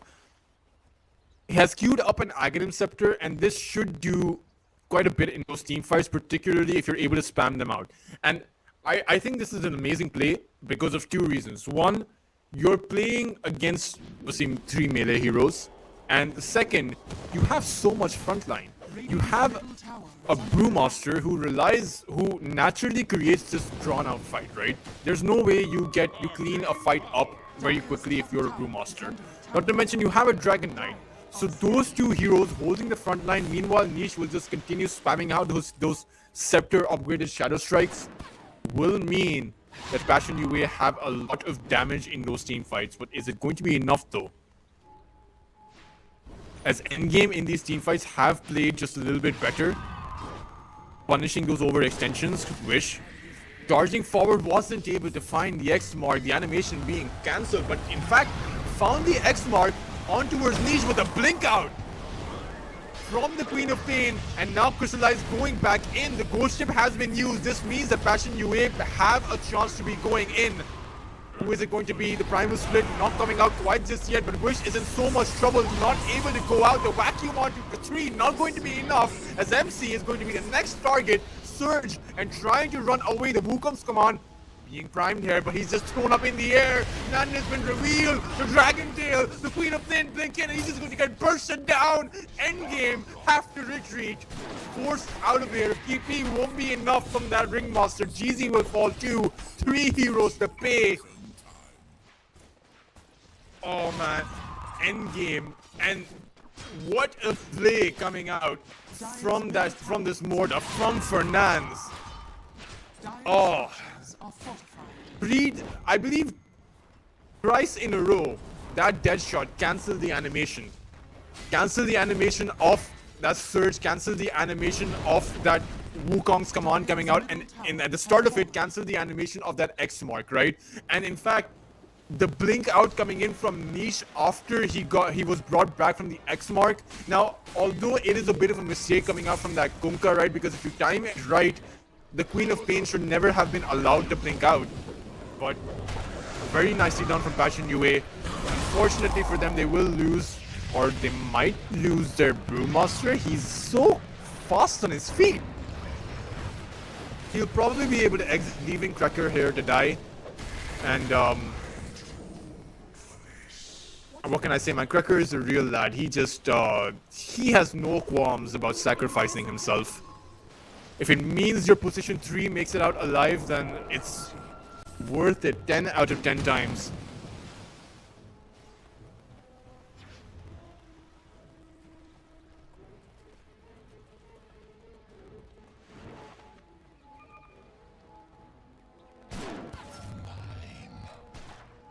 .5-minute mark. 17 and 16 currently. Nande still struggling because, I mean, he has died 6 times in this game, but once he gets that BKB up, short of getting Dragon Tail down and facing the full fury of that combination, you know, short of that 2 to 3 second window where he's going to be extremely vulnerable, he should have, that BKB should help him out in those team fights.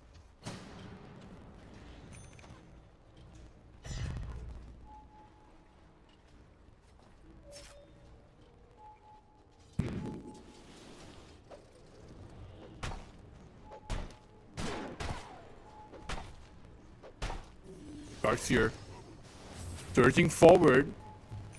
In fact, it's the Kunkka that has been surged forward. The Torrent to throw the Brewmaster up in the air, but what is the overall game plan as observer wars being planted from both of these sides? Cracker yet again on that front line this time around. No sacrifice to be had as Niche is going to blink forward. The Brewmaster, the Primal Split going to be activated as well. Everything being thrown out. The Ice Blast going to catch out that Kunkka, and that means the end of the Kunkka's life. The Wukong's command now being popped out. The BKB being activated as well, but Crystallize has one of his own. Nande forced to run back, make his way towards that Queen of Pain, but it's just not enough. Endgame forced to disengage, forced to tuck tails and run, but they're not going to make it out of here alive. The Warlock going to buy back. MC in a whole lot of danger. This time around, Nande going to spring forward on towards 4. Will clean Passion UA up. 3 heroes dead. Passion UA really overestimated that one. Will pay for it. Will lose all of their cores, and in fact, will lose their Mortar too. Oh man, what a primal spring by that Monkey King. What a vacuum by that Darkseer. Oh, Endgame. Radiant's bottom tower is under attack. It seemed like they were down and out. It seemed like they were down 2 heroes. They had nothing to fight with, but look at this vacuum. It brought everyone in for that primal spring on towards 4 heroes, and there was just nothing that Passion UA could do at that point. And this was one of the combinations we were talking about. The Darkseer plus Monkey King combination is just going to be too strong that if you're caught, you're going to end up dying. Radiant are scanning.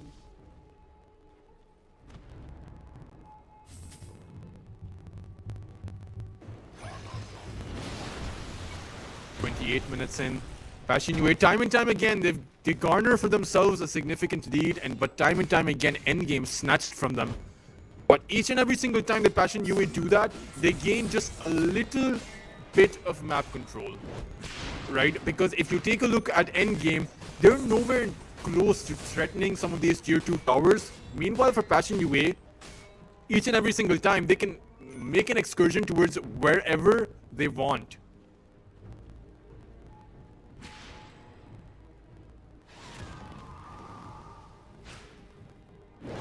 A full Aghanim Scepter readied up by that Queen of Pain. Crystallize, of course, did reveal his BKB, and so did the Monkey King. As this time around, Passion UA, making their way towards that Roshan, Dragon Knight has popped his dragon form, but I'm not sure who Passion UA is looking for. They're chasing ghosts over here because Endgame is not anywhere to be found. They are over on the opposite side of the map, going to go for a smoke of their own. And unfortunately for them, where they're pinging is not where Passion UA is either. So neither team having a clear read of the map.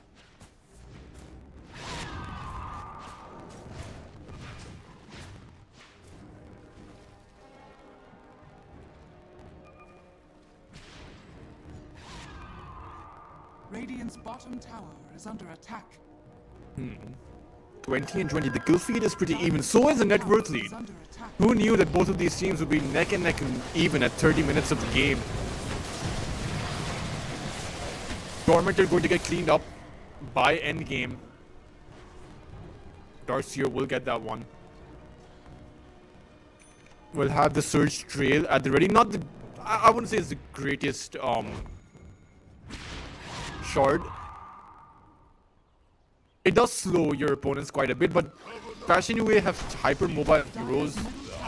Queen of Pain with that blink, the Dragon Knight as well with that blink dagger, and not to mention the Brewmaster, who doesn't really get slowed down.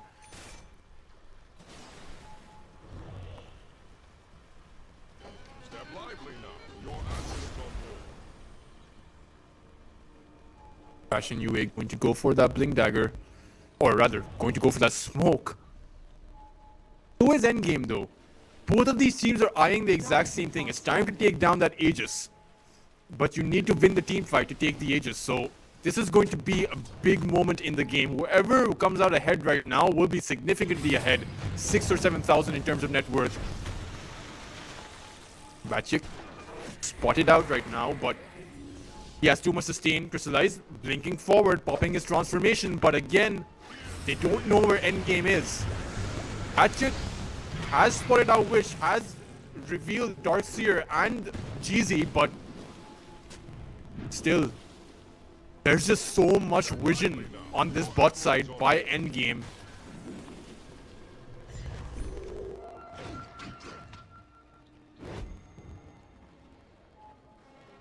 As both teams disengage.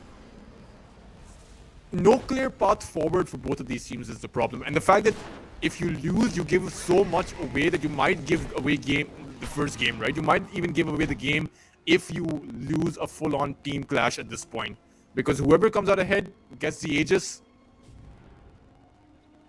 And if you bungle it, I mean, it's just going to get so heavily punished. Another smoke coming in from Endgame. This time around, Passion UA, they're so isolated. There are only 2 heroes, or rather 3 heroes on towards this mid side. Fernandes is going to be the one to fall. With this, Passion UA are just going to go back. And perhaps Endgame have gotten what they achieved. Taking 1 hero down, Fernandes down for 50 seconds means that there is a way inside the Roche pit. Of course, the Ice Blast is going to hit 4.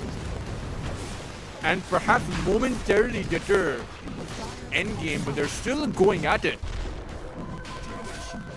If Queen of Pain was over here, they could stop this Roshan attempt, but Passion UA, are they really going to be giving an entire Aegis up? Oh wow, I did not expect this from Passion UA. I don't think this is the right decision, honestly. Dire's top tower is under attack. The fact that Endgame are at half HP fighting against just the Roche plus that Ice Blast means that if the Queen of Pain was there, they could have instantly bursted down a few heroes, but there wasn't even significant vision coming out for Endgame, right? That one Observer Ward near the bot side Roche pit was from Passion UA, so they saw that entire Roshan attempt happening before their very eyes, just chose not to go in. Seems like though, Passion UA planting themselves towards that top side, want to be making their way towards a fight in the jungle. Rumble in the jungle, actually. Oh, Kunkka, Wish. He is X-Mark, so he's going to make his way back to safety. The pings are coming out. They're seeing him farm this neutral stack. Crystallize. He's popped his dragon form, but they're so hesitant. And they're giving away so much time. Passion UA, it's extremely lackluster, and it's almost a bit, it's a bit awkward seeing them move, pop their transformations, just not finding anything against Endgame over here. Niche does have that double damage, or rather amplified damage, as it now gives magic amplification too. But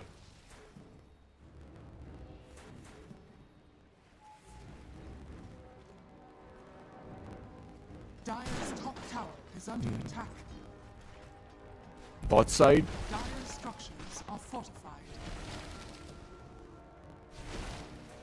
it looks like an exchange of tier 2s is going to take place. Under attack. Dire's top tower. Yeah, so both sides are going to be exchanging their tier 2s. Meanwhile, a TP towards that top side by GZ, and all of the TPs going in towards that top lane. They want to stop Crystallize from going out, but the BKB will mean that he makes it out alive. Fernandes, though, did face that X mark, so he is going to be the one to fall, but I don't think anyone else here dies apart from Cracker. So it's going to be the two supports. Dire's courier has In what was a blinking match, I would say, between both of these two teams, they wanted to contest, they wanted to trade towers, but neither team actually managed to do that. It seems like Endgame decided at the last moment to be taking down both of these supports. Shrine of Wisdom, though. Queen of Pain, I will say Niche is quite leveled up, level 21 on this Queen of Pain, and in fact has the highest amount of net worth out of all of these cores, out of all of these heroes. Radiant's middle tower is under attack. Endgame, though, they're staring at this high ground, managing to accumulate all of this map control and all of this map pressure. Dire's bottom tower is under attack. Radiant's middle tower is under attack. Batshot.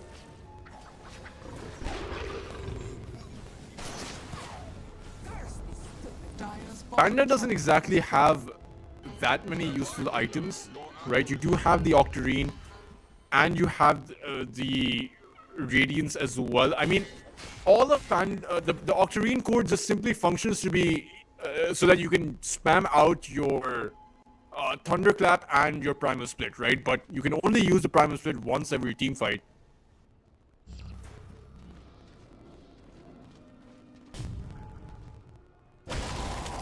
(20 and 23 right now.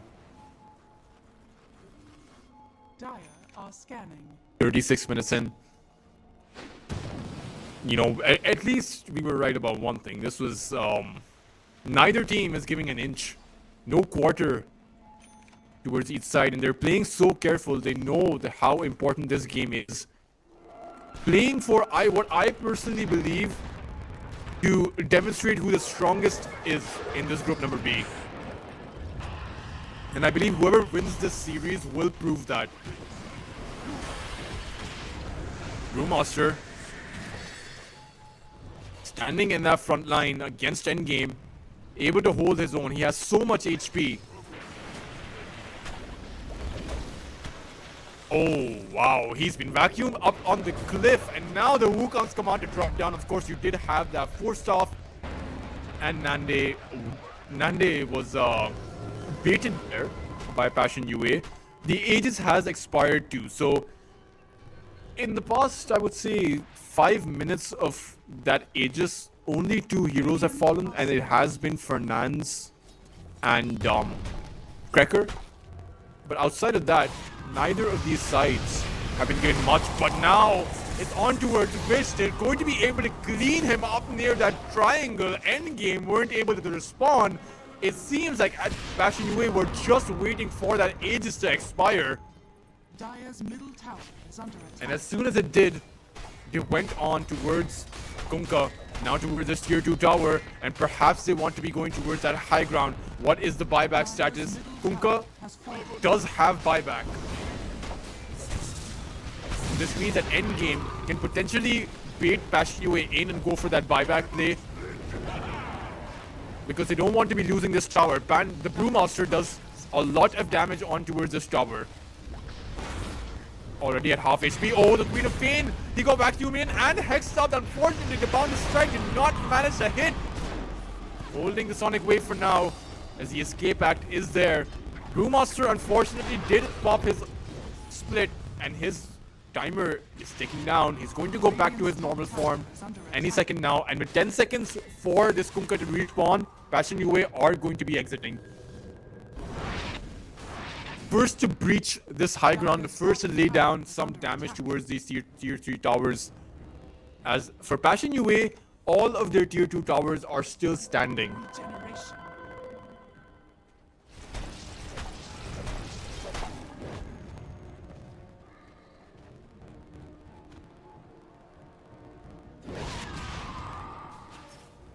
Queen of Pain has an entire Octarine score as well. Oh man.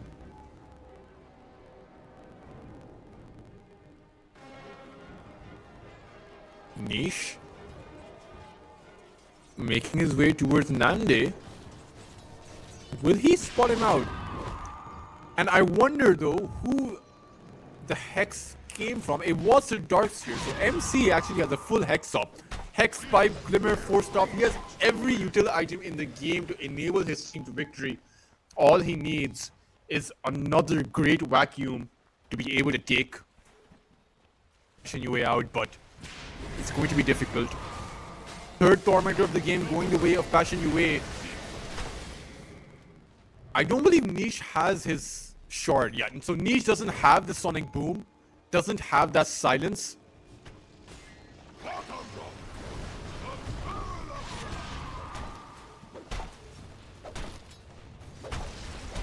Oh wow, Endgame, are they really deciding to defend a tower with just 100 HP? Gotcha. X marked up. Ringmaster throwing down his ultimate. The Ghost Ship as well. The Monkey King jumping inside, but he got caught out by that Dragon Tail. Crystallized finds Nande, and now Endgame, they have nowhere to go. Jump kills and run, but are Passion UA going to allow their retreat, which has been brought back? The Spartan, the fall. Of course, the Kunkka will find that TP out, but his team is not going to be so lucky. The Darkseer to fall as well. Dire's top tower is falling. Oh man, Endgame really did not expect that coming, but I mean, it seems like they Is under attack. built up the pressure too much, going for that tier 2 defense rather than that high ground defense, and now the buybacks are going to be coming in. The problem is, Monkey King doesn't have that buyback. Crystallized, blinking forward, did get hexed up, but the Queen of Pain is there as well. The Scepter on Niche means that you can't sustain it enough. Niche blinking forward on towards that high ground, as the rest of his team is TPing back. Of course, he does have that BKB TP as well. But overall, Passion UA, one team fight, one, and they go, become so ahead in terms of net worth.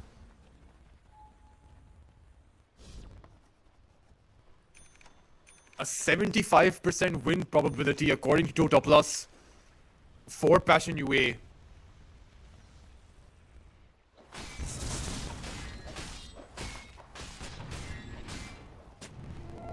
I mean, one team fight and Passion UA went ahead 10,000 net worth. Wow, I mean, unfortunately for Warlock, it seems like he might end up falling too, but the surge is going to be enough to make sure he stays alive. But I have to say, one more mistake like that by Nande, and it's going to be game over. You have two heroes, MC and Warlock, who bought back.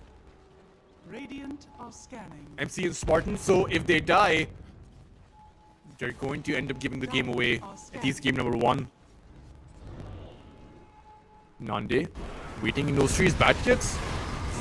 Oh no, it's on towards that Warlock. The playing forward by Crystallized Warlock. Having fallen without dropping his golem down, he didn't even have it. And now it's on towards Wish. They're trying to take him down. But the Wukong's command is going to clean Fernance up. But what more can they find? It seems like both of these teams are going to disengage behind that Wukong's command. And now Queen of Pain. The Sonic Wave being thrown out on towards MC, and Wish is so incredibly low as well. They might find a dieback on towards the Darcy or Nandi activating his BKB and fighting back against Crystallized. They won't be able to take that Dragon Knight down before Kunkka falls. Nandi, he's so low, he's going to die. Wish fought back, but wasn't able to come make his way back into this fight. They're going to get cleaned up. Endgame don't have the sustain to be holding their ground in those team fights. I mean, this time around, Nande didn't make any kind of mistake, but unfortunately for Endgame, Passion UA were just too far ahead. They just have too much of an advantage. Kunkka isn't that great at fighting from behind. I mean, he took so much damage over here, and sure, Kunkka is as good of a tank as it gets, right? But Nande, unfortunately, wasn't able to find a great Wukong's command. It was pretty good at holding Passion UA away, but as soon as Endgame made their way towards this corridor over here, next to the triangle, it was all over, because over here, Niche can just blink in and just spam out those shadow strikes, and you simply can't do anything.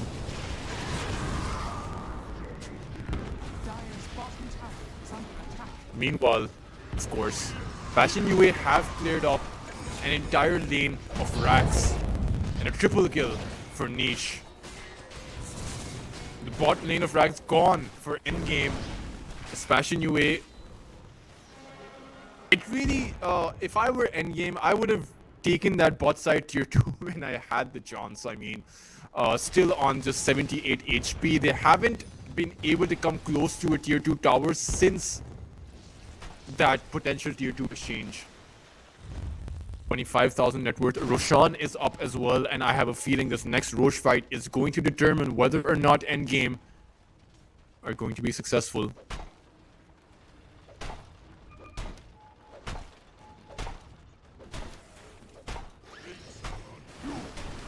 $25,000.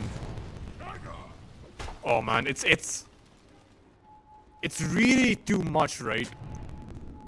But it is only 45 minutes in. Perfect execution from Endgame could turn the tides here. Unfortunately for them, this little Roche play won't be successful. Oh wow! Oh no! Endgame are actually going for that Roche play. Passion UA recognizes with that Ice Blast coming in, freezing everyone. The Queen of Pain going to blink in for that 3-man Sonic Wave. And now, Endgame, they're fallen so low. Crystallized will blink in, cleaning Nande up. Wish nowhere to go as well. Niche blinking forward will clean the rest of Endgame up. Forced to throw out the GG. Forced to throw in the towel.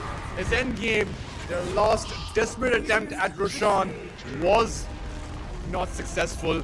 Passion UA will take game number 1 and make a solid argument that they are in fact the strongest team in group number B. But Endgame, however, they still have an entire game, and there wasn't enough evidence for me to suggest that Endgame are the weaker team, right? They played a near perfect game of Dota, particularly for the 40 minutes of the game, because remember guys, for the 45 minutes, the net worth was even. The kill feed was even, right? So neither team was actually coming out ahead. Unfortunately for Endgame, Nande got instantly disabled at some of those team fights and ended up losing his life. Passion UA just simply came out to ahead thanks to that 1 or 2 team fights. At 45 minutes into the game, one team fight really determines it all, and that's what we saw here today. But the good thing for Endgame is that they have won one best of 3, and they still have the potential to come back in this series, right? This was only the first game in a best of 3, but before we head on towards a game number 2, before we see a potential comeback, we will be taking a short break, so don't go anywhere and stay tuned.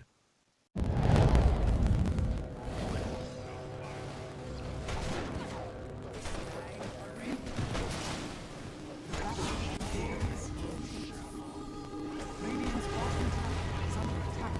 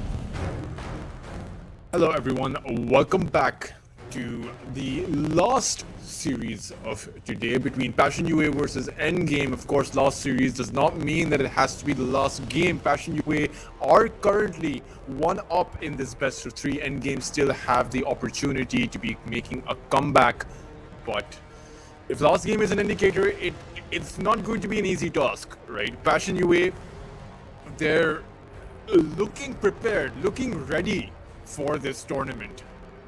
Let's see what they have in store for us this time around, banning out that Darkseer, and in fact Endgame banning out that Ancient Apparition. So both teams respecting each other, both teams wary of what the other side can bring.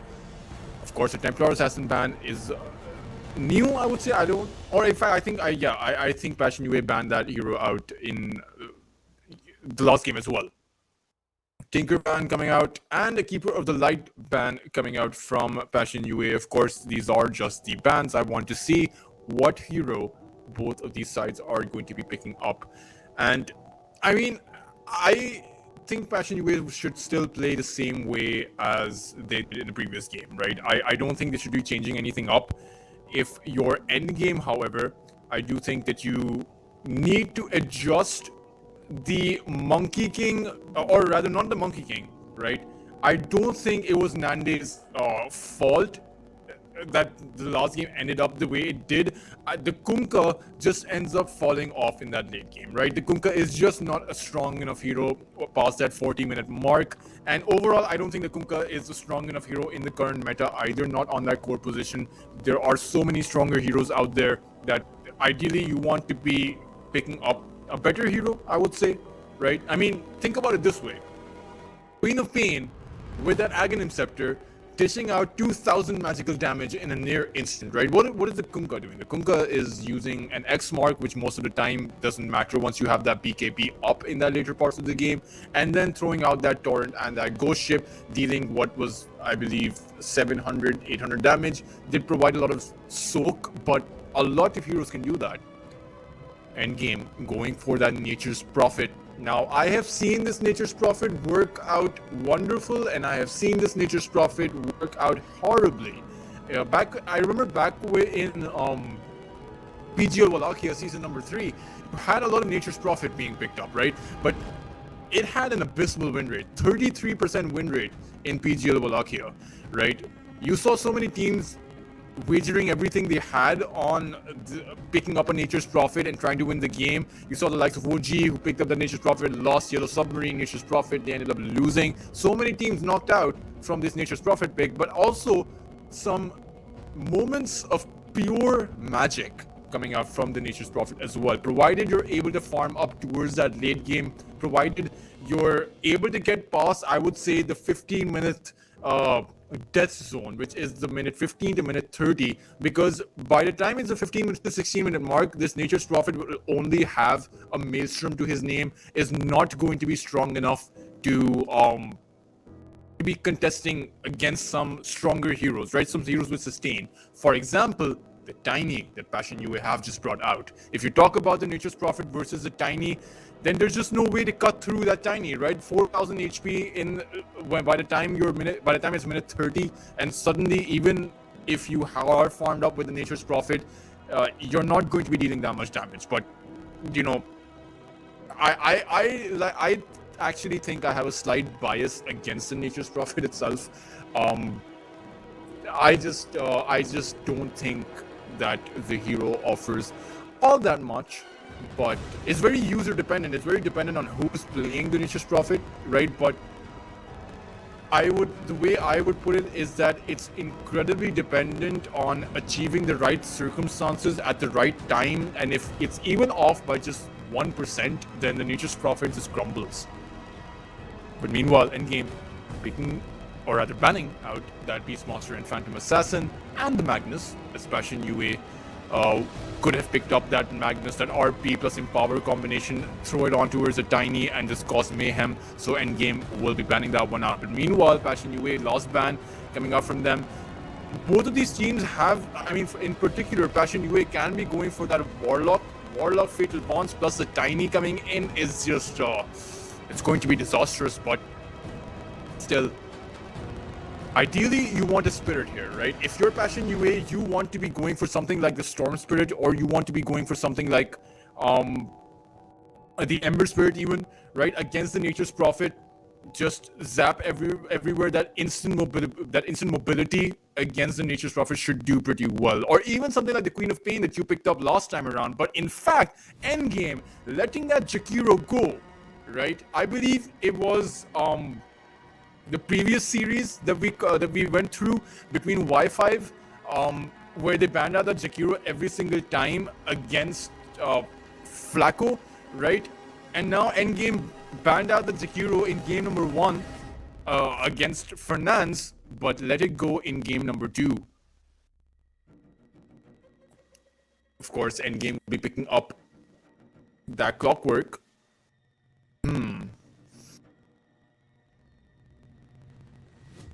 Clockwork plus Nature's Prophet.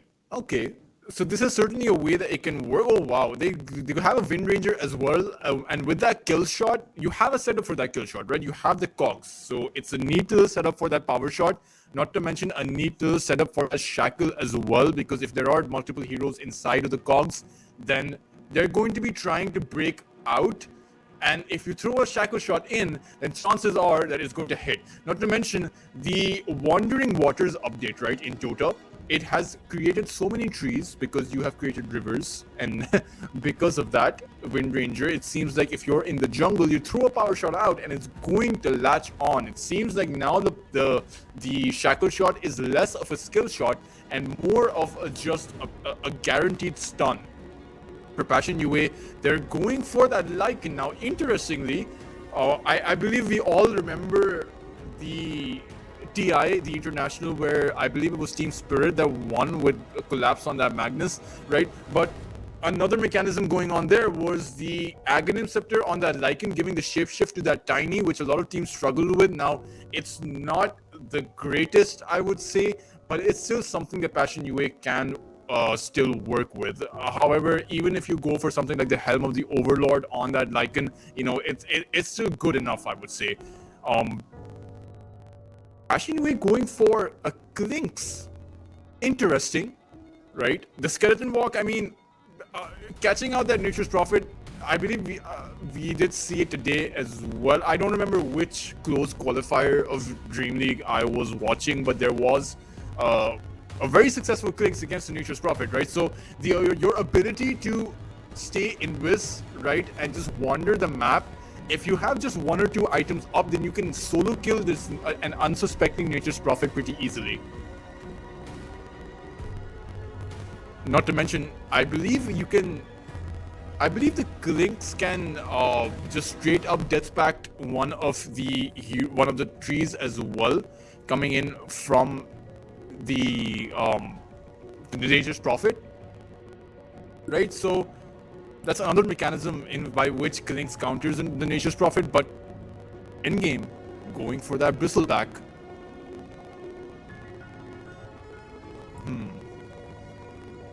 Overall, I do think that Passion UA's draft is a little bit better, even though I don't fully agree with that with the Clinks pickup. I believe there are other ways of devouring that Nature's Prophet creep. Something even like a literal Doom, like a literal Devourer. But Clinks, in my opinion, is just really squishy, right?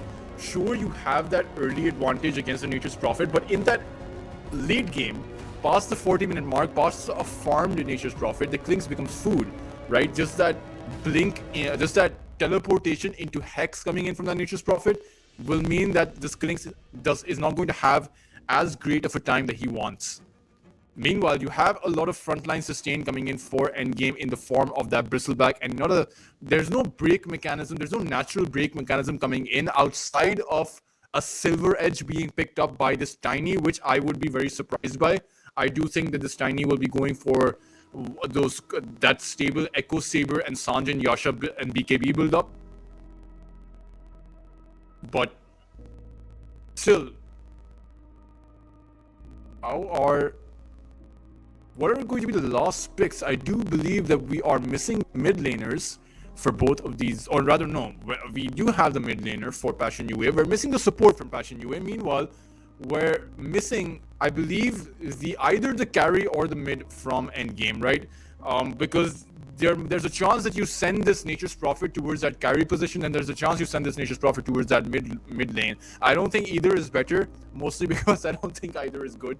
But I mean, against a Tiny and against a Lycan, I don't think it's good. But still, let's see what they have in store for us.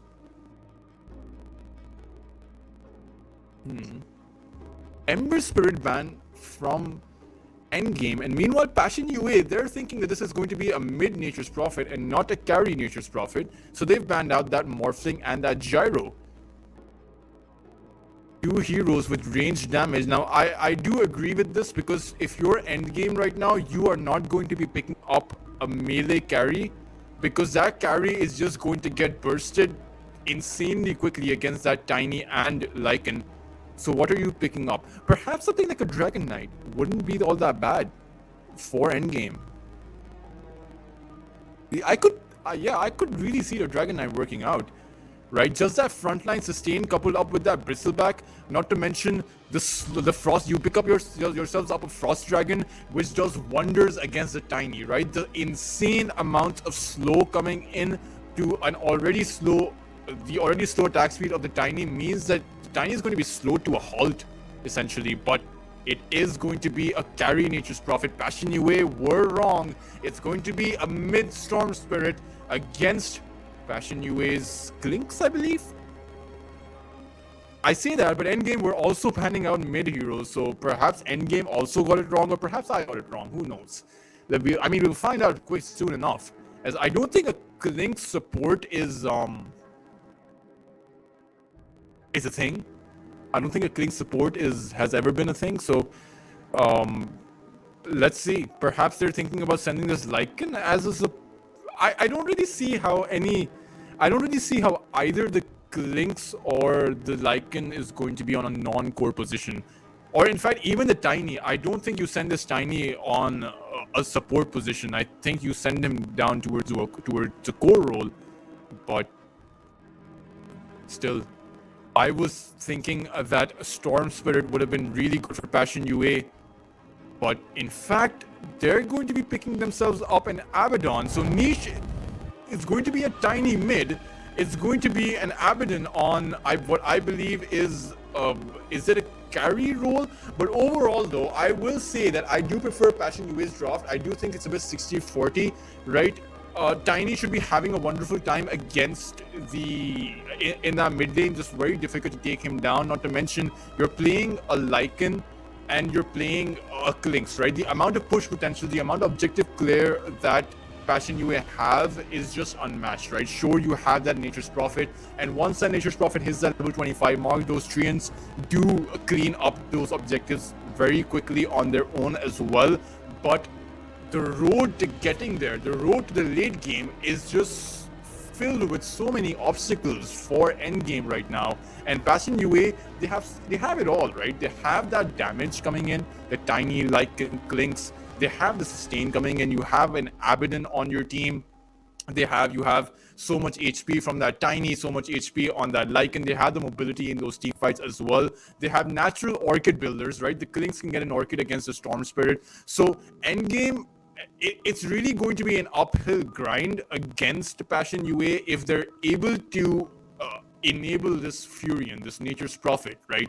And we're talking really enable this Nature's Prophet when he has at least 3 or 4 items up, then they can fight, right? Because what I'm seeing a lack of is that follow-up, right? Storm Spirit zaps in, but where is the follow-up going to come from for Endgame, right? Because you have a Bristleback, you have a Wind Ranger. Prepare for battle.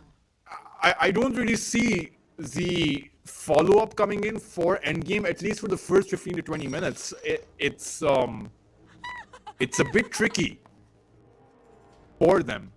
Meanwhile, let's see. So it's going to be a Clink support.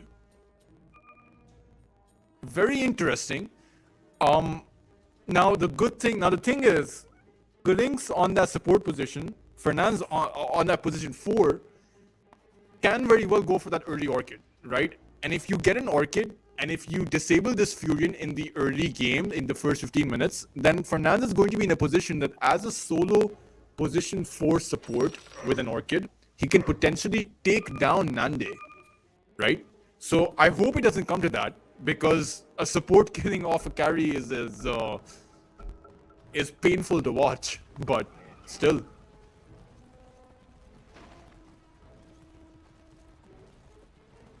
For both of these sides. Meanwhile, let's talk a bit about the lanes, right?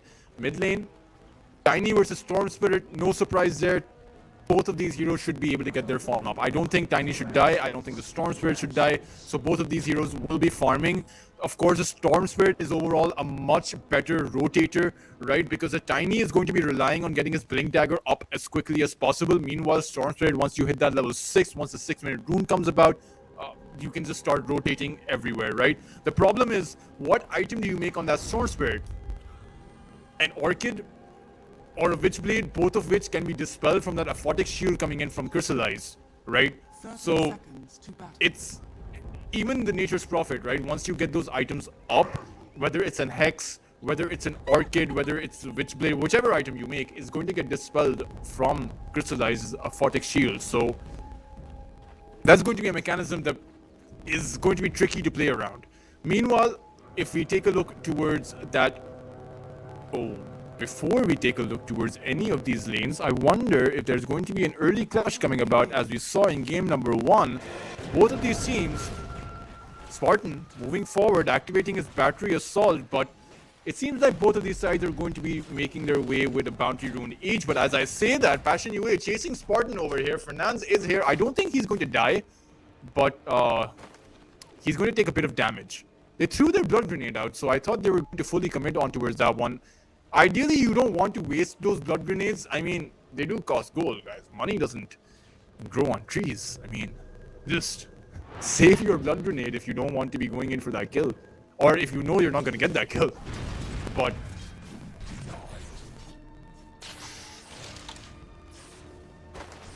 still, okay.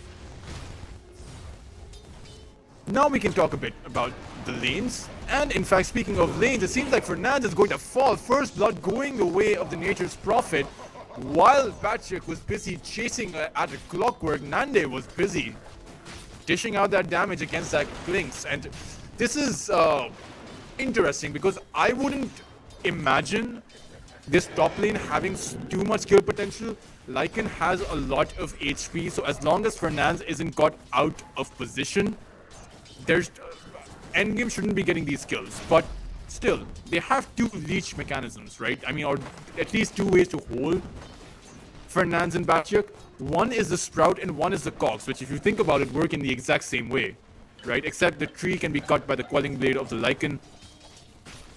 But still, it's going to be difficult for Spartan to run down Batchuk or even Fernandes because of these wolves, right? The battery assault will just get soaked up by the wolves over from Batchuk, and it's interesting if we see an overextension coming out from Spartan because of that fact. But still, you know, I didn't expect Fernandes to fall, and I still don't expect any more kills to be happening towards this top side.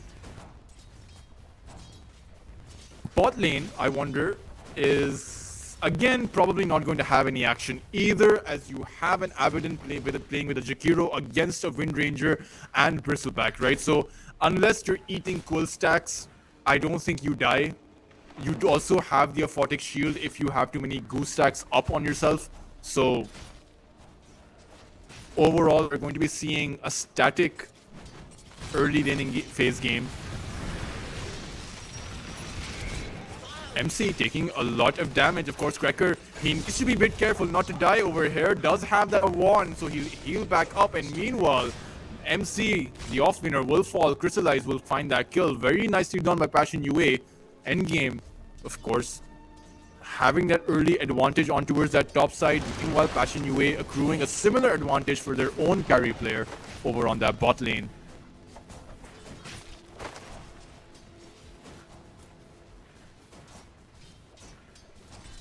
One and one right now. And again, guys, I keep saying I don't think kills will happen, but I forget. that whoever gets kills gets that advantage, and that's exactly what both of these teams are going to be looking for in this early laning phase, as that's going to decide much of the momentum going forward. Sprout on towards Fernandes, but again, Spartan's way was blocked off by those wolves.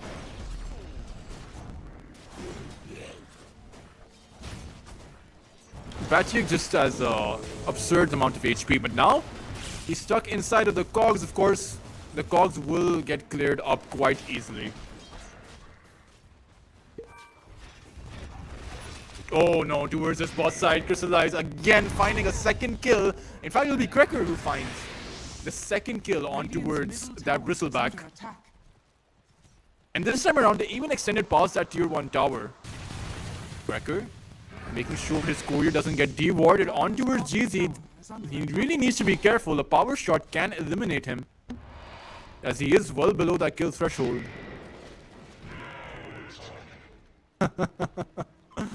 Oh man, baiting that power shot out and just to throw out a voice line. That's not what you would expect, but still.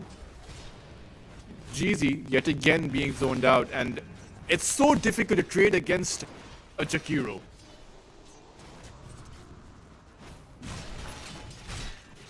Because essentially you take 2 last hits. But Passion UA are coming out ahead towards the safe lane. Meanwhile, Batchik farming towards that top side.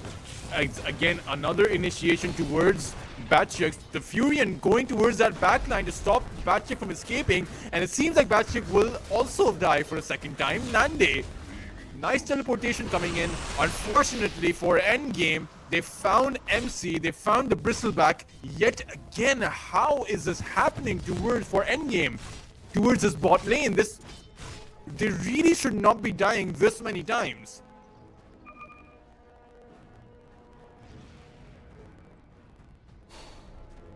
Three and 2 right now, as both of these carries are going to be incredibly strong. Wrecker though, unfortunately for him, he might have gotten that D-ward, but this time around, MC will be able to get a return on towards Cracker. So finding his way back into this, and Cracker has just spotted out what is building up to be a huge amount of stacks up for this Bristleback, and that's the thing. Even if you've killed this Bristleback off a couple of times, or 3 times to be exact, you need to do something about those ancient stacks later on in the game, because you don't want those many stacks going in his way, right? He'll just bounce back right back up. Batchik, nice read on the map there, preventing him from being closed upon by that clockwork.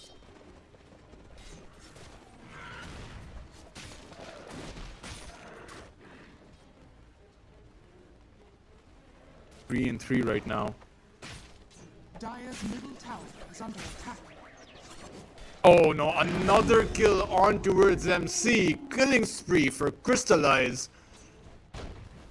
As this Bristleback, he's really struggling here, and in fact, Crystallize might even dive. Was thinking about it, but in fact, with the Wisdom Runes spawning, they're going to get both Wisdom Runes. MC couldn't have died at the worst time, and with this Abaddon, he's actually hit that level 6 mark.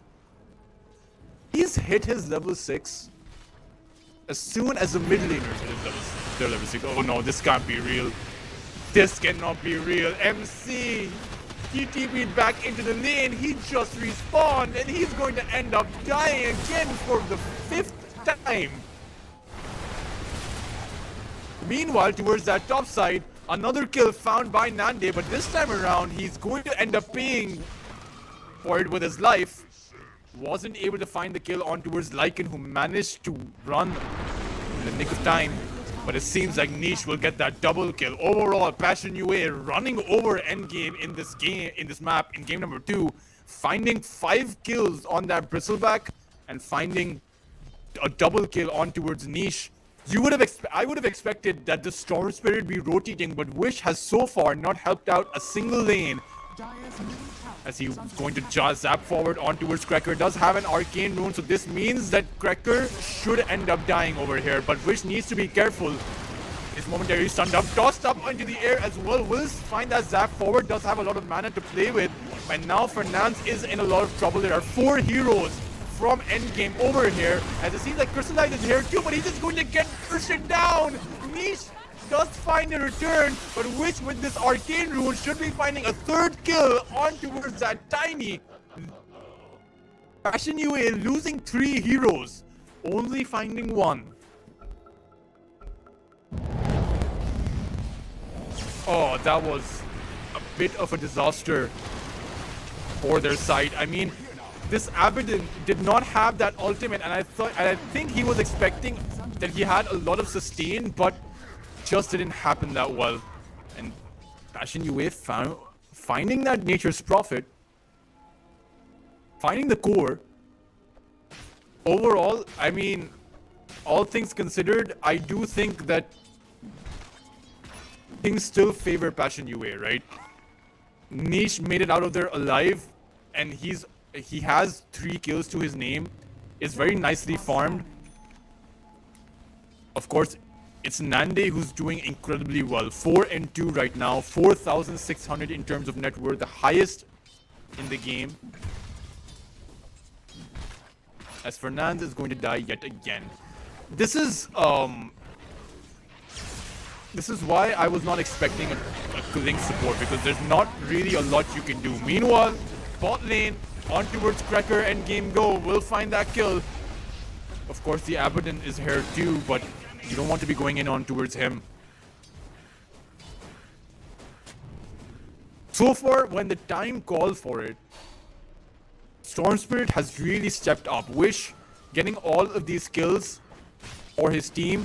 Has 3 galvanized stacks, I believe. 7 galvanized stacks, in fact. I forgot that skilling the spell also gives you a few stacks. Meanwhile, towards that top side, Abaddon actually making his way not for an Echo Saber. That's being picked up by that Tiny. He's going for a Radiance. I wonder what the timing for that Radiance will be, as despite of the fact that he got all of these kills, he hasn't really been farming all that much. Just on 40 lost hits. Crystallize has a lowest amount of lost hits in this game, just purely relying on getting all sorts of these kills and disabling MC, as a Tiny is coming in like a Ferrari on towards this Bristleback. Will toss him up into the air, will clean MC up. But the question is disabling this Bristleback so much really worth it for you? As you're not farming on this Abaddon. Meanwhile, towards that bot side, Niche who TP'd in towards that bot lane has no support available. Will the shield be enough? The shield will come out, but it won't be enough. Crystallize though, however, is stuck here. Does have the borrowed time available. Wish will find that TP out. Crystallize. His ultimate has been popped. Making his way towards Spartan over here. The battery assault going to come out, but it won't be enough. Crystallize will probably find that kill, but needs to be so careful. He has 1 second for his shield. Will get that shield up now. Spartan, just 1 more hit required.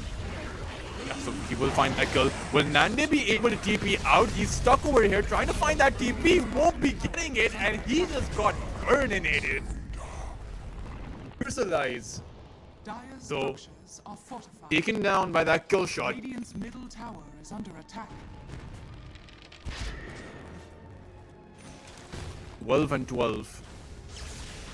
Reminiscent of the previous game, where both of these sides were nearly even, but Passion UA came out ahead in that mid to late game. This time around though, Endgame, they're farming so fast with this Nature's Prophet. 6,500 in terms of net worth.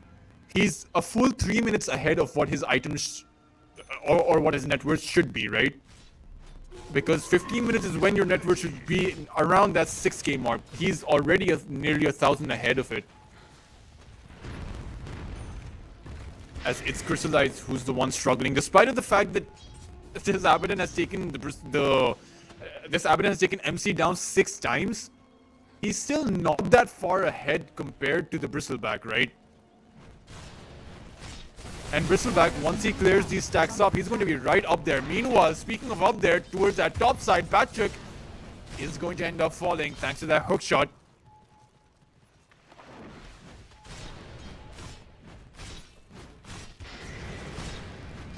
Crystallize. Towards that top lane niche. Tossing Spartan up into the air will find that kill, but it's just a support.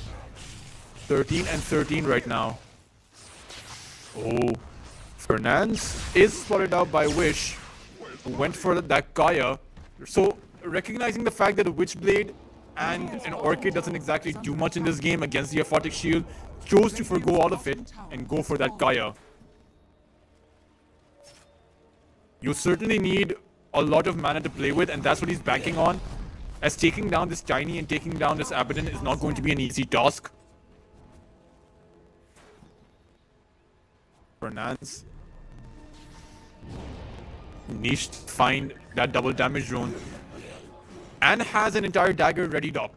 So if Passion UA want to go for the smoke, now is the time. Just pop that DD and go for the smoke. Yes, so Fernandes will literally buy it right now. Passion UA. I wonder where they'll rotate. They really need to take this Nature's Prophet down. 8,500 in terms of net worth. Just farming too fast for Passion UA to contend with. Oh no, Fernandes going to get caught out. Kill shot to finish him off. A hook shot to land on towards Niche as well. They found the Tiny, and with this endgame should be able to take him out with another kill shot.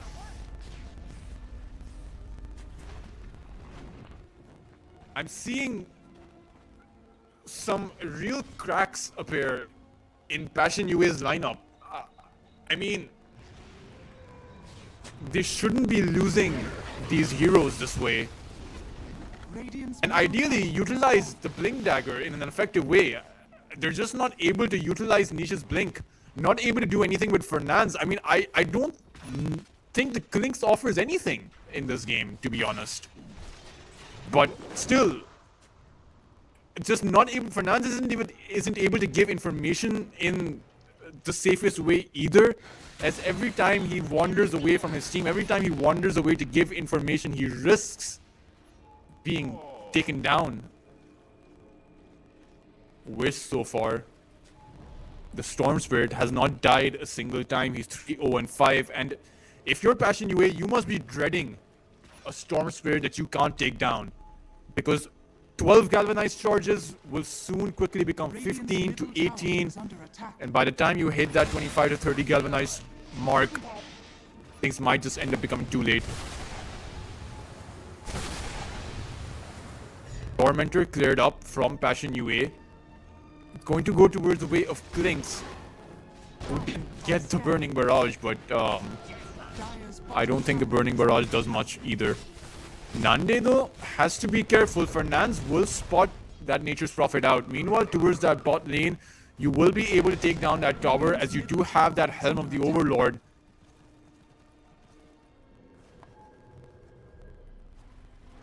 TPs towards that top side.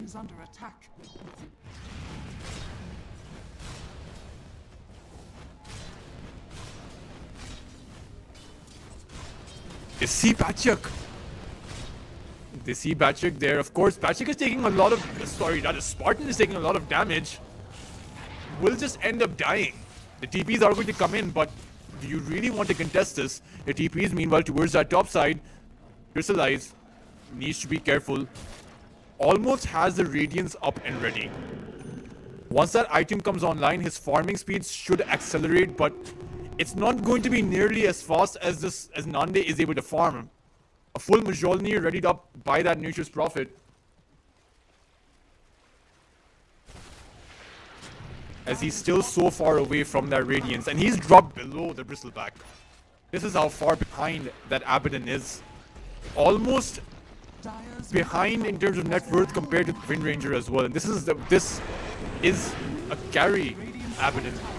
Towards that mid side toss on towards Spartan. They'll be able to clear him up as well, but a zap forward from Wish on towards Tiny. The Aphotic Shield buying him some amount of time, and Crystallize in that front line does have that borrowed time, but will get cleaned up. The Fury and Nande taking so much damage, he will end up falling too. It's a 2 for 2.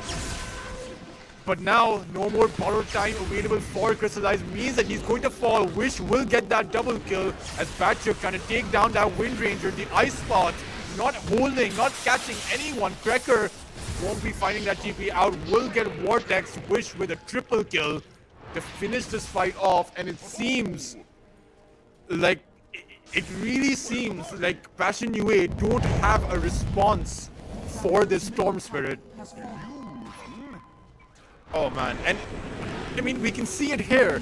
Sure, you take the clockwork down, but what is your response once that zapping comes in from Wish? Crystallize not offering anything. Klinks is not doing anything. It seems like Passion UA's lineup, the way they've itemized this and the way they've played around with this Klinks is not really lending them any help in these team fights. Crystallize is just not able to do anything in these team fights. It's all just a Tiny plus the Lycan.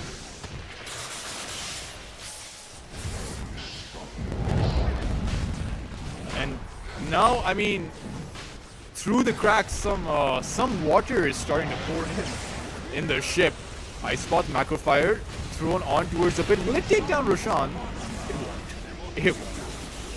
Zapped by Wish though, catching out that Jakiro. Cracker going to end up paying with his life for that overzealous attempt. This momentarily stopped the Roshan attempt from happening. Crystallize though has completed that Radiance up.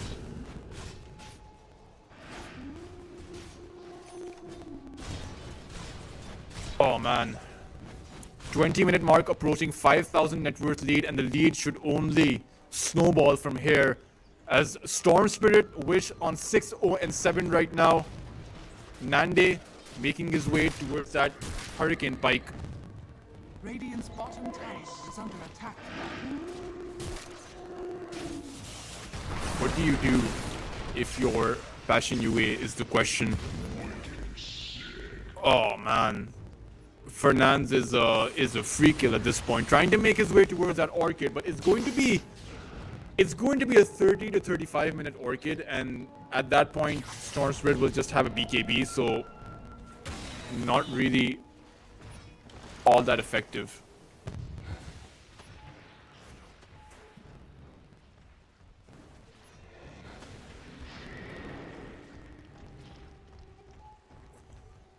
Tiny has a full Echo Saber at the ready, making his way towards a BKB.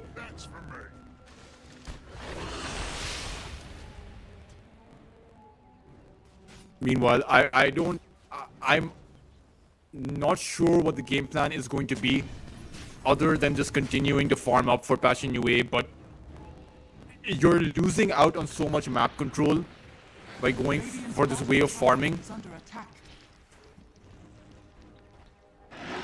Fernandes trying to make his way towards that Orchid.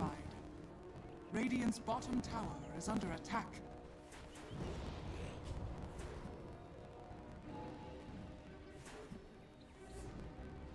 And no real smoke play happening from Passion UA either.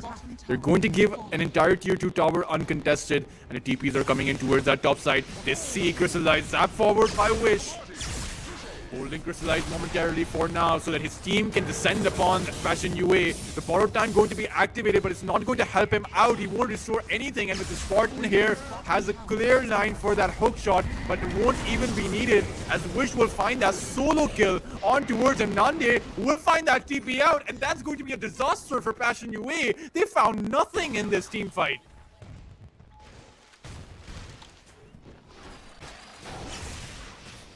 Hook shot forward on towards that Klinks, and Fernandes going to die for perhaps that 7th or 8th time. Yeah, it's the 7th time he's lost his life.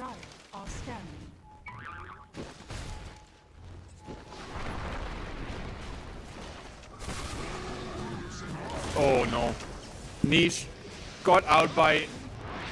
Oh, Vortex. Oh, there was no mana available for Wish. He wanted that Vortex, and that would have been, that might have just been the final nail in the coffin. As Endgame going to go for their second tier 2 tower. Radiant's middle tower has fallen. Dire's top tower is under attack.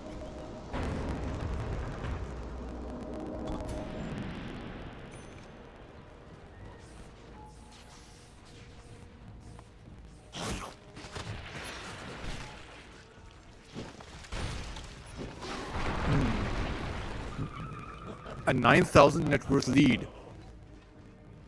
The problem is there aren't any significant items that are coming up for Passion UA either.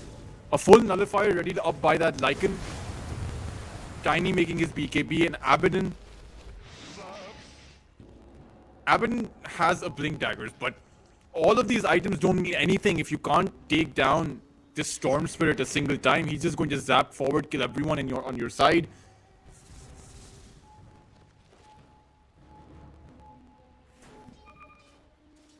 Oh, Fernand was spotted out. Meanwhile, though, it's the mid lane that's actually where the action is happening. They want to stop Crystallize from exiting. Is over here. The borrowed time going to be activated from Endgame. As he's just going to force me go back.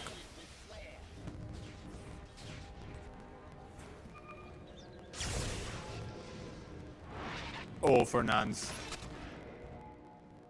Unfortunately for Endgame, they weren't able to find the zap this time around, and he's so close to his Orchid.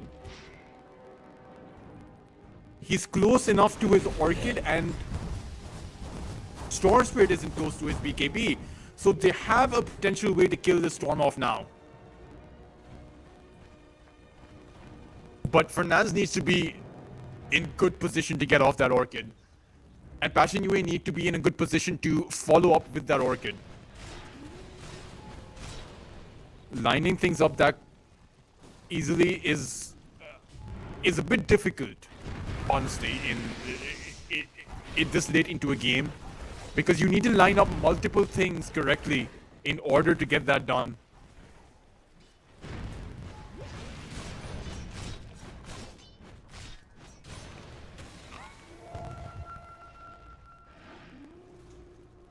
(16 and 24 right now.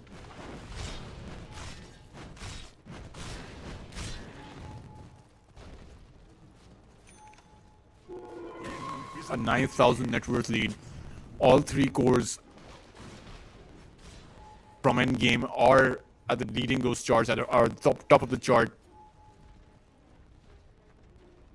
Passion UA, MC, making his way forward, is going to spot out nearly everyone from the side of Passion UA. As Endgame are setting themselves up nicely for a team fight. Bristleback holding everyone in place, and meanwhile, Wish over on the other side will find Batchuk, will find the Vortex too. They might be able to clean out this Lycan with that hook shot going in. And now, a toss-up on towards Nande. It looks like he's going to end up falling, but is it going to be enough as Wish has so much mana to play with? Zap forward onto Cracker. In fact, stopping that TP from Crystallize, he won't be exiting, and now Wish taking a lot of damage, but it looks like it won't be enough to take him down. He's trying to find that TP out, will make it out, but it's come at a cost. 4 heroes from Passion UA falling, and Bristleback, MC, finding the revenge there for all of those deaths. As, I mean, he just bought so much time, prevented the blink from both Niche and that Abaddon, that by the time the fight actually started, Batchuk had to just go back and was forced to run, but just not able to get anywhere, even despite of the max movement speed coming in from that shapeshift.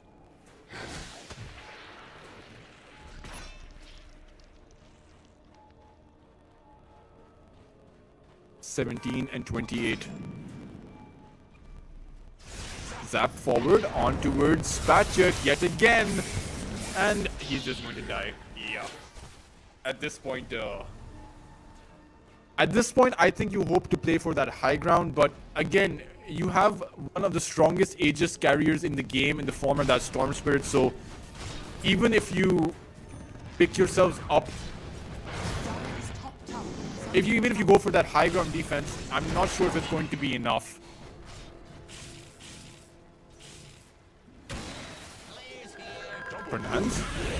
does have that Orchid. Will he find a solo kill on towards the Clockwork, or will the Storm Spirit stop him? In fact, he does find the solo kill, but is just given another galvanized charge to that Storm Spirit, which is 11-0 and 10 right now. A full Pavel Parasma readied up by him, a Sanj and Kaya. Or rather, a Kaya and Sanj.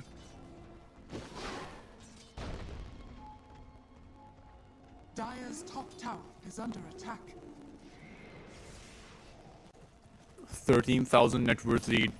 Crystallize so far away from any meaningful item. He's going to be going for a Manta style after this, but I don't see where the damage is supposed to come from. I don't see where the hold is supposed to come from. A BKB readied up by Tiny Patchuk with a nullifier as well. Dire are scanning. Once the Storm Spirit hits level 25, I mean, it's not going to be possible for a comeback when you have 3 melee heroes and you have a support that doesn't offer all that much.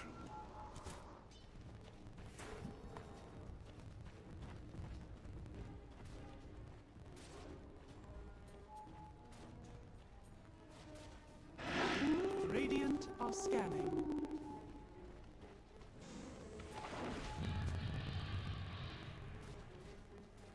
Endgame on towards that Roshan. Is Passion UA really going to fight this? And I mean, they're not even going to be fast enough. Wish picking up that Aegis. Oh wow. Passion UA want to fight this after the fact. Even if they found that Storm and took him down, he still has a second life, and there's no way you're winning that fight.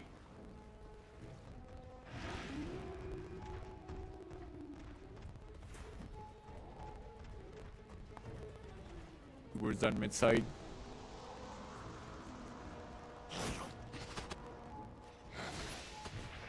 Fernand's going to break that smoke, but he is going to get revealed. So all they need is some kind of vision on him. In fact, won't be able to find it. 14,000 net worth, and surely Endgame are looking towards making a solid push towards that high ground with that Aegis up for themselves. They have everything in their arsenal. The only question is, are they waiting on some final item? Okay, so there's no real item ready. I mean, close enough for Endgame, at least close enough for the next 4 minutes.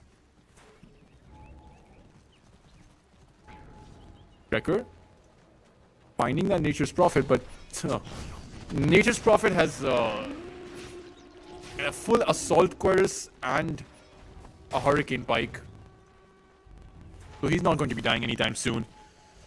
Fernand's going for that Desolator. Meanwhile, it is that inevitable push. Let's see if Passion UA are going to be able to defend this. Wrecker going forward, but he's just been baited in by the Bristleback. Wish will find that kill, and now they want to be going in on towards MC. Will they be able to finish him off? He's just going to walk it off. And Nande is here with that teleportation on towards Patchuk, who just seems to be running around. And he's going to get taken down. Crystallized though, of course, has a borrowed time. Wish, will they be able to take out that down at first sight? They will, but Passion UA have expended everything they have in their arsenal. The second round, the Silence won't be holding the Storm Spirit for long as he has that PKP. Zap forward, and it looks like it's going to be a full team wipe for Passion UA. But in fact, the Tiny will make it out to his fountain, but Passion UA are just going to throw in the towel. Endgame are going to be winning out in game number 2. 32 minutes in with a 21,000 net worth advantage. 35 kills up.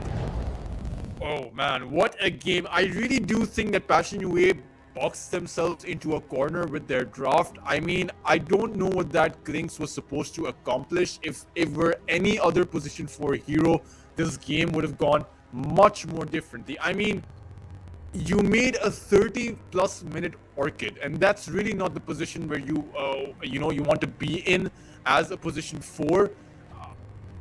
Passion UA simply were not able to lock down that Storm Spirit, right? They had a lack of stuns because you had a Lycan, you had a Tiny who can only dish it out once in that team fight, just not enough to hold down a Storm Spirit as Wish went down, as Wish went uncontested, right? He didn't die a single time in this game. But of course, that was just game number 2. It is currently 1-1 between Passion UA and Endgame. Still a third game to go, and I'm really not sure who's going to be winning out in that third game. I mean, both of these games have been neck and neck even until the mid to late game where one team fight has decided it all, right? For both of these sides, for both of these games. Whether or not that's going to be repeated in the third game is something that only time will tell, so stay tuned, guys. We will be back for the decider match in this series right after a short break.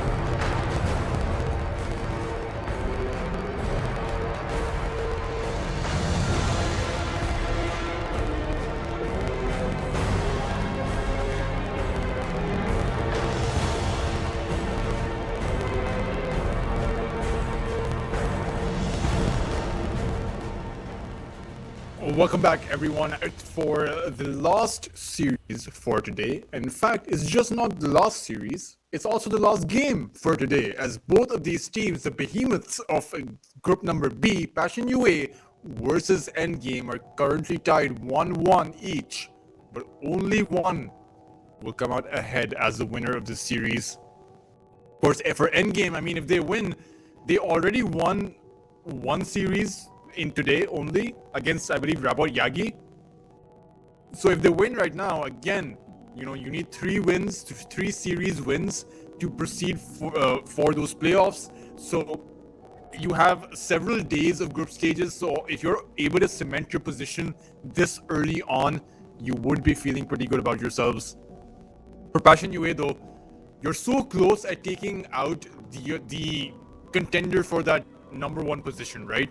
If you win against Endgame, then everyone else is going to be significantly easier for you. So you have a lot to prove for Passion UA. They've been able to take down they've been able to take away quite a few games from some of those top tier teams, but haven't been able to close out a series win against those top tier teams, you know. And I would classify Endgame as a pretty solid team, you know. Again, mind control on that position 3. A former TI champion is nothing to scoff at. As this time around, Passion UA going to ban out that Keeper of the Light, going to ban out that Furion, and in fact, that Terror Blade. Of course, Endgame are going to be banning out that Ancient Apparition and that Tinker. And the Bristleback that MC was on in the previous game, struggled earlier on, but played phenomenal in those team fights. Endgame going to pick themselves up a tiny. It was Passion UA's first pick in the previous game. This time around, Endgame are going to be taking that one up for themselves. Let's see how Passion UA respond.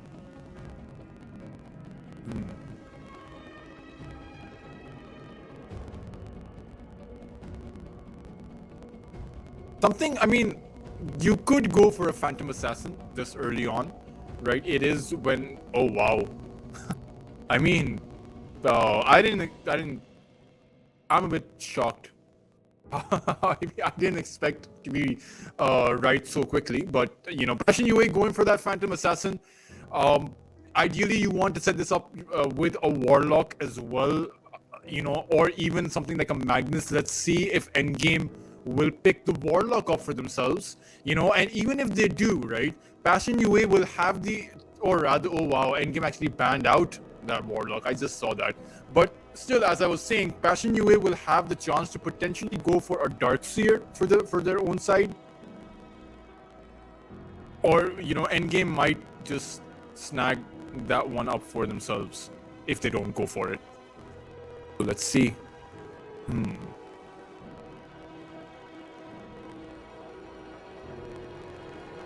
Magnus, I mean, even a Night Stalker is still in the pool for Passion UA. Let's see. And they're going to ban out the Darkseer, so they don't want Endgame to be good getting that one, and they're going to pick themselves up a Ringmaster. Certainly, the Ringmaster has made its way into the meta quite recently, I would say, but already teams are finding a lot of value out of that hero.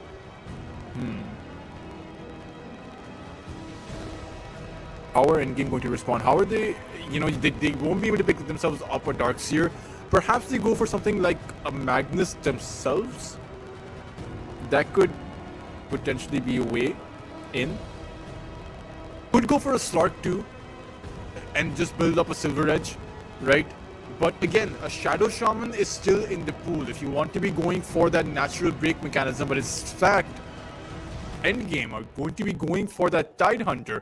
Not concerned at all about the fact that this Phantom Assassin, once you get that shard up, will have a natural way to have that break mechanism, which should be doing wonders against the Tidehunter. But still, the Ravage plus Tiny combination, right, could do wonders. Meanwhile, you have gone in for that Wind Ranger as well. I mean, GZ on that Wind Ranger, I mean, the amount of kill shots that I saw, I don't think I've ever seen that many kill shots happen, to be honest. He found his target nearly each and every single time. It reminded me of days on his mortar, honestly. But now Passion UA, third pick for them. What are they going to be going for? Ideally, you want another hero that can deal a lot of burst damage. But in fact, they're going to go for an Undying. Probably a support Undying, right? Even though an Undying with a Scepter, once you get that up, is able to deal huge amounts of damage every time with that decay on towards, and which would be very good on towards that Tiny and Tidehunter, but still, it's too risky of a pick to be putting on that position 3 role, right? I do think that you just send this Undying on that position 4 role and pick yourselves up a really strong offlaner. Perhaps something like a Night Stalker. I still think it will be very good over here.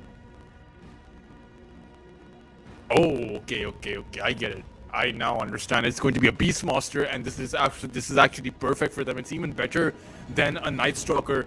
The Tombstone slow coming in, plus the decay is coming in, and all the Beastmaster has to do is stack his boars. All the Beastmaster has to do is spam out his wild axes, right? And Endgame are going to be having a difficult time on that top lane. Or have gone for that Morphling though, so it's very much going to be a Morphling versus Phantom Assassin game. If it goes late, I mean, it's really up in the air, right? I will say that Endgame seem to have the better initiation, even though you have that Beastmaster, but just the fact that you have a Tiny and a Tidehunter means that you have, and even a Wind Ranger, right? Endgame have multiple ways to initiate inside. Meanwhile, Passion UA, they really only have the Beastmaster that can initiate outside of the Phantom Assassin blinking in, so, which I don't think we're going to see. But still, Endgame don't exactly have a BKB piercing disable, so this Phantom Assassin, once you get that BKB, should be able to dish out as much damage as he wants. But the caveat to that is that you need to have enough follow-up, because the Phantom Assassin could get bursted down by that Morphling.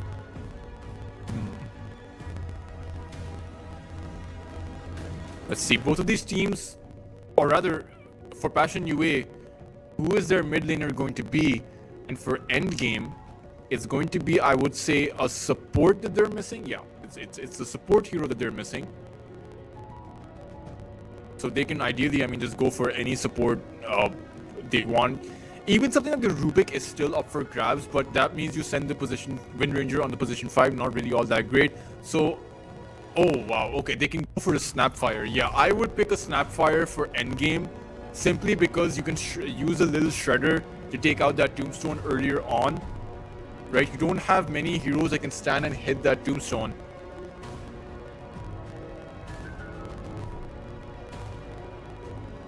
You do have, I mean, the Morphling can hit that Tombstone, but again, you're going to get roared down, right? So you don't want your core to be hitting that Tombstone. So this means that the Snapfire should be a natural pick for their side. Meanwhile, for Passion UA, what is going to be your mid laner is the big question. And how do you close this lineup out, right? Even which mid laner are you going to be picking up for yourselves? Is it something like the Puck? Or is it something like the Queen of Pain that we saw in game number 1, right? Just use the decay stacks and then throw in the Sonic Wave. And that means that, you know, Endgame should be melting there. But if it goes wrong, it goes horribly. That's the problem. Endgame banning out that Doom, suspecting that perhaps Passion UA can run a Doom mid, which I wouldn't put it past them, but I wouldn't exactly say that it's the best choice in the game. Let's see what Endgame go for. Is it going to be Snapfire, or is it going to be something else entirely? Not a lot of heroes that can destroy the Tombstone very effectively on that support role, but oh wow, so it seems like they're going to avoid the Tombstone anyway, and they're just going to go for a Silencer. And this means that a pick like the Queen of Pain is going to be incredibly risky. And in fact, any pick, like any pick that relies on providing follow-up damage, right, is going to be risky. Because you are contending against a global silence.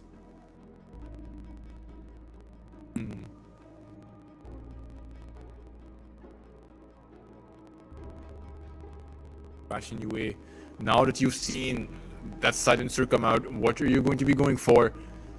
I mean, I think ideally you could still go for a spirit pick, honestly, even against the silencer, but it's so incredibly risky that I wouldn't be surprised if Passion UA go for a comfort pick. Just pick up yourselves up some kind of sustain hero. Even something like the Magnus is still in the pool, to be honest, right? So Magnus plus Phantom Assassin, there's always a fallback mechanism that you can rely on. Magnus just makes a BKB too.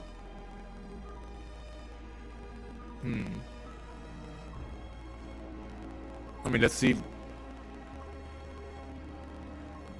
Apart from the Magnus, I mean, I don't know. Apart from the Magnus, I honestly can only think of either the Spirits or something like the Queen of Pain or Puck, right? Those are, I would say, the 5 or 6 heroes that you could be going for on this mid lane. But again, it will be a very squishy lineup for Passion UA, right? Relying entirely on this Phantom Assassin to make something happen, and in fact they're going to be going for a Slardar on that mid lane. Interesting. Now I am of the opinion that Slardar isn't the strongest hero on that mid lane. Sure, you have the Wandering Waters and there's